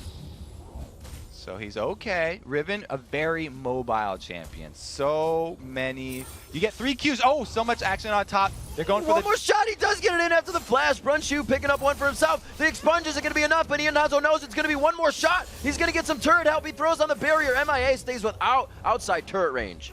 MIA also has Shen incoming here. He has to be very careful. Clanky goes for the taunt. Clanky has the flash, but he has the taunt within range without doing so. They pick up a kill. It's an assist for Neotanzo, so that makes Clanky pretty good in the jungle at 1-0-2. Yep, and Loud Immortus down bottom trying to answer, but Mega Zero's getting out of this one, gets away from the barrel. The 2v1, and he's going to turn it around. One more shot. Loud Immortus even stays there. He wasn't trying to kite it out. Prolly's going to go down here. They're double buff to Mega Zero. Prolly knows he can't fight this. The Drunken Rage is on, but it's not enough. Oh, it does mitigate the last bit of damage. Body Slam comes up just in time. I don't need my flash, my ignite. I've got a red elixir. Mega Zero, there's a reason people were banning out Riven first. He's so aggressive, and he plays without a ward because he can do just that. He could turn around a 2 versus 1 gank. That's one of the things that I was talking about early in the season when I'm talking about being scared of ganking like Darius or Rumble lanes. They've got all this AoE damage when they do have the elixirs that you have to be careful of dying yourself. Loud Immortus just got a taste of that from Mega. And I can't say that they Echo in the middle, banning it. Oh my lot. gosh, Nick Wu going on to Echo. Goes back, Knight is on, so he wastes that. Not going to be able to go all in on this next time unless it's played very falsely by Echo. Looks like he's going to get out there. And I was going to say, it's not like Mega Zero's been playing Riven the whole time. He's made an impact with it the last few weeks, and they should have remembered that. They haven't banned it in the last times they've played. Like I said, it's been the Aurelia. We even forgot to talk about it in Champ Select. It was the last pick, and they've used it to counter the composition entirely. And he has, again, gone with that early game build. Just goes back to get 2 Doran's blades. He's got that double buff, so he's feeling fine. Complexity, in response to Mega Zero's aggression, have switched it up, and they sent their AD and support down there to try and contain him. See what they can do about it. He's going to have a few minutes to get himself back with these, or not back, but still work with these buffs that he has. The double buff from his double gank gone awry for Complexity. Like you said, it's going to be Brunchy in that bottom lane now. He did pick up a kill before, and they have actually come back with pink wards. So those were for the top lane. They're going to hold on to those since they're not against Niantanso anymore.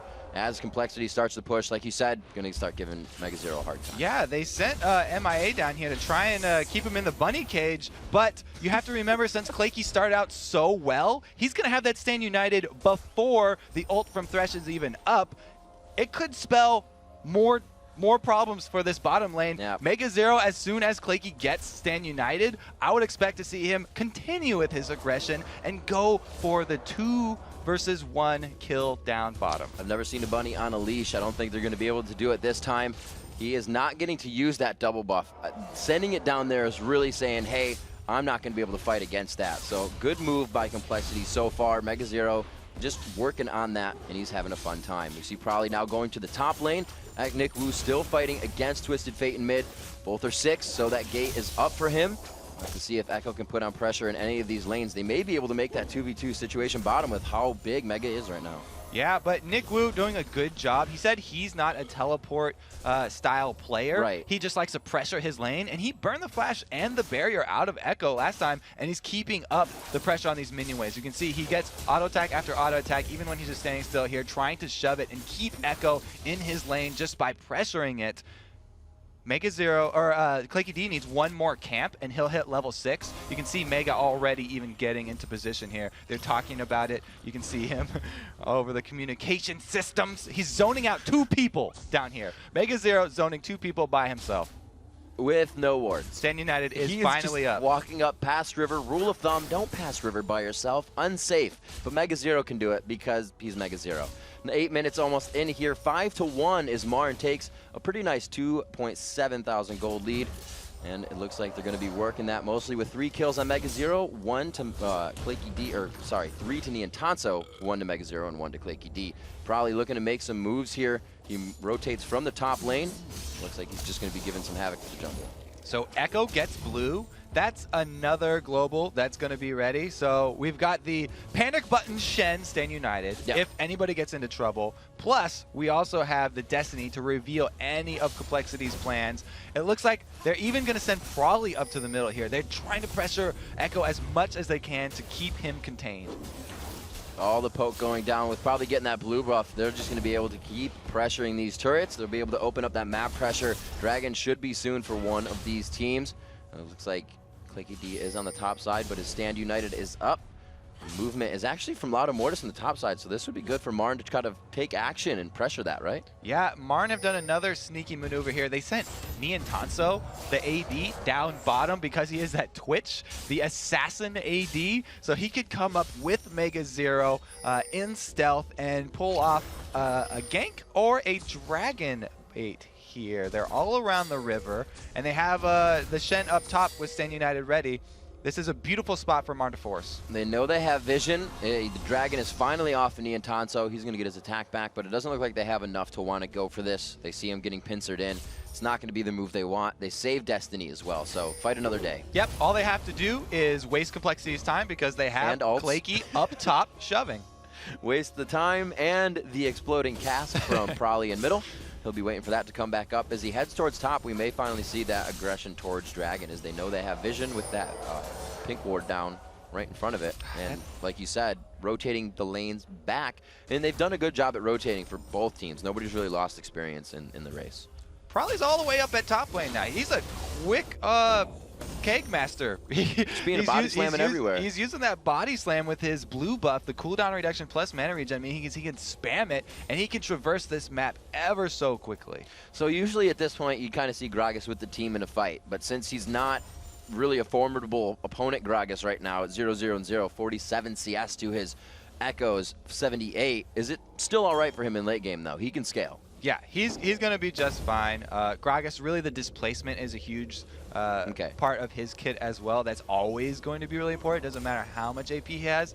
Mega Zero, they've sent him up here top to try and put some more pressure on Prawley right now. And Mega Zero, he never buys, he hasn't bought a ward since that first one that he started with. He's just relying on all of his power because of his early game advantage and the fact that he has 2 globals on his team to back him up. Meanwhile, he's in the lane with Prawley, so it's not like Prawley's going to teleport to his lane to even out the numbers.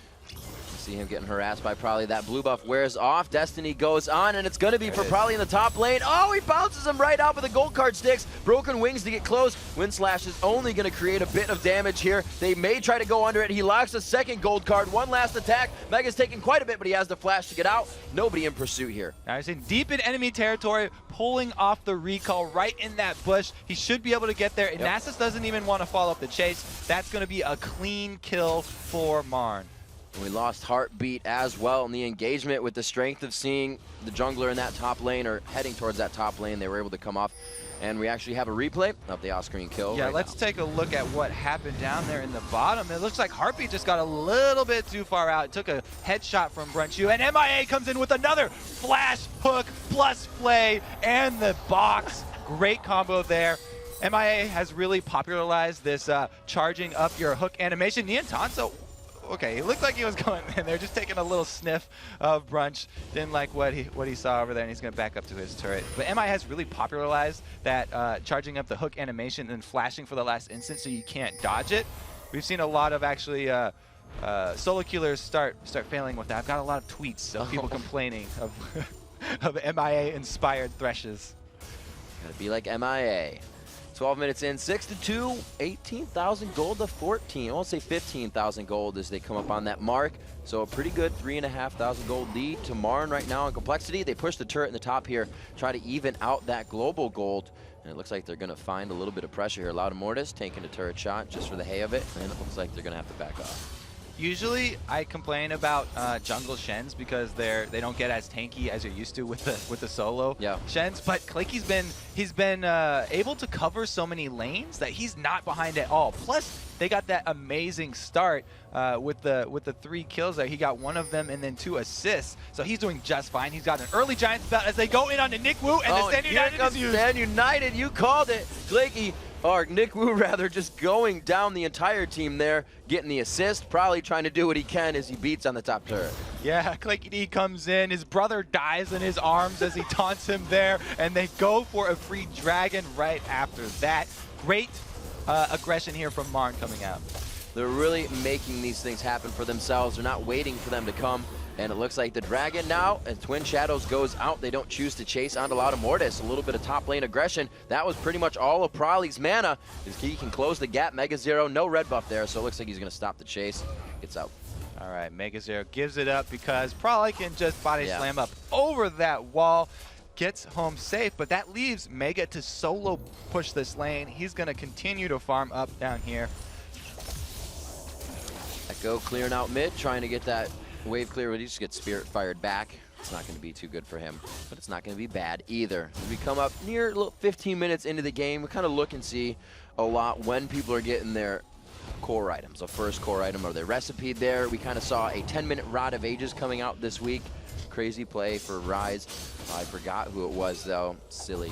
And we had the Infinity Edge on Niantanso. So a 14-minute Infinity Edge, definitely in front of standard. That's kind of a big deal. Yeah, that's kind definitely of a big in front deal of standard, or average, I should say. Especially since it is that assassin AD carry that we talked about having the stealth option. Usually you don't want your AD carry to go, aggro, even if they get an early lead like that and you're on Twitch. You're like, whoa, calm down, man. You're going to go get yourself killed. But Marn have Stand United and Destiny to back him up. If he times that when those cooldowns are actually up and he goes for a kill, it could be devastating. And he can just attack with impunity, basically, because he's got 2 people who can join the fight and back him up. And as we look around, we see the Bloodthirster finished as well. The Aegis being built for Loud Mortis here. And see, looks like we're just going to have maybe a Sunfire Cape coming out for Clayke D, so he can get a split push on as that late game comes in. You feel the Aegis, the Locket could have been first this time before the Aegis due to the lack of magic damage?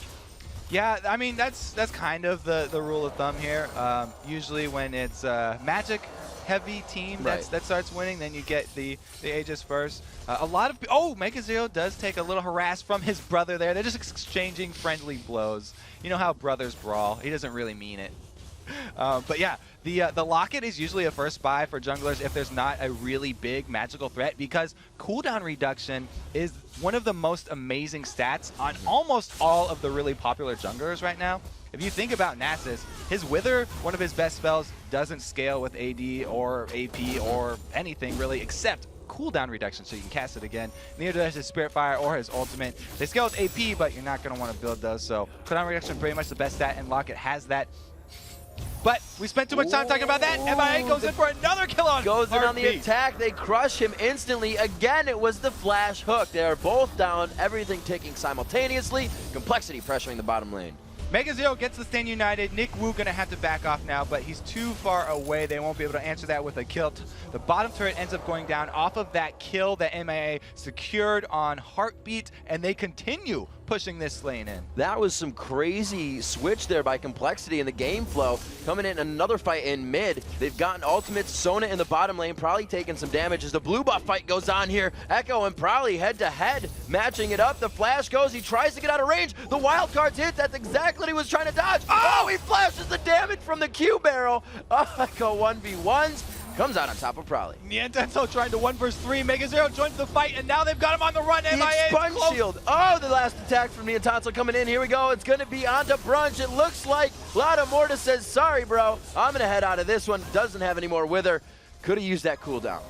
I am pretty happy right now. This is one of the funnest games that we've gotten to cast. This is a really good end to the spring split of the NA LCS. I was going to say that was a huge swing for Complexity until that just happened and they lost 3. They wasted Stand United to the top lane. The turret was almost down for Nick Wu, but then 3 of them died, so it kind of equaled out on just getting Sona and pushing that bottom. Yeah, this is almost a seesaw here as we now see Probably teleporting in. They don't go aggressive though. They just clear out the waves. And it calms down for a little bit here. We have a slight lull in the action. Echo is pressuring that mid turret, though, to try and get some damage back on it, while Clayky is up top, doing the same.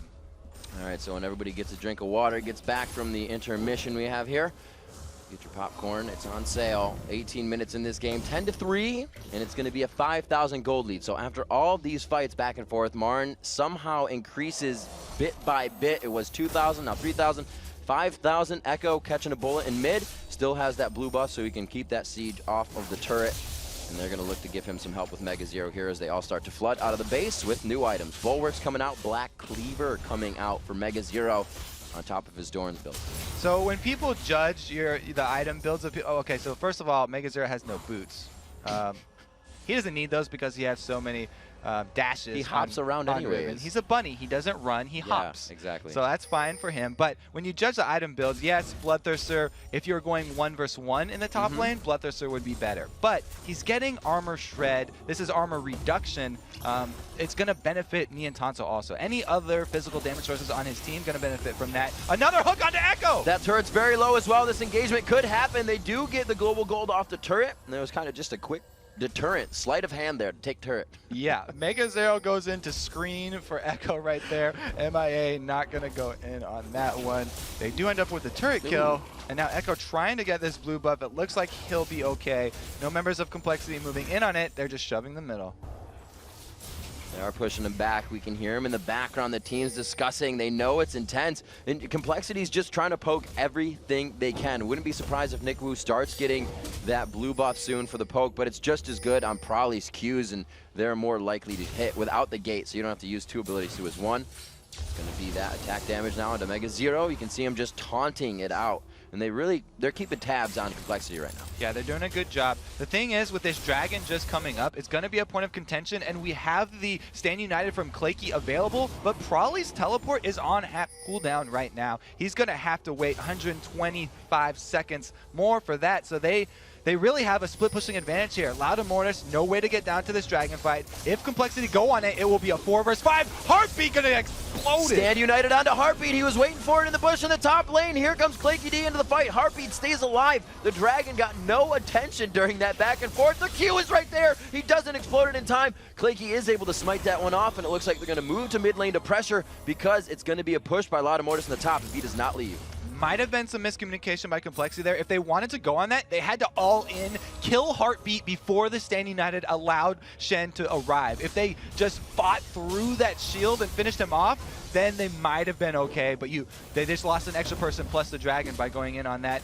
Meanwhile, we have the Onassis up here shoving this top turret, Echo trying to make him stop. Complexity knew if they kept pressuring that, it would be harder for Marn to get to that top lane, and it looks like they're going to be able to now pressure it. Here comes probably on the backside, but it's going to be a Shen and a Mega Zero for this fight, or rather a Twisted Fate and a Shen.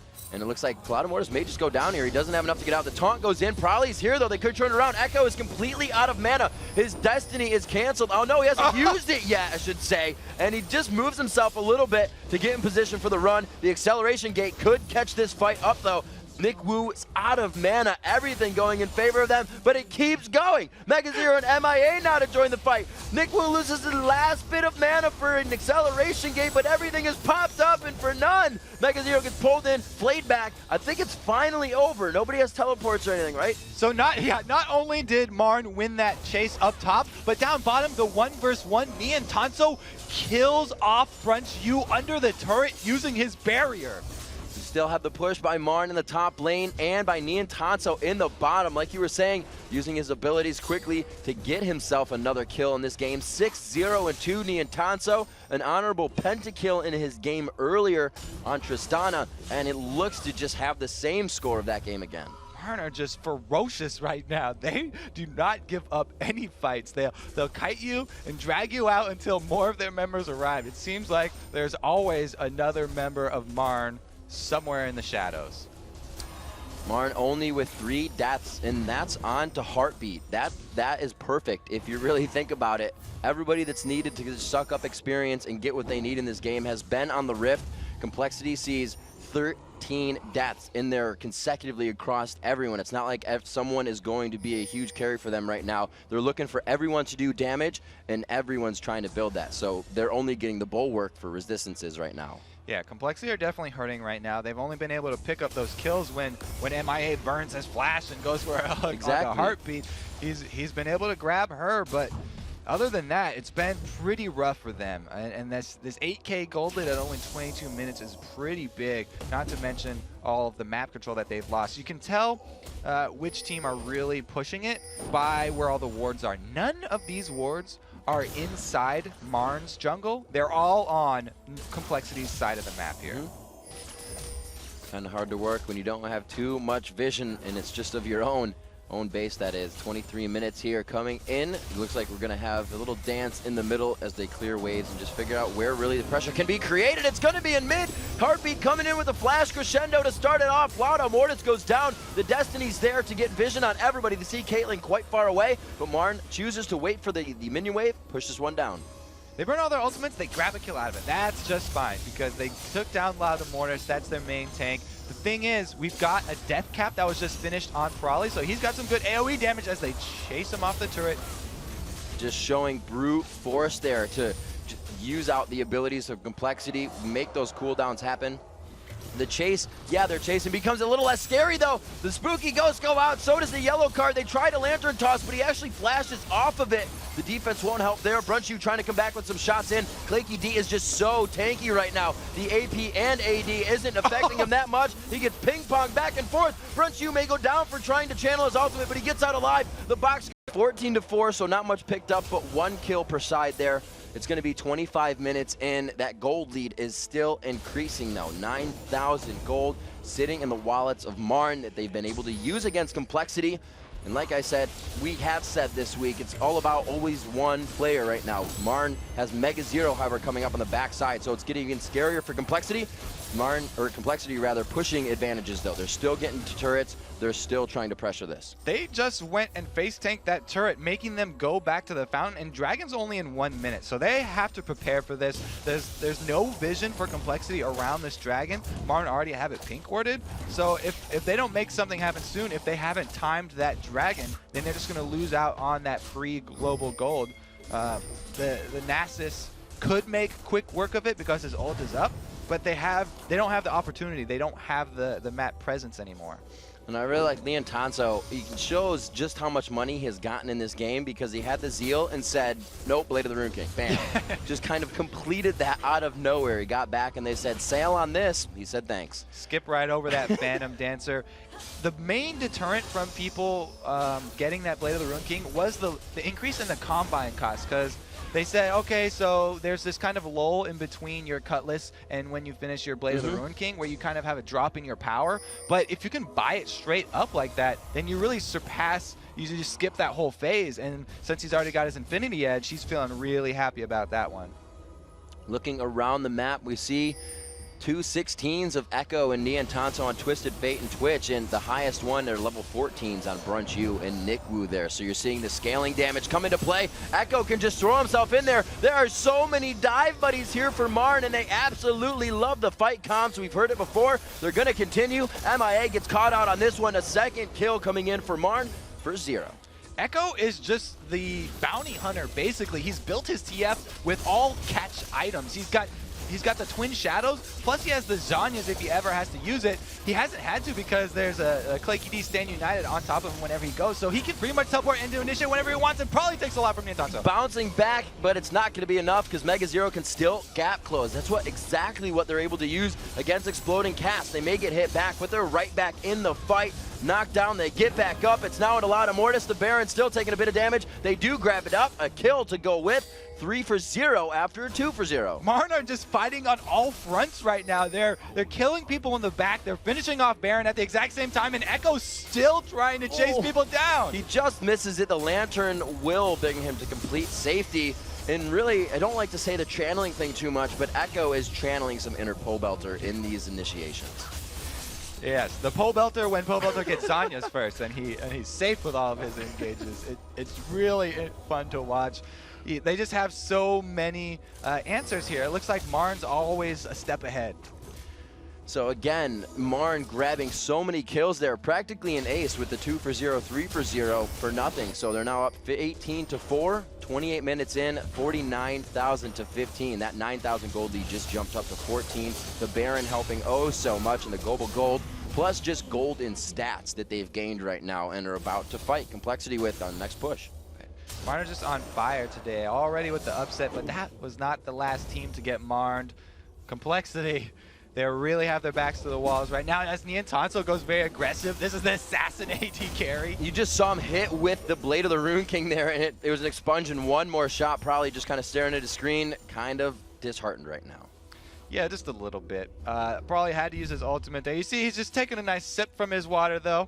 This is just a little break for him. He'll be back in action soon enough. The cooldowns, like I said, cooldowns, Death Chamber, I should say, still pretty low here as it's the level 14s and whatnot. The initiation coming in once again, a level 17 Echo and Niantanso to a 13 Lauda Mortis. That's not going to last long for him. Every member on Marn right now are just fearless.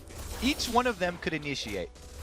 Niantanso starts off a fight, bam, gets a kill. Echo starts off a fight, bam, gets a kill. Flaky could easily do it. Mega Zero as well. Even Heartbeat can get in there. You're completely right because we haven't seen the Destiny until Stand United was up, and now they're just doing it without it. Exactly. They're like, oh, we're all strong enough now by ourselves. We can make anything happen. We're all playmakers. They're shoving both middle and bottom. Still going for kills. Look at Nick. Wow, he just takes him out 3 or 4 shots. The expunge to follow. Spray and pray clearing out the team. A triple kill coming in. Looking for the Quadra. He backs off because of the turrets and the fountain. The inhibitor starts to go down. Marn with a very definitive game on a red hot Complexity this super week. And these teams are leaving everything on the rip for game number 8 on the day, 7 on the day, I should say. He dives the fountain. He gets the kill. The overall Quadra there for him. They drop the second Nexus turret, Kobe. They drop Complexity and the Nexus. Worth it. Niantanso finishes the game in style, diving that Nexus with the shield and ends up with the kill. Congratulations. Coming out so strong from the beginning, it's like they read that level 1 play like a book. Opened it up, they definitely chose their own adventure on that one. The first level coming up with 2 for Mega Zero right off the bat, or sorry, Niantanso right off the bat, huge. These globals have just made a huge resurgence in the last couple of weeks. I mean, TSM were the first ones. They're like, you know what was big in Season 2? The globals. why did we ever walk away from it? A little bit of a cooldown increase on all of them? Not that big of a deal. Marn goes right back to them. Their first 2 picks, grabbing them up, definitely pay off really big here. They just really had that game from the beginning to end. I said coming into this game, I expect to see Twisted Fate either first picked or completely banned out here. And Echo has not been that aggressive on Twisted Fate in any of his games. That was new play pretty much from like all of Marn. They were like, overdrive, go. Yeah, and it's interesting because he didn't go with the Death Cap. He didn't go with the Lichbane until until his 3rd item.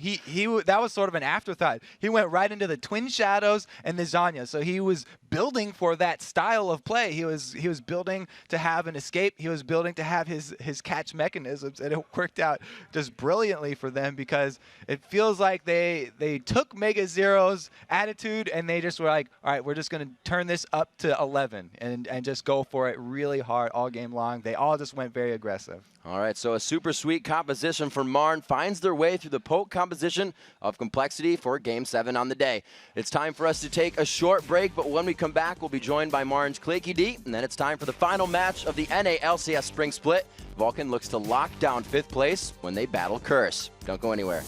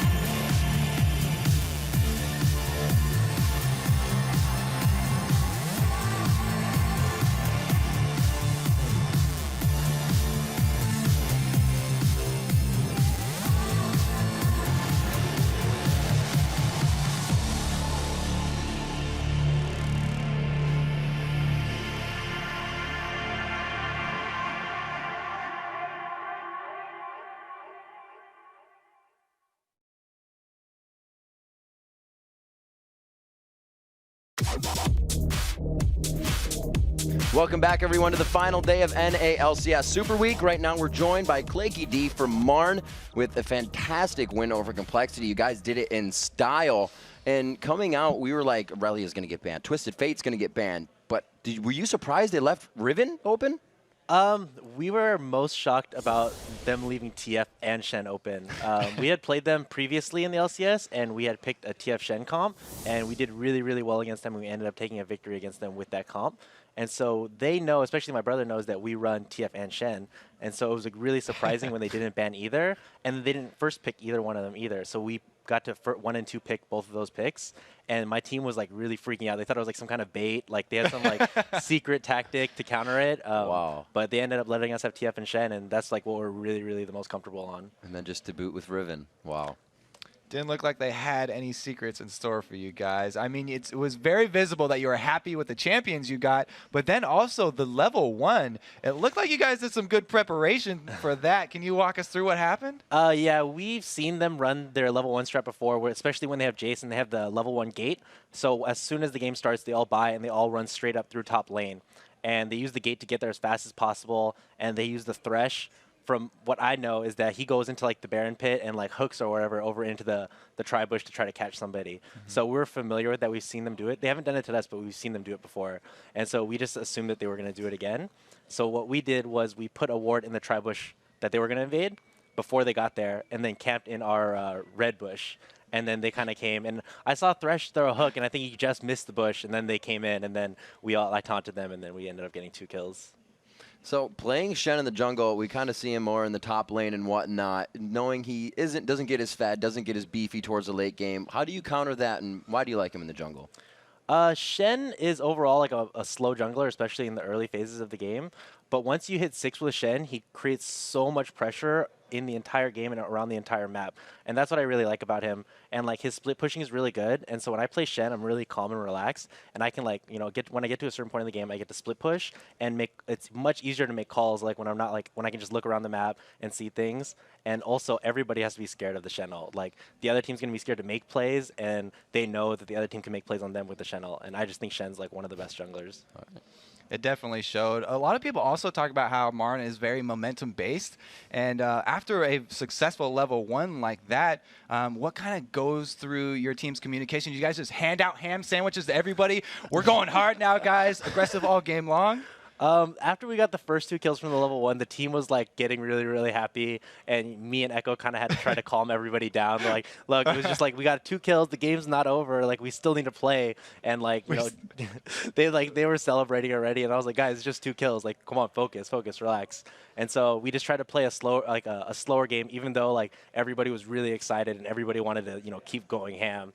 But instead, I try to keep everybody like calm and make sure we play safe so we can secure the victory. And the question I've been asking everybody, besides the roster changes and whatnot, Marn, from the beginning of the season to Marn now, what have been the big changes?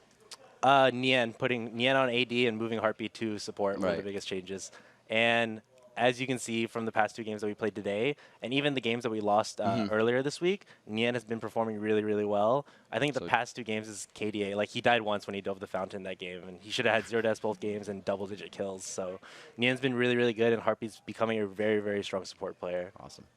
Who's the main one calling out your team comps? I mean, you were surprised that they gave you those first 2 picks. Then who's the one after that says, okay, so we already got TF and Shen. What do we do after that? We kind of know, we've played together for so long now that we know what we're playing, like what champs we're comfortable with. And you saw Mega got like he got 2 bans on him, and they banned Jarvan. And so I got the Shen for myself. Even though Mega can play Shen, I wanted to take Shen to the jungle. And we got the TF for Echo. And we're like, what's good for Mega Zero here? And he's like, oh, they left Riven open. And we're like, okay, let's play Riven. Riven sounds really strong right here. And then we also decided on the Twitch Sona for a really, really strong team fight. And so it's kind of like a team decision overall. So coming into Super Week, you guys, for a final question, you guys did very well. What preparation and what did you guys change coming into the week that has made such a change? We've just been practicing really hard and just trying to coordinate well as a team and just, becoming closer as like friends in general. Like earlier in an interview with one of the GGU players, they said like being friends with your team makes it easier to talk about what's going wrong and fix it. And so that's what's really happening with us too. So it's really nice. Awesome. Well, it's great to see all the teams doing a lot better, mixing up the standings as well, and finding some final spots as the week comes to a close. Congratulations on the win and the rest of the LCS, I should say. And all right, guys, with the last match of the day about to get underway, let's take a look at those standings. After going 5-0 this week, Team Solo Mid finishes the NA LCS Spring Split in first place. And no matter what happens against Vulcun, Curse will be in second. In third place, it's Scar and Dignitas, while Hotshot and CLG have fourth locked down. Vulcun is in control of their own destiny, beat Curse in the next match, and they take fifth. Lose, and they're sixth, because GGU owns the head-to-head tiebreaker. And rounding out the NA LCS Spring standings in seventh place is Marn and Complexity in eighth. And now it's time for our final match of the Spring Split, Vulcun versus Curse. So much Marn happening. It was such a good game. It's not out of my head. Like we said, Vulcun can take fifth place in the Spring Split with a win, but Curse has dominated them all 3 times they've played this season. Yeah, Vulcun have never killed Elements, and Cop has only died once. Their combined score in 3 games versus Vulcun is 22, 1, and 45 for that bottom lane. So if Vulcun win, they're going to play CLG in the playoffs, and if they lose, then they're going to play Dignitas. I talked to the manager of GGU. He actually said they really wanted to play CLG, so GGU are hoping that Vulcun actually lose this one, but we'll have to see how that turns out. This week, Vulcun lost to CLG, and they beat Dignitas, though, Yep. So it might be a little bit backwards for them. We'll have to see. Well, it's right now time for tonight's starting lineups as we get underway. In the blue corner, it's Vulcun. Psycho Sid in the top lane, Xmithy in the jungle, Mandatory Cloud and Mip, Zuna on AD, and Bloodwater at support. And in the red corner, we've got Curse. Voyboy is up top. St. Vicious is in the jungle. Jackie's at middle. Cop is on AD, and Elements is on that support. And the last time these guys met, it was more of a kind of AoE Russian composition with a Rumble Zed comp. We'll have to see if they can do that again. I don't think it's going to be allowed to have happen by Curse here. Yeah, Curse definitely gonna ban out at least a few crucial parts for that AoE comp. They've been really good about doing their homework. I mean, Curse even more than a lot of the other teams. They research very far back into your team's history, and they'll look at what they can do to exploit whatever strategies you're looking at. We'll have to see in this match, right?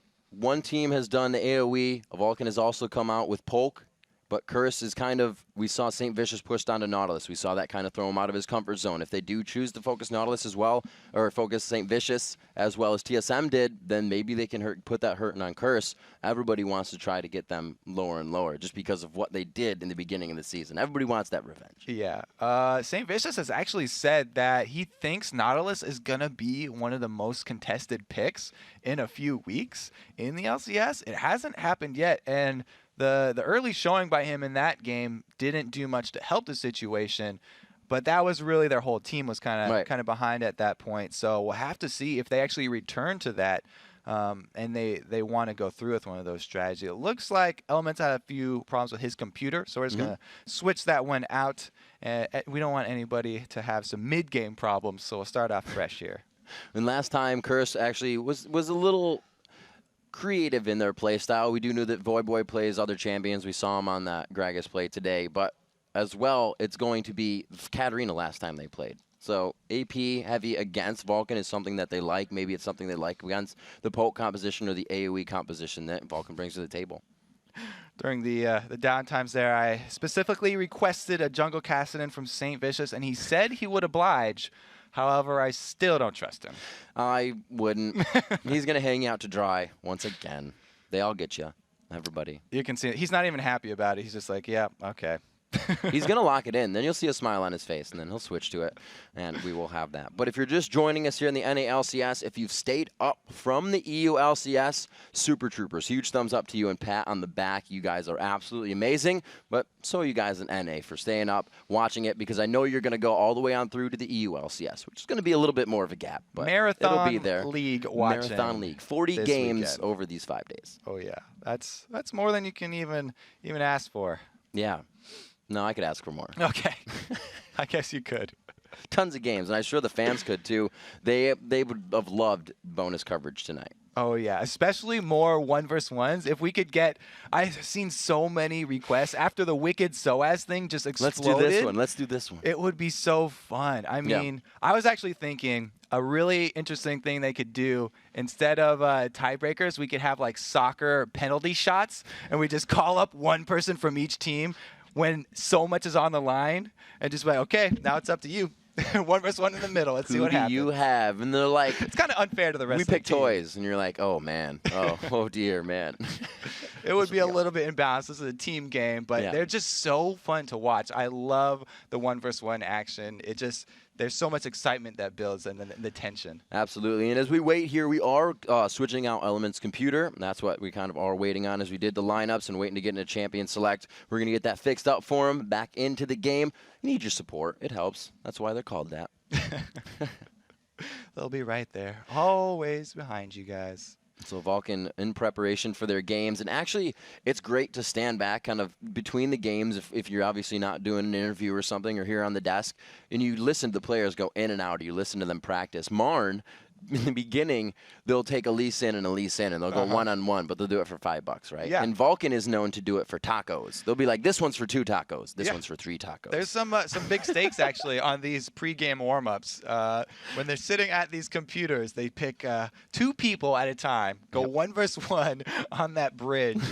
I don't know. Which would you rather have, $5 or tacos? Because you can buy a taco with $5. You can buy 5 tacos. But depending on where you get them, the quality of the taco does degrade. Indeed, but the quality of the games do not here in Super Week. Upsets in the beginning, ups and downs throughout the midsection, kind of like you're not having a Nunu on a Caitlyn. Oh, man, but you need it, the blood boil. And then back to amazing matches that started off a definitive win for Marn over Complexity. And to end off Super Week, Week 10 of the North American LCS split, Vulcun versus Curse. If you're not hyped up after that last game we just saw by Marn, I don't know what you've been watching, because that was one of the most exciting games that's happened in a while. There we go. Starting to get some smiles. Curse are getting into it too.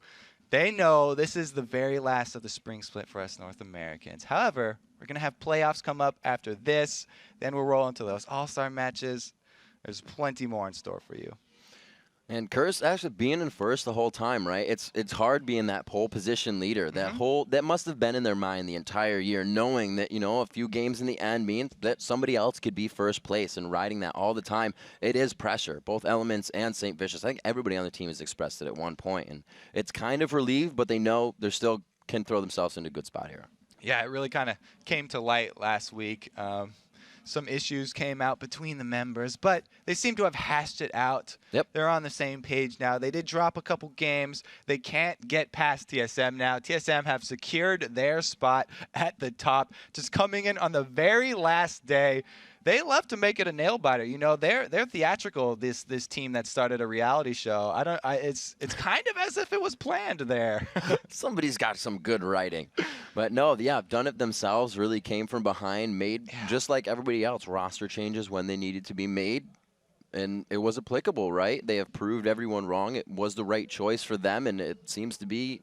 It worked out. It's such a great story. I mean, it's kind of heartbreaking how they had to part ways with Chaos, who's been on the team for so long, just an integral part of TSM.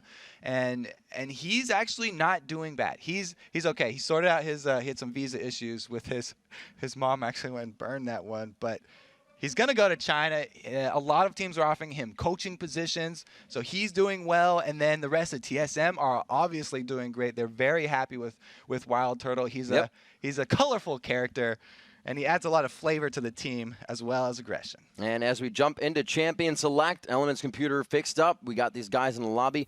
Now into the picks and ban screen. Curse versus Vulcun for your final match here of Week 10 in the LCS. They ban out the redhead. First and foremost against Curse. That's what you got to be looking for. Cop really, it seems like he's almost become too much at home on Misfortune, because it's a very specific playstyle that you have when you play Misfortune because of her ultimate and the range and the safety that you have. That people saw yesterday, you know, he's kind of in that Misfortune playstyle, even though he's now being forced onto other ADs, and it takes a little while to adjust to that after playing her so often. So it's a really good ban against Curse, I think. And Are you kidding me? Vulcun, they banned out the Kassadin just so Saint can't jungle for me. You shouldn't whisper so loudly.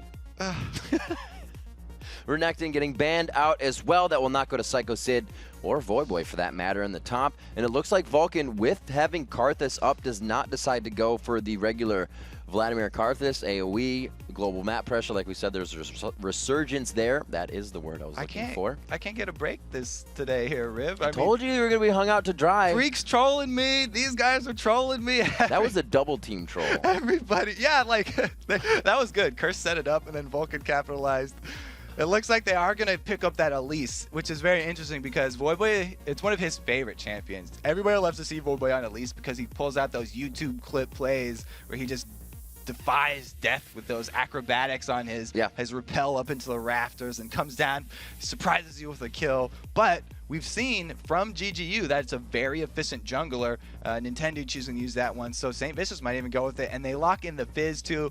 Looks like Curse gonna have a little fun with this one, try out some new strategies because they know they can't take the top spot away from TSM right now, and this is a perfect opportunity. It's very rare that you get to test a strategy in a serious environment like this, where this is in the studio, this is tournament play right here.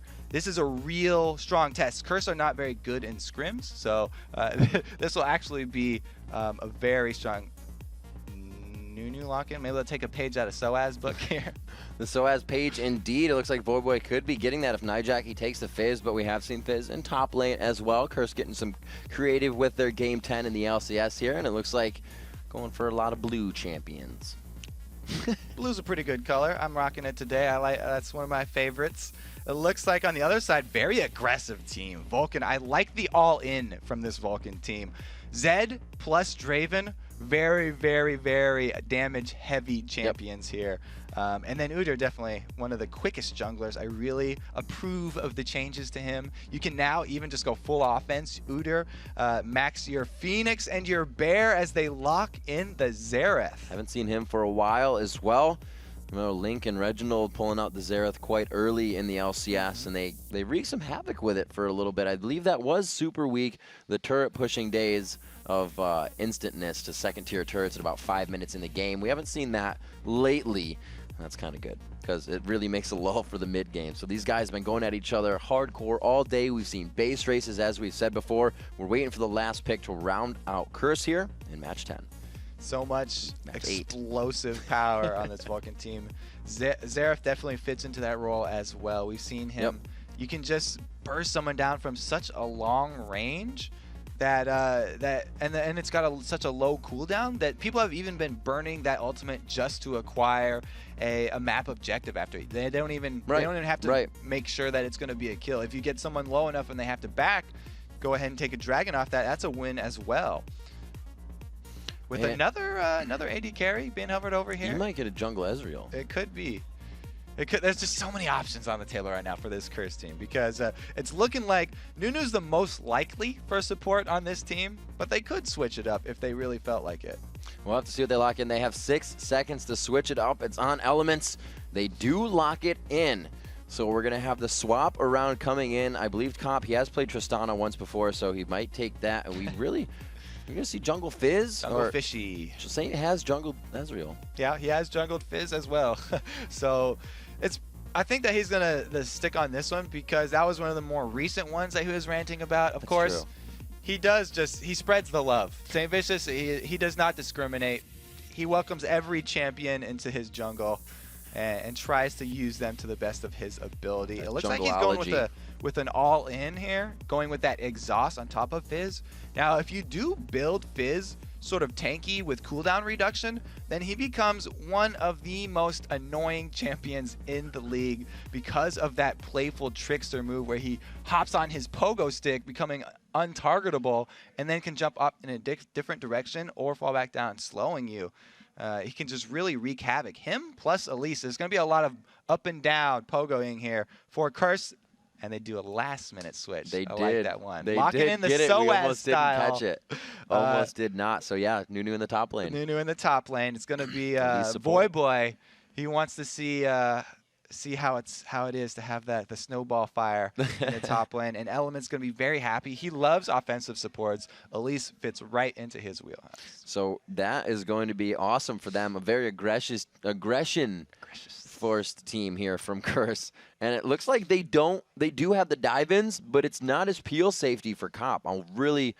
That's probably why he took Ezreal, having MF banned, but he's like, guys, you're not giving me any safety. Come on. Yeah, he's like, I know what you guys are doing. You're just going to ditch me. I'm going to go on Ezreal. I'm not picking any other AD here. So here we are in match 8, LCS Super Week 10. It is the finals before that split, or when the split happens right now. Vulcun versus Curse is going to be that last matchup. Riv and Kobe to bring it to you. Thanks for sticking with us all day long in both NA, EU, and all around the world for that matter as we finish off this week.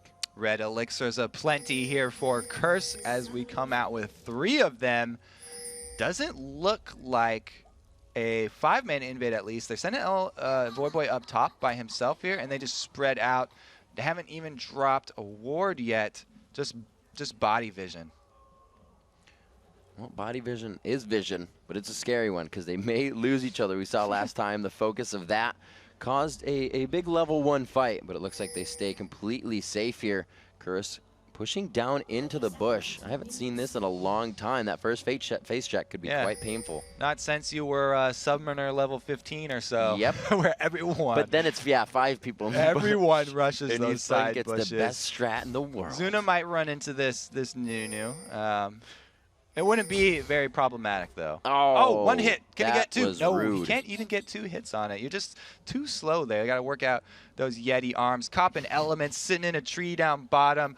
Will Draven be the first one over there? And if he is, can they even make something happen? Element's already started Cocoon, so they are going to have that 1.5 second stun to start off with. But since he's Ezreal, it's not like the largest amount of burst. They might be able to get a free summoner out of it. They might be able to get a free Sona out of it because that HP could You're right. drop quite quickly. Very low. And they took some damage from golems. If Bloodwater doesn't pot up pretty quickly before he goes over there, then could be dangerous. Oh, he's going to help with red, so Draven will be by himself for this check. Uh-oh. If Draven extends too far, they might even be able to capitalize on it. It is Man Cloud, too. This is Man Cloud on their Draven bottom. This is not Zuna. Uh-oh, womp womp. Here he goes. Man Cloud gets cocooned up. It's going to be some good damage. Can they get the extra? The Ignite goes down. A few more hits. Cop flashes in for this one. The barrier is there, and the turret comes back, so they've wasted a lot for that, and that could be good for Smithy. A couple of red elixirs popped right there, too, and they go back to farming. So Nijaki is going to be bringing out AP Tristana in mid, just making sure about this one. Going to head over to him. Actually, he's got 75 in the damage area, so it looks like he's done damage for this. Maybe for the last hits, he'll start to build AP on that. Vulcun almost able to get the quick fires of their auto attacks off to kill that pink board. Not quite quick enough, though. Jackie going ham. Oh, he does go in. They get the Ignites down on one side. Bottom, though, he gets first blood from the mid kill. The bottom still going aggressive as they know they can pressure this lane. And that is not an AP Tristana. Don't you guys worry about that. He is going AD. He only has 5 AP from the Ignite Mastery. Yep. He went pretty hard on that, and I think Smithy, or not really, Smithy found that out as he went to lane right instant. We'll have to see what they can do to counter this as Psycho Sid is now there to help out. That was Jackie. Level 2 rocket jump and level 1 explosive shot are his the way he's leveling his skills here. Zuna's doing his best to shove this lane, his hot shot impersonation of the solo top Udyr, but Fizz coming in behind him. I really like the way that Vulcun spread this one out and exchanged the lane swap. Zuna on Udyr in the top lane, could go down. No, Zuna, the ward's not going to help you, and he does go down to Voyboy and St. Vicious. Jungle Fizz claims his first. Finds a kill there. They look to be leveling quite gracefully within this game. 4 minutes in, everybody's about level 4, keeping it at a minute a level. We haven't seen any buys come back yet, but a lot of wards for Curse as they know these dives from Vulcun are going to be coming from all over, most likely. Some damage here as Smithy holding it down in middle. And for those of you who would like to try out that Jungle Fizz, oh, he's maxing his C's. Oh, the red buff is ticking. Can he get the next one on? Psycho Sid so close. No summoners there. He goes for the Q, and it's just on the outside of Voyboy. You can hear the gasps from the players. The players are all in awe after this when the whole team's sighing in unison there. Oh, man, perfect. 2-0 here as Curse finds a few kills for themselves. They're going to put that on the chalkboard. They're looking for that 5 slash to get here quickly so they can get some more core items. Boots and a ring going on to Voyboy. He looks to be blinging up in the top lane. Elements and Cop taking some harass down here. Start chugging back the potions. Yep, Mandatory Cloud and Bloodwater have started to shove up here. Mandatory Cloud trying to show his versatility. He's known for playing a lot of champions in the middle, but one of his favorites is Draven. He doesn't get that much of an opportunity to grab him up, taking this chance to show his power bottom lane. So still pressure from ManCloud, doing a great job catching those axes. Very dangerous apparatus to catch. And he's going to be doing it safely there. Zuna trying to pressure up in the top lane. We got the Udyr versus Nunu up here. A little sustain for Udyr. A lot of sustain for that consume on Nunu. And you're going to see him battling back and forth. Turtle to Phoenix. Turtle to Phoenix. So gracefully. So gracefully.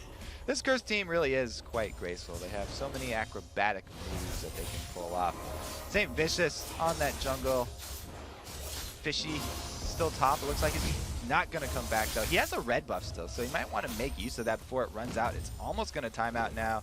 And the dual burn will not be there for his next gank. Jackie jumping in. Ooh, you are correct. That red buff use is optimal. And Jackie getting aggressive in mid. The red buff timed out. Could still be an optimal gank up here. We see Zed coming to mid, so Psycho Sid looking to make some pressure there as we see the top lane. Zuna back and forth. He's going to have to turn into a turtle, and then a bear, and then back into a phoenix, but he can't do it fast enough because he's in the bear one now. He goes down again in the 2v1. He didn't even have a ward that time, and the ward didn't even help last time. The bear does not come with snowshoes. He just got caught up in the snowballs, could not catch Voyboy. Again, Zuna showing why he is in the bottom lane usually with someone to protect him. Absolutely. So the claw's not working in the snow, and that's what you're going to get when you kind of transition this quickly. You're found in a different environment and atmosphere, and you're found out for a second. 3-0 is Curse. Take this up. Smithy getting slammed against his turret. It was like a condemn by Jackie. He puts in another shot to capitalize the kill. Smithy finds himself in the death chamber. Jackie just being so rough with this middle lane. Buster shot right into his own turret. He said, what? Boom! And there we go. St. Vicious back and forth, being a trickster. There's the power of that level 3 Seastone Trident. Yep. Sally selling those Seastone Tridents by the seashore. That was just one hit, and he burned off 200 HP of Zed in the mid. Yeah, that's painful. Kind of locked up there. Smithy looking to get back into lane. We'll see what he buys. Goes for the Dorans. He knows he needs a bit of armor because Jackie is still building that AD, and he looks like he gets a scepter to sustain the lane there. All right, man mode time for Mandatory Cloud. He's got his BF sword. He's ready to roll. He doesn't need sustain. He's going to go up against Cop, mano a mano, BF against BF. So Saint not getting any help for the blue that it looks like he is going to take. Should be able to take that. Actually, his smite is coming up, so he wasn't able to use it. Looks like taking golems back down in the bottom lane for Mandatory Cloud and Bloodwater. He's still being able to call the shots from support. They left that one in there, so good chance.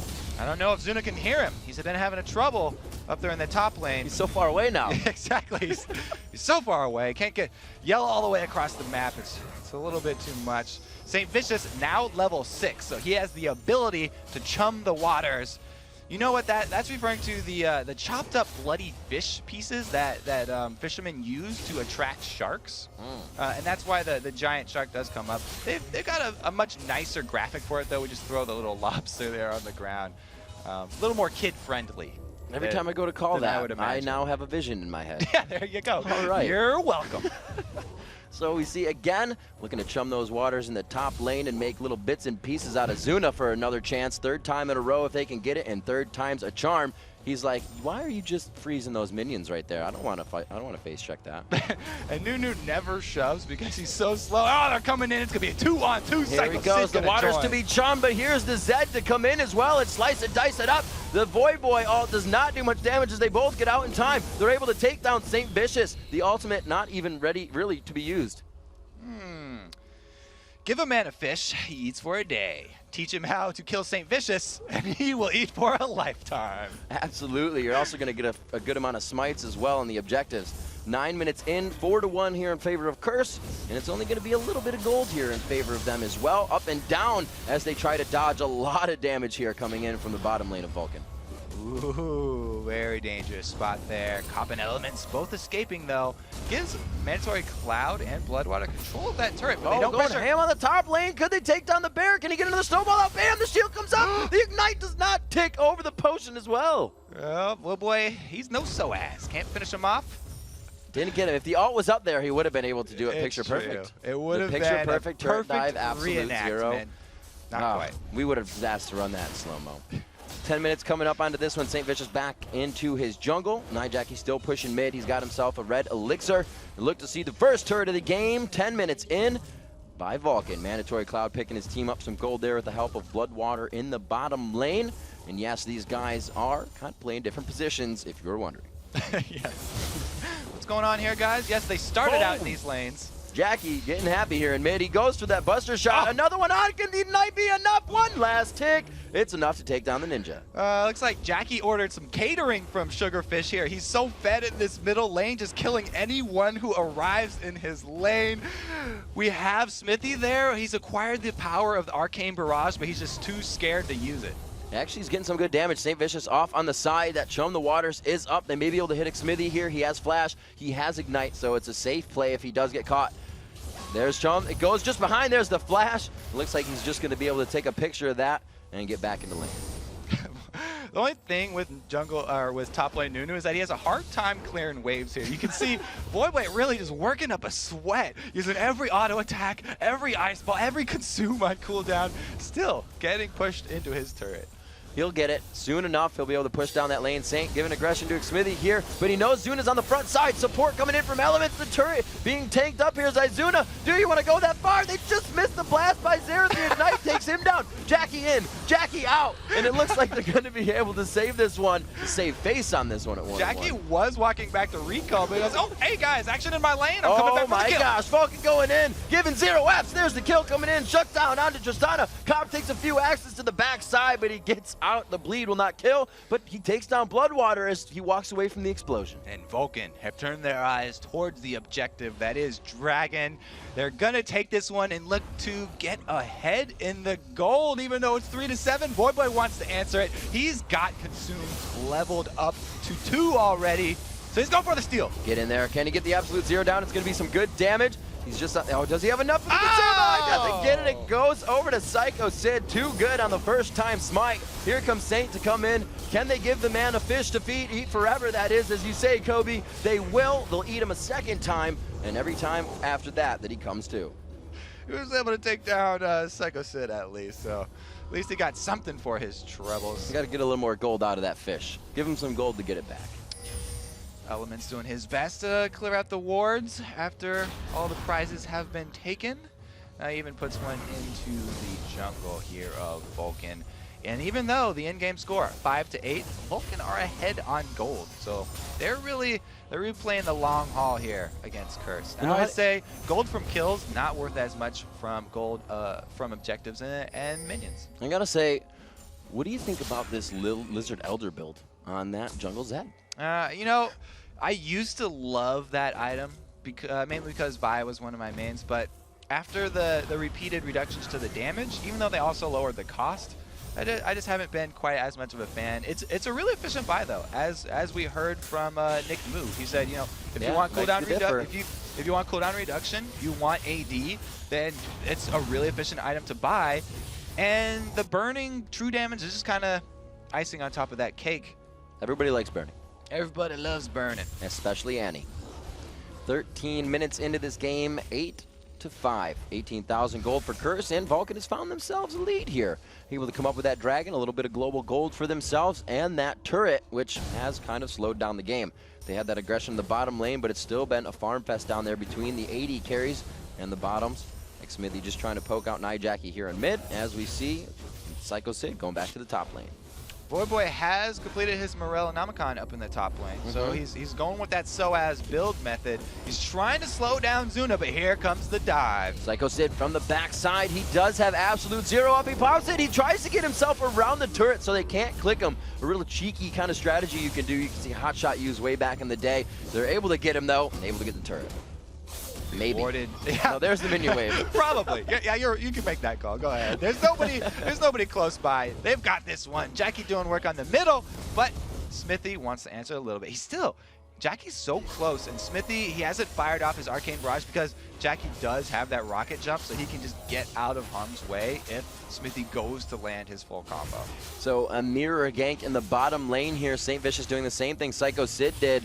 Psycho Sid dove the turret. Do you have it, St. Vicious? They are actually going for the second one up top, so I would not be surprised if they go really hard on this one. They need to make something happen. The turret has been destroyed. They are pushing this minion wave as fast as possible. Saint is just going to come out of the bush, and they're going to just brute strength this one out. Yeah, they can force on the turret. I mean, they could do the same thing where they try and dive, but St. Vicious is much more fragile. All he can do is jump on his pogo stick and then make the turret shoot someone else. It's just going to shoot one of his other teammates, though. Somebody on Curse is going to be taking that turret damage, and not very many of them have much life to tank it. That's a really good point, because usually Saint's the one to tank it, but when he wants to dive in, he's like, here you go, have it, Cop. Somebody else is going to grab that, and then Element's going to be like, oh, I repel, I'm not taking it. Cop's going to say, oh, no, it's on me, I'm Arcane Shifting out. And that's what we said in the beginning, right? They Yeah. Comp to just leave Cop in the back. Nobody wants to take the turret damage, so they don't dive, they just push it down. They decided to go with global objectives. Everybody getting serious here now as we do get into crunch time, past the 15-minute mark. Absolutely super serial. Zuna taking some damage here at the 15-minute mark in mid as Nijaki comes back to lane. They haven't really completed their items, but they have a heck of a lot of kills / probably gold in their pockets. Yeah, 16,000 to Nijaki. He actually has 5,700, which is tied up against that is going to be Mandatory Cloud in middle.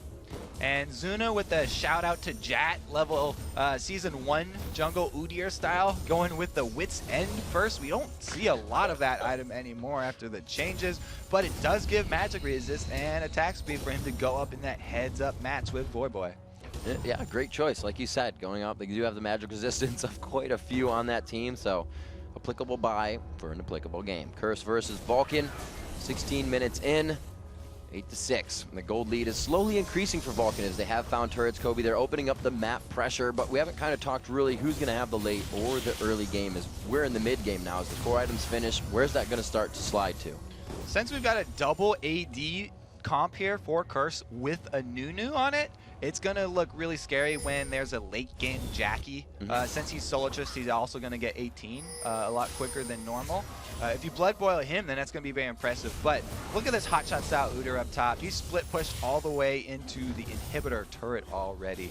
So Vulcun don't want to give that one up. They're going to continue to pressure the entire map and just... They do have some good mobility to get around the map with that blood boil towards the end part of the game, like you said, scaling up with their APs. So right now, they just look to be biding their time, pressuring this mid turret, seeing who makes the first mistake.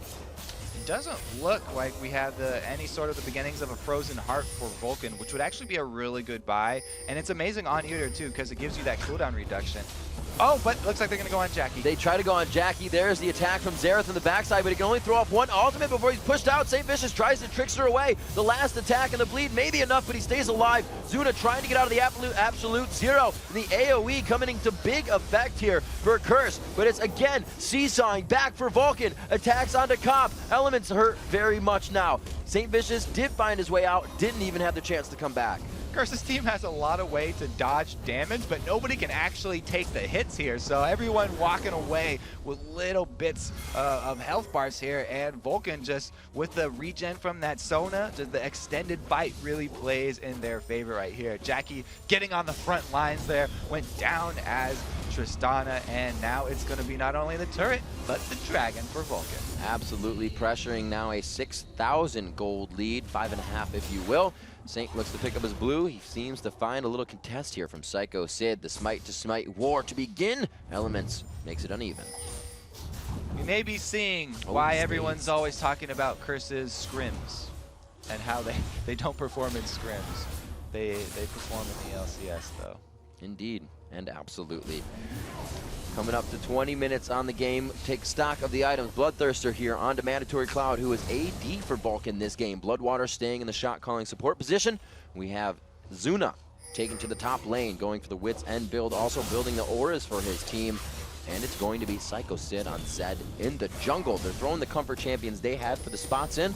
Curse also pulling out some of the picks we haven't seen this year. We already have the Home Guard upgraded Boots of Mobility for this Zed too. So Psycho Sid, he's looking to get fast. in the fray. Yes, go fast. Gotta go fast.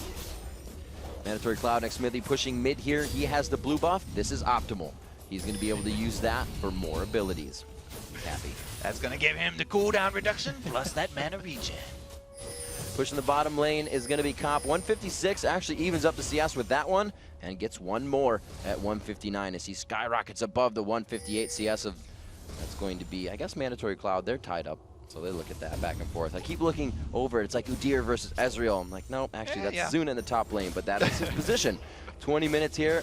Mandatory Cloud has red buff. It doesn't look like they're going to pressure anything, Kobe. The map is objective free. Again, back to feeling out the fight, but Curse kind of needs to stop their turrets falling without gaining anything from it. They do. They keep on losing objectives, and you can see the lack of wards. They only really have a couple down here on the blue side. Element's pretty much the only person placing them nowadays. Everybody else saving every penny that they've got so they can buy some new items because they have been losing at the team fights. This Jungle Fizz, definitely top of the list here. He's gone with the early magic pen of that Haunting Guise and the burst from Sheen, and then he's just most recently followed up with a chain vest because he's just been getting hit way too hard. Oh, Zuna finding himself in a bad spot here, but Voyboy knows it's not going to be a really big chase. He has Cop on the backside. They look to just bait out the fight here. Nothing happening. And really, there's been a lot of engagements and a lot of finds in the jungle. Who has the upper hand in that engagement? I'd have to give it to the Bears because they're at home in the jungle. Zuna with that zoom. He's leveled up his bear stance to level 4 already. So he can get out of that jungle pretty easily. He makes a nice circle here around to protect his tower as the rest of Vulcun look to pressure middle turret. We'll see what he can do in that top lane. He has a pretty good farm wave to stop up, so they know he will be pressuring. This means Curse can focus what they have mid. Voyboy is still, actually St. Vicious, I should say, still in the top lane, waiting for Zuna to kind of pressure that and give him a little bit of hell. But it looks like they're all going to come up and help and may meet for somewhat of a Baron tango. It's interesting how St. Vicious has leveled up his Jungle Fizz too, because the solo Fizzes that got so popular from the European scene were always maxing their playful Trickster first, but he's actually maxing it last. He went with that Seastone Trident first, and then the Urchin Strike second. Elements got eyes on Vulcun right now. They are going to start the two-man Sneaky Baron. See if they can get this damage in. Zuna is kind of tanky right now. He really doesn't have too many health items under his belt, but they're able to just keep turtling and try and sustain slowly throughout the damage. They see Zed in the bottom lane, so they're like, this can't be happening. Yeah. There's no way. There's just, Vulcan's strategy right now is like an onion. They've got layers upon layers. They've got a split pusher and a two-man Baron, and they're trying to hold middle. So once you crack through the top one, there's a couple more under there waiting to wait. They finish off one layer, they've got the Baron, and they're going for a tower down. I'm getting teary-eyed. This is looking good, Kobe. Jackie is able to help his team take a turret mid as the Baron comes down, but it's a turret for a turret with a Baron on top. Elements absolutely for me to run away, and they leave Zuna in the fray. They can't do much for him. Bloodwater slowed. They don't choose to engage anymore. Some beautiful moves from Curse right there. Very elegant play style, but Psycho Sid, that last layer of onion, pushing down the bottom turret. And this is that rotten layer for Curse. They don't want this one. This is the one you throw to the side, but Vulcun loves to keep it. They are pressuring it down, and it's a great idea. They got down an inhibitor turret for that, plus they achieved their Baron buff. So 2 of the objectives were achieved. They just had to sacrifice a few honorable martyrs' lives. Absolutely here. Almost 25 minutes into this, a sneak Baron coming out from Vulcun helps them to win a fight, just resulting after that. And the turret for a turret was huge. Psycho Sid split pushing on Zed. Shoulder Colder here from Voyboy and St. Vicious, both going with Glacial Shrouds. We'll have to see what they can do. Those cooldowns, again, going to be helpful. They're going to use those to do some damage. Rabadon's coming out for Xmithy in mid, so core items being finished. they were probably finished a little bit before, but we're looking at the inventory now. Hex Drinker going to be on to Zuna in the top lane. That's a lie. It's Psycho Sid as I look at the inventory. They're tricking everybody with this switch up here. St. Vicious wants a piece, though. Can you kill a Shadow? We'll find out right now. It's going to be another 2v1. It looks like he gets out a little bit better. Zuna's going to have to take tips from Sid. I'm a liar, actually. Zuna comes in. He's not going to take tips from Sid. He's going to dive into the fight and see what Sid did right. Here we go, coming in. He does push out Saint, and it doesn't look like they can kill him. This is very hotshot-esque. He's going to chase these guys back now. Usually it's the other way around, but he finds it, and a cocoon to the face. Backing off. Doesn't like spiders. Zuna trying so hard. Whoa. Jackie now going to go down. Jackie, oh, he can't turn fast enough. His little Yordle feet. He doesn't. He's just shrugging off there. You can see him in the cam, though. He's just like, oh, well, I'm dead. He'll just have to wait for next Christmas. Next 25 Christmas. minutes into this one. Xmithy looks to get Christmas early with a blue buff steal. No! Oh! Stolen! You only get Cole. Cop comes up huge right there. That is a moral victory. You see, Zuna looks to steal a little bit more. They said he's not going to true shot Baraz the Wraiths. We'll get that one back on him. So he goes ahead, takes those back. They're going to try to get some more wards up here, which we said weren't coming out early. The team's finally getting them back on, and it is escalating into more of these fights, more control of the objectives from Vulcun, and really people are, to say Curse is an objective team. They go after those, and it looks like they've been turned around on this one by Vulcun. They find a way through the D. Vulcun just wriggling their way in there. Smithy having a very tough time, though. You kind of feel bad for him. He had a tough go there with Jackie in the middle, and then he gets the blue buff stolen away too. Zuna feels bad for him too. Gonna try and feed him this one, and he does successfully get their own blue buff. And now he's gonna look to go mid. Delicious. Jackie says, hey, you got a new toy? Maybe I steal it away from you, huh? That's exactly what Jackie's thinking. Going down, he wants that revenge, and he also wants that blue buff. Jackie's still building completely AD, and looks like we really only have not so much of an AP Nunu. He did build the Morellonomicon to the Dorans, but nobody's really a heavy AP for these guys. Look at these builds coming together for Curse, though. We got Frozen Fist on this Fizz, so he can get in there, slow you down, and then we've also got the Frozen Heart on Boy. He's just turned cold. Puxie's going to be sad. She's going to have to cheer him up after this one. Oh, that blue buff does look pretty delicious. Is it going to go to Jackie? And it does! He finally gets it! Oh, they get the double blues now. Smithy gets a kill. Happy days for him, and Cop sees somebody. He's going after Zuna. And that's... Yeah, go ahead. Zuna... running from the law right there. Zuna does escape. You're not taking me down, Kappa. I was going to say that's so unfortunate, right? Because Smithy didn't get the blue when he went over, and it looks like Chum the Water's hitting up Zuna here. Doesn't do too much. He's quite tanky. Saint loses so much health just trying to dive into the fight. Where's the rest of the team? Boy looking to put off absolute zero, but he pops it instantly to flash over the wall. It looks like Curse is going to be pushed out of this one. The bear is just too much, and he's going to get one more claw out to Cop. Mandatory Cloud going a little deep right there past the turret. Now everybody just taking free damage here from both ADs on Curse. Bloodwater tanking the turret for his team. They got a lot of damage onto Zuna, but here's Mandatory Cloud taking a little bit of front end burst. Juice Shot Barrage clear in 3. 1, 2, 3, and it's going to be Nijackie to try to finish those up. The assist jump. He tries to king himself. He gets one of the kills, but the shutdown goes to Psycho Sid. Bloodwater is in chase. We've seen this before. Running in a dress is quite hard. He goes down. It's going to be the 4 for 2. Props to Jackie right there. He went for the Goomba Stomp. He only was able to get 2, though. A for effort. I like the Goomba Stomp. That's a good one along with the chess. Use that. Static Shift coming out for Jackie in middle. It looks like he transferred the blue buff back over to somebody, or it's somewhere right now in the void of people that we have on the Rift. A lot of CS coming in for this matchup. We saw a lot of low CS days, and it's hitting 200 plus for a lot of the summoners now.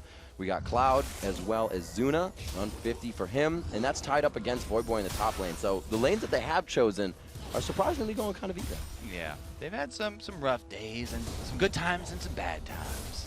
And now they're 8K gold ahead, so looking pretty.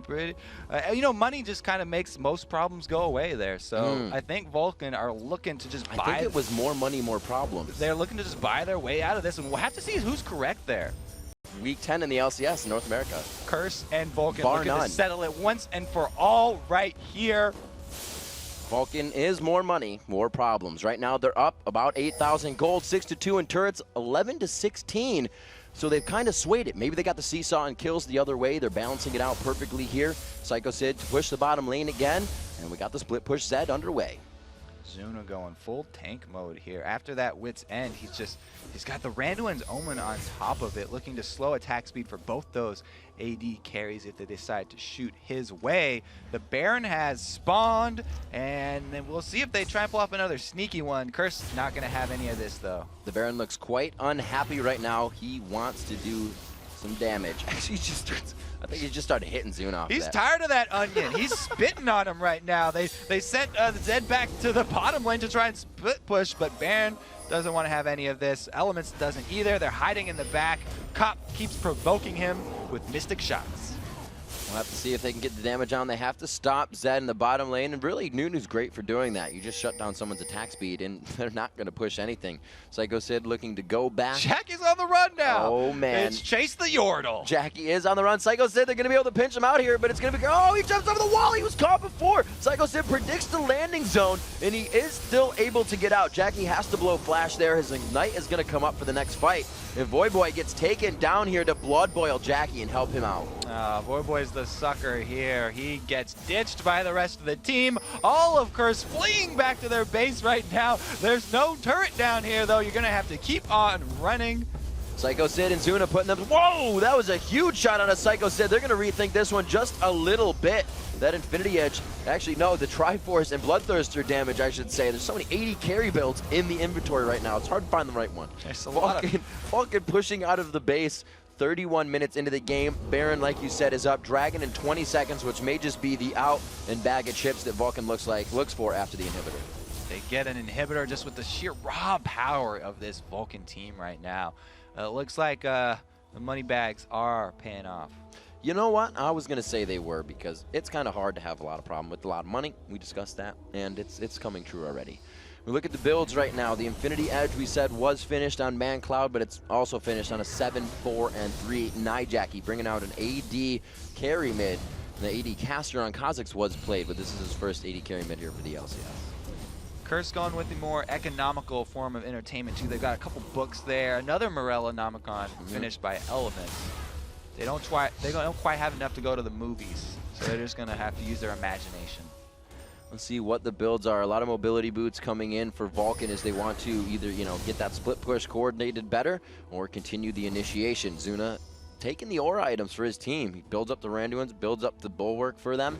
And like you said, that Iceborne Gauntlet coming out for St. Vicious earlier to keep the engagements going. Frozen Heart on Nunu. Need we say more? Zuna could be getting caught here. The red buffs are on, and it looks like he's locked down quite hard. That Iceborne Gauntlet locking him up even more. They're using quite a bit just to take down the bear. They finalize there. They get the next effect. They could get out with that Iceborne Gauntlet proc, but it looks like the chase is on as they get the slow on to Voyboy. A good hit coming from Mandatory Cloud. The cocoon backwards was perfect as well. A double kill for Xerath. 3 down now for Curse, 1 for Vulcun. A 4th down for Curse, and Nijaki is in the bottom lane pushing away. He was pushing the bottom lane that whole time, and Curse decided to engage themselves. They burned everything to bring down Zuna, but that was all they had. Nothing left, and Vulcun just clean them up. They're going to take the top inhibitor turret as well. We'll see that Nijaki was able to grab that in the bottom lane. Pushed off. They lose the inhibitor. They have 13 seconds before Saint. They're going to go ahead and back out safely on this one. They may even have a good amount of pressure on the middle. 10K gold lead now for Vulcun right there. Both Dragon and Baron up. So a lot of options for them right now. They're going to roll the dice. Decided to go with Wraiths. Wraiths are the winner here. Smithy gets those one. And now they turn their eyes towards Baron. They have an Oracle, so they know that there's no vision. And Curse not making any quick moves over there. So it looks like they'll cede this one over to Vulcun. Vulcun again extending their gold lead now, 59,000 to 47. The backs to come in, the next items to come out. We'll have to see what they build for themselves. They've got armor pen on most of who they need to really get the damage down. Actually, it's just going to be on Mandatory Cloud right now. Nobody else. No, actually, yep, Psycho Sid did pick himself up a last Whisper recently. So we have that, but there's really not a lot of armor that they're going through besides the hitting up Voyboy. Voyboy is doing his best to attract people to shoot him, but it hasn't been working quite out because there's so many squishy targets on Curse. They've been going after everybody else. it's hard to peel, right? Now everybody knows what like Cop feels like. Like, Yeah. dang, it's hard to get away all the time. Boyboy's been working overtime too. He's trying his darndest. Not quite working out. Free Dragon on top of that Baron for Vulcun, so they get all the global gold on the map. They get both of their buffs. They've got purple as well, so they're going to run on in to the middle lane here and see if they can get the trifecta. All 3 inhibitors. You're absolutely right, Kobe. They've pretty much put their name on things. They're just putting a stamp on it. They're not getting contested for any of the objectives. This turret has their name on it as well, and this front door turret may. They better have spelled it right too, because that's a tricky name. Vulcun with another U there. A lot of people would argue that that is the inopportune. Word processors are not your friend. We have this coming in. They are going to be able to take the inhibitor. They have the bottom one open as well. Vulcun looks to pressure the curse base very hard here. Ooh, wow, Elements, one shot with a static shiv takes him down to a sliver of HP. Oh, he throws the ignite on. Wow, that was a scumbag move. As he runs out of the base, Nijaki trying to get some damage back down. They forced him to jump. They're going to have the minions coming in after this, Kobe. You can tell that Zuna was one of those kids burning ants with a magnifying glass there, because he just ran up to ignite the spider and watch Elements burn down. Gotta be that guy. 2 Nexus turrets stand now in front of Vulcun. A Cobb did stand, but he falls on his own backside, getting taken out with a long range of Zareth. St. Vicious goes down as well. No fishy play here. A double kill coming in. The triple kill with the 4th onto Psycho Sid. The Nexus looks to be in the eyes of Vulcun. Here comes Boy. One last absolute 0 for the hay of it. He throws it out, gives us a show. Vulcun takes out Curse for the final match in the LCS split. What an epic end to the spring season North American split. Yes. Congratulations to Vulcun right there, taking that one heads up. It looks like money does solve all your problems. That's absolutely true, and a great show by both of the teams as well, pulling out some stuff, where they're going to use it, how they're going to use it, and I bet you probably would have loved to be in this game. Yeah. I could just see him on the edge of his seat there, screaming for both teams as they seesaw. Look at him. How often do you see him stop and talk, right? Yeah, exactly. All the time. You can tell both of those guys. Everyone having a good time here. They finally got a little bit of a relaxation. Yeah, that relief in the studio. They can breathe that sigh of relief. The split is over, but the playoffs, there's a lot to go. There's a lot of things to still happen. Teams are still matched up against each other, and there's a long road ahead. So it's going to be serious mode when we come back here next week. Absolutely. But when we return, we will sit down with 5th place Vulcans, Bloodwater, and Mandatory Cloud. Then we'll break down the matchups in next week's spring playoffs and name our Week 10 MVP. Stick around.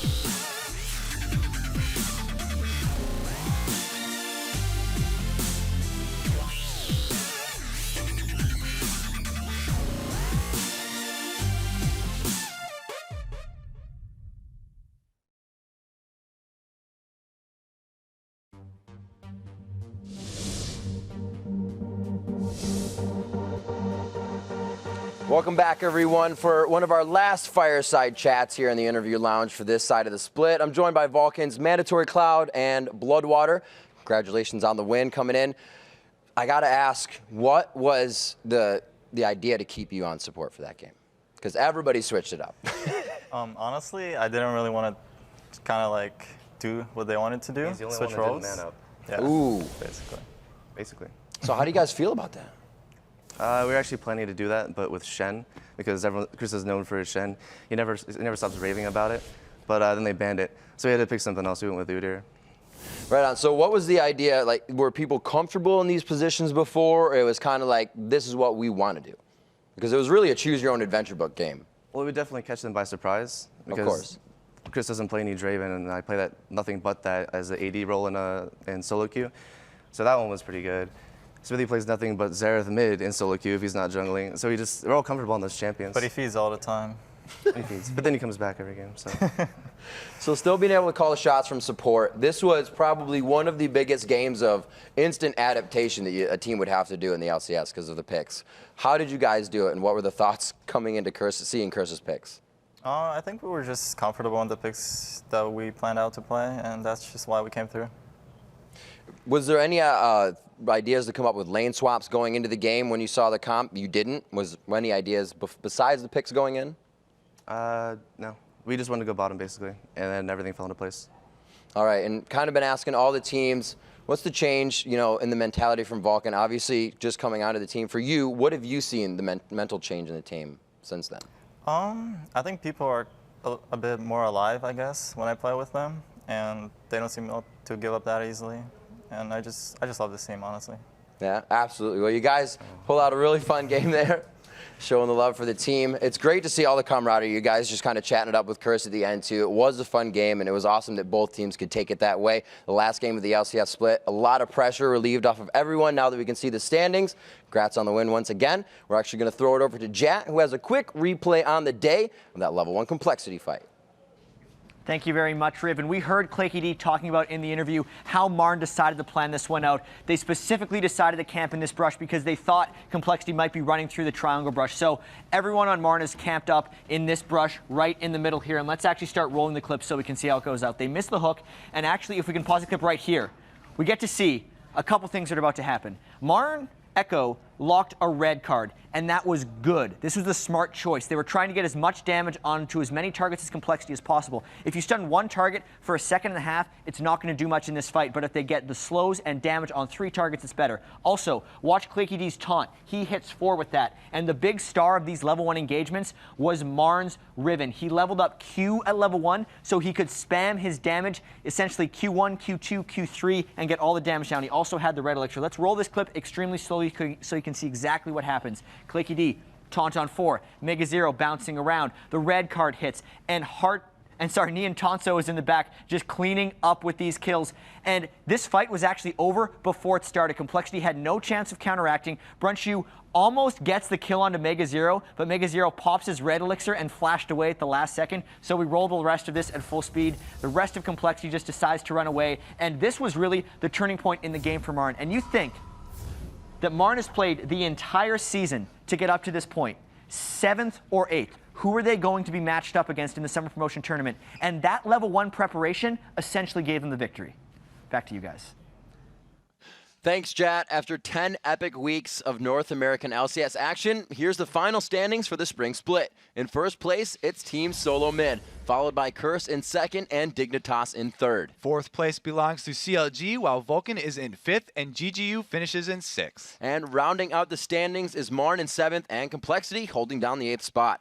Now it's time to name our MVP for helping his team go 5-0 to take first place in the LCS, in the NA, and in the spring split. The Week 10 MVP goes to the General, the odd one from Team Solo Mid. It had to be somebody from TSM. They've just had such a great turnaround. The odd one, he played consistently in every game. He was involved in 78% of TSM's kills. A lot of people were pointing towards like Special 2 for that, especially that last crescendo that he threw off.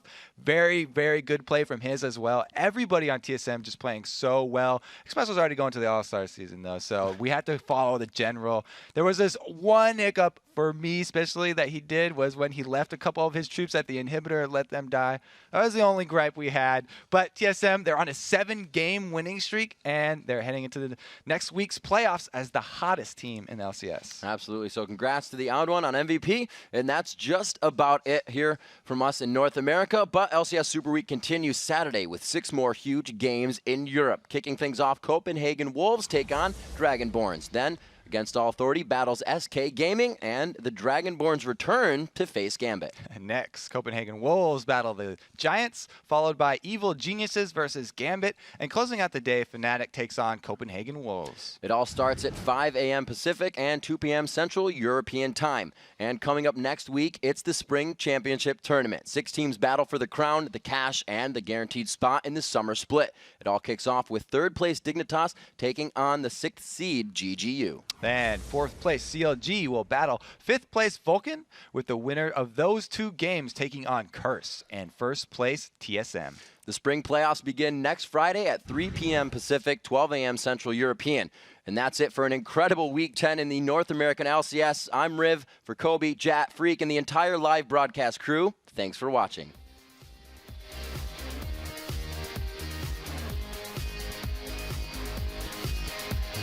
Just double and end it. I got him. I got him. End it. End it. End it. End it. Hell yeah!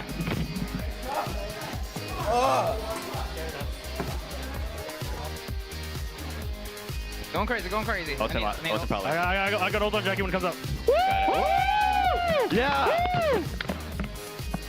Woo! Oh, if you can finish him. Yes. Good Win shit. the game.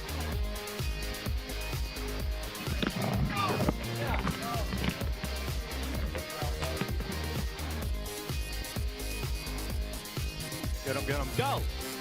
Throwing it. TSM! GG! I'm almost there. I got probably. Nice. Lot first. Lot. I'm on deck.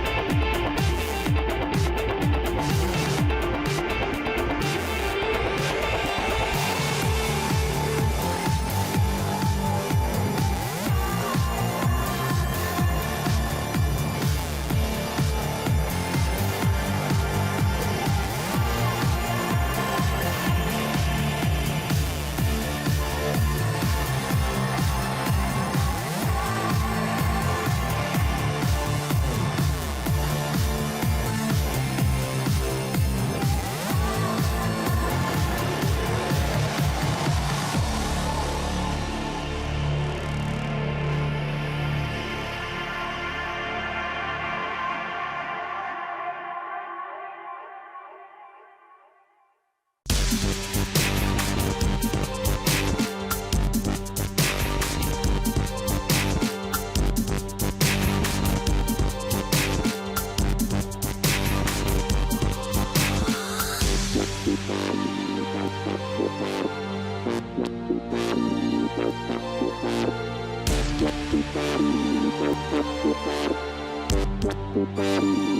right back.